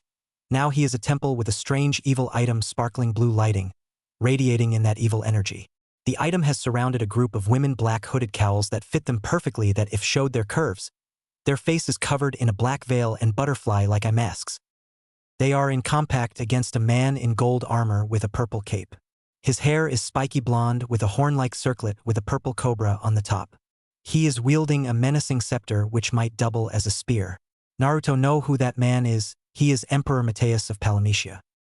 "Surrender the spell rune, witches," said Mateus, "so that you can spread your evil and enslave the world? Fat chance." Mateus only laughed at their comment. Funny, coming from a clan of witches who, despite earned their gift from Yami-sama, gained their secondary powers from demons. Said Mateus, "Don't play the saints here. It doesn't suit you. We are tasked to guard this spell rune until the one who is worthy can possess it. You may be this era's overlord, but you are not worthy. You're destined to fall for your arrogance and will one day came to demons for a buff up. Enough. You will pay for defying what is rightfully mine, witches," said Mateus as he raises his scepter, summoning his minions, browns, red, blue, all other colors with their specialized uses. "Minions, bring me that rune." They charge at the witches to claim the item, which is a spell rune, which contains an unknown evil spell. But the minions were eradicated when two women in body armor appeared to aid the witches. The first is a tall woman with long green hair in a ponytail. Her body armor is black with a green the 10th on her chest, and is very revealing. Her weapon of choice is a lance. The second is a short petite woman who is less developed than the other one. She has short, messy, light blue hair and red eyes. Her body armor is all white. Her weapon of choice is a war hammer. Mateus snarls at this and charges at them, but the two women repel him effectively, banishing him out of the temple. "You are not the one to claim this rune," said the green-haired woman until she turns to Naruto, looking at him with her purple eyes. "Speak to Noir. She'll explain and test your worth, evil one." "What?" said Naruto until the dream starts to break apart and he slowly wakes up. Naruto sat up from his bed and rubs his neck. The dream is still on, invading his brain. Those two women want him to speak to Noir, the black heart of Yami. Does she know about the dream? "Well, there is only one way to find out," said Naruto as he gets out of bed and heads downstairs. Main quarters. Naruto sat up from his bed and rubs his neck. The dream is still on, invading his brain. Those two women want him to speak to Noir, the black heart of Yami. Does she know about the dream? "One way to find out," said Naruto as he gets up and looks out of the window. The sun is coming up, so it's an appropriate time to do some praying to the Black Heart. Tower Chapel. Naruto arrives at the Tower's Chapel, a new part of the Dark Tower. It has a mixed fashion of Gothic and cyberpunk, like mixing religion and technology, an appropriate environment for the hearts of Yami to be worshipped. The chapel has a certain number of altars, one for each goddess to pray upon. Noir's idol glows the moment Naruto arrives, He kneels to it and touches it slightly, as if he's turning it on. Goddess Noir, Black Heart of Yami, I have come with a question, said Naruto, kneeling to the idol. The idol activates and the Goddess Noir stands before the Overlord. Evil One, I welcome you for this visit, said Noir, and I know why you came here. The dream. You're wondering about the dream you had. Hi, said Naruto. It was segmented, but I think it's connected. It leads me to a spell rune, one that is guarded by a clan of witches, and I believe to be your fellow hearts. That is correct. The rune you speak of is of great power, a power of dominance of the mind and soul, the Evil Presence spell. Evil Presence? Said Naruto. Hi. The Evil Presence grants the user the power to dominate and enslave their enemies, forcing them to serve the user. Said Noir, it is a powerful spell that it was feared by all. So, it was stolen by the Censor Justice many years ago after the Battle of Tari, but it was liberated by the same witches in your dreams. Who are these witches? Said Naruto. They go by the witches of the Umbra clan, descendants of Hamura Otsutsuki, who remains asleep within the moon's darkness. The descendant's identity remains anonymous so that to keep the spell rune safe, only the past overlords know. They tried and failed to claim the rune for they are unworthy of the rune's power. I trust that you'll be different. And where can I find it? Said Naruto. That's the thing, you need to prove your worth to me to claim it. And until you do, I will not reveal the location of the spell rune, said Noir. So, I've been given a quest, said Naruto, crossing his arms. How typical. Not just a quest, but you have other unfinished quests. But that's where I come in. If you add me to your party and finish those quests with me, it will strengthen me and I'll eventually regain my HDD mode. HDD mode? Said Naruto. HDD mode is the heart's true form and power. After the Censor Justice's insurrection of the gamers, we were weakened by the lack of worship and offerings by the gamers that were reduced to these mortal forms. Do this and I'll reward you, even tell you the location of the surviving witches. Said Noir. Add Noir to party? Yes. No. Naruto immediately pressed yes. The Evil Presence spell intrigues him and possessing it will be more fun for him. Noir smiles as she flashes in a dark blue light and appears next to Naruto. Noir is now in your party. Quest update. Quest. PlayStation Goddess Crusade Part 1. Add Noir in party. Complete unfinished quests. 0/3. Complete event quest. Winning conditions. New quest. Quest alert. Side quest. Tribute to the hearts. Offer 20 non-gamer sacrifices.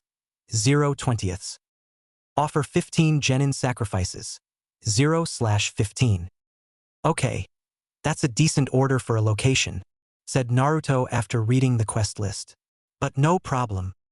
Excellent, said Noir, pleased at the answer. So what shall we do first? Bane of Farmers. Red Madness. Overlord Training. Event Training. Let's do this one first, said Naruto as he selects Red Madness.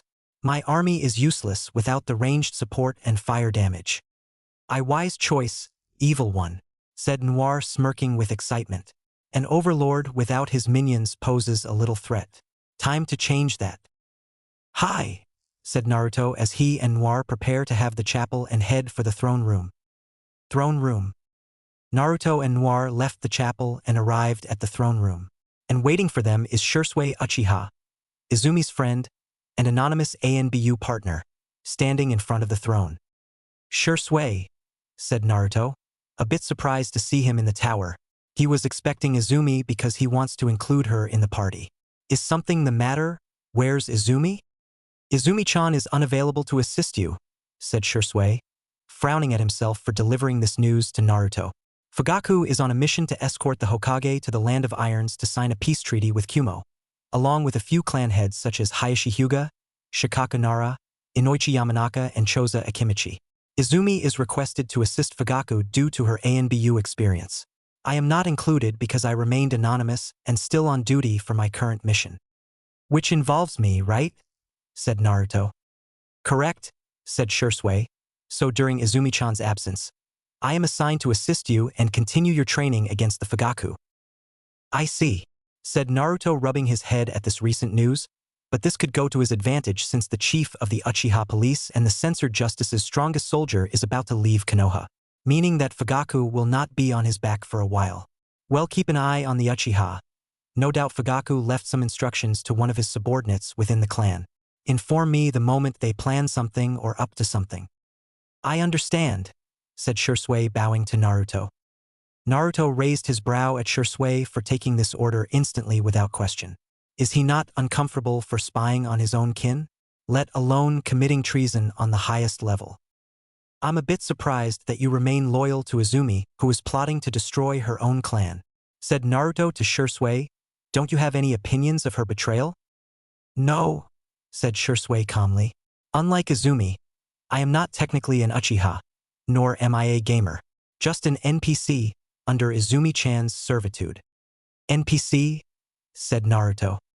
NPCs are being created artificially by gamers to be used as servants or companions, said Shursui. Izumi-chan's mother created me for that purpose for Izumi-chan, to be her brother as she does not love Sasuke, seeing him only as a miniature version of Fugaku, despite having some of Makoto's camera features. I see, said Naruto. We'll be on standby until I require your assistance. Of course, Naruto-san, said Shursui, bowing to Naruto. Let's go, Noir-san, said Naruto, but can we make the first stop? Hi, where to? Said Noir while Naruto smiles and walks towards the portal, teleporting him to a chosen destination, relevant to the selected quest. East Konoha Gates. A huge crowd surrounds the eastern gate of Konoha, for there is a carriage with 2 horses for the Hokage to come aboard. The crowd cheers to Sandaime, for he is about to go on a diplomatic mission to form an alliance with Kumo. Sarutobi waves to the villagers and shinobi who are cheering him off. With him are his escorts, the clan heads who will guide him to the land of iron where the treaty signing is presented. But most of all, they will act as witnesses of the signing since they are part of the shinobi council. Shikaku Nara, head of the Nara clan, he was chosen because of one of the heads Sarutobi trusts, since the 2 clans were allies dating back the age of the samurai. The lazy but logical man yawns while he waits for the mission to start, leaning on the carriage with his eyes half closed. Inoichi Yamanaka, head of the Yamanaka clan and owner of Yamanaka Florists and Herbs. He was assigned because of the same reasons as Shikaku and the fact that he and the Nara Patriarch were teammates along with the other clan head of the Akimikis. Choza Akimichi, a large but strong man and current clan head of the Akimikis. He is passing the time by having his 8th breakfast bento and offers to share some with his friends. Only Shikaku accepts the offer while Inoichi politely refuses. Hayashi Hyuga, the current Hyuga clan patriarch, stands by the Hokage. The Hyugas were well respected in Konoha since the clan was around during the founding of Konoha. Hayashi is wise as he is powerful, which matches his stoic and stern expression. He is assigned for the same reasons as Shikaku. Sarutobi trusts him. But mostly he can use his Byakugan to scout the area and for any sign of treachery during the signing. Follow Konohites, today is the day we add a new glorious chapter in the history books, said Sarutobi. The struggles between us and Kumo is about to come to an end. Now we will be at peace with those hidden in the clouds for me, and the Raikage will sign the treaty to confirm it. And when I return with peace between Konoha and Kumo. Everyone cheers at this and applauds to the Hokage, although some may have second opinions of this new alliance with Kumo. But they respect their wise Hokage's decision and support it with the utmost reluctance. After the treaty. It's about time we got this alliance if you ask me, Inoichi said happily as he sat down at his house leaning back, a cup of sake in his hand but unconsumed yet. Shikaku sat across from his old friend. The timing is a concern. Why would Kumo want an allegiance with us now? Shikaku, I think if they had malicious intentions they would have just gone to war with us right after the Yondaime's death. Asking for cooperation years after doing nothing is not something we should be trying to poke holes into. Inoichi insisted. Now hold on, Inoichi. Let's hear him out. Choza requested, munching on some jerky. Look, I can see why Kumo allying with Konoha would be appealing. It's one less enemy for us and a better deterrent against IWA should they decide to do anything. But what does Kumo get out of this? You tell us, smart guy, Inoichi quipped. Shikaku frowned but out of annoyance rather than anger. My best guess is they're looking for something and they don't want us to get in the way. But what could they be after? Inoichi shrugged. Biju? Bloodlines? A good recipe for chili? Could be anything shikaku, but you're asking the wrong people here for the answers. Fugaku overhears the original Inoshikacho trio, which caused him to flashback. Flashback. A female black-hair ninja wearing a Kumo headband appears. Hello, Fugaku. Fugaku on guard said, cut the formalities, Patricia. Patricia, which chuckled and replied, and said, fine, but remember my grandmother formed BDD to get rid of RPG gamers like censoring the fucking instant dungeon spell, and while she died from a poison which took most of the members, I am the last living member, so you will treat me with respect. Fugaku was almost gritting his teeth since Fugaku sees her as a pain in the ass. Just get to the point. Find the terms of the alliance. That is something the leaders will talk to you on. Sensei said that he will tell the other leaders the terms for it, so I don't know. She then had a smug look on her face that would want to make anyone punch her fucking lights out. However, the price would be a young Hyuga girl. Fugaku, skeptical at this, asks, why is that? The Hyuga would be beneficial to Kumo's military. If it had its own Hyuga clan, then Konoha's branch will have everything it is at your disposal. Fugaku was silent, then said, I will need to talk to the council on this. I understand you do what you want, Kyogen. Do not call me that, and so far, this meeting never happened outside here and censured justice, after I am just a police officer. Yeah, a police officer who works for censured justice. And with that she leaves. Flashback ends. Town center. Naruto and Noir, who had fake red glasses on, were going around the village trying to get info on where the Reds possibly could be. Unfortunately, they were getting hungry now. Noir-sama, how about I get us some lunch? Naruto asked. What? Tish, this is so sudden. You are asking me on a D-date. It is not like I like you are cute and you did bring me back, Noir said, embarrassed. Forget I said anything, Naruto-kun. Why your treat? Okay then. A game message then appeared in front of Naruto and caused Noir to go red with embarrassment. Lily rank increased Naruto x Noir from 6, okay, to 7, like. That caused Naruto to get confused. Lily rank. Naruto asks, confused. It is like your relationship ranks only with the goddesses, with 0 to 1 being hate, 2 to 3 SOSO, 4 to 6 okay, 7 like, and 8 to 10 love, but I never pictured Noir to actually be a tsundere type. I always pictured her to be the calm type. The Jubi laughed. Can we just go? Noir said, already embarrassed enough. Ichiraku ramen.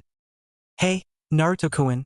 I am said with a smile as Naruto and Noir enter the restaurants. There were about 2 other people on one side of the dining area, not noticing or caring about Naruto or Noir. Hey, Ayam-chan. Hey, where is your father? He is usually here now, Naruto asked curiously.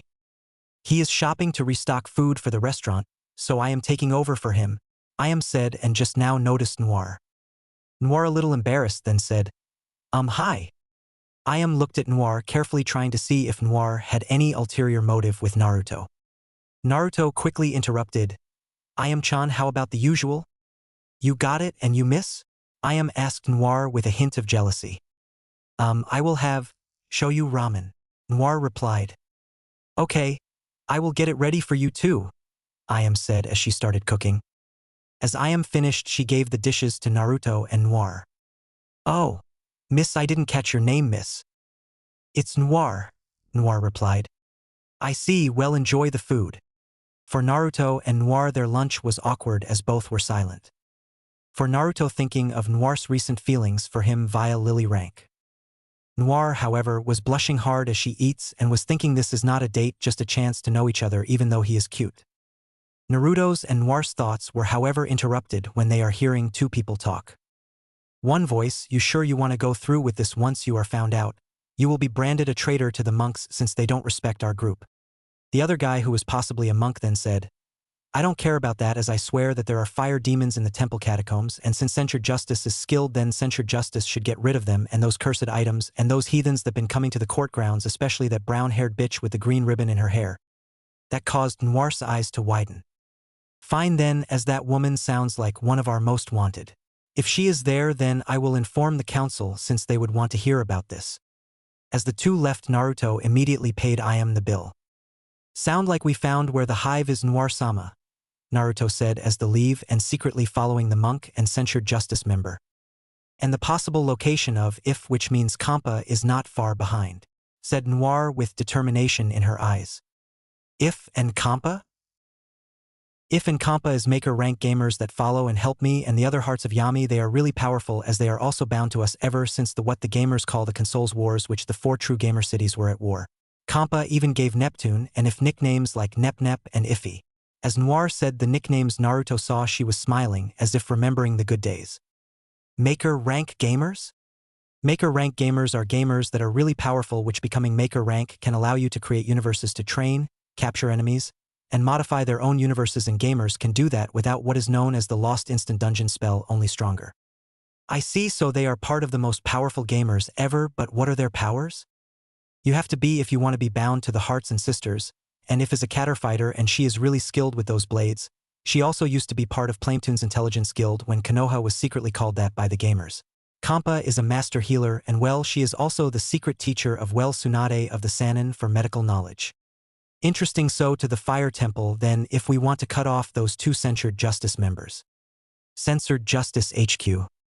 There were a group of people bickering about the alliance. A man with blue eyes and black hair that is always tied up into a ponytail with a brown cord. He wears a brown wolf pelt. He has a tail that is like a bushy wolf's tail, which is the same shade of brown, though it is, in fact, part of his body. He also has a brown wolf fur headband, black hair, and wears silver and black armor, and has brown wolf fur as shoulder plates. He carries around a sword, entirely for decoration. However, he does use it once as a last resort. His ears are pointed also. This man said this, I am telling you it is too soon as our previous HQ got destroyed and our forces on this branch are getting too weak. Kumo's branches are stronger now and use this as a chance to take advantage of our situation, especially with their bad reputation with CFW Trick and his hobbies of molesting little girls.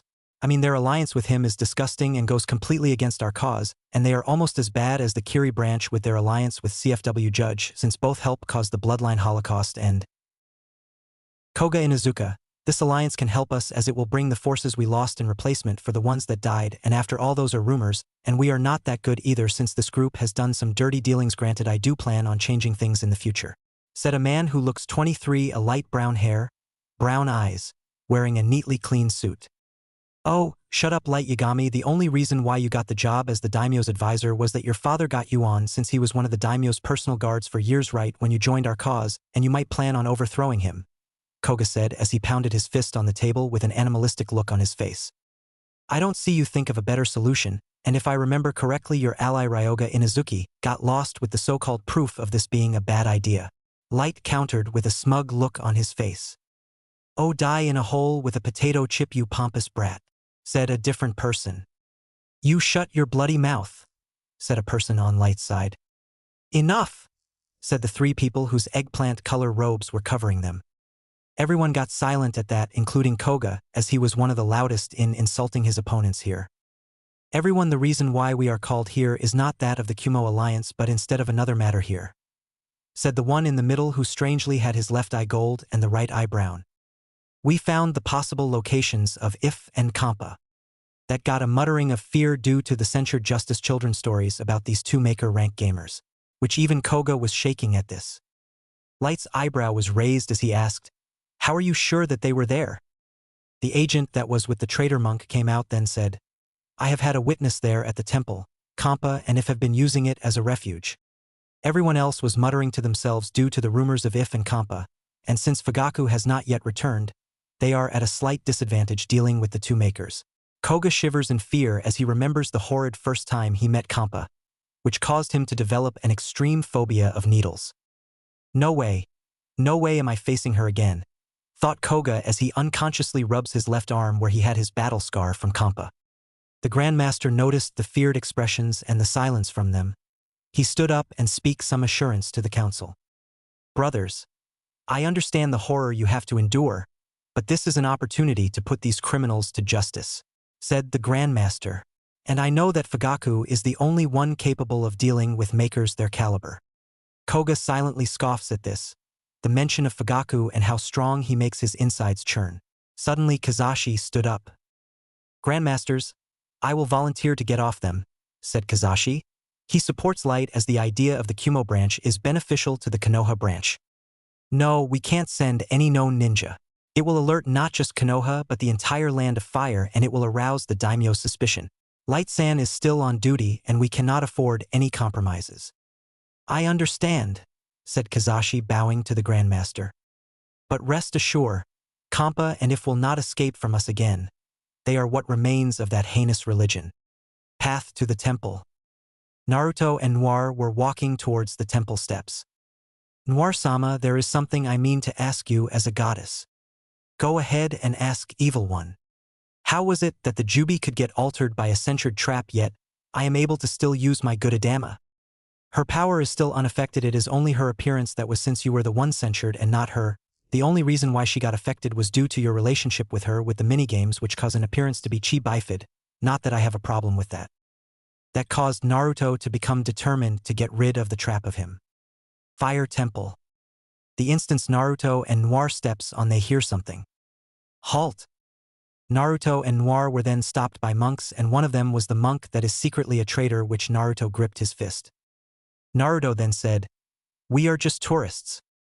The monks were still there on guard, and the traitor monk just smirked. Could the silver tongue have decreased percentage when Naruto-kun was censured? Thought Noir. Well, this is defiantly going to be fun, since this is not going to be getting boring.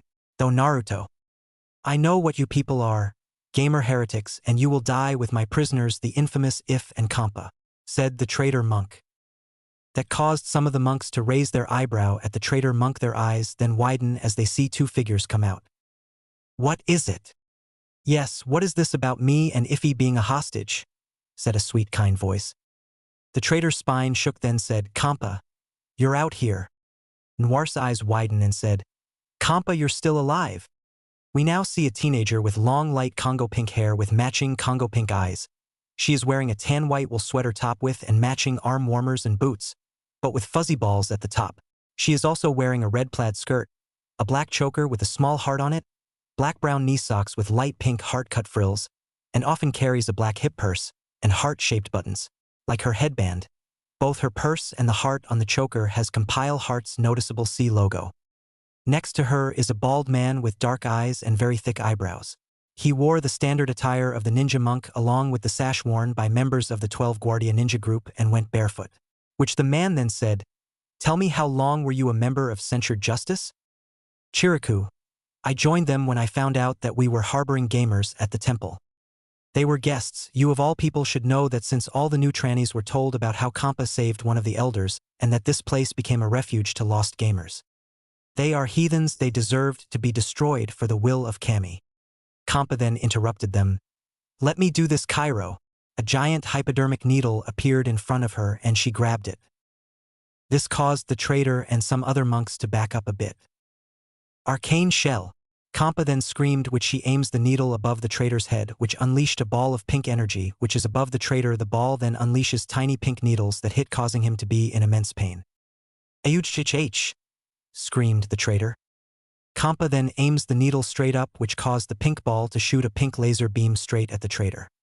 Help me, Aga! The traitor screamed again in pain. The pink ball then shot smaller like energy balls at the traitor, causing him to die due to the energy balls hitting his vital organs. After battle, I never thought a sweet girl like Kampa would destroy her opponent, but then again, I never really known Kampa's powers, Naruto thought. Kampa then approaches Naruto and Noir, which caused some of the monks to nervously back away from Kampa even more, and from it looks like it is clenching their asses when the needle she is carrying is pointed at them. Hello there, you must be a lost gamer, Kampa said. Noir then hugs Kampa. I thought you and if died when our other gamer friends were banished. Noir, I thought you perished. When Iffy comes back, there is a lot of stuff you got to know, like Nep Nep and the sisters is also around. Kampa replied. What? My little sister and Neptune are still alive? Where?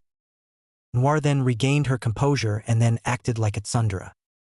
Suddenly a bald man with a bushy beard came out from the opened gate. Chiriku then bowed and so did Kampa. Bansai, Chiriku and Kampa said at the same time. Sorry for the rude welcoming. We should have known that there would be a traitor in our ranks, and most likely Censored Justice will send a battalion here to arrest us. That is unless Iffy gets here first. We will talk about that later. Let's bring these guests in. As Bansai, Kampa, Chiriku, Naruto, and Noir walked in the temple, the gate then closed and they were now in a building. So young one, I take it you are here for refuge from the infamous censured justice. More or less, Naruto replied.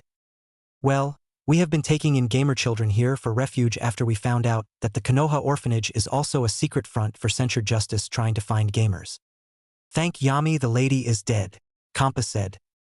That caused the Jubi to laugh on the ground rolling in Naruto's mindscape. Oh Yami, this is rich Naruto. Kun destroyed a censured justice base without even realizing it. Meanwhile, Naruto was trying to keep a straight face. Noir then asked Naruto-kun, you okay? Naruto which replied, I am fine, chuckling Noir-sama. Bansai which said, so you are Naruto, interesting, I would have expected you to be like an actual small fox with 9 tails. But then again, the gossip that has been spread is nothing but propaganda. That caused Naruto to stop chuckling and raise an eyebrow. Excuse me? Yes, censured justice makes propaganda about people they don't like, be it Jinchuriki, gamers, or ordinary people that just tick them off or don't like, which those pieces feed into mob mentality. I see. Naruto was clenching his fist at what Bansai just said. These people are the main reason I am miserable, all because I am the antithesis of their paradise. Well then, I will give them hell to pay for everything they have done on the Overlord. Naruto then asked, there is something I want to ask you, sir. Go ahead. Why are the monks aiding the gamers, especially since the gamers have the different religion than the monks? Could it be because you have the red hive in the catacombs? The reason is that we hate censured justice's mission in purging the gamers, even though the gamers worship a dark goddess. You see, censured justice uses fear to manipulate everyone to make a false safe space under their rule, this false paradise where it is like a hive mind. They also use this fear to corrupt things to suit their needs, like our religion, to spread fear and hate when it is originally meant for peace and love. Because of this manipulation makes me and the other monks question our faith. I mean, look at Kampa. From what we saw of her, she wants to heal people, and she is also a good mother, adopting a girl from what the gamers call leanbox. And yet she always spoke highly Yami and the hearts. It makes us wonder if gamers do have a right to exist just like every other human. Chiriku then added, unfortunately, as you saw, not everyone agrees, which they rather betray and keep living in a lie than accept others. Noir, surprised, then asked, wait, Kampa is a mother? Kampa, a little embarrassed, then said, Karen-chan, you can come out, I know you've been watching me and the other new people. Suddenly a little girl with glasses and red hair appeared hiding behind a statue. Yes, mommy? Noir was in shock that her eyes were like little circles and she was silent. Which Kampa giggled at Noir's shocked expression. Naruto, however, was focused on Karen's red hair, as he sorts of had a feeling of déjà vu, which he then shook it off since it was irrelevant. Then, satisfied with the answer, he then asked Bansai, can you lead me to the catacombs? I think there is something there that is important. Both Chiriku and Bansai looked at each other with signs of reluctance, and to Noir's surprise, Kampa's cheeriness changed at that with a sad on her face. Noir asks, what's wrong, Kampa? Chiriku, which said, the catacombs were sealed off ever since the Kyuubi attack. Naruto raised one eyebrow out of curiosity and said, care to explain? Chiriku then said, during the Kyuubi attack another child got affected, which it was enough to turn him into a living weapon if he got into the wrong hands. Maybe this guy might be of some use, thought Naruto. Is this guy a Jinchuriki like me down there? Chiriku shook his head. Sora is not a Jinchuriki, since there is no demon inside him. Only chakra in him that causes him to go feral mutates him into a demonic fox like the Kyuubi that attacked 11 years ago. Well, I doubt that these catacombs would really contain an unstable pseudo-Jinchuriki.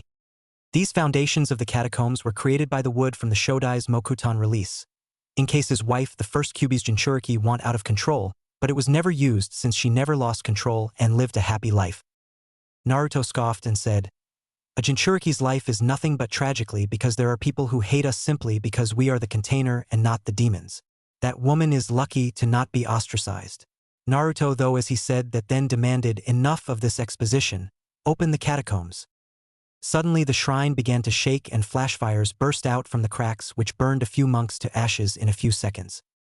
The Jubi was surprised and said to Naruto, that is not Red's flames, those are demon flames, but I doubt that it is from Sora. Chiriku starts to panic as a few Reds start to crawl out. Shit! The Reds then start to throw fireballs at the shrine. Bansai on his knees begging Noir and Naruto and said, please help us. Naruto and Noir replied together, only if you allow use access into the catacombs. Chiriku, which said, fine, go ahead.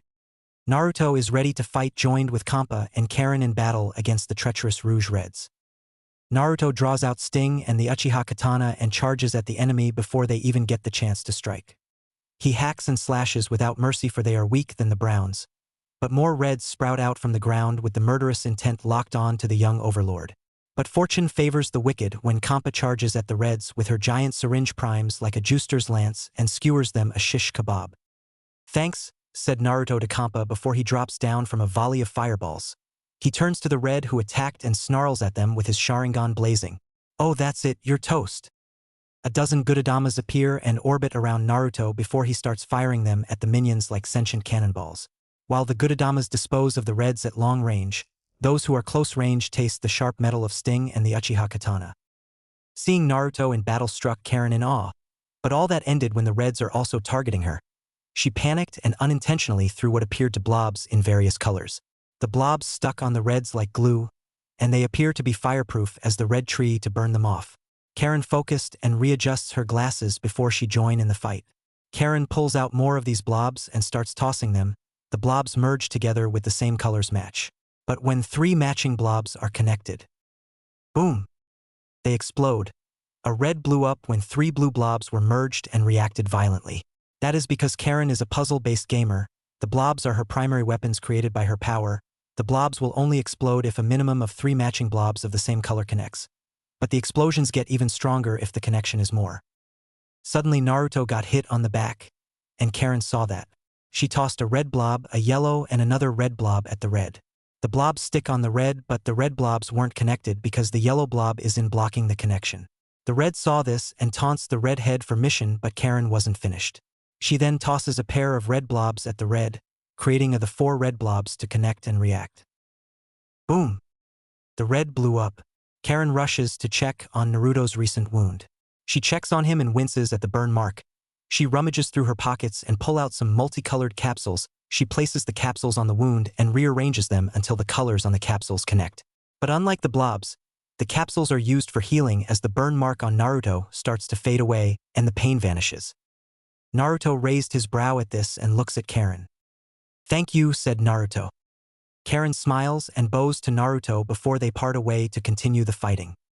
While Naruto gets his share in the battle and along with Karen, Noir is aiding Chiriku while they are surrounded by the Reds. The goddess draws out her sword and gun while the head monk is skilled in taijutsu. She fires her gun at some Reds at long range while hacking those who dare to pounce at her. Chiriku only counterattacks as he only wants to protect Noir from these monsters. "Back away!"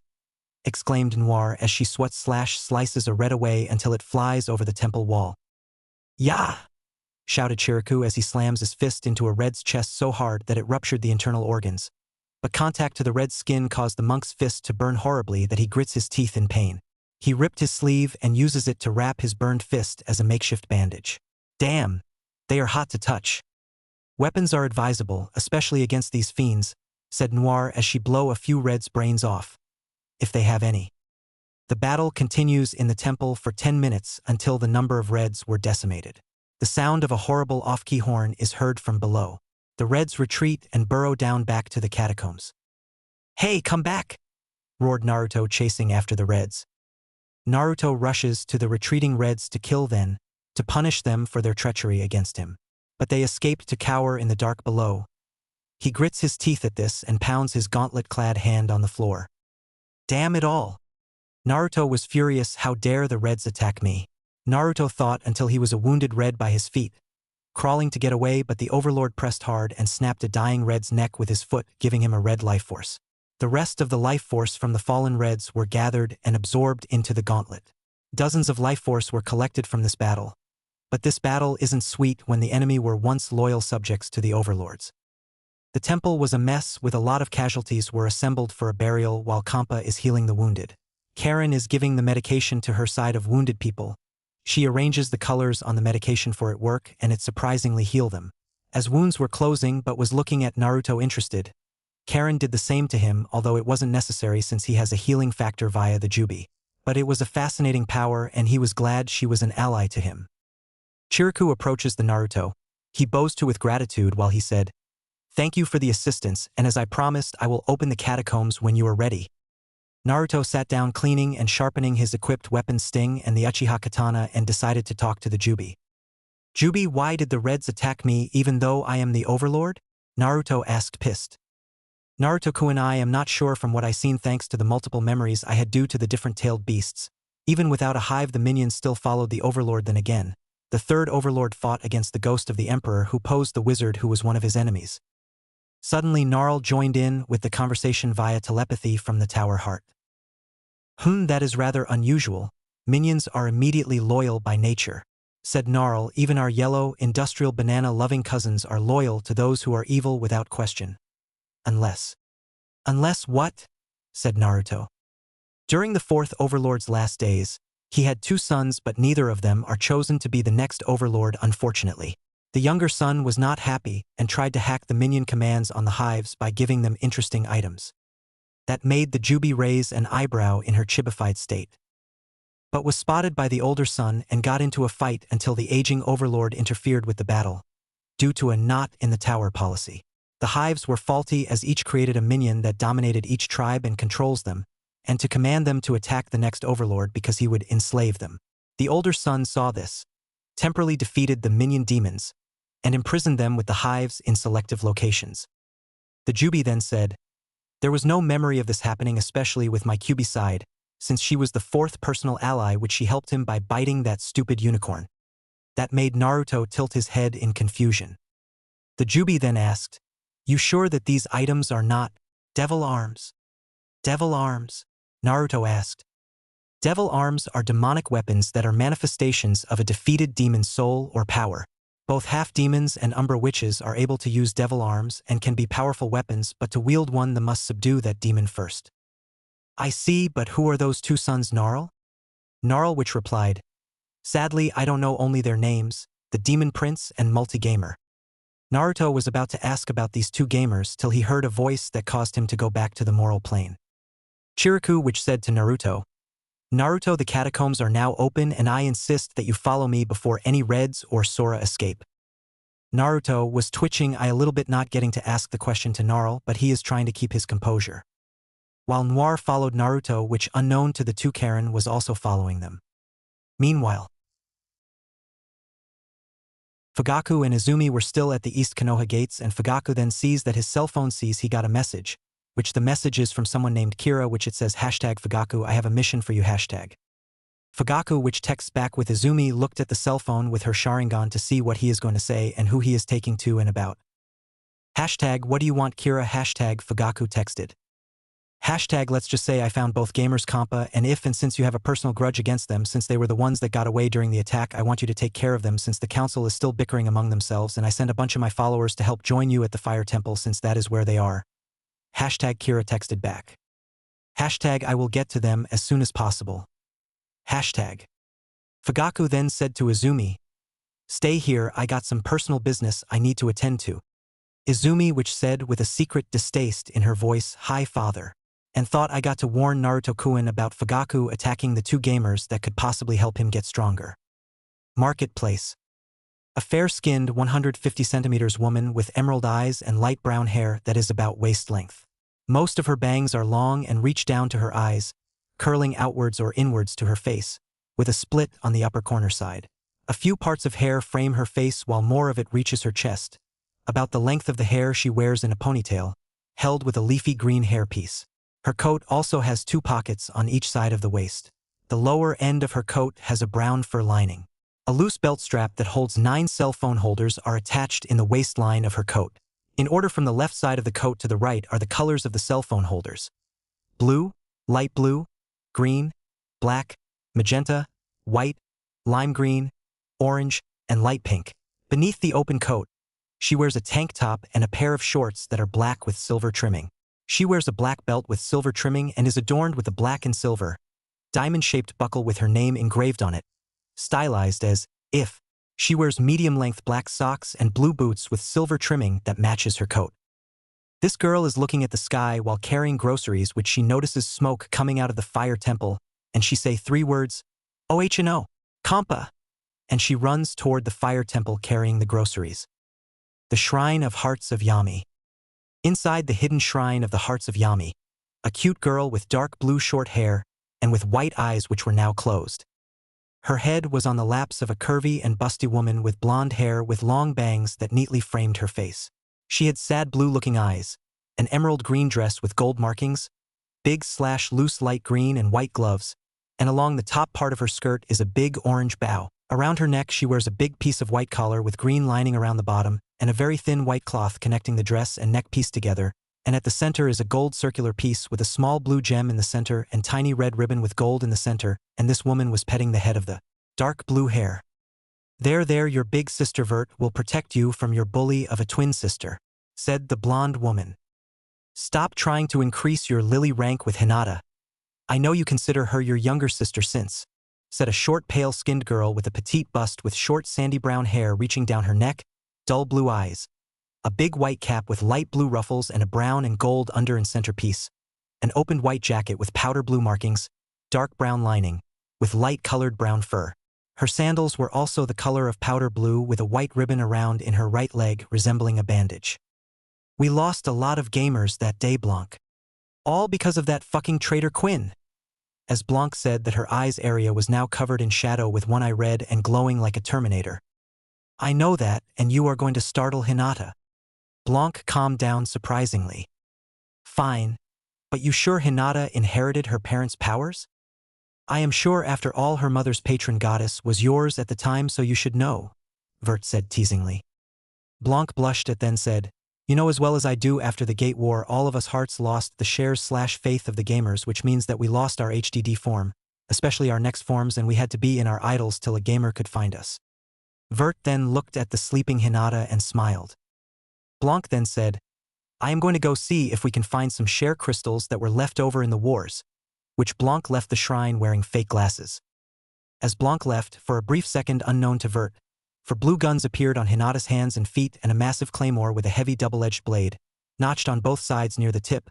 The pommel is a single spike, the guard is skeletal, with a skull design on each side leading to the rib cage from which the blade emerges. On one side of the blade, the skull is that of a human, while the other uses a horned demon skull, with the cross guard folded in against the ribs, which it vanishes also as it appeared, especially since Vert and Hinata were on what looks like a spell rune. Catacombs, Floor 1. Naruto and Noir descends from the stairs which will lead them to the Dark Temple Catacombs. Inside is pitch black. Not even Naruto's Sharingan can see through it, but fortunately there are unlit sconces hanging on the wall. "Best we venture on in the dark? Grab a torch," said Naruto as he reaches up for one, which is difficult due to his height, but managed to grab one. He sets it alight with his fireball spell and illuminates a small area around him. But then suddenly all the sconces on the catacomb walls start to light up, illuminating the entire wall. Naruto was startled at this and dropped his torch, looking around to see what caused this when he heard a sound of shifting stone. He turns to see Karen. She just recently lifted her foot off what appeared to be a pressure plate that blended in the stone floor. "Karen?" He, "Oops," said Karen sheepishly as she accidentally turned on the lights. "What are you doing here?" said Naruto as he then noticed that Kampa isn't here with him. "And Kampa? Ka-san sent me instead. She said that you might need me more because of my abilities of sensing chakra," said Karen nervously at the Overlord, while blushing as she starts to be more honest. "But truthfully, your chakra is fascinating, even more powerful and dangerous than Sora's. I know because I sensed Sora's chakra before and he has nothing on you. So I followed you and snuck in to help." After hearing this, Naruto rubbed his head and groaned. Not because Karen snuck in, but because Jubi is teasing. "Ah, the little Uzumaki girl has a crush on you," Naruto-kun teased Jubi. Naruto frowned with a deadpan expression as he cut off the mind link with Jubi. Apparently her childish teasing not fits with that chibified form. However, he can still feel her laughing at him and sighed at this. "Just ignore her, Naruto." Naruto returns his attention to Karen, who is more nervous when his ocean blue eyes fixes are her magenta eyes. "Come on," then said Naruto as he and Noir venture forth. He opens a messenger box to send a part invite to the magenta-haired girl. Karen noticed her messenger box appear before her. It reads, "Naruto has invited you." Karen was shocked at this and rushes to Naruto. "You're letting me come?" said Karen, her eyes shine with happiness. "Not like we have much of a choice," said Naruto. "The entrance is sealed shut for good, leaving us trapped until we reach the exit." meaning that we'll to go through traps, monsters, and potential mini-bosses. So, stay close to us and we'll get out in no time. Oh, said Karen sadly. After hearing Naruto's reasons, she felt like a liability to him and was forced to invite her to his party. Besides, this may be good for us, said Naruto continuing. I can't say that you're only a little girl since we're about the same age. Plus, I saw you handle yourself in combat and you were under Kampa's wing, meaning that you have experience in medical jutsu. Hi, Kasan trained me when she took me in, said Karen. She even helped me discover my gamer powers. Yes, I saw it, said Naruto. You're a puzzle type. Hi, said Karen, demonstrating by creating a purple blob in her left hand and a blue/red pill on her right. Karen-chan, said Noir, deciding to add the suffix to be all friendly around the girl. How did meet Kampa?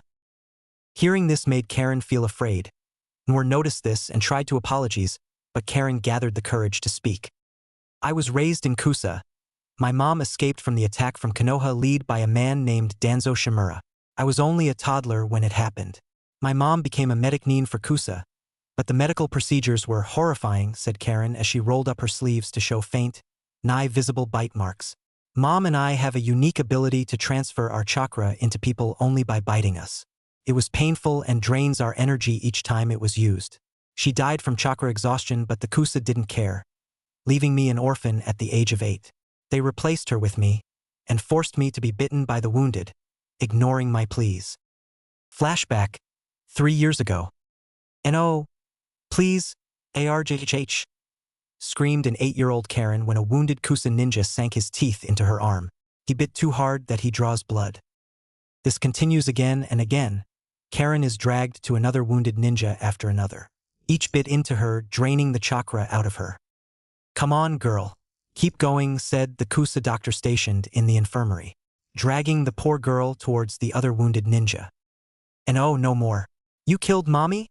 Screamed Karen, started kicking and screaming, unaware that she is secreting multicolored blobs from her palms. The doctor snarls and starts slapping her. Ungrateful brat, don't you care that we have so many wounded in this infirmary? Shouted the doctor as he slaps her again. We were happy to take you in despite being a sticking gaijin, and this is how you pay us? Yeah, I get it. Your mother died, but she died during her duty as a medic nin, and you best know your place and do the same, understand? Suddenly screams of death are heard from outside the infirmary. The doctor heard this and looked afar and noticed that blood seeps out from under the door. Kuso, we've been breached, said the Kusa doctor, pulling out a surgical knife and bone saw. He may be a doctor, but he was a ninja first before he trained into the arts of healing. He signals the other ninja who are also stationed and also the healed. Anyone able-bodied at arms now. Hi, said the Kusa ninjas as they pull out their weapons and prepare their jutsus. Even the ones who were healed up by the unwilling Karen. You stay with me. I need you to heal anyone who are harmed. Poor Karen is scared and feels uncomfortable as the doctor has a hard grip on her arm. Demonic inferno. Suddenly the infirmary bursts into flames. Many of the Kusa ninja were caught in it. The doctor was blown away from the force and loosened his grip on Karen. The girl tried to run away, but the doctor grabbed her by the ankle and forced her to fall over. Where do you think you're going? Said doctor. His face is badly burned, but his mouth was sliced cheek to cheek, which formed a Cheshire grin. The sight of it scared Karen as she tried to kick him off. Do your duty. Heal me. The doctor tries to pull Karen closer for him to take a bite. But then he stops as he sees 2 figures enter the burning infirmary. He snarls as he got up and held Karen hostage, for he knows exactly they are. Gamer scum, you dare set foot here, exclaimed the doctor when Kampa and If revealed themselves through the fire and smoke. No matter, Kusa will become a major hidden village when the news of your deaths is caused by us. Get them. The Kusa ninja who remained standing charges at If and Kampa. The brown-haired girl in the long-sleeved blue coat pulled out a pair of katars and starts attacking the enemies.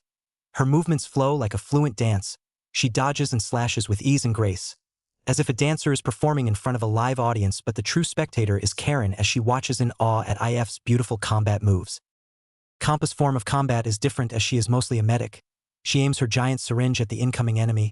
She fires laser beams and or jabbing them with the needle to inject poison of any kind, but mostly paralyzing toxins. The Kusa ninjas never stood a chance. They fell on the ground, bleeding but still alive. The doctor curses under his breath and steps back, still with Karen in his hands. "Damn you!" roared the doctor as he sank his teeth and bit Karen hard on the neck. The girl screams in pain and can feel her chakra getting sucked up by the doctor. The burn mark slowly heals. His Cheshire grin closes and replaces with a smile-like scar. Kampa watches this. Pure hatred and fury boils within her as she charges at the doctor, hoisting her syringe like a lance and plunges the needle through his neck. The doctor was forced to let go of Karen. Both his hands and teeth are loose from their grasp on her. If rushes to catch his Karen as she collapses, she lulls her sweetly with assurance while Kampa begins her punishment on the Kusa doctor. She starts jabbing her syringe all around his body, injecting pain, toxic concoctions she has, causing his skin to burn off, his blood boil, tendons break, etc. "RJ!" The doctor screams in beyond agony. "You call yourself a man of medicine?" said Kampa, "using a poor innocent girl as a tool while you should have healed these people yourself. You're no better than him." She turns away from the screaming doctor and approach If and a weakened Karen. Karen slowly and weakly shift her magenta eyes to the creamy pink-haired woman.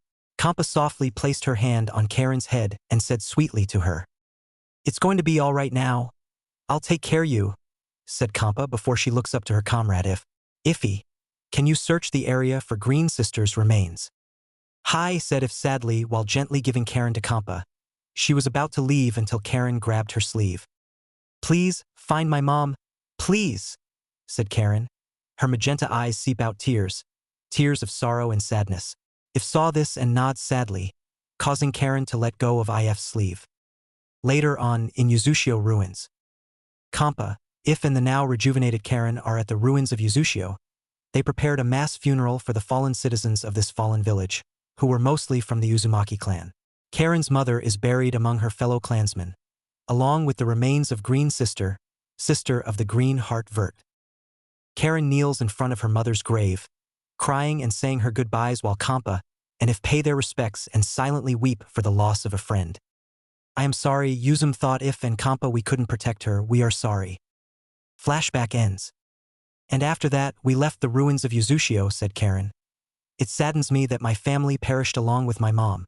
But I have a new mom, Kampa Ka-chan, but I still call her Ka-chan. Also, Ifiba-chan is nice too. But don't tell her I call her that. She insisted that I call her Ifine-chan. Calling her Ba-chan makes her feel old." "Oh, Yami," said Noir, covering her mouth in shock and sorrow. Naruto is silent. Sorrow floods his mind when he heard of his clan's fate. A part of him died that day, and he filled with the desire of vengeance, and his hatred of Konoha burns even more. But Konoha isn't the only one. Kusa has sealed their fate when they abused his distant relative along with the murder of one. He tightens his bare fist and hasten his pace. "So Konoha, Kusa, all will be punished for their harm on me and My clan," thought Naruto, unaware that he leaked Jubi's black chakra for a moment, scaring everyone around him. But then the black chakra mixes with an orange aura, creating swirling spiral patterns within the flow. But that's not all. Naruto's bare hand slowly starts to form a dark orange tattoo of a spiral on the back. Noir noticed the tattoo and widened her eyes at this. She recognized the mark on Naruto's backhand. "Is that Yuzum's mark?" thought Noir as she stares at the dark orange spiral tattoo. What did Yuzum do to Naruto-kun? Naruto inhales to keep calm. The time for vendetta is later and he's in the middle of a quest. "Let's just go," said Naruto, venturing on, not giving his party a change to compose themselves. Naruto and his party walked across the corridor and reached big room. It starts illuminate by the iron sconces hanging on the walls. As the room lights up, it reveals a small horde of reds huddled by a bonfires with burning monk corpses as kindling. They are dancing with the flames, chanting an incoherent dialect. Naruto only unsheathed his Uchiha katana and fired a Gudadama at the bonfire, catching the Reds' attention. "All right, you red vermin," said Naruto, slowly approaching the Reds. Noir and Karen follow. "You're going to be taught a lesson in loyalty and betrayal, and to suffer dire consequences for the latter." The Reds only snarls at Naruto and starts throwing fireballs at him, but Naruto dodges them and counterattacks with a flurry of swipes from his katana. Noir and Karen joins in also. The Black Heart draws out her sword and slices them all while Karen blows them up by matching the blobs in 3 or more in a row. The attack caught the attention of more Reds as they charge from the numerous corridors. Naruto noticed this and starts firing Gudadamas at them, Each impact from the Gudadamas took out a handful of reds. The rest of them were then taken down by Karen and Noir. Battle victorious. Karen levels up. Yatta! Cheered up Karen as she starts jumping with joy. Naruto couldn't help but smirk slightly at Karen's cheering. Leveling up by 1 is nothing for gamers. But Karen might need some cheering up or reminiscing the tragic past in Kusa. Karen giggled. This level up help made her unlock a power-up. Power-up unlocked. Color Bomb. Color Bomb causes a selected color blob to detonate all blobs of the same color. Beneficial for combo color attacks and multiple kills. Power-up created in a 5-row attack. Karen smiles at her message box before she closes it. Come on, let's go, said Naruto until he heard faint whispers in his mind. The whispers aren't from Jubi, as he would recognize her voice. The whispers are unfamiliar to him, drawing him in. Come on, this way. Naruto rushes to another corridor, which leads him a stairway to the next floor. Floor 2. Naruto and his party reached the second floor. This whispers in Naruto's head are getting louder and clearer. Over here. I'm right here. Naruto places his hand on the corridor wall. His eyes closed so he can focus on the whisper. Noir and Karen are confused and getting concerned for Naruto. What's wrong? Asked Noir. Are you okay? Sure. I'm trying to listen, said Naruto, scraping his gauntlet-clad hand on the wall as he kept walking. As he gets closer, the whispers now turn into a voice, a trapped, echoing voice. Then he stopped as the wall he clawed with his gauntlet felt strange. He knocks on it and notices it being hollow. There! Naruto steps back and fires a Gudadama at it, breaking the wall and revealing a hidden room. He enters the room along with Noir and Karen. The two girls looked in awe at it, for the room contains 4 items each on a pedestal. The first is stone column glowing in red, the other is another column but glowing in blue. Naruto knew exactly what these columns are. They are the blood and mana runes. The changes of finding these ancient runes here ceases to amaze him. But that's not all. The third is a spell rune but sparkles in electricity. And lastly, the last item is not a rune but a strange black block shaped like a cross with glowing purple lines and what looks like a N in the center of a glass in the middle of it, which the 4 cross points contain about 4 discs. Noir knew that is. So she's here all along, said Noir. Her voice is in whispers. Who? Said Karen. The Purple Heart, Neptune, said Noir and gave Naruto a look of contusion. Naruto-kun, when you meet Neptune, please be careful. Okay, said Naruto, confused at why he should at first while he turns on the idol. He then gets engulfed in purple light.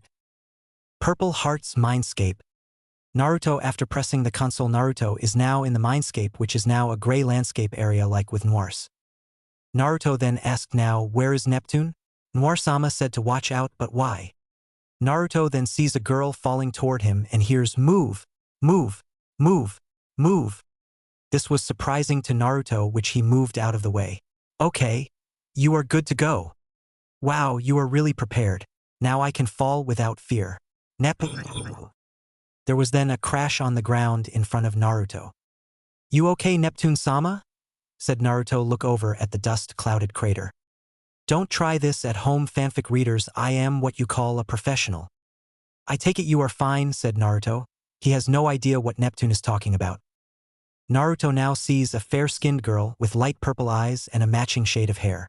It's shoulder length with somewhat messy bangs with many strands sticking up and few framing her face. She wears 2 gamepad-shaped hair clips in her head, and she is wearing a big white hoodie-like dress with purple striped cuffs, lining, and a purple hood. The outfit had pale, ice blue and light lilac accents, as well as a zipper section, 2 big round pockets, a big zipper with an N on it, and strings resembling a plug. Around her neck she wore a simple white choker. Her lilac shoes have blue and white accents and were also worn with blue and white striped stockings. Don't worry, since I am the protagonist of the Hyperdimension Neptunia game series, I am pretty much used to falling at this point. Only those that play the Hyperdimension Neptunia series or watch the anime will get this, since I break the 4th wall on occasion, but in seriousness, yes, I am the goddess Purple Heart, and while I can't help get rid of the censor trap, I can at least join you on your quest if you want. As Neptune said that she had her hand out for a handshake. Well, since I am going to need some allies to get the reds here, I will accept. Which Naruto then shook Neptune's hand and Neptune then said, Nipu. With a smile. The message then said Neptune been added to the party. Neptune then added, in order to gain my favor, though I want you to do one thing once we get out. What is that, Neptune-sama? I want you to get 3 things before a certain event when Loi or what you call Kumo brings their ambassador to Plampton, and I know it is called Konoha, but it will always be called Plampton to me. And what are these items? 2 share crystals that are hidden in Plampton and pudding. It has been so long since I had pudding. Naruto sweat dropped at that last part of Neptune's request. Please tell me you are not sending me to get your groceries, Neptune-sama, said Naruto in a deadpan expression. Quest: Sega Goddess Crusade. Add Neptune in party. Find 2 share crystals, 0 halves. Get pudding 0 out of 1. Winning conditions: shopping at Gates of Hell and White Bell unlocked. Quest alert. Side quest, tribute to the hearts. Offer 20 non-gamer sacrifices, 0 20ths. Offer 15 genin sacrifices, 0/15. Winning conditions: HDD form unlocked. If I would have sent you to get 10 cups of pudding since that is my favorite food, but the share crystals are more important since that is the actual crystallized of the hopes and faith the gamers have in the hearts, sisters, and our mother Yami created from the oracles of the hearts, which that can give us enough power to change to our HDD form for one fight, which will help big time. I see. Anything else? There is also another thing. I want you to find other pieces of this. Neptune then pulled out a piece of what looked like a collar. This is the fragment of the Sega Hard Girl Saturn. The Sega Hard Girls were one of the creations of one of the 4 Maker Goddess, who were the children of Yami with a Maker class gamer. Saturn was my counterpart, and I want to bring her back by fixing her fragments of her collar. I will help you, Neptune-sama. NEPU. Quest unlocked. Sega Saturn. Find the fragment of Sega Saturn, 1/4. Winning conditions: Sega Saturn as an ally. Neptune is so happy that she couldn't help but glomp Naruto in a hug, causing the Overlord to blush when the side of his head is pressed on the purple heart's breasts. Mindscape ends. Naruto returns to the catacombs, and Neptune is revealed still hugging him with his head pressed on her breasts. Naruto feels awkward and he can feel Jubi laughing at him. Neptune-sama, can you please release me? Said Naruto, as he did notice a look of hidden jealousy from Noir. Neptune, get off him now, exclaimed Noir. Hey, you wanted to do this, too, Noir, said Neptune, sticking her tongue at the black heart, still holding Naruto in her embrace. Noir was taken back at this and quickly denies it. And no, of course not, exclaimed Noir. Well, Mr. Shadow and Chaos begs to differ, said Neptune. What on earth is she talking about? Thought Naruto, and can she please let go of me? Noir and Neptune kept bickering and arguing at each other while Naruto is trying not to blush more and ignore Neptune's soft breasts still pressed on the side of his face. And the sensor trap didn't help because Naruto is getting lewd thought now and it's hurting his head. Ow, my head! Exclaimed Naruto as his head feels like 1,000 senbons were jabbed there. Noir noticed Naruto's look of pain and discomfort and stares at Neptune. Let him go now, said Noir. Okay, said Neptune as she released Naruto. She then noticed Naruto held his head in pain. What's wrong, Naruto-kun? My head. It hurts, said Naruto. Just stay back, please. It's the sensor trap, isn't it? Said Noir. Hi. Apparently I was thinking something inappropriate when Neptune was hugging me too close to her chest, said Naruto, suddenly getting another headache when he mentioned it again. Kyuso, I hate this thing. Here, take these, said Karen as she placed 3 tablets on Naruto's forehead. The pill's colors connect and they flash. Naruto's headache instantly vanished, no longer in pain. Thank you, said Naruto, smiling at Karen. Karen smiled and nodded at Naruto. Naruto sighed at this and approaches the runes and idol. Now how on earth do I get these to the tower? Said Naruto until Noir approaches the tower items and place her palm on each of them. The moment she touches the items, they digitize and vanish in a flash. What did you do? Exactly what you wanted, said Noir. I can send items to where my idol rests. Receiving call, Gnarl. Naruto received the call and heard Gnarl's voice.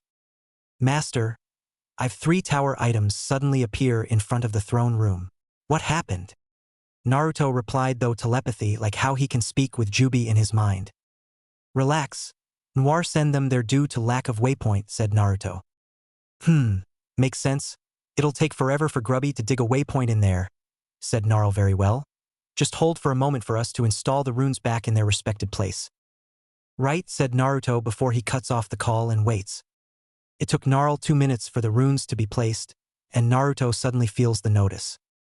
Whoa, said Naruto as his heart rate's more elevated. He feels more energetic, more euphoric. He feels great, ecstatic, and completely relaxed. Oh, Yami. This feels great. Whoa. Naruto-kun, are you okay? Said Karen. Of course, I'm all right, said Naruto with self-praise. He then suddenly received a message from the messenger box. Spell unlocked. Lightning whip. Lightning whip, said Naruto until his gauntlet sparks out. He flicks his wrists and he created a whip of pure lightning. Lashing it on the wall, he laughs with amazing. Ha, yes. Wow. He looks so happy, said Neptune, like a child with a new toy. Shu hushed Noir. Naruto suddenly calms down but still relaxed. Wow, what just happened? Said Naruto. Gnarl suddenly called back. There we go, sorry I forgot to mention this, but every time you receive a blood/mana rune, your body gets in a sense of euphoria. It's only temporary, but you do get a permanent change in your internal body functions, said Gnarl. No problem, Gnarl, said Naruto. I liked it. That's the most amazing thing I felt. Oh, Chuckles, you have no idea, sire, said Gnarl doing a lewd chuckle, foreshadowing what the young Overlord will have to endure in the future. What was that? Said Naruto, not clearly getting what Gnarl meant. Oh, nothing. I'll just leave you on your quest, said Gnarl before he hung up. Naruto is confused on what Gnarl meant, but he shrugged as it will have to wait for another time. He turns to his party who are waiting patiently for him. Let's go. We're done, said Naruto until he noticed Neptune's idol is still here, so he took it and placed it in his inventory. Floor 3. Naruto and party ventured on to Floor 3, which they go through an array of booby traps and enemies, not just reds but neenrats and neenbats.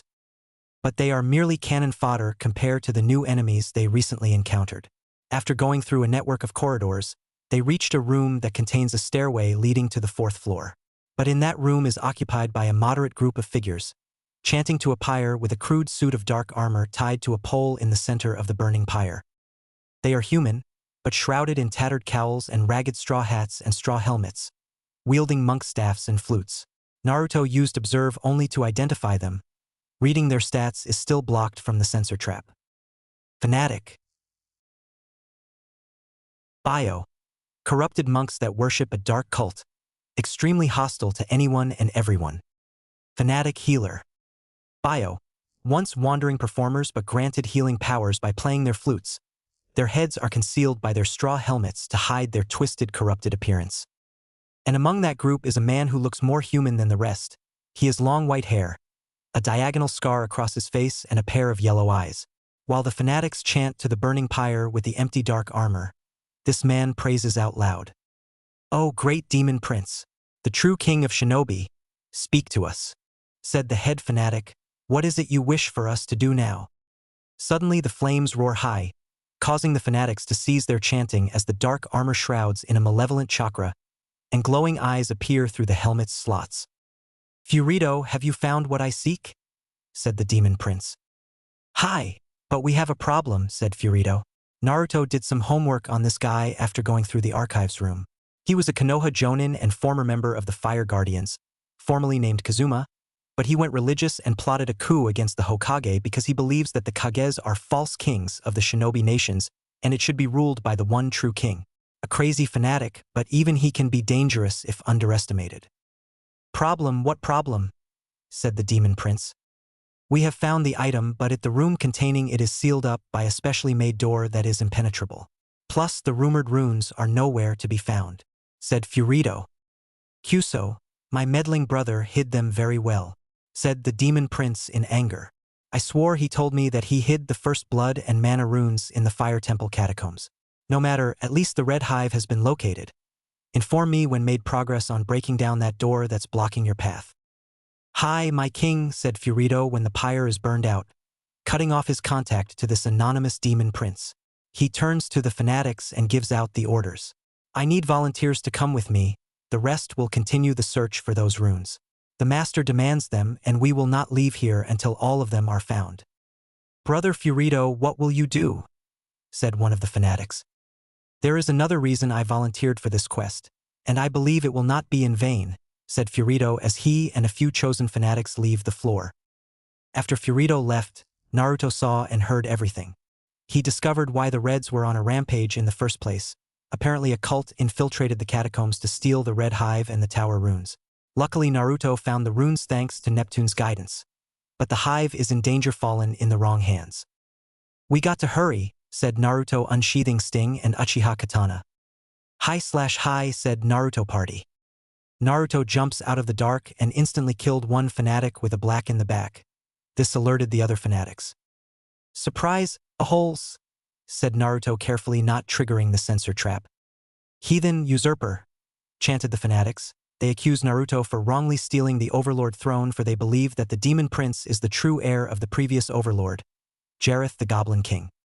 Frankly, Naruto doesn't care and starts summoning his Gudadama and randomly fires them at the fanatics. The fanatics retaliated, charging with their weapons at Naruto and his party. But the Overlord will not stand here and let them make the first strike. He uses this as an opportunity to test his new spell. He lashes his lightning whip at the first fanatic who come close and electrocuted him. He then lashes at another and another. Noir and Neptune team up, with the Black Heart's reluctance, and starts slashing the enemies with their signature swords. Karen doesn't stand there either. She joins in the battle. She plants her blobs on the fanatics and blew them up. They tested her color bomb power up to see the effects, and it doesn't disappoint. She first plants a blob of the same color on each fanatic and activates the color bomb to trigger the blobs. The battle was satisfying for Naruto and his party, for every fanatic in this floor is down for the count. Naruto claimed their souls as collateral and searches for any useful loot to use. This is getting more serious now, first Ekenomyosei, second the censored justice, now this strange cult plotting to steal what is rightfully mine. S*********** getting weird, said Naruto, ignoring that he triggered the sensor trap or even cared. I will not let those be ****************** DS get that red hive. Then I'll torture that Furito on who and why that demon prince is against me. According to them, the hive is at the next floor, said Neptune, and they can't get in the room that contains it. So, we're getting close, said Naruto, let's go. But be warned, we'll be expecting a fight. Fourth floor.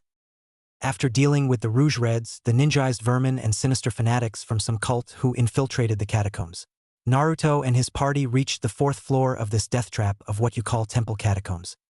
As they walk across the corridor, no hidden traps or ambushes were made from any enemies, which made the Overlord very suspicious, enough to slowly unsheath the Uchiha Katana and Sting.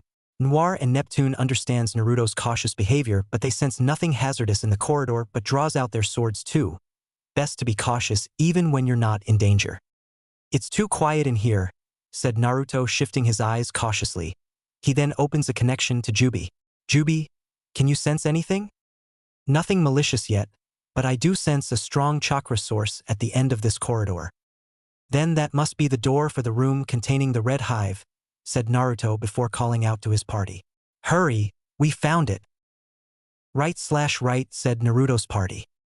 They rushes to the end of the corridor, ignoring the other turns to other corridors and rooms of this floor as they are tracking a strong chakra signature in on particular spot.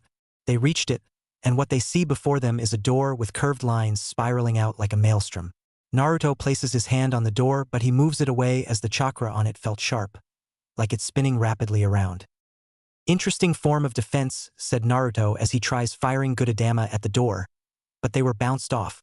Next his lightning whip and fireballs, but no effect. Very interesting form of defense. So what now? Said Neptune. I don't know. There must be a way to open this this, said Naruto as he held his head as he is feeling a little bit woozy. Naruto-kun, are you okay? Noir with concern. Hi. Oh dear, said Naruto as he nearly faints, which Neptune catches him. I got you, Naruto-kun, said Neptune. She noticed Naruto's eyes are rolled back and his tattooed hand glow orange. He is in a trance. Yuzume's mark is reaching to the door as the curved lines are glowing dark orange. Dreamscape. Naruto then sees himself in what looks like a ruined city and looking at two people which he unknowingly has his Sharingan out watching what happens. One person who is a fair-skinned girl with red-orange hair and long blood-red hair in pigtails worn in pigtails located near the bottom of her head, held by hair that has been knotted. The hair has a few black clasps and a pink gradient nearing the bottom. She wears a very small black tube top under an opened white jacket with a bright orange, black, and white tie. She also wears a pair of pleated shorts worn with a pair of thin black suspenders, and open to reveal her orange underwear, and black fingerless gloves over a pair of orange and black sleeves, matching socks, black shoes, and a pair of black leg warmers with buttons on them. The other person, who is also a girl, resembles the redhead but has empty, dark blue eyes with a light red hue and long, dark blue hair. Her attire is inverted and covers more of her body, being black with accents of pale gray and indigo. The redhead then said with a smile, "I never expected they'd try to revive me like this. As usual, Nepsi just never gives up. Does she?" The indigo-haired one then said, "However, I'll be the one to be reborn. I won't just hand it to me. I don't plan on giving up to me either. Since you've died and once gotten out of the delusion, you feel the share energy too. Right, Kurome Anko Kaboshi? What of it? Even if I've gotten out of the whirlpool of delusion and lost the benefit of negative energy, my hatred for game industry won't disappear. As long as there is hate for game industry in our heart, I will exist. You can't possibly win, you're only a fragment of me, not even a fully realized person. Your chances are zero." Then Izum Tenaupshi will change that zero. Both Izum and Kurome jump back. The vision of teletivity, by now for the song to be played here. "I am not letting you out of this alive, dream roar."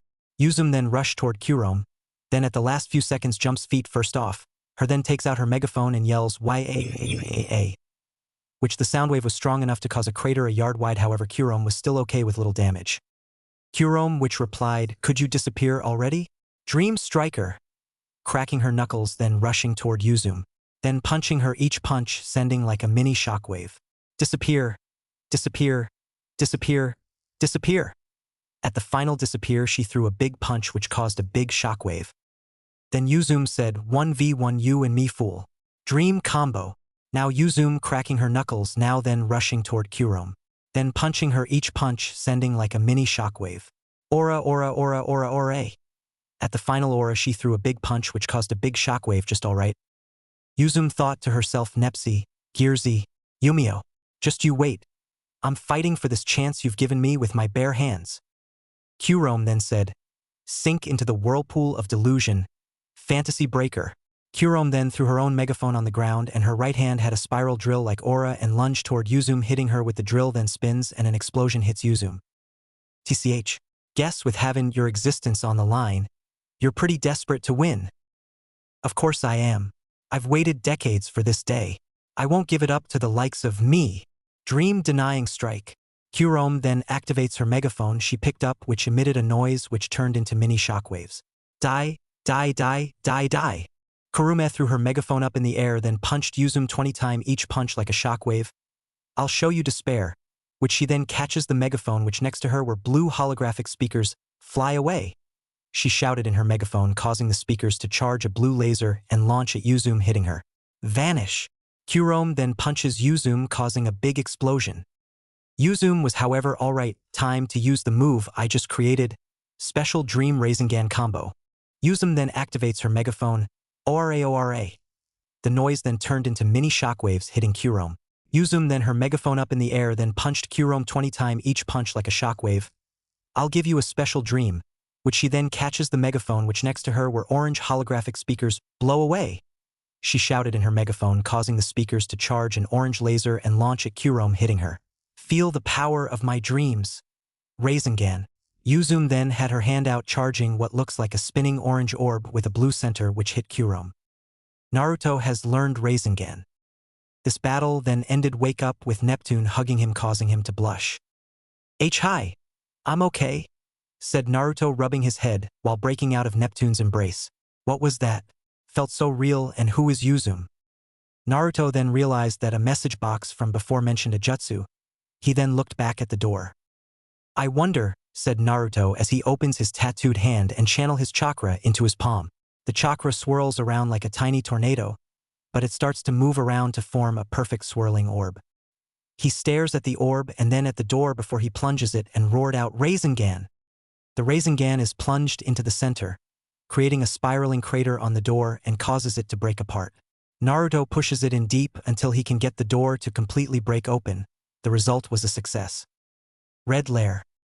The door is now open. Pieces of it were blown away and scattered all over the floor. Naruto enters the room, which is very hot and steamy. Small lava streams and geysers were formed in the room, which is inhabitable for the Reds to thrive. In the center of the hovel, what appears to resemble a miniature volcano with multiple vents. Naruto slowly approaches the structure and starts to place his gauntlet-clad hand on it when suddenly, "Look out!"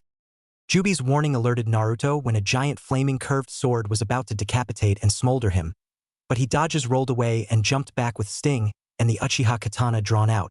Naruto now confronts giant red beast shrouded in flames, primed with a pair of black ram-like horns, a long dragon-like tail and clawed feet with a pair of agile reptilian legs. This demon roars with flames in its mouth and illuminate its blank fiery eyes. "So, this is one of the minion demons created by the Demon Prince," said Naruto, staring at the monster standing in the Overlord's way to the hive. "Well then, time to send it back to hell." Naruto and his party pull out their weapons and prepares to fight the beast that guards the hive.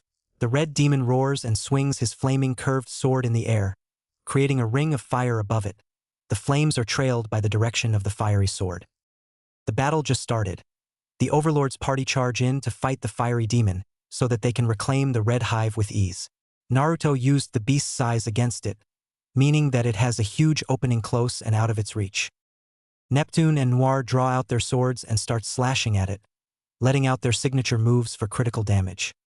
"Cross combination," said Neptune as she threw a fury of swipe with her sword. Each swing was heavy and causes so much damage on the beast. "Tornado sword," Noir as she spun her body to her swing, a cutting edge. She slashes hard at the demon's abdomen. The red demon roared as his wounds seep out bright molten orange/white lava blood. This causes Naruto to back off, but he isn't worried. "Kagebushin no Jutsu," said Naruto, creating two clones to assist him. The first clone starts firing Gudadamas at the demon, while the second clone lashes out the lightning whip. The demon roars as it swings its fiery sword at the clones and hearts. Naruto notices that Karen is hesitant and scared but focusing on her preparations for her pill combos. Naruto understands this as Karen is here in case either him or the hearts fall in battle. So staying away from the fight is the wise tactic and should be used as a last resort for medics like Karen. "Neptune break," said Neptune as she dashes through the demon with each slash at them, inflicting more damage on it, causing it to bleed out lava until a puddle surrounds its feet. The lava starts to spread and slowly eat away the floor. "Lacy dance," said Noir as she jumps up and starts kicking the demon's head, following with some slashes in between. The two clones kept using the jutsu and spell they were assigned to cast, while Naruto tries find a way to get close to the demon, now surrounded by a huge pool of its own lava blood. Then he notices that the floor is forming holes where the lava blood has flooded, slowly draining the blood down. This gave Naruto an idea.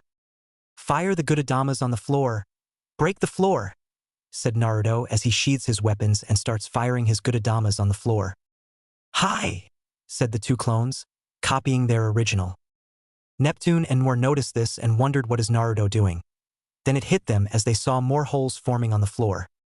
"Neptune with me," said Noir as she jumps up. "Got it," said Neptune as she too jumps high. Both raised their swords up, channeling their share energy into it, and called out their final more. 32-bit Mega Blade, said Neptune as she created a giant digital sword in the sky. The blade aimed for the floor. It soars down and plunged into the floor. False slash, said Noir, raising her sword high and swung vertically to unleash an energy attack, which the impact causes the floor to quake. The floor is slowly forming a hole, in which the demon is right in the middle of it. Everyone backs off and lets the monster fall into the deep pit. And with that, victory is theirs. "Nipu!" cheered Neptune, jumping up and posing a peace sign at us. "Wait a minute. What? We did it, folks." "Neptune, stop talking to yourself," said Noir, shaking her head at her follow heart. "Sorry," said Neptune sheepishly. "Forgotten that she's the only one is aware outside the story." Suddenly, the sound of slow, clapping echoes in the room, and everyone turns to see Furito with his volunteered group of fanatics now hoisting the hive. Spectacular performance. I applaud for your cooperation for keep the beast busy while we get this hive out. Said Furito, thank you, but now it is time to say goodbye. Before Furito would leave, Naruto tossed a kunai and it whisked by him, hitting a fanatic between the eyes but grazed the leader's cheek. You're not taking that anywhere, said Naruto as he leapt over the pit and stood in front of Furito with Sting pressing his neck. That hive is mine. I'm afraid you're mistaken, boy, said Furito as he grabbed Sting by the blade and moved away from his neck, not caring that his hand is bleeding. The hives, along with the arcane tower runes, are heirlooms to the demon prince, son of the fourth overlord, the true king of the world, and as a devoted servant to the prince, I will not let some pretender claim what isn't his by right. Ironic, Gnarl informed me, said Naruto until Furito. That miserable old imp is a lying traitor, calming that my king is not the true successor overlord. Even that heathen brother of his would dare have my king rise in power, that is why he sealed them up. Including the demons, he created to protect them from false overlords like you. Well, looks like this so-called prince failed, said Naruto. I killed this guardian, and now I'm leaving here with the hive, despite your protest. Furito only chuckles at Naruto. Such arrogance and nativity of young children, said Furito. You think a mere fall would kill a demon. The demon prince isn't known for creating weak demons. Suddenly the red demon rises from the pit, with a pair of bat-like wings. It grabs Naruto and roars at him with the intent to kill.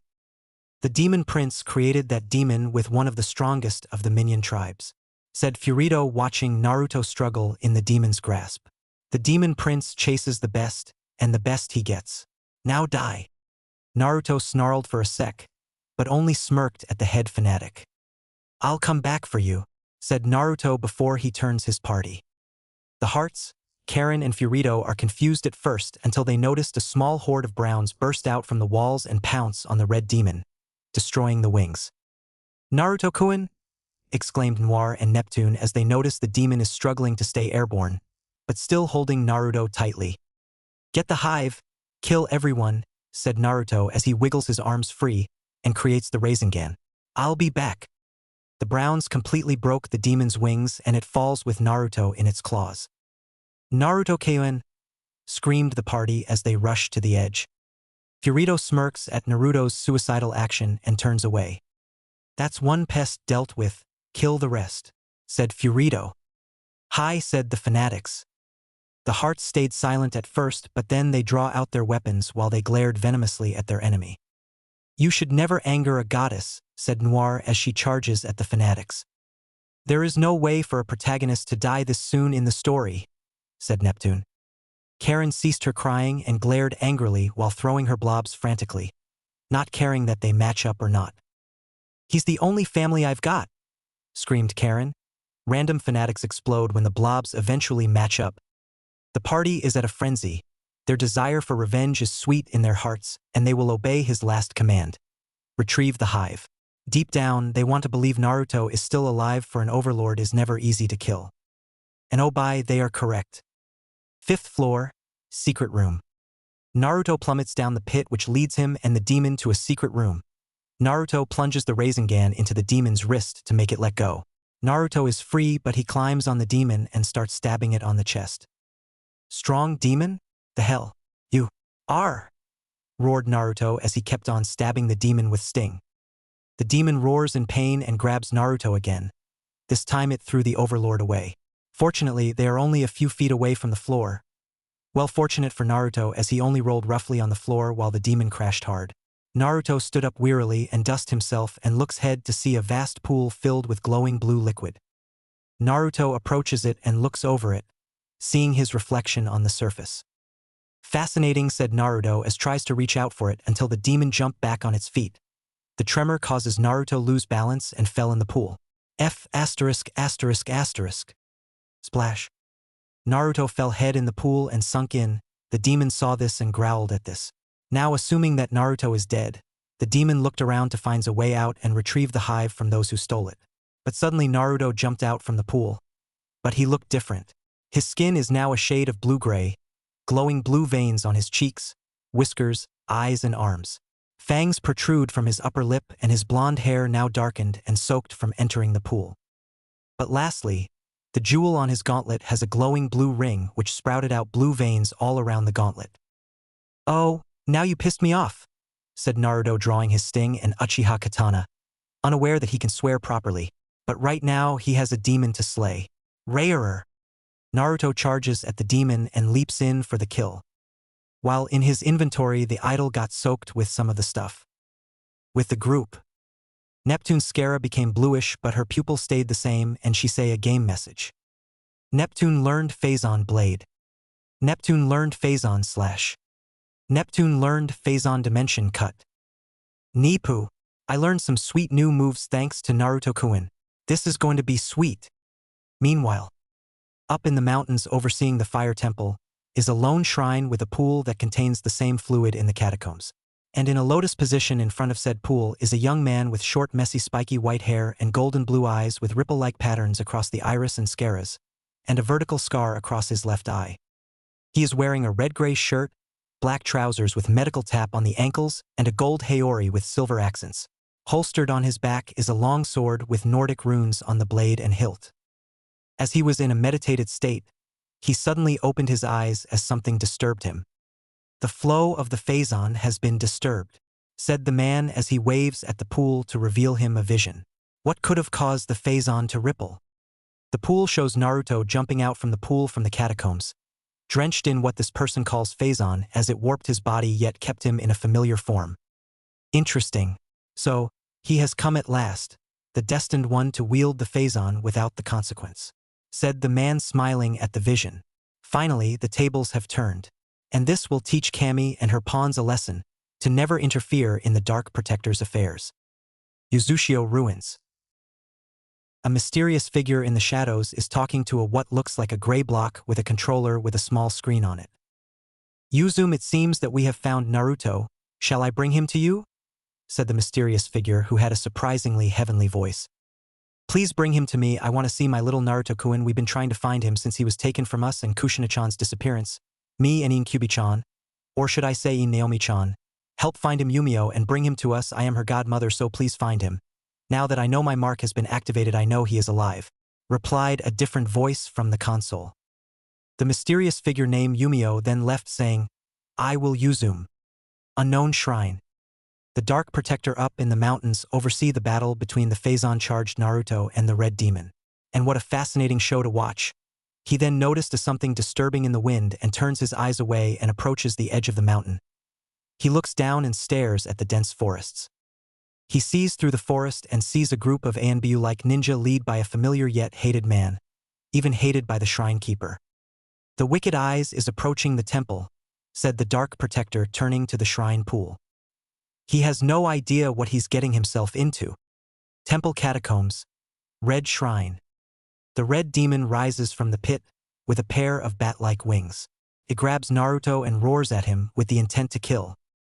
"The demon prince created that demon with one of the strongest of the minion tribes," said Furito, watching Naruto struggle in the demon's grasp. "The demon prince creates the best and the best he gets. Now die." Naruto snarled for a sec as he tries to get free, until Jubi's voice calls out to him. "Naruto-kun, I sense a powerful energy source down at the pit. An ancient and powerful energy source. We should check it out," said Jubi. "I don't now is the time," thought Naruto. "Trust me, it'll be worth it.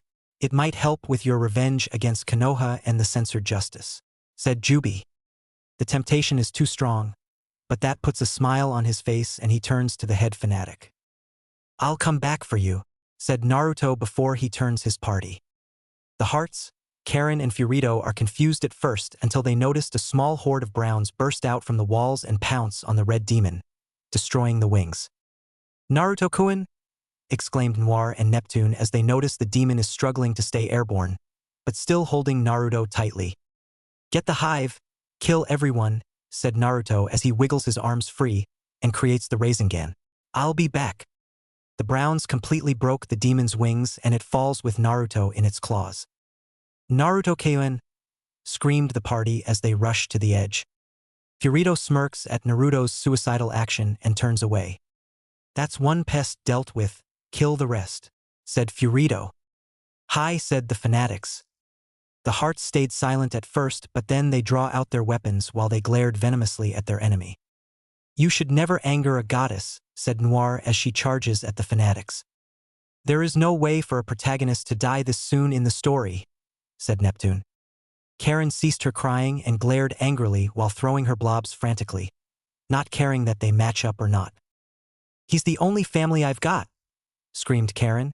Random fanatics explode when the blobs eventually match up. The party is at a frenzy. Their desire for revenge is sweet in their hearts, and they will obey his last command. Retrieve the hive. Deep down, they want to believe Naruto is still alive, for an overlord is never easy to kill. And oh by, they are correct. 5th floor, secret room. Naruto plummets down the pit which leads him and the demon to a secret room. Naruto plunges the Rasengan into the demon's wrist to make it let go. Naruto is free, but he climbs on the demon and starts stabbing it on the chest.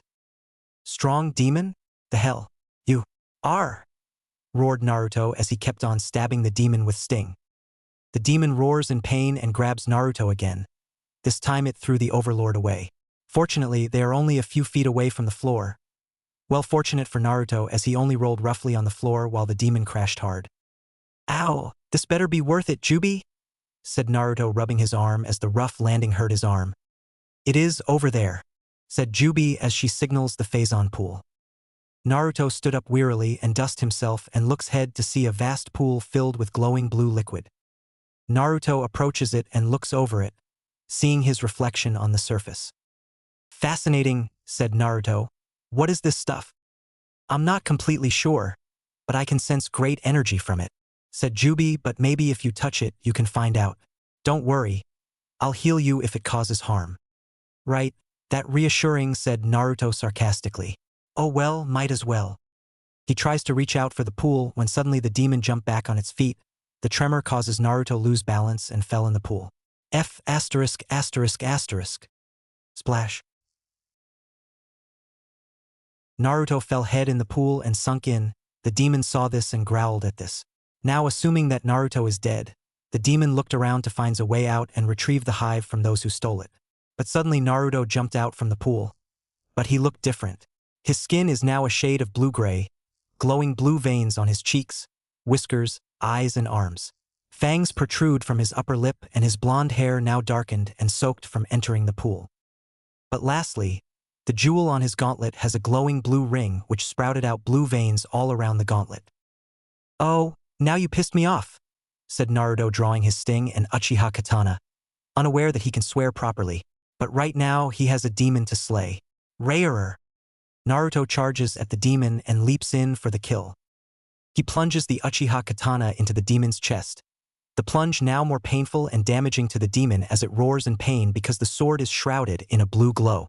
The attack spreads like a poison, turning the lava blood blue and burning blue flames. The red demon is completely covered in blue flames, swaying frantically in agony. But Naruto is far from over. He slid under the demon to get behind it, climbed on its back and grabbed its horns to twist its head to snap it. The demon fights back, of course, but Naruto's gotten stronger after his dip in the Phazon.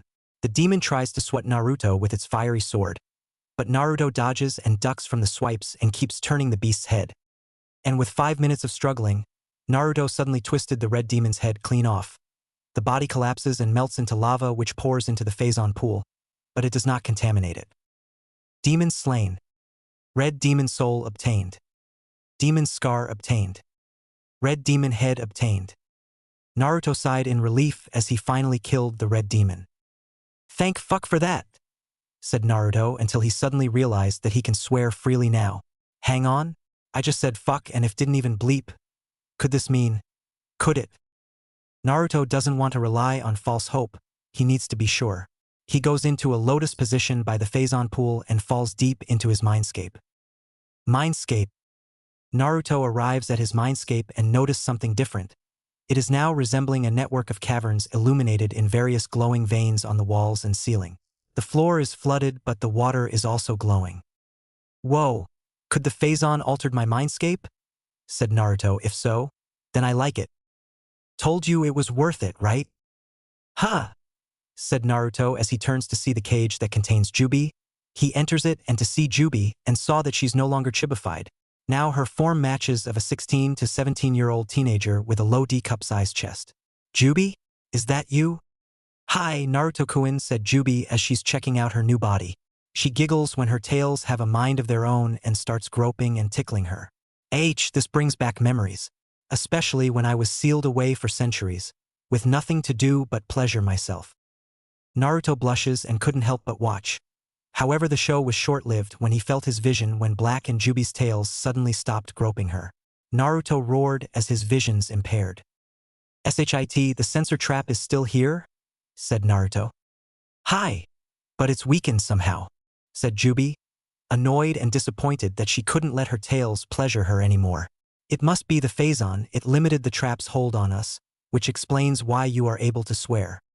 "So that's what that stuff is, Phazon?" said Naruto. "What is it?" "I'm the wrong person to ask, Naruto-kun," said Jubi. "All I know that it's an energy source far ancient than chakra and mana combined.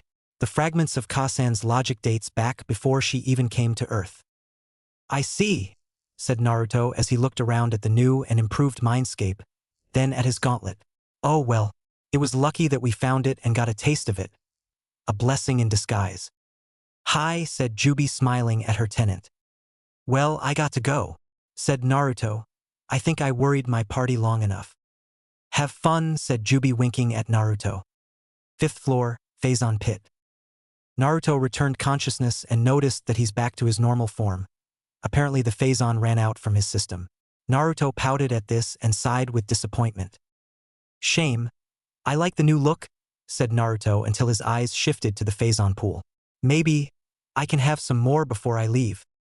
Meanwhile, at the 5th floor, Noir, Neptune and Karen are at an assault at the fanatics who are holding fort at the 5th floor. Sadly, the fanatics have no chance against the two hearts of Yami and an Uzumaki gamer. But that's not the worst thing yet. Earlier before, Neptune suddenly gained this new surge of power she's familiar with, and gained 3 skills along with it. This made the purple heart happy. No, ecstatic, and mix that with the desire for revenge. Well, you might as well call her Plusha. But it's happening again. This power surge returned in Neptune's system. She giggled with excitement and drew out her sword. "Phazon Blade," said Neptune. Her sword now radiates in a blue blow. She poses in a Ayajutsu stance before she yells out, "Phazon Slash."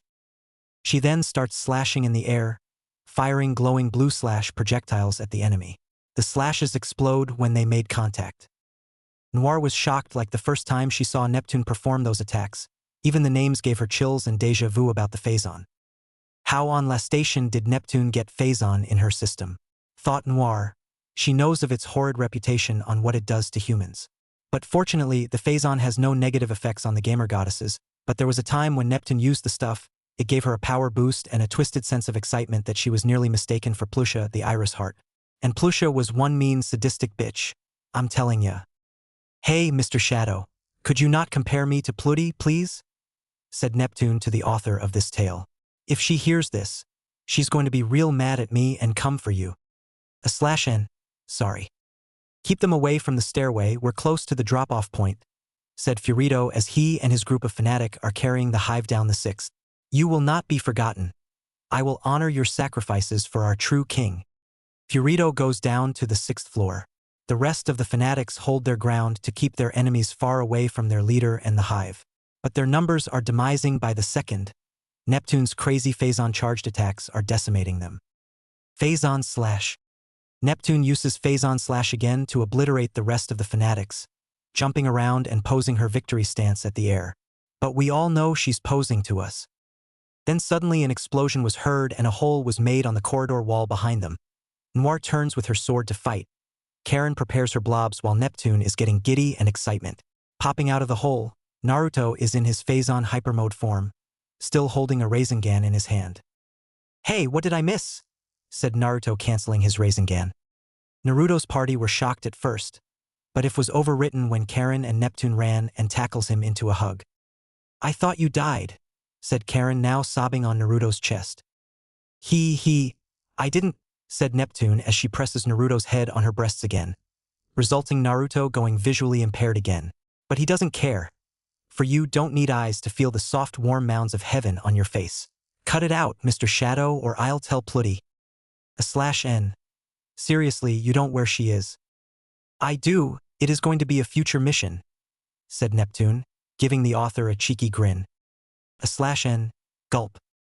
Noir is happy to see Naruto, but she tries not to show it in front of Neptune, prior to the fact that she teases her for having a crush on the Overlord. Hey, I do not tease Noir, said Neptune at the author again. /N. Go away. What? Exclaimed Noir, taken back at what Neptune said. Oops, said Neptune, releasing Naruto and stepping back while Noir approaches her until her red eyes stare directly at Neptune's light blue eyes. And what exactly do you mean by that? Said Noir. Oh, come on.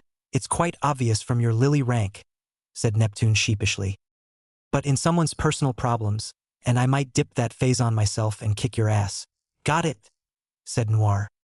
Yes, ma'am, said Neptune quietly. Naruto-kun, welcome back, said Noir formally to the Overlord with a curtsy. Naruto, regaining his vision, bows to the black heart. Suddenly the phazon wears out from his system and he returns to normal. Well, that was fun while it lasted, said Naruto looking at his normal self. Tell me about it, mutters Neptune, not sulking because the phazon also ran out from her system and the fact that Noir told her off. Kick my ass? I'll kick your ass. Ignoring Neptune, Noir informs Naruto of the situation. The hive is now at the 6th floor, said Noir. The fanatics are holding us back. Well, we can't have that, said Naruto as he draws out Sting and the Uchi. Actually, Naruto wanted to use this opportunity to try out his new weapon, so he draws out the Demon Scar. The Demon Scar is a curved blade made of roaring flames. It's like holding real fire in his hands. Let's go, said Naruto as he charges to the stairway to the next floor, which is guarded by the remaining fanatics. Hi, said Naruto's party, who also charges into battle. 6th floor. Furito and the remaining fanatics are struggling to carry the hive as it is heavy and hot. Many burn their hands as the heat eat through their protective gloves and not slowly burning their hands.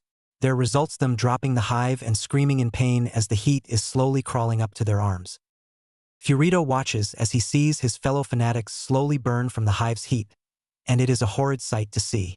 It took them 10 minutes to be completely burnt to charred corpses, with their final poses of their agony before the corpses slowly crumble into ashes.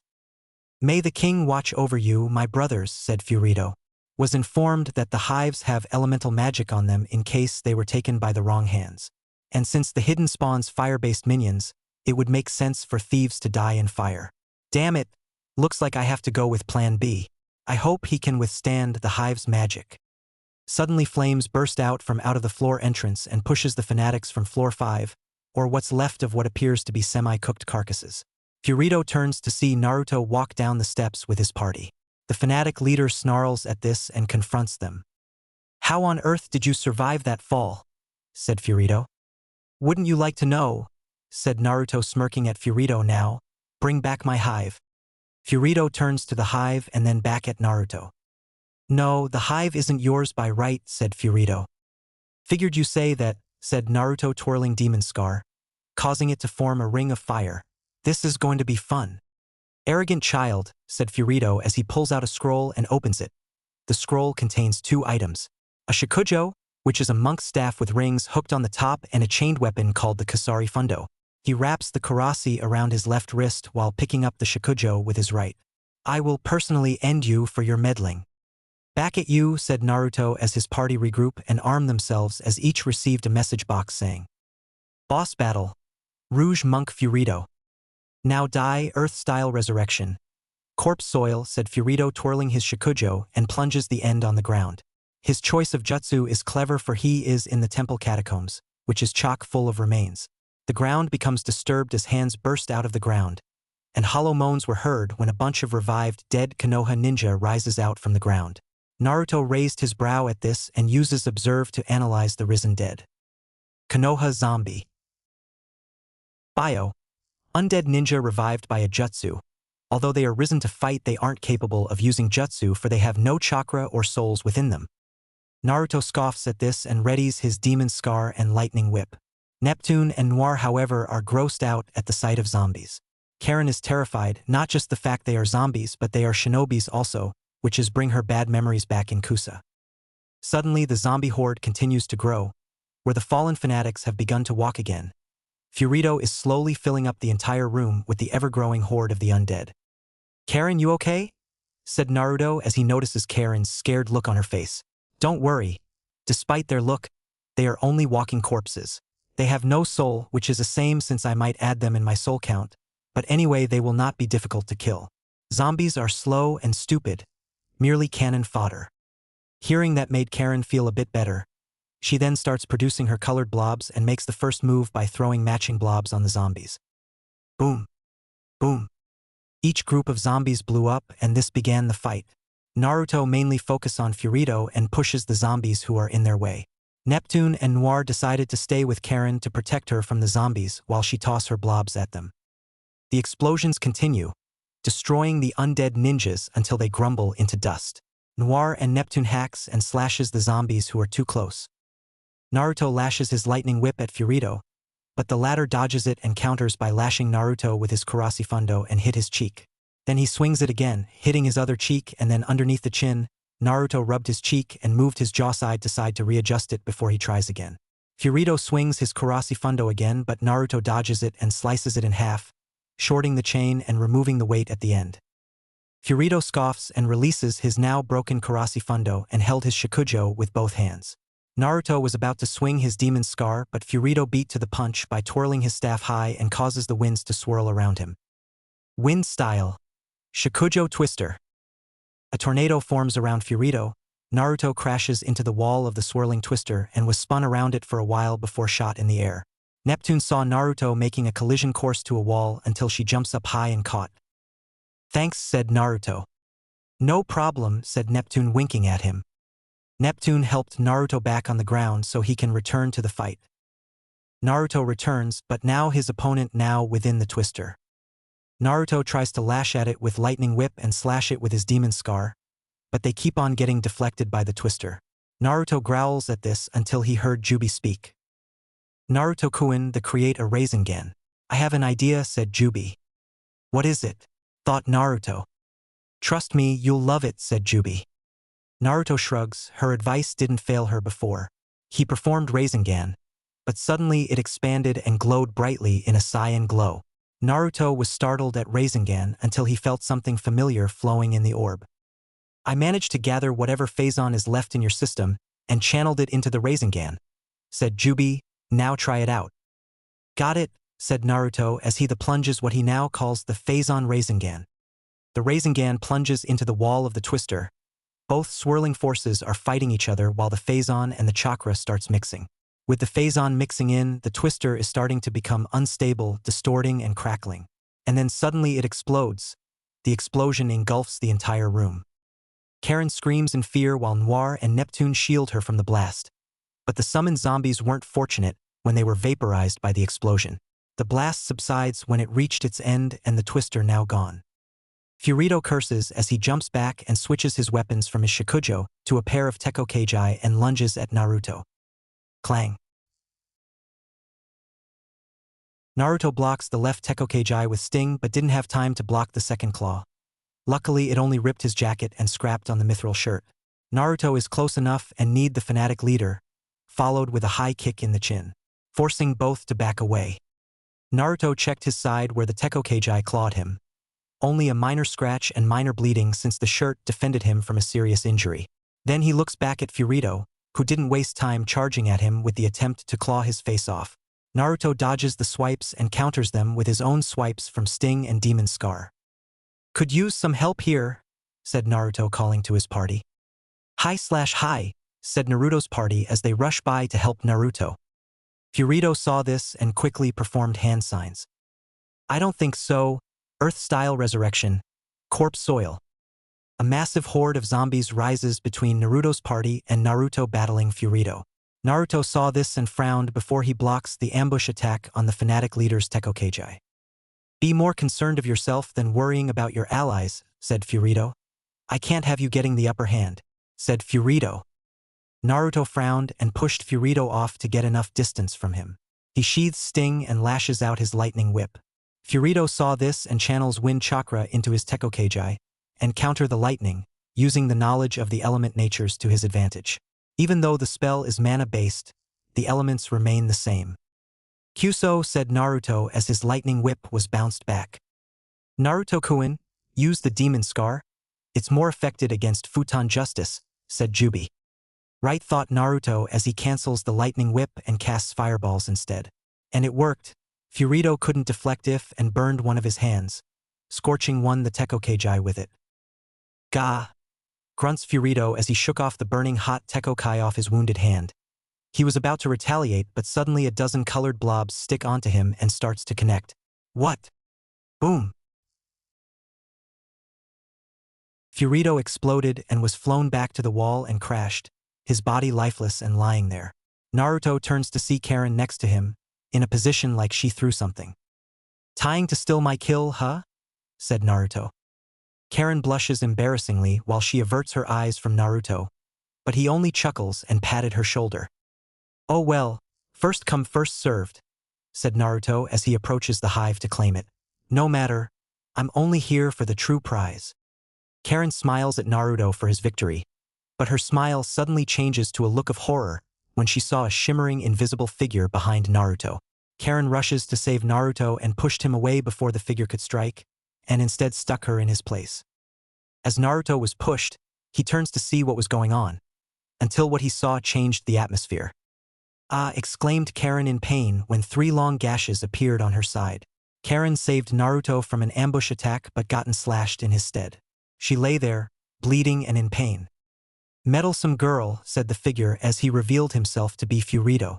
He used a basic substitution with his zombie summons to escape death. Karen, said Naruto as he ran towards her. Furito saw this and jumps away while Naruto slid on his knees to cheek on her. Karen. Sorry I pushed you, said Karen painfully. I sensed him behind you while you approached the H-hive. Shoo. Don't worry about it, said Naruto. This is a rare thing he's doing, showing compassion and concern. Then again, she family, the only family he has at this moment. Just rest yourself and we'll get you out so Kompa-san can heal. Karen suddenly looked guilty and looked away. About that. She didn't really send me to help you, said Karen. I went on my own while Ka-san wasn't looking. She thought I was still in bed. Heh, I'm in so much trouble. A mere scolding wouldn't kill, said Naruto, reassuring his new sister. Yes, Karen is the only family he has that he wanted to make her his sister. Trust me, Ka-san is scary when mad, said Karen. Suddenly falls unconscious. Naruto's eyes suddenly broke into tears and pulled her in a hug, gently so that he wouldn't make the wound get worse. He then dangerously shifts his eyes to Furito, who is storing the hive in a scroll and turning to Naruto.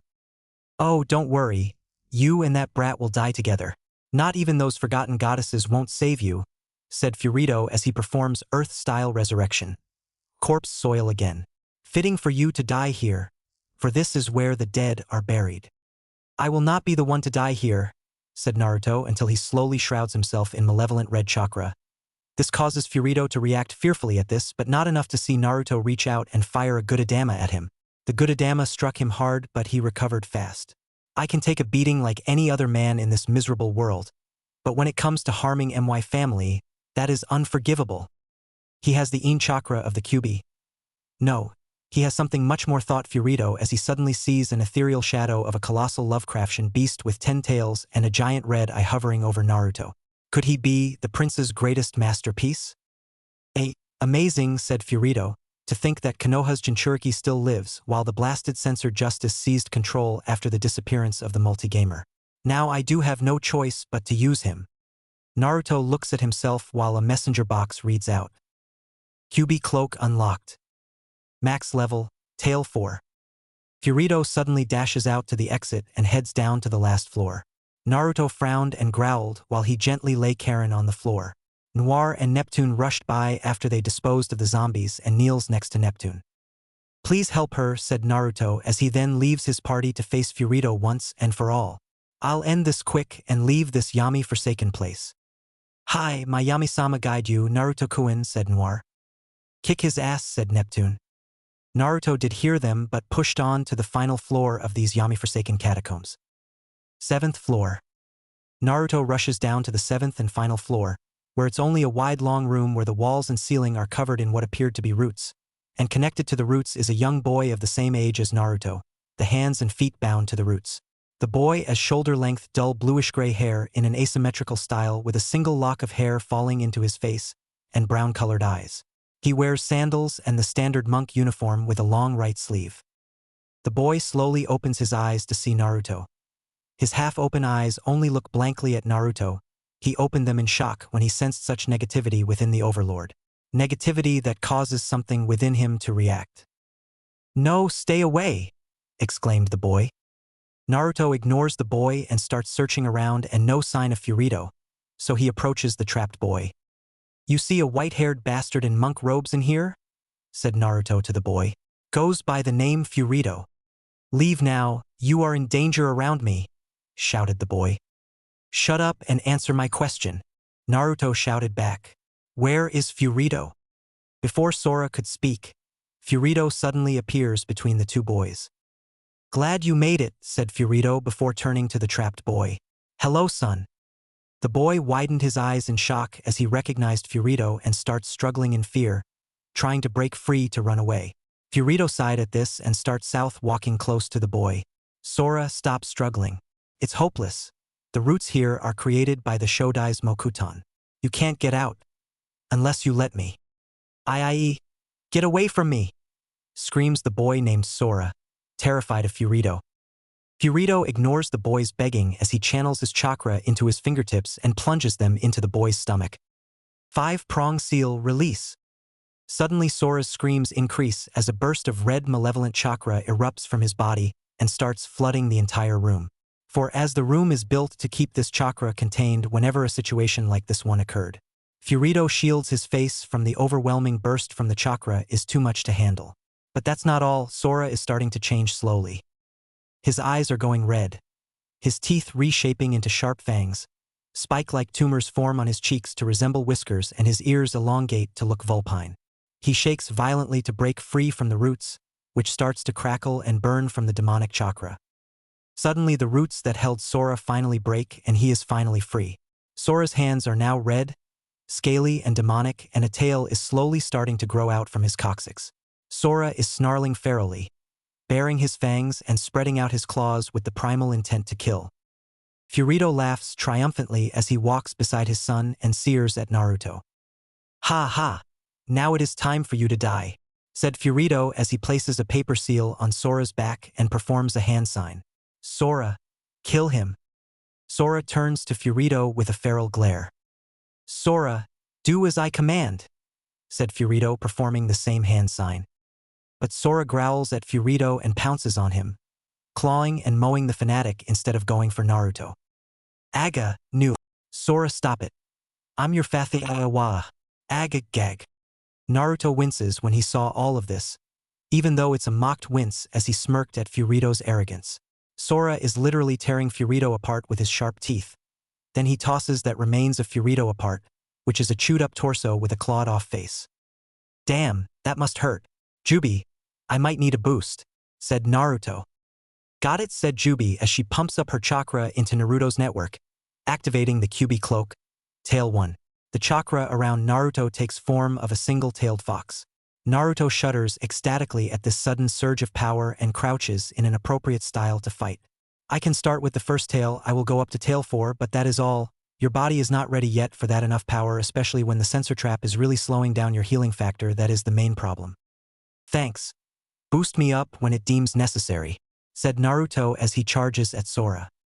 Sora saw this and charges also. The two crashes into each other and started fighting like wild beasts. Naruto dodges the swipes from Sora's claws and tackles him so he can land his punches at the demonic child.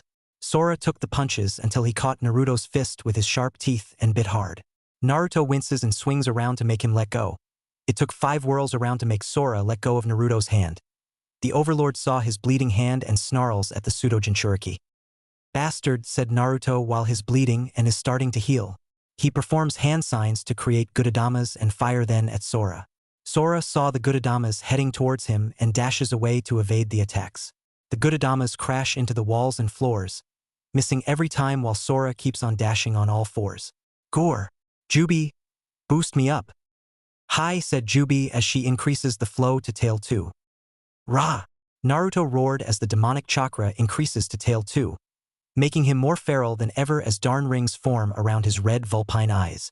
Naruto dashes at Sora with a few Gudadamas hovering around him. Sora sensed this and boosted up his power until he is also at tail 2. Both clasp hands and tries to tackle for dominion. Both are glaring angrily with their vulpine eyes, but then Naruto got the upper hand and twisted Sora down. But Sora slashes at Naruto's chest, forcing the Overlord to back down. The clawback is burning him. Naruto grit his sharp teeth and glares at Sora. Meanwhile, at the Phazon Shrine, the Dark Protector is watching the battle between Naruto and Sora. Both are at each match but ends up in a stalemate. This is not going well. That blasted seal is still in hindering the Overlord's progress, said Dark Protector as he paces around the viewing pool, his eyes still fixed on the pool. Naruto may have tapped into the powers of the Incubi, but that is not enough to break through the Yonkyubi's chakra flowing in that child. If he'd brought the hearts, no, without their HDD forms, they wouldn't stand a chance against a full-powered Jinchuriki, not after being away from their shares for too long. The Dark Protector rummages through his pockets and pulled out 2 gems. What he needs is a game changer, said the Dark Protector as he drops the gems into the pool. Back at the catacombs. He's formidable for a pseudo-Jinchuriki, said Naruto panting tirelessly and holding his bleeding and burned arm, looking over at the abomination that was once Sora. A dark red vulpine beast with glowing blank eyes, jagged maw which is glowing from within. The form Sora is in is called version 2, which involves the chakra to manifest a physical presence and warps the host into a beastly abomination. Every time I make an attack, he shakes it off. Kyuso, could I be inexperienced for this fight? Carrot, perhaps I can help Carrot. Suddenly Naruto heard a voice, but it's unlike any form of telepathy he encounters. Suddenly his gauntlet started to engulf in a blue flame, but the flames do not burn him. As he watches the blue flames lick his gauntlet, 2 gems suddenly appear and embed beside the back, forming a trinity of jewels which glowed in sync. The first gem is blue, which has a cold sensation, and the second one is red, which feels hot like the fires of hell. What is this? Said Naruto until suddenly the red gem glowed and his hands formed in a pair of glowing red demonic claws. A new power? Carrot, indeed. The gems you have on your gauntlets are primordial gems. Each are linked up to the Phazon in your system. The red gem generates red Phazon into your hands to form an ability called Chaos Claws. Now hold your katana with your gauntlet-clad hand, Carrot. Naruto curiously obeys and draws the Uchiha katana with his gauntlet-clad hand.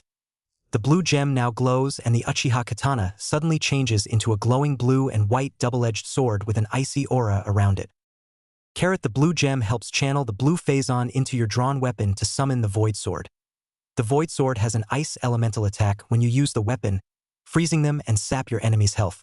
Plus, it has a projectile attack, but it consumes Phazon to use. Carrot. Naruto raised his brow at this and slowly pulled a crazy but happy grin. Who are you? Do give me these gifts, said Naruto looking around. Carrot, that will come later, now listen. These attacks require Phazon to be used, but don't worry. The primordial gems act as conduits that help you generate Phazon into your system and even convert it from chakra. But a word of warning, the Phazon is not to be wasted lightly. So use it sparingly and wisely. Now that's done with, happy hunting. Carrot. Suddenly a message box appears in front of Naruto. Chaos Claw unlocked. Void Sword unlocked. Chaos Gauge installed. Void Gauge installed. After reading the message boxes, Naruto summoned Chaos Claws and charges in to resume the fight. He lunges at Sora and slashes him. The results do not disappoint. A gash is now formed in Sora's arm where it was slashes. Sora roared as he increases his flow of demonic chakra until he reaches a new form of version 2. Now a skeletal armor forms around Sora, his claws reinforced with the bones, head protected by a fox's skull, and now he has 6 tails. Sora roared and charges at Naruto, but the Overlord was waiting for him to charge and counters with another swipe with his Chaos Claws, which broke the bony exoskeleton and created more gashes on the body. But Naruto isn't finishes. He pounces on Sora and sunk his claws into his shoulders, tackling and wrestling to bring him down while Sora tries to shake him off. Sora then attempts to whack Naruto off by lashing his tails, but Naruto summoned Void Sword and swings it at the tails, encasing them in ice to freeze them in place. After that, Naruto dismisses the Void Sword and continues wrestling Sora, pumping the red Phazon into the wound for intense internal damage. Sora keeps on roaring in pain as the red Phazon does not agree with his system, especially with the human body. Sora tries to knock Naruto off by creating a massive burst of his demonic chakra at Naruto, due to its viscous properties. Naruto girt his fangs as the chakra is coating and mixing with his own. He roars in pain but determines to stay on. However, something is happening to the weakened sensor trap. It cannot handle the overwhelming power that it's going haywire, causing intense pain into Naruto's brain and nerves. Agik. Error. Suddenly Naruto was blasted off and flown to the wall, and hit the back of the head. His body is twitching violently and his eyes rolled back as he is having a seizure. Sora growled in relief and turns to the knocked-out Naruto. He approaches him to finish the job. Sora roared at twitching Overlord and prepares to end him with a final swipe. But suddenly Naruto stopped twitching and regained control. He pounces at Sora. His Chaos Claws plunges into Sora's chest. Next became unexpected yet extremely fascinating. Naruto is starting to absorb his opponent's chakra. Sora is trying to get free but cannot. He sunk his fangs at Naruto's neck to kill him. But Naruto merely winced and continues to drain not just the chakra, but Sora's soul. Not only that, Naruto can feel Sora's mind screaming in pain. He even started to enter the boy's mindscape. Sora's mindscape is falling apart. He is panicking as can feel his life fading away. He then turns to Naruto, radiating in a dark malevolent aura.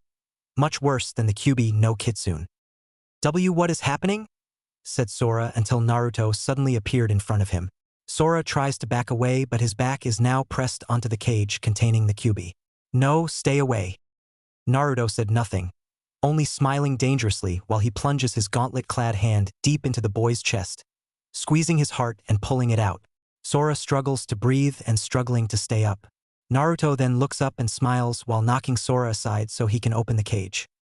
As he opens the cage, the Kyuubi's head pops out from the shadows and gave him a terrifying roar. But Naruto didn't flinch, only grabbed the beast's nose and twists, causing the Biju to twist and fall on the flooded floor. Can feel Naruto siphon of its chakra, like a parasite. Sora watches as he sees the Kyuubi slowly fading away. The boy couldn't help but smile. Smile at the fact that he is finally free from the living hell he was brought in. The sins of the father finally cleansed from his soul. Even though he is dying, he is finally in peace.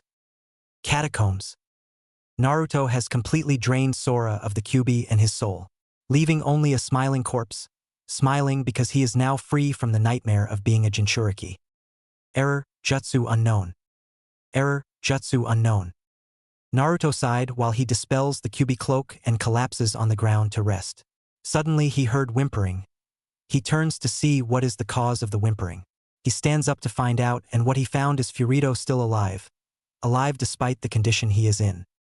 You're stubborn, said Naruto. Can't even die right. Don't look down on me, boy, spat Furito in anger. My master will punish you for this. I swear it. Oh, I don't doubt it, said Naruto kneeling to Furito. Pity you won't be alive to see that happening.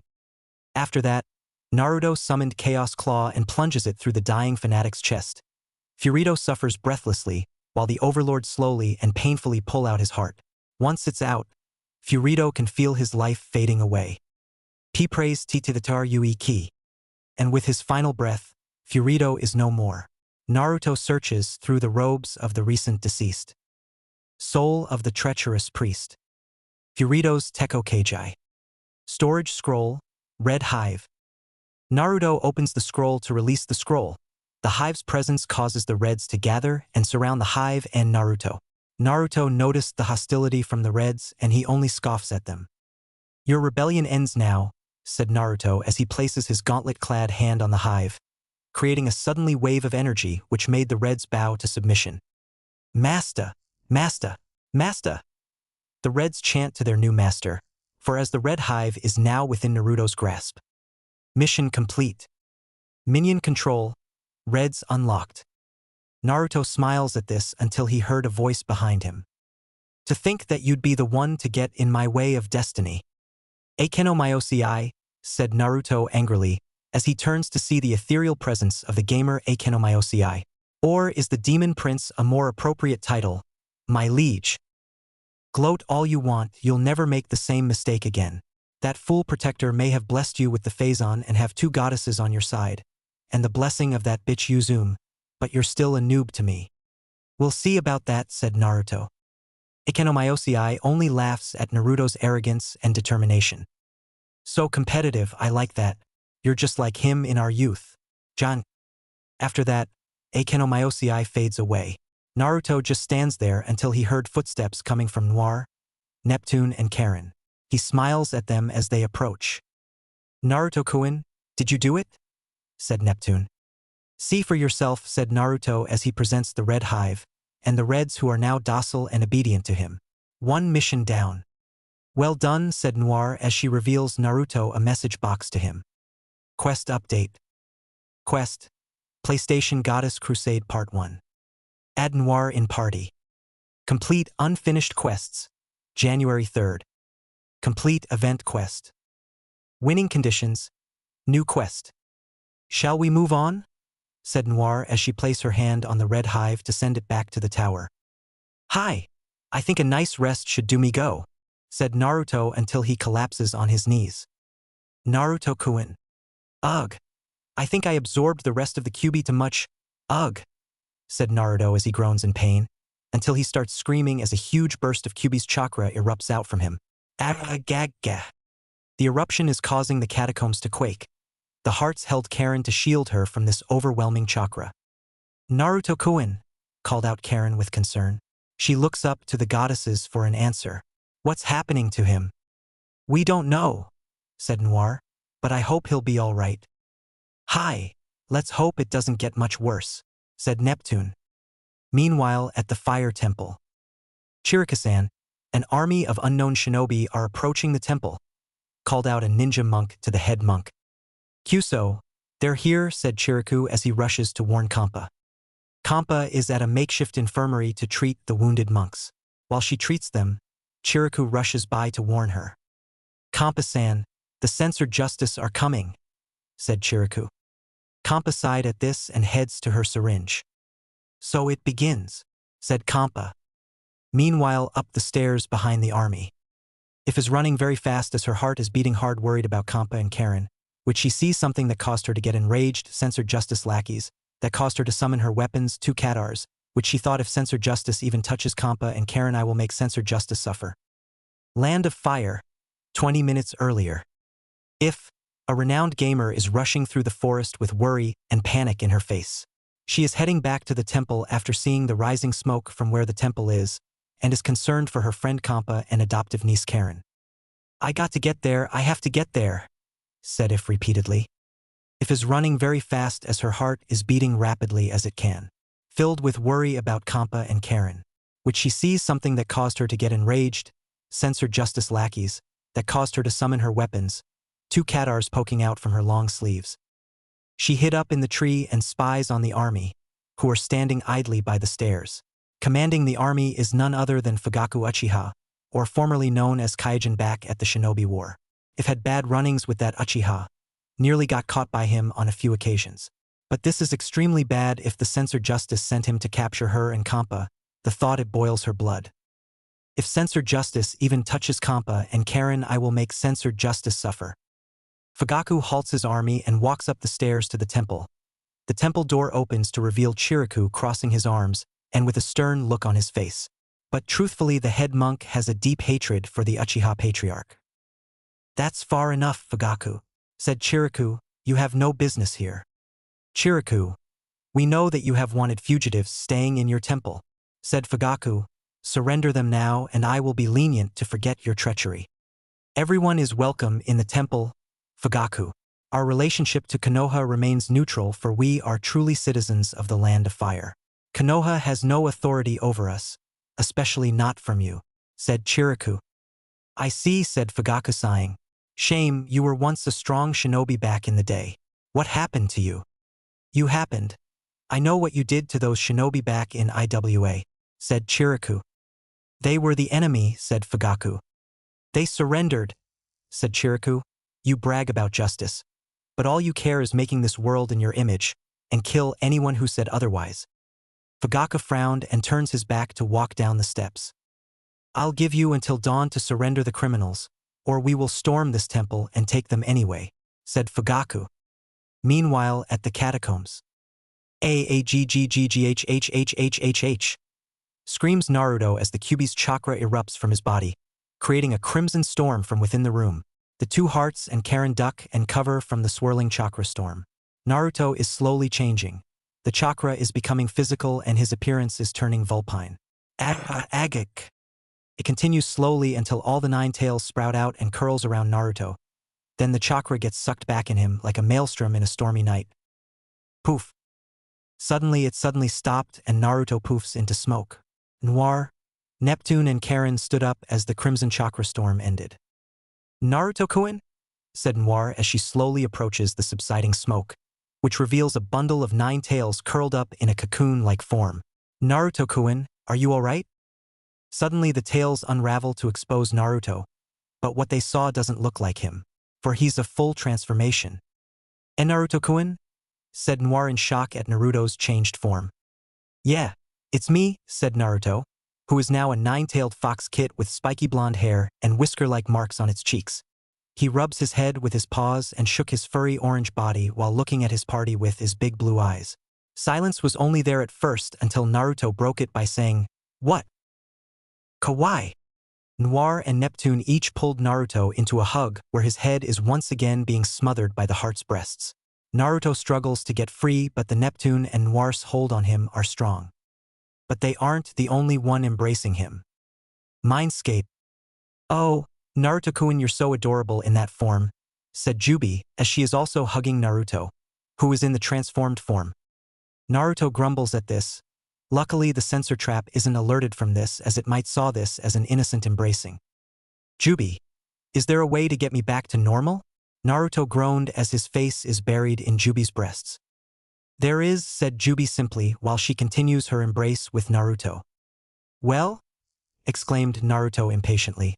His face is warming up his face is near the Biju's chest. No rush. Let's make this last for a while, said Jubi with a cheeky smile and deepens the hug. Naruto mumbled in Jubi's breasts and sighed in defeat. The censor trap is still not interfering right now. Might as well enjoy while it lasts. Catacombs.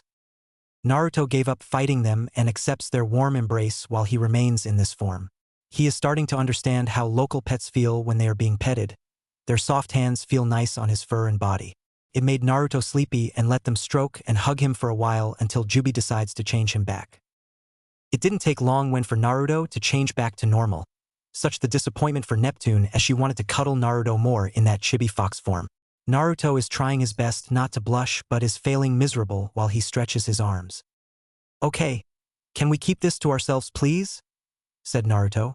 His face is still blushed when the images of the goddesses smothering him with their breasts still burning in his mind. Hi, said Noir, who is also blushing at that moment. I can't believe how vulgar I was when I did that. Then again, he was adorable in that form, maybe I can… No, compose yourself, Noir. Fine, said Neptune in a dull expression, still unhappy that Naruto returned to normal. But she inwardly giggles as she like cuddling the Overlord, transformed or not. No matter, I might get him to cuddle me sometimes. And maybe I can show Nepgear, especially since her personal summon is a certain fox boy which she has a lot in common with. Good, said Naruto when he notices the portal appear in the center of the floor. Ah, the way out. Naruto and the party head towards the portal. Neptune and Noir goes first with Karen for she needs some medical attention from Kampa. Naruto turns to see the corpse of Sora and approaches it. Naruto carried the body and places it where he was before. As a Jinchuriki to another be it if you were a pseudo one, your burden is now mine, said Naruto, and that burden give me strength. Johnny Sora. We will never meet again. Carrot touching eulogy Naruto carrot. Naruto suddenly noticed the voice he heard from before, back when he was in the middle of fighting Sora. Huh? Oh, it's you. Thought Naruto. Can I help you? Carrot, it's you I'm helping. May we talk in private? Carrot. Suddenly Naruto is glowing, he is startled at this. The glowing gets brighter and finally he vanishes in a bright light. Temple. Neptune and Noir returns to the temple. The monks bow to them with gratitude, while Kampa rushes in to pull Karen in a motherly embrace. She was disappointed with the red head for recklessly entering the catacombs. But right now she is relieved that her adopted daughter is safe. But she then sees Neptune. Nep. Chiriku approaches to the goddess and bows to them. "Thank you. I am forever grateful for your assistance," said Chiriku. The temple is now calm after all these years. "Wait, where's the Overlord?" "Huh," said Noir until she realized that Naruto is not with them. "Naruto-kun?" "Ah, he's gone," said Neptune pouting. "I want to hug Naruto-kun more." "Forget about hugging him and focus on the fact he disappeared in front of us," exclaimed Noir with a blush. "Oh, that. It's just Lord Phazon summoning him to his private shrine," said Neptune, still pouting. Noir and Karen were gobsmacked at that. "And how did you know this?" said Noir, staring at Neptune as if she has an extra head grown. "He told me," said Neptune simply. "He told you?" said Noir, "and you didn't tell this sooner, why?" "I forgot," said Neptune sheepishly. Noir growled and started to scream in fury at her fellow goddess.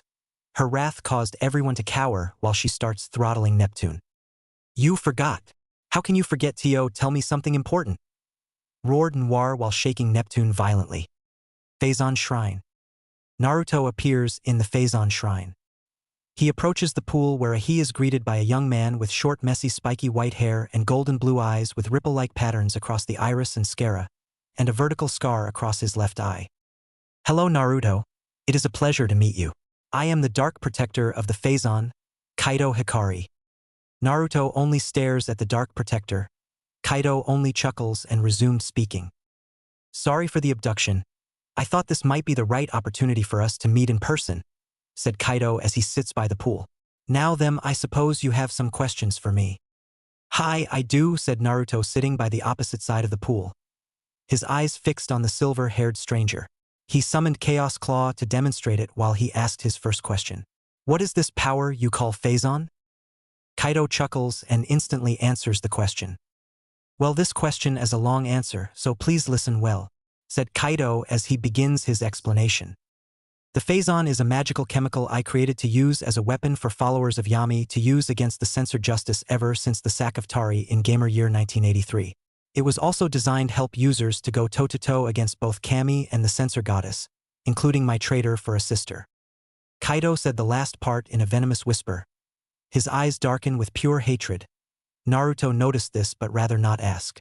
Kaido calmed down afterwards and continued his explanation.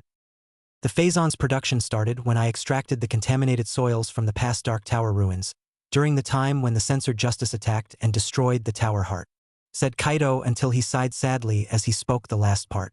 "Poor Jareth. His beautiful labyrinth is but an ugly pile of rubble now. I took the soil samples and began my work on it, tested it on foolish elves who trespassed onto my domain. Every attempt failed with grotesque results. The Phazon is designed to grant its user enhanced strength, speed, and stamina, but it has terrible side effect." "Like what?" said Naruto curiously.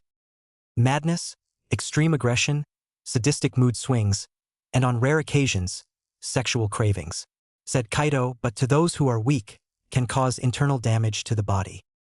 Naruto blushed deeply at the last part. "I was close to a breakthrough in perfecting the Phazon with one of my partner for this project, Blanc the Whiteheart, until my base was destroyed when the last sanctuary was destroyed by the debunked Glorious Empire to access to the Netherworld. The Empire was actually another front for the censored justice, but gladly destroyed thanks to your predecessor. The meddling of the Empire disrupted my experiments, resulting in an explosion which caused the pool where I was experimenting with the mud to mix, unintendedly perfecting the Phazon. I was not sure if it was a blessing in disguise, but I was glad that our project was a success. I took some Phazon to use myself and I sealed the Phazon pool so it wouldn't spread to pollute the lands." "Any more questions?" "Hi, why did you help me?" said Naruto. "Ah, a good question," said Kaido, sighing as he stands up, opening his robe to reveal a deep scar where his heart is. "It is a blood oath. I swear eternally to the Black Baron and Yami to assist the worthiest of his successors. Long ago I was in a battle against my sister, Yubel. Yubel and I have different opinions of the universe, two sides of the same coin. She is a person of chaos and destruction while I am dedicated as a supreme guardian to protect the balance of life and peace. Now before you start saying about me being a benevolent being, I am not. Peace and life doesn't automatically symbolize good. It is neutral, it depends on everyone's perspective. Yubel resented me for my ideology and power, so she plotted to have me killed. I never saw it coming but someone did. My friend predicted her betrayal but I refused to believe it. He never liked Yubel to begin with. Sadly, his predictions were right and we fought in my family home. I was on the verge of victory against Yubel until Kami and the censor goddess decided to aid her. I don't know why two goddesses would help a being who is interested in destroying things and corrupting. It's illogical. They would have agreed in my beliefs, but they attacked me either way. After the battle, I was gravely wounded and they were about to end me for good until I was saved. Saved by the beings that Yubel would have in common with. The Black Baron and the Dark Goddess Yami. They took me away and healed me. Yubel's betrayal left a black stain in my heart that continued to spread like cancer. I abandoned my duties as Supreme Guardian and became the Dark Protector, to ensure the Black Baron's bloodline continues to flow, and to aid them at the dire need, said Kaido until his face saddens at something tragic that happened during the incident. Regardless of my current position, I have still all my original powers of the Supreme Guardian, and even if I abandon my duties, I still fight for peace and life. My only focus is to kill Yubel both for her betrayal against me and for killing my mate. Naruto tilted his head at the last part. Mate? Asked Naruto. Yes, said Kaido sighing as he tries not to shed a tear. My twin sister, Xian. She was a sweet, kind girl. Always there when I feel down. We were destined to be together. But then Yubel took her from me, deepening my hatred for her even more. Naruto felt a bit sorry for the Dark Protector. To feel such betrayal is like a permanent wound in the heart which will never heal. Naruto may not know about the betrayal from a sibling, but the treachery in general is no stranger to the Overlord. Kaido calms down and notices the sun has started to rise. Looks like our time here is done, said Kaido. If you have more questions, it'll have to wait. The censor justice is about to attack the temple and the monks are gravely outmatched, even with Kampa, even with the two hearts of Yami and their personal summons. Temple battle. Kaido shows Naruto the vision of the battle in the fire temple. The censor knights are breaking the gates open while some are breaching over the walls. The warrior monks are holding their ground against the advancing knights. Kampa is firing lasers from her syringe and injecting toxins through the needle. She told Karen to hide and be quiet. Neptune and Noir ended their argument and joined in the fight against the censor justice. Strangely, they are accompanied with three strange creatures. One looks like a blue hedgehog with white gloves and red shoes. It dashes through the censor knights at high speed. He jumps up and curls into a spiky spinning ball and bounces on their heads. He taunts the enemy by wagging his index finger and pulling a smirk, while saying to them, "You're too slow." The second creature looks like a crazed orange bandicoot with a brown mohawk and wearing only blue pants, fingerless biker gloves, and maroon sneakers. He attacks the censor knights by jumping on them, body slams and spinning. Hovering around him is a wooden mask with colored feathers on its head and a green one as a goatee. The last creature is a small purple dragon with a yellow mohawk-like frill, yellow horns, yellow wings, a yellow tip on his tail, and a yellow underbelly. He attacks with fire and charging with his horns. With him is a glowing gold dragonfly. Phazon Shrine. Oh, looks like Noir and Neptune has summoned their champions to assist them, said Kaido. They must be getting desperate. Yeah, well, can we help them then? Said Naruto. Yeah, would be a dick move to do nothing, said Kaido as he snaps his fingers and both him and Naruto started to glow blue. You might want to cast your illusion spell now. Can't have Fugaku tricked into removing that censor trap off, can we? Wait, how did you? Asked Naruto until Kaido immediately answered. Remember that I said I had two friends who predict event? Said Kaido rhetorically to the Overlord. Well, they predicted this moment. So, can you please change? Hi, said Naruto as he channels his mana and casts his illusion spell onto himself, taking the form of an adult in dark malevolent armor. Ready. Good, said Kaido before he and Naruto vanish in a flash. Fire Temple. The battle is going well for the monks until Fugaku joins in. His Sharingan blazes in his eyes while drawing out his sword, the censor blade which is owned by the censor justice's strongest warriors and members. The sensor blade has an ability to nullify and nerf its opponents, and rumored to be harder than the strongest metals in the world. Though normally used against gamers, it is also effective against normal humans also. Fugaku swings his sword, cutting each charging monk and sealed their chakra network and weakening them. The Uchiha is nimble and skilled with the sword. No one has ever dodged it. Many tries to block the sword with their own weapons, but they break from the strength of Fugaku's sword. A moderate number of foes fallen by Fugaku's hand. He is then assaulted by If, who pulled out her katars and attempts to strike him from behind. But Fugaku was wise and quickly blocked the attack with the sensor blade. If snarls at the Uchiha, green eyes meet Sharingan red and black. If, finally we cross blades again, said Fugaku. Don't think that you're winning this battle, Kaijin, said If, calling Fugaku by his war name. If and Fugaku starts clashing into battle. If is swiftly and elegant when it comes to evasion, especially against the sensor blade. She blocks them with her katars while trying to counterattack, but Fugaku evades each swipe and stab. Clash. Clash. Clash. If and Fugaku battle on during a war zone, the katar-wielding gamer is determined to end the Uchiha's life, and vice versa to Fugaku, as he is assigned to either arrest and or execute her. The battle is still at a stalemate until suddenly Kampa rushes in to assist her friend by firing a beam out of her syringe. But Fugaku saw this and jumped back before the beam could reach him. He tosses a few shuriken at Kampa, but she blocked them with her syringe. Fugaku only smirked when the shuriken suddenly explode, and Kampa was caught in it. "Kampa!" exclaimed If before she turns to Fugaku. Her fury boils higher that her hair for a second turned blonde and charges at him again. "Bastard!" Fugaku saw If completely lose it and took advantage of that. "Mangekyo Sharingan, Tsukiyomi," said Fugaku as his Sharingan turns into the Mangekyo Sharingan and trapped If in his deadly gaze. If freezes and suddenly screams in terror, giving him an opening and cuts her with his sensor blade. If gasps as she can feel her powers shut down and collapses. Fugaku looks down at the downed gamer and places the tip of his sword near her jugular. "Resistance is futile," said Fugaku until he noticed a blue blur zooming towards him and stuck him on the chest, causing the Uchiha to fly back, and saw the blue hedgehog pick up If and dash away. Next, the purple dragon and the orange dog thing charges at Fugaku. The dragon shots out fire, but Fugaku counters it with fire style, fireball jutsu. The bandicoot rushes to get Kampa out of the battle. "Enough," said Fugaku as he channels his chakra to partially activate his Susanoo, but only forming the skeletal arms which he uses against the purple dragon. He even reaches out to grab and crush the orange bandicoot and the blue hedgehog. No one escapes the might of the censored justice. Then suddenly a bright flash of blue light appears and stops the Uchiha from reaching out for the unconscious Kampa and If. As the light dies out, it reveals the Dark Protector Kaido Hikari and the man in the dark armor.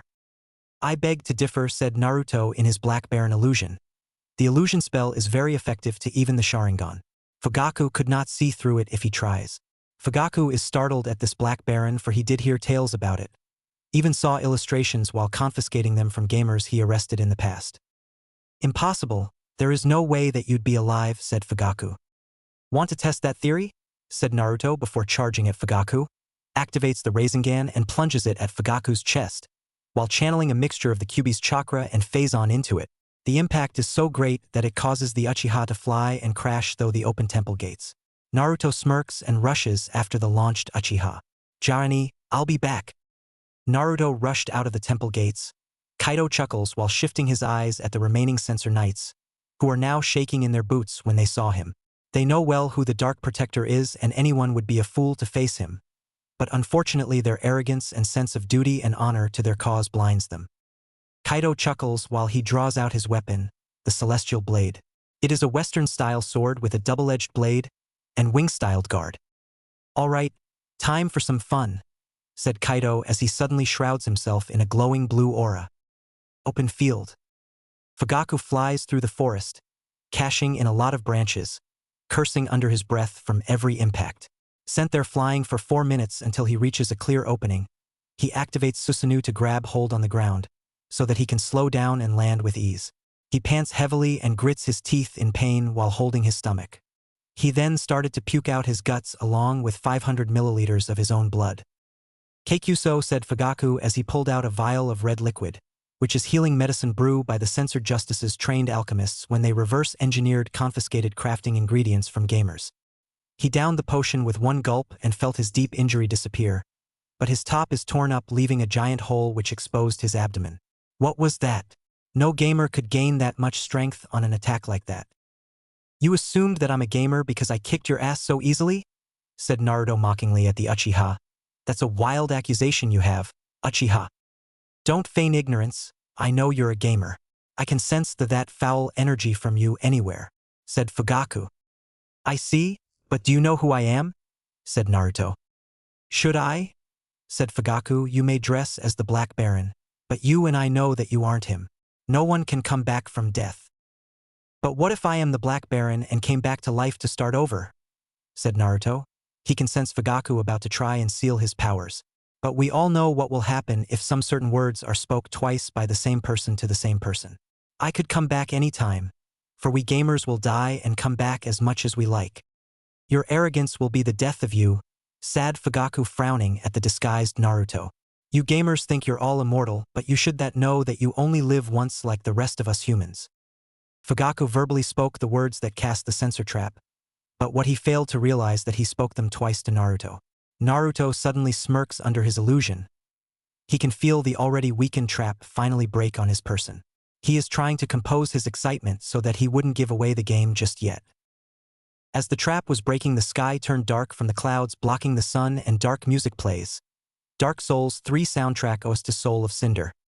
Yes, finally, thought Naruto as he can feel his powers boost up. Warning. Darkborn Overlord Update version 1.2 in 5 minutes. Darkborn? Thought Naruto with curiosity and confusion. But that question will have to wait as he is now in the middle of a fight against a member of the censored justice. Naruto only draw out Sting and prepares to fight Fugaku, but must make it look like he did plant the censor trap on him and stall for 5 minutes until this Darkborn Overlord update is complete. Naruto stays in position while Fugaku charges into battle. Naruto dodges the swings from Fugaku's censor blade, is keeping his distance away from the Uchiha, but Fugaku is not making it easy. Frustrating that he cannot expose his powers, Naruto is trying to fight back. So, he draws out Sting and charges in, blocking swings from the censor blade and attempts to strike an opening.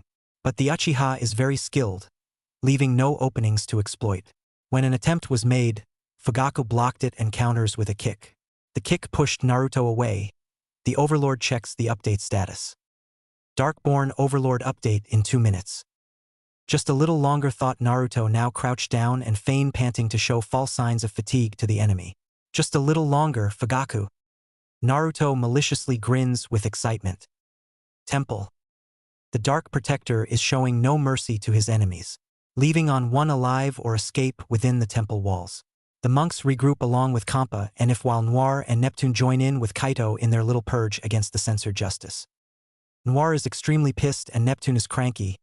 Noir is pissed because Naruto wasn't there with him and Kaito just basically kidnapped him.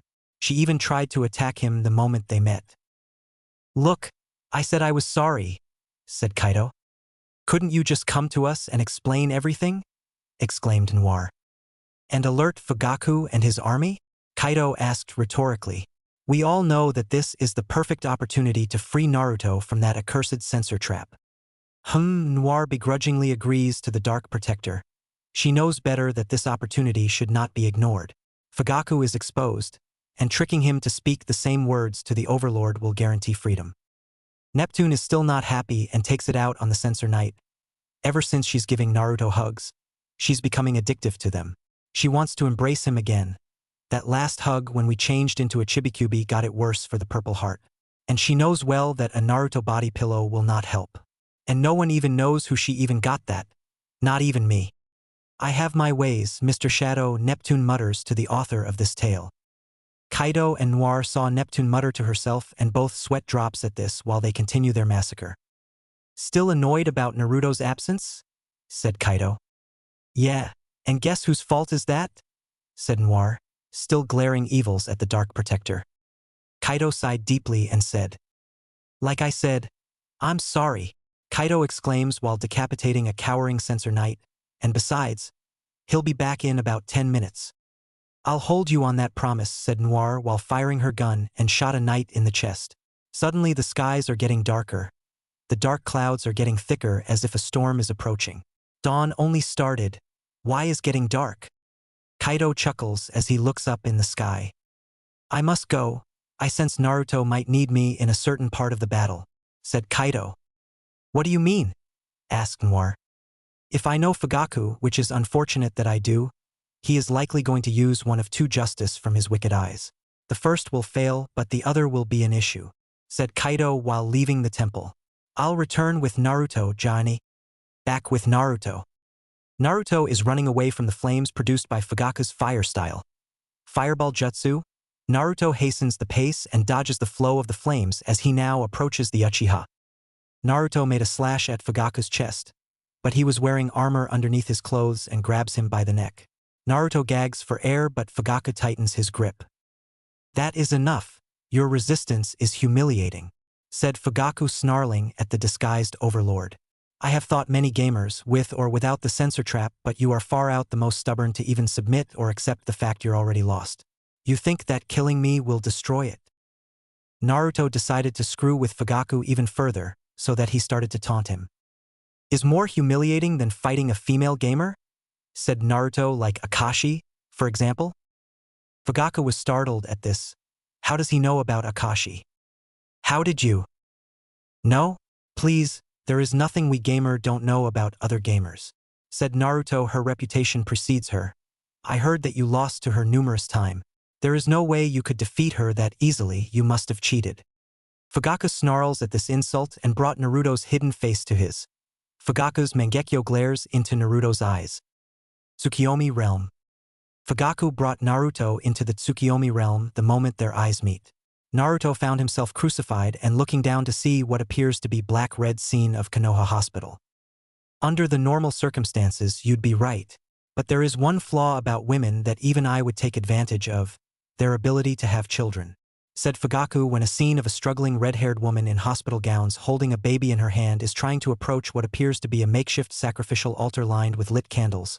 On the altar is a crying baby with a spiral tattoo around his recently cut navel. During the chaos of the Kyuubi's rampage of Konoha, I waited for Enemy to be alone. She was trying to reclaim her child back when the Yondaime used him as a human sacrifice to imprison it. But before she could reach her son, I made my move. The scene now changes with Fugaku holding a strange blue crystal and beams it at the red-haired woman, drawing her in until it imprisons her. With the woman screaming, Uzumoka-san, help me and my children. I trapped her and that other brat in a strange crystal called the Anti-Crystal, said Fugaku, a gift given to us by the censor goddess herself against the heathen game goddesses and the gamers. We even lace our primary weapons, the censor blades, with these crystals, to negate their foul abilities. But I prefer to just a different motive, so that I can catch them alive for their execution. Naruto is now silent from this tale of the fate of his mother and sister. Fugaku noticed this. He must have broken his spirit and his reason to resist. Tsukiyomi ends. Fugaku tossed Naruto away, who just lay there, silent and still. Fugaku is rather curious about why the so-called Black Baron would react to the news of the infamous gamer Akashi. I'm curious on how you know Akashi, said Fugaku as he walks towards Naruto. Do you know her? I never got the change, said Naruto in distraught. Tears leak out from his pulsing eyes. His illusion is starting to fade away. He is deliberately weakening it for Fugaku to get a look at his true appearance. She wasn't there for me to personally know her as my mother. Fugaku suddenly widened his eyes at who is now seeing. Naruto Uzumaki, the son of Akashi. He was confused this until realized, which made him panic and started to back away. Why you planned this, said Fugaku. Of course, I planned it, said Naruto with his head still down. As he lifts his head up, his eyes are no longer blue or even Sharingan red. They are black, black as the darkness within our hearts, while in the center of each eye has a glowing red symbol of a broken ring with a line across it from above. Fugaku saw that symbol in the eyes of the hearts of Yami. But the eyes that Naruto have, it has the red and black template of a Mangekyo Sharingan, but legends say that the dark goddess Yami has those eyes. The censor justice dubs them the eyes of Yami. Mangekyo Sharingan unlocked. Naruto glares at Fugaku with his newly awakened Mangekyo. But suddenly a message box appears and Naruto's glare changes into a predatory grin. Darkborn Overlord update. Ready. Activate? Yes. No. Well, Fugaku, looks like the tables have turned. "'Cause it's my turn," said Naruto as he pressed yes and suddenly jolts back as a massive surge of energy skyrockets from out of him.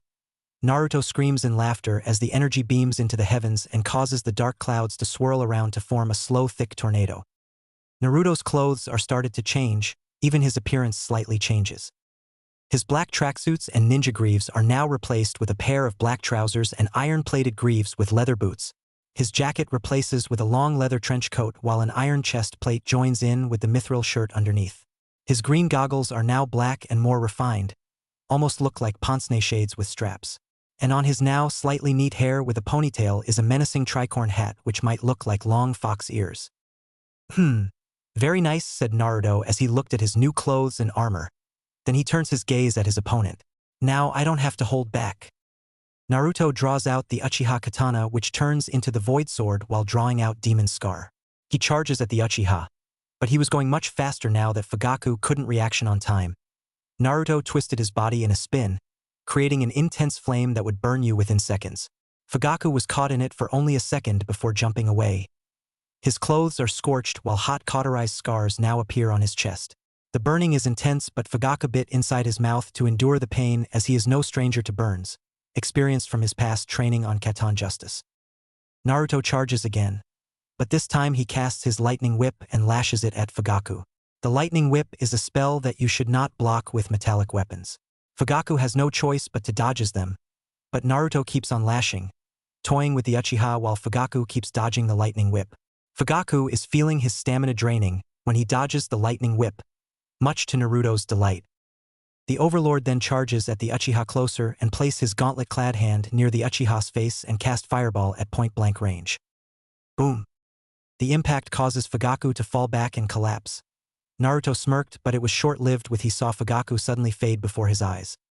That was close. 1. Naruto turns around to see Fugaku panting while crouched on the floor.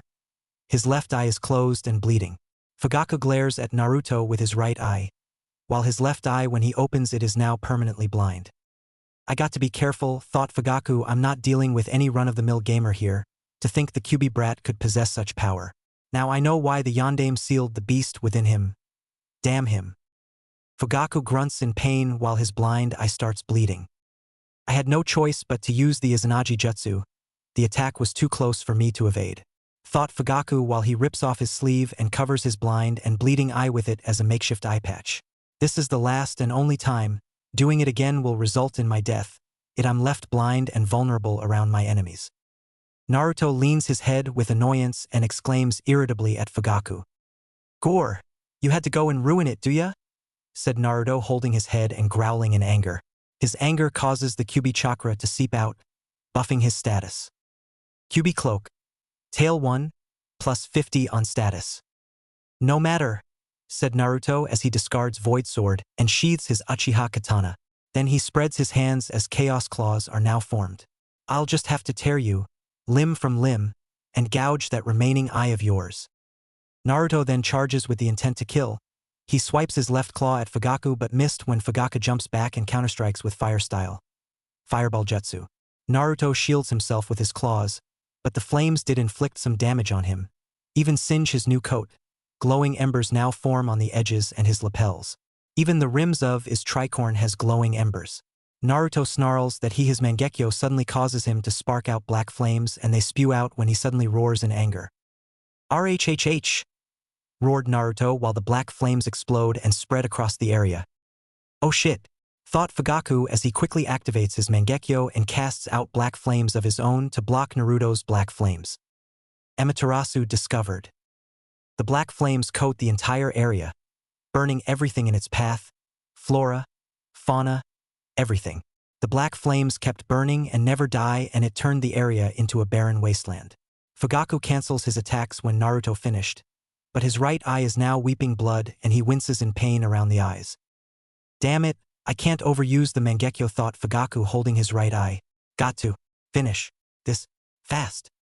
Fugaku removed his hand and opened his eye wide. He shrouds himself in purple chakra, and a giant ethereal body slowly builds up until it reveals a giant samurai with a sinister Tengu mask. Naruto looks up at this and steps back a bit as the ethereal colossus slowly draws out its giant ethereal sword. He notices that dead right in the center of this giant is Fugaku, looking down at Naruto. "This is the end for you, boy," said Fugaku. "I never expected you to push me this far. The only ones who did were your mother, along with other gamers native to Konoha." Naruto grunts, channels his Phazon to activate his Phazon hyper mode, which caused his chaos claws to spread up to his shoulders and sprout out a long dark red tail. "Bring it!" roared Naruto. Fugaku scoffs at Naruto and his arrogance. "If you insist," said Fugaku as he swings his massive ethereal blade down at Naruto. Naruto frowns as he tightens his left fist, but doing so causes a build-up with red Phazon that it forms into a pulsing red orb. Naruto was noticed this, and a message box appears to inform him. "Chaos Bomb discovered." "Chaos Bomb?" said Naruto until he heard Kaido call out to him. "Naruto, throw the Chaos Bomb, quickly!" said Kaido as he finally reached the battle. Naruto didn't hesitate and threw the Chaos Bomb at the sword. It explodes and broke the ethereal blade. With the blade destroyed, Fugaku could not execute his attack on Naruto, but Naruto is far from over. He smirks evilly while he channels more Phazon in his fists to produce more Chaos Bombs and starts tossing them at Fugaku's Susanoo form. Each impact and explosion break the form away, disrupting the chakra flow as it causes much damage on the Uchiha's eye. "No, no!" exclaimed Fugaku as he tries to move his ethereal fist to pummel Naruto hard on the ground. But said fist is now destroyed by a Chaos Bomb. The Susanoo is gaining critical damage that it suddenly shuts down. But Naruto took the opportunity and threw his last Chaos Bomb at Fugaku. "Damn you!" Boom. Naruto watches Fugaku plummet down to the ground and crash lands hard. The Uchiha lays there, critically wounded. His right eye is bleeding and going hazy. Kaido applauds to the victor, who is Naruto. Naruto turns to Kaido and nods at him. "Marvelous," said Kaido. "You are indeed a true heir of the Overlord reign. And to defeat Fugaku, truly marvelous." "Hi," said Naruto as he walks towards the downed Uchiha. "But it isn't over yet." "Oh?" said Kaido as he follows the Overlord. Naruto approached Fugaku and crouches down so that he is at viewing range to one another. "You lose," said Naruto, smiling darkly at Fugaku. Well, what are you waiting for?" said Fugaku, painful. "Kill me?" "Yeah. About that," said Naruto as he starts rummaging through Fugaku's clothing and took everything he has. Sensor blade equipped. Confession scroll obtained. Anti-crystal obtained. "Huh? What's this?" said Naruto as he started to open the confession, which Fugaku saw. "No, wait." Too late, Naruto is already reading it. As his eyes skim side to side on the scroll, his reaction is not a happy one. He rolls the scroll up and darts his eyes angrily at Fugaku. "I'm not going to kill you, Fugaku," said Naruto as his gauntlet-clad hand starts channeling a menacing magic aura.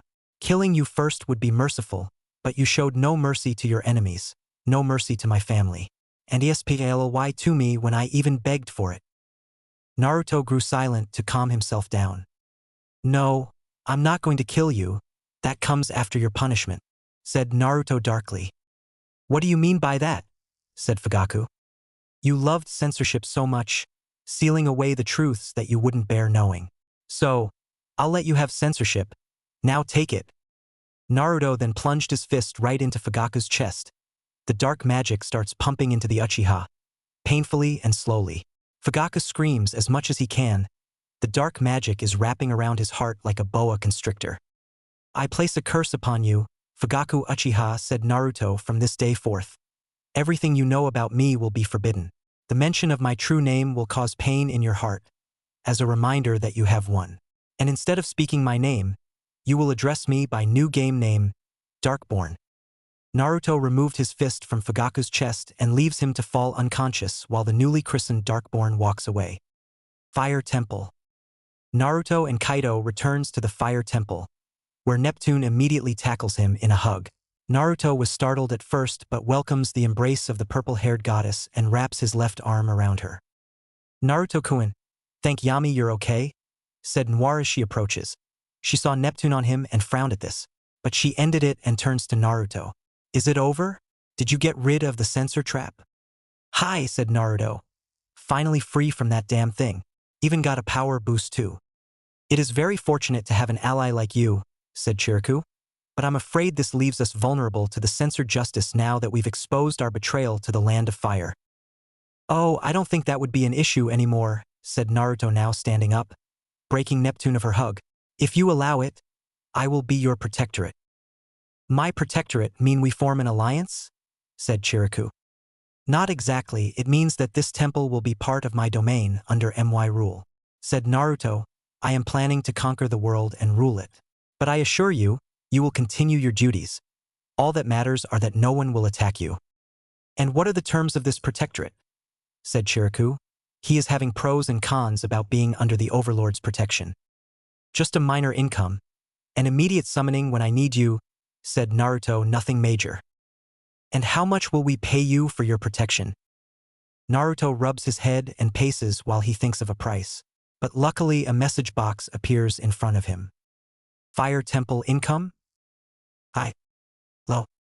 Naruto just presses low, and this causes his karma to go up slightly.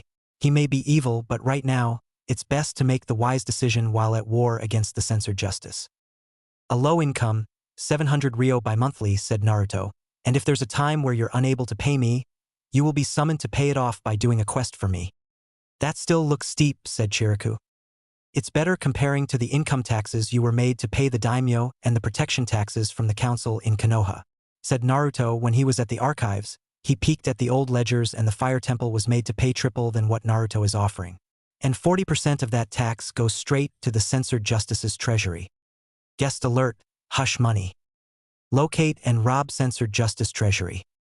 Naruto smirked inwardly at this, but he continues his focus on the head monk. Besides, I did you a favor, said Naruto, and a favor must be paid, correct? Chiriku sighed in defeat at this. But Naruto is correct. The temple had to pay triple the amount to the fire daimyo and to Konoha to protect the temple from crazed fanatics and bandits. Chiriku, it'd be wise to accept, said Bansai, who has a bandage on his head and a sling over his right arm. He was caught in the fight against the censored justice. In this dire age, help must be owned, and this price is reasonable. Chiriku reluctantly nods at his predecessor and turns to Naruto. Hi, I accept, said Chiriku. Good, said Naruto, until suddenly a banner appears in his hand. He raised it and plants in the center of the temple courtyard. From this day forth, the fire temple belongs to Darkborn, the fifth Overlord. Konoha Marketplace. Blanc was looking around when she sensed something that looked like an Overlord gauntlet gem and a ring. That can't be. Last time I sensed these things, it was in Leanbox when I was on business. Blanc went in the store place, which looked like an old shop. What can I do for you, miss? Said the old man, who appears to be Chinese with he looks at Blanc. His left eyes are blind. His face covered in wrinkles and has a long wispy beard that goes down to his neck. Or are you just looking around? If you are, please leave if you don't want anything. I couldn't help but notices you have 3 things, a mogwai, the ring of the evil queen, and the gem of the gremlins. There is no surprising you, Lady Blanc. That surprised Blanc. How did you? I was a worshipper of Vertsama back when Leanbox used to be a country that was favorable in the world. I might not be a gamer, but I still worshipped her. Sadly, when the censored justice took over that, it fell hard and never really recovered. The old man then sighed. I want to at least see a picture of my goddess before I die. I will give you Gizmo, the ring, and the gem of the gremlins if you can give me that picture. Surprisingly, I do. Blanc then gave a picture of Vert to the old man. I am just glad to be rid of that since Vert's boobs are huge and I don't need a picture to see it all the time. Blanc thought with ticked-off marks. The old man gave Blanc Gizmo, the ring of the evil queen, and the gem of the gremlins, which was a fingerless glove with a red gem.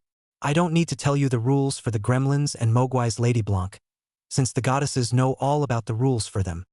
It is fine. I hope that Ka-san will go easy on you in the afterlife, sir. And with that, Blanc leaves, putting Gizmo in her hat so Gizmo won't die from the sunlight. Forest of Death. In the Forest of Death, a different ring was glowing red with the inscription that was hard to make out, which deeper in the forest we see the green hive and a hiss of a green minion demon. Epilogue. Konoha Hospital, ENA section. Doors burst open as a group of medical ninja rush in with a mortally wounded Fugaku. They rush through the corridor and towards a vacant surgery room. Fugaku was discovered when the censored justice didn't hear from him and went to investigate. Now they discreetly brought him to the village's hospital for immediate care. The medics mutter to themselves about their patient's condition while Fugaku lays on a stretcher, unconscious and hooked to a heart monitor which is reading his high heart rate. "Reading are moderate, doctor," said one of the medic ninja. "The patient is agitated." "Well, we need to put him down to begin surgery. He looks like he's been caught in a storm," said the doctor. "Where was he when this happened?" "That's the strange thing. He was in a burned-up field surrounded with black flames," said the medical ninja. "The council had to put that area in quarantine until the flames are extinguished." "Any damage on the body?" said the doctor. "Internal bruising, broken bones, critical blood loss. His left eye is beyond saving. I'd be miracle for him to survive this," said medical as he reads the medical reports hooked at the end of Fugaku's stretcher. "Don't worry, I dealt worse," said the doctor as he and the other medical ninjas puts on his stethoscope to check his heart rate. At least his heart's calming down." The medical ninjas sighed in relief until the doctor removes the stethoscope and barks out orders. "Okay, looks like I need everything prepped up. This is going to take a while," said the doctor. He sighs in pity for Fugaku. "Poor bastard. What kind or monster would do this to the police commissioner?" Fire Temple. Naruto yawns while he and the two goddesses are preparing to leave the temple. Sadly, Karen will not be joining them for 2 reasons. "You're leaving too?" said Naruto to Kampa. "Hi, we need to make ourselves scarce before things get more complicated around here," said Kampa while Karen by her and along with if. "There's certain man I need to deal with, and Karen still has some training to so. Plus she is grounded for sneaking down at the catacombs."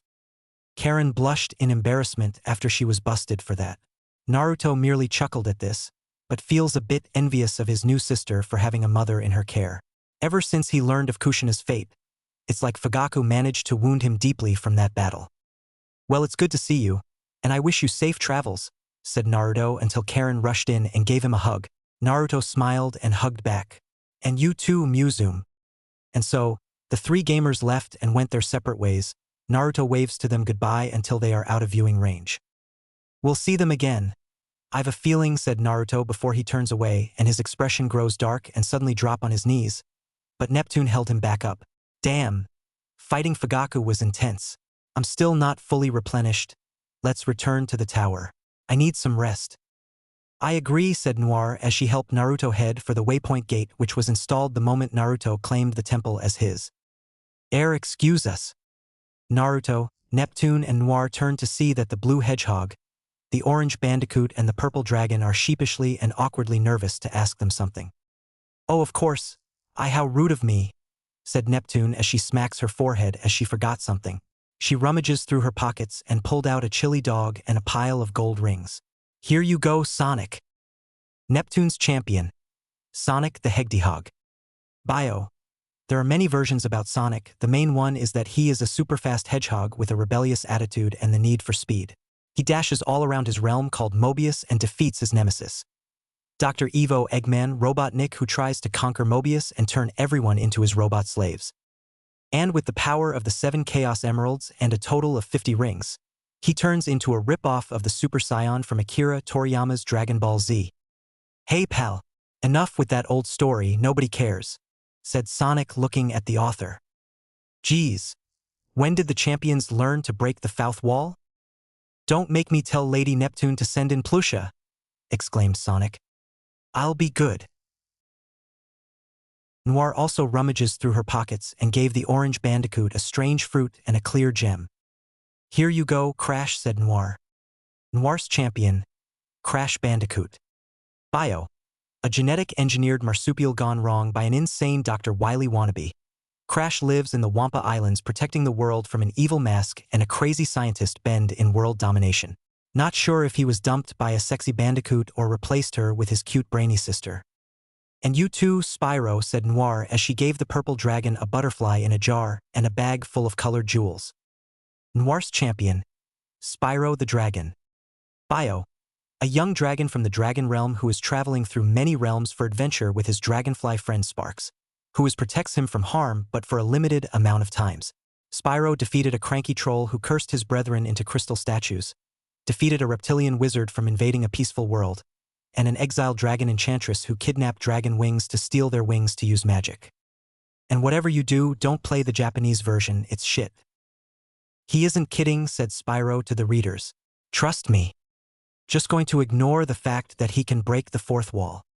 Thank you for your assistance, you can go no, said Noir. The three champions bow to their goddess and vanish in a flash of light.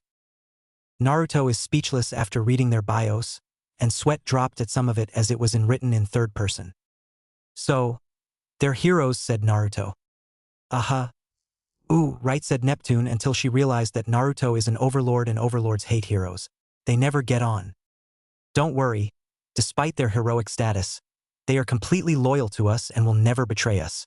Besides, they vision the censored justice as evil. Gee, thanks, said Naruto, feeling insulted that the champions see the censored justice as evil and not him. I'm not evil enough for them, right? Noir panicked as when she saw Naruto looking glum. And not that you're not evil, no, Noir stammers with worry. Fuck. I've upset Naruto-kun. Let's just go home, said Naruto as he storms off to the waypoint. Noir now feels depressed, feeling that Naruto is not happy with her right now. Neptune saw this funny for a bit but felt sorry for Noir. Don't worry. I'm sure he'll forgive you, said Neptune. It's just a little misunderstanding.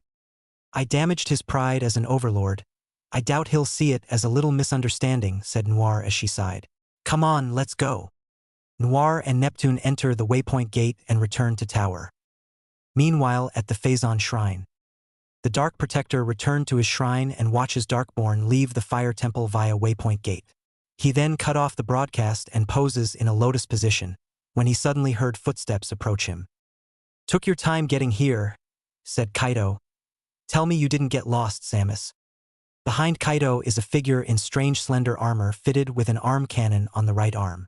The figure's face is concealed with a helmet with a glowing T-shaped visor, which the figure removed to reveal a face of a beautiful young woman with long blonde hair. Sorry, Sensei, it's a big galaxy, said the woman known as Samus. She presses a button on her arm which causes her armor to open and get out of, which reveals her wearing a black sports top and black shorts with them. So, did I miss anything? Hi, said Kaido, a moment in gamer history, but fret not, you'll be there in the next. Sadly, one I couldn't join, said a different voice. It was figure which he stepped out of the shadows and he looks like a normal guy in his 20s with sort of Caucasian/Vietnamese mixed skin, black hair, glasses, wearing ordinary clothes and carrying what looks like a red katana, which the guy was taking off his headphones, which you swear you could hear, I'm the boss, from the band Big Bad Bosses. Ah, Chaos Sonic, you missed a lot. Blame that on the multiverse. I wanted to make sure I didn't end up in the personal project Brown Phantom and I made again and mess up my morality. But enough about me. Did Naruto find Neptune? Yes, he did. Good, because he is going to need all the help he is going to get, especially since I learned who the leaders of the Konoha branch is. And they are. I will tell, but he has to pass my test in Yuzushigakure. You went easy on him, Kaido. Now that the Darkborn has awakened, I want to make sure he will be ready for what comes in the future, especially when he meets his first mistress. That is the promise I made to Inshadow to make sure he gets stronger. Oh, don't worry about that. I'm sure the next chapter of the story is about to be interesting, said Kaido with excitement. About that, said Chaos Sonic, averting his eyes to his fellow world maker. The Dark Prophet has informed me that this story is about to end. Huh? Said Kaido in confusion, but why? He has decided that it has enough chapters and adding more will make the story bland and uninterested, said Chaos Sonic. But that's ridiculous, said Kaido. Don't you know how long I waited for his predictions to happen? I even asked him countless times. Oh, that reminds me, said Chaos Sonic. He wants to speak with you. Chaos Sonic snaps his fingers and a shadowy projection of a large man with a short beard, and wearing a hooded jacket that cover his eyes in shadows with a pair of dark pants and dark trainers. Kaido, I know you're excited and a fan of my work, but please stop. Kaido flinched at Inshadow. Sorry. It's just that I haven't heard from you for so long, said Kaido. You keep asking me every 5 minutes, it's getting tiresome and disrupts my work. I get it, you want to know what happens. I understand, but you need to understand that I need utmost concentration and you're not helping. Okay, I'll try to keep my excitement in check, said Kaito. Thank you. Just one more question? What is it? What going to happen next? Will I live with Naruto? And when will he help me plot my revenge against Yubel and Rog? Chaos Sonic sighed at this and continues listening to music. This time it's Regretroid by Starbomb. Konoha Market. Blanc is out in the Konoha Market continuing her shopping she did from yesterday. Blanc is the only goddess that doesn't look off among the masses, and she appears to be the most normal out of other hearts of Yami.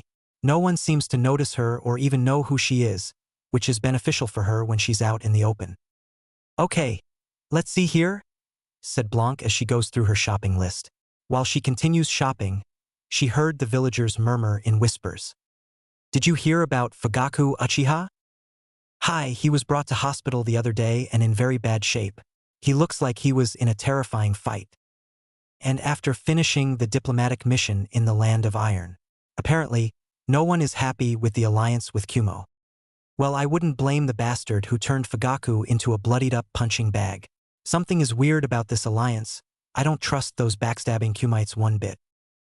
Blanc rolled her eyes when she eavesdropped the gossip, but she does feel a twinge of satisfaction about Fugaku's condition. Who or whatever did that must have been some divine blessing, and I didn't cause it. Strange, said Blanc quietly to herself, 'cause no matter I tried, despite my current form, I never get it right. Oh well. The White Heart continues with her shopping in the village market, unaware that she is being watched by two suspicious yet incognito men blending with the crowd. Dark Tower. Naruto returned back to the Dark Tower. He collapses onto his throne and sighed in relief. The two goddesses are back at the tower's chapel for some R&R while the Overlord himself does the same. Then the minion master Gnarl arrives to greet the master and accompanied with Izumi, who came to see if Naruto is okay after his encounter against Fugaku Uchiha. Welcome back, master, said Gnarl. I trust that your encounter against the Uchiha went well? Hi, but I'll let you on it later. Need some rest, said Naruto as he took off his goggles, leans his head back so that his still active Mangekyo Sharingan stares at the ceiling. Never have thought that I would achieve such victory this soon. Such liberation on oneself is welcoming, including the bonuses it includes.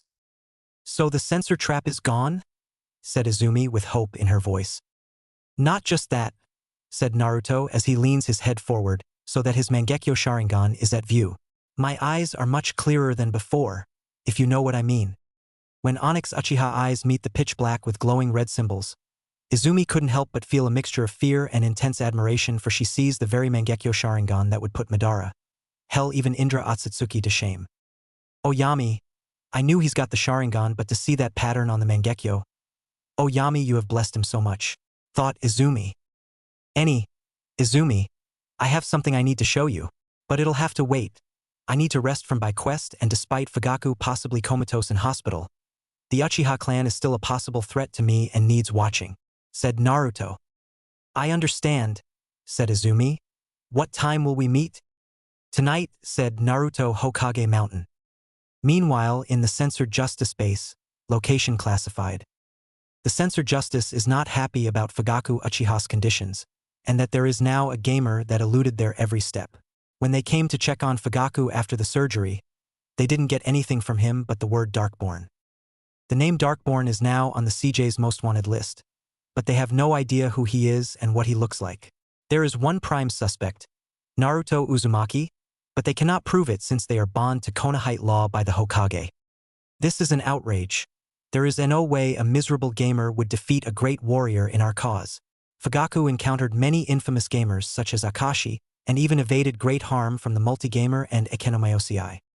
Not to mention that let Kampa and if escape from your iron grip of justice, who know what they are doing now. Something diabolical, no doubt. With Kampa and if and Karen are enjoying a nice picnic in the land of rice paddies. It's such a lovely day for a picnic, right Iffy? Laying out a picnic mat. Said If, watching the beautiful view of the rice paddy farms from downhill. I wish I could stay with Naruto and Ai-chan, said Karen. Kampa sighed and pulled her close into a motherly hug. Don't worry. Once complete your training, we'll return to see him, said Kampa before she opens up her picnic basket. Now, who wants a pudding up? back at the censored justice. We'll find those wretches, even if we have to scour the entire shinobi nations to find them.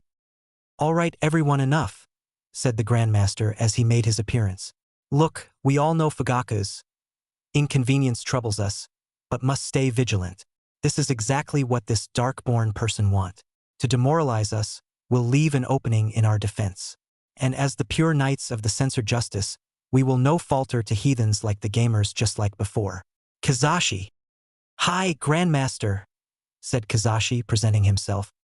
I want you to inform Fugaku's second-in-command about this situation, for he'll be in charge of the Uchiha clan until Fugaku is fit for duty, said the Grandmaster. With all due respect, sir, but Fugaku's second-in-command is Yashiro, and we all know what he's like. Hi, I know, which is why you must inform him, said the Grandmaster. Fugaku did suspect that the clan is planning a coup against Konoha. We must not let that happen. For this coup will bring chaos to the village, and the other villages will take advantage of its vulnerability.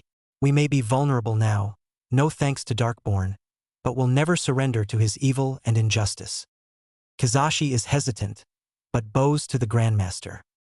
I understand, said Kazashi. Good. This meeting's adjourned. We'll discuss the next topic in a matter of days, said the Grandmaster Censor Ayastia. Censor Ayastia said the members of the censored justice, including Kazashi Haruno. As Kazashi and everyone leaves, the Grandmaster felt tired. I know you heard that CFW magic. You gave me this eye to make sure I was watching, said the Grandmaster, hearing a sexy, just sinister laugh echoing in the room. A woman appeared, and she appears to be indecent and lascivious in appearance. She dons a very revealing attire that exposes most her light lilac skin color. She has yellow eyes, purple makeup, and nails toned to a darker shade of pink, which helps in the contrast of her light skin color. Her hair is a pink neon color, worn in pigtails with long bangs, that is accompanied with an eye patch underneath them.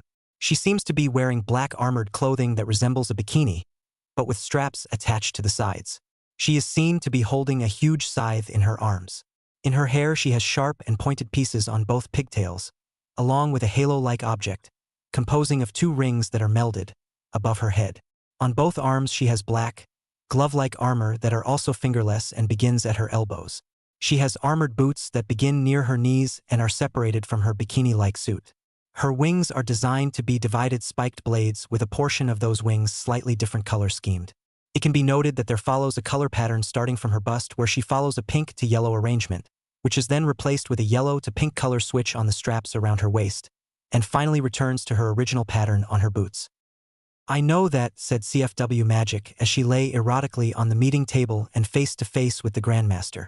In fact, my censorship goddess Arfwar will be pleased that you are doing her work. In fact, you have been blessed so many times that I am a bit jealous, which if I remember correctly or deal was so you can have a way to control the QB, right?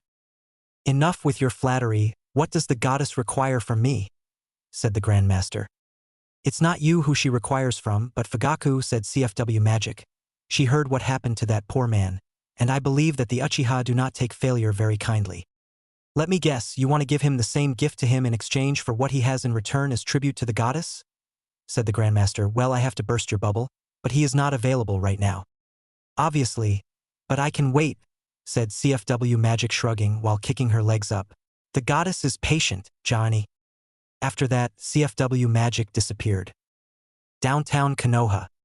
Blanc has finished her shopping and is heading back to where she's secretly living.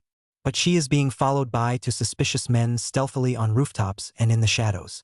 Blanc already knows this, but best not let her pursuers know just yet while her blue eyes flash red for a second.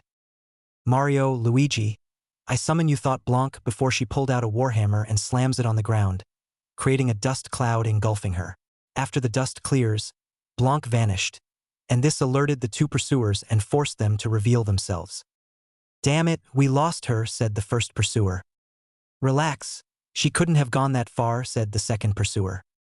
Suddenly a small tremor erupted, and a giant green metal pipe sprouts out from the ground. Jumping out from the pipes are two adult men in blue overalls, but each have different colored tops and hats. The short stout one wears red while the tall slim one wears one. Damn it, we've got a code M83. Baka, it's a code SM85, exclaimed the second pursuer. What? said the first pursuer in confusion until a fireball hit him in the face, causing him to spontaneously combust. Yep, definitely an SM-85, said the second pursuer watching his partner combust and incinerate into ashes. He turns to the two strangers in what appears to be plumber attire and poses in an offensive position with a sword drawn out. All right, you're all under arrest under CJ Law Code. But the second pursuer never got the chance as the short stout man in red jumped up high and stomped on his head, burying the pursuer neck deep underground and also fracturing his vertebra. The bastard died in an instant, next to the pile of ashes that is slowly blowing away by the calm breeze. Yahoo cheered the two plumbers as they jump up in victory. Blanc suddenly revealed herself with her shopping and confronts them. The two plumbers saw Blanc, took off their hats and bowed to her. Menace is a dealt with Lady Bianca, said the plumber in red. Mario. Blank's champion, Mario. Bio, born in Mushroom Kingdom but raised in New Donk City, Mario is considered the shortest due to his lack of New Donk's banana consumption, which causes gigantism and forces the city to expand twice in size for its giant citizens. He was a carpenter originally until his pet Kong named Donkey Kong kidnapped his former girlfriend Pauline, currently mayor of New Donk City and part-time cabaret singer, which lost him his job and girlfriend. The kidnapping traumatized Pauline and decided they would end the relationship for her safety. After months of unemployment, Mario's brother offered him a job in plumbing and both opened a plumbing company. Mario Brothers Plumbing, you clog 'em, we clean 'em. But their last plumbing job dragged them to another realm called the Mushroom King, where they now reside. Right now Mario is trying to stop a second wedding attempt of Mushroom Kingdom's princess from Bowser Koopa King of Darkland. Thank you, said Blanc calmly while tossing each of the brothers a pouch of gold coins and a yellow block with a question mark on it. For your troubles. It's say no trouble at all, said the plumber in green. Luigi Mario. Blank's champion, Luigi Mario. Youngest brother of Mario. That is all I can think of. Hey! Whined Luigi at me. Ah geez, not again. Anyway, we best be off now. Arrive Dursey. Mario and Luigi then climb up the pipe and descends before the pipe sinks down from the ground. Blanc meanwhile continues her trip back home. I hope Hinata-chan is hungry, said Blanc with slight hint of maternal love in it.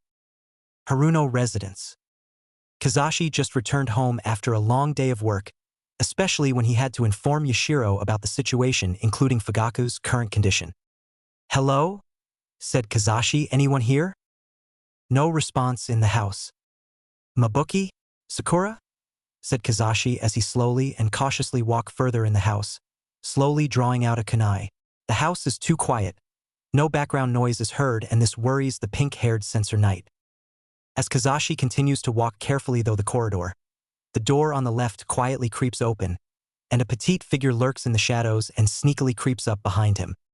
Boo! Kazashi sharply turns and poses in for the offense, but what he saw eased his heart and mind. His daughter Sakura giggled as she snuck up behind him and scared him. Sakura, what did I tell you about sneaking up people like that? Said Kazashi. But I was practicing to be a kunoichi. Just you and Ka-san, said Sakura. Well, you got the stealth part in hand, but it'll take more than stealth to be a ninja, said Kazashi. Where's your mother? Out in the garden. She's bought some new flowers from the flower shop, said Sakura. Oh, okay, said Kazashi. It's getting late, you best off to bed. Sakura didn't respond. She suddenly spaced out and her hand is making an involuntary flick on her fingers, as if it's trying to do something that she wouldn't do. Sakura, said Kazashi, but only louder. Wah, said Sakura, you said something? Spacing out again, said Kazashi. Was I? Asked Sakura. Sorry, Toussaint. Kazashi sighed and starts ruffling his daughter's light pink hair. Don't worry about it, just get ready for bed, said Kazashi. Okay, said Sakura as she heads to bed. Kazashi watches her head upstairs and smiled, but he frowned as something deep down is making him feel regret. He put his hand in his jacket and pulled out a sealed-up scroll inside. Get a hold of yourself, Kazashi. They didn't find Fugaku's scroll, so I'm still in the clear, said Kazashi before he stuffs the scroll back in his jacket. And unlike him, I am not willing to die for my crimes. I have my regrets, but they are worth it. Out in the garden, Mabuki Haruno is doing some gardening. Her expression is spaced out and apathetic. She is focusing more on digging the dirt than everything else all around her. She is muttering in an inaudible language, as if she is trying to remember and say something. "Mabuki, I'm home," said Kazashi. Mabuki ignores him, still spaced out and muttering. "Mabuki, it's getting late now. You can continue in the morning," said Kazashi. But Mabuki does not respond to her husband. This made him sigh and brisk towards her. "Enough now, come on," said Kazashi as he grabbed her worst and pulled her away from the dirt. But Mabuki suddenly turned sharply and swings her trowel at Kazashi. Luckily, he dodged it. She mutters loudly, but this time it's slightly clear. "Yoursense will be punished, Darkborn will punish a, just like headed with Fugaku. Konoha Wilburn censored justice will fall, you will dy, uwilldieyo, uwilldieyo.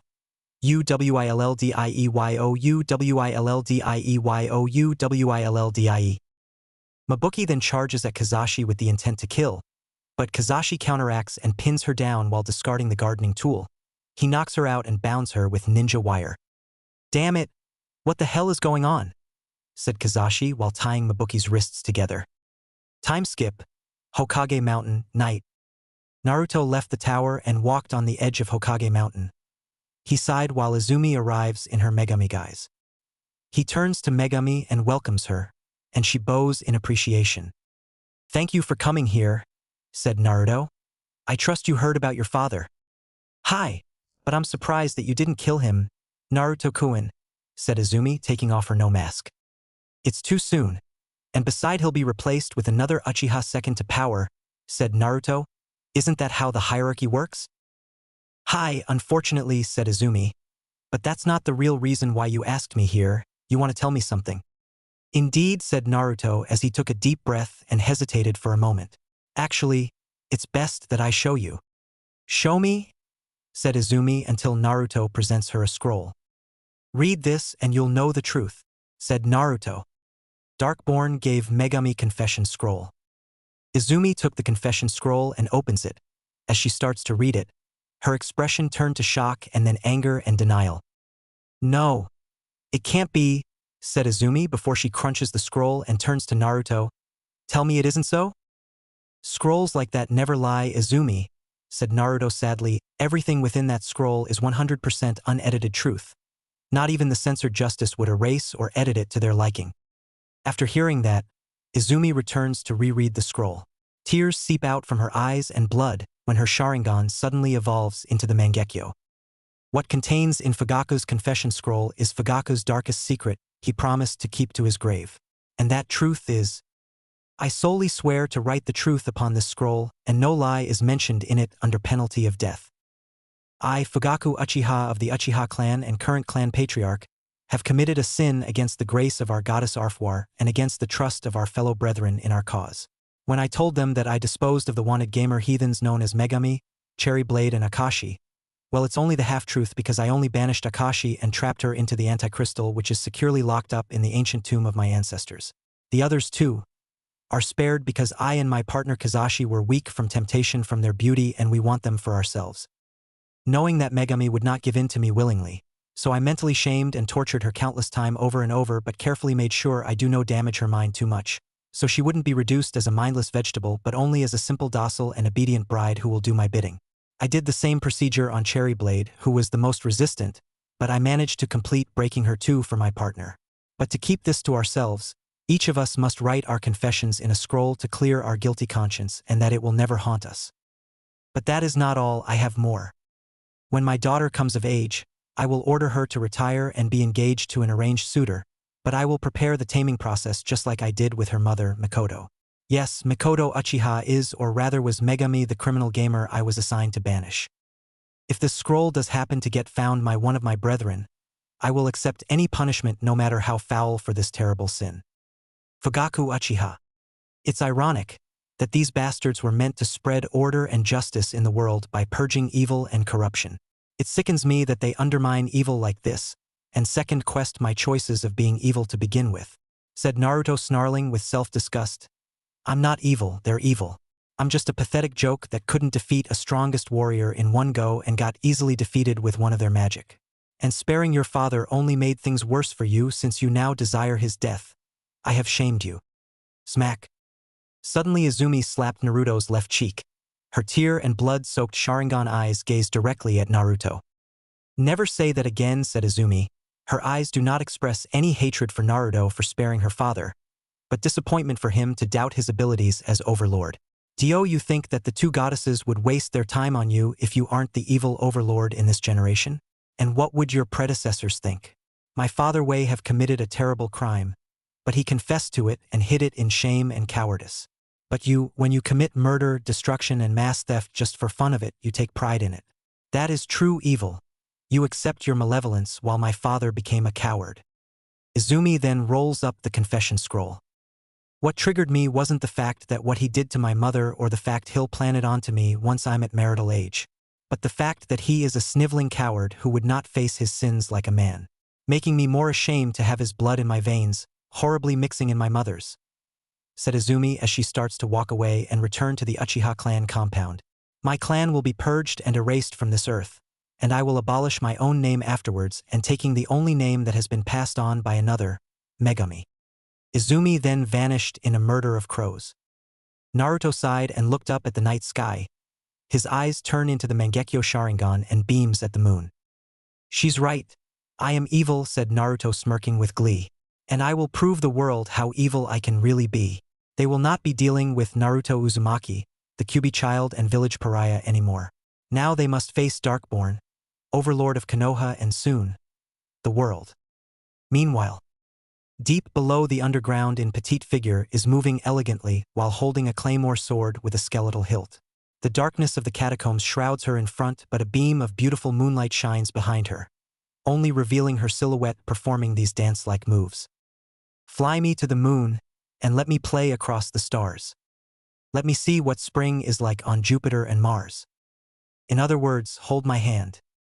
In other words, darling." Suddenly she is surrounded by a gang of cowl-wearing creatures wielding scythes. "Very rude for interrupting my song and dance," said the silhouette. Her pale eyes beams out from the shadows and glares dangerously at every single one of the creatures. "I have to punish you all." The end.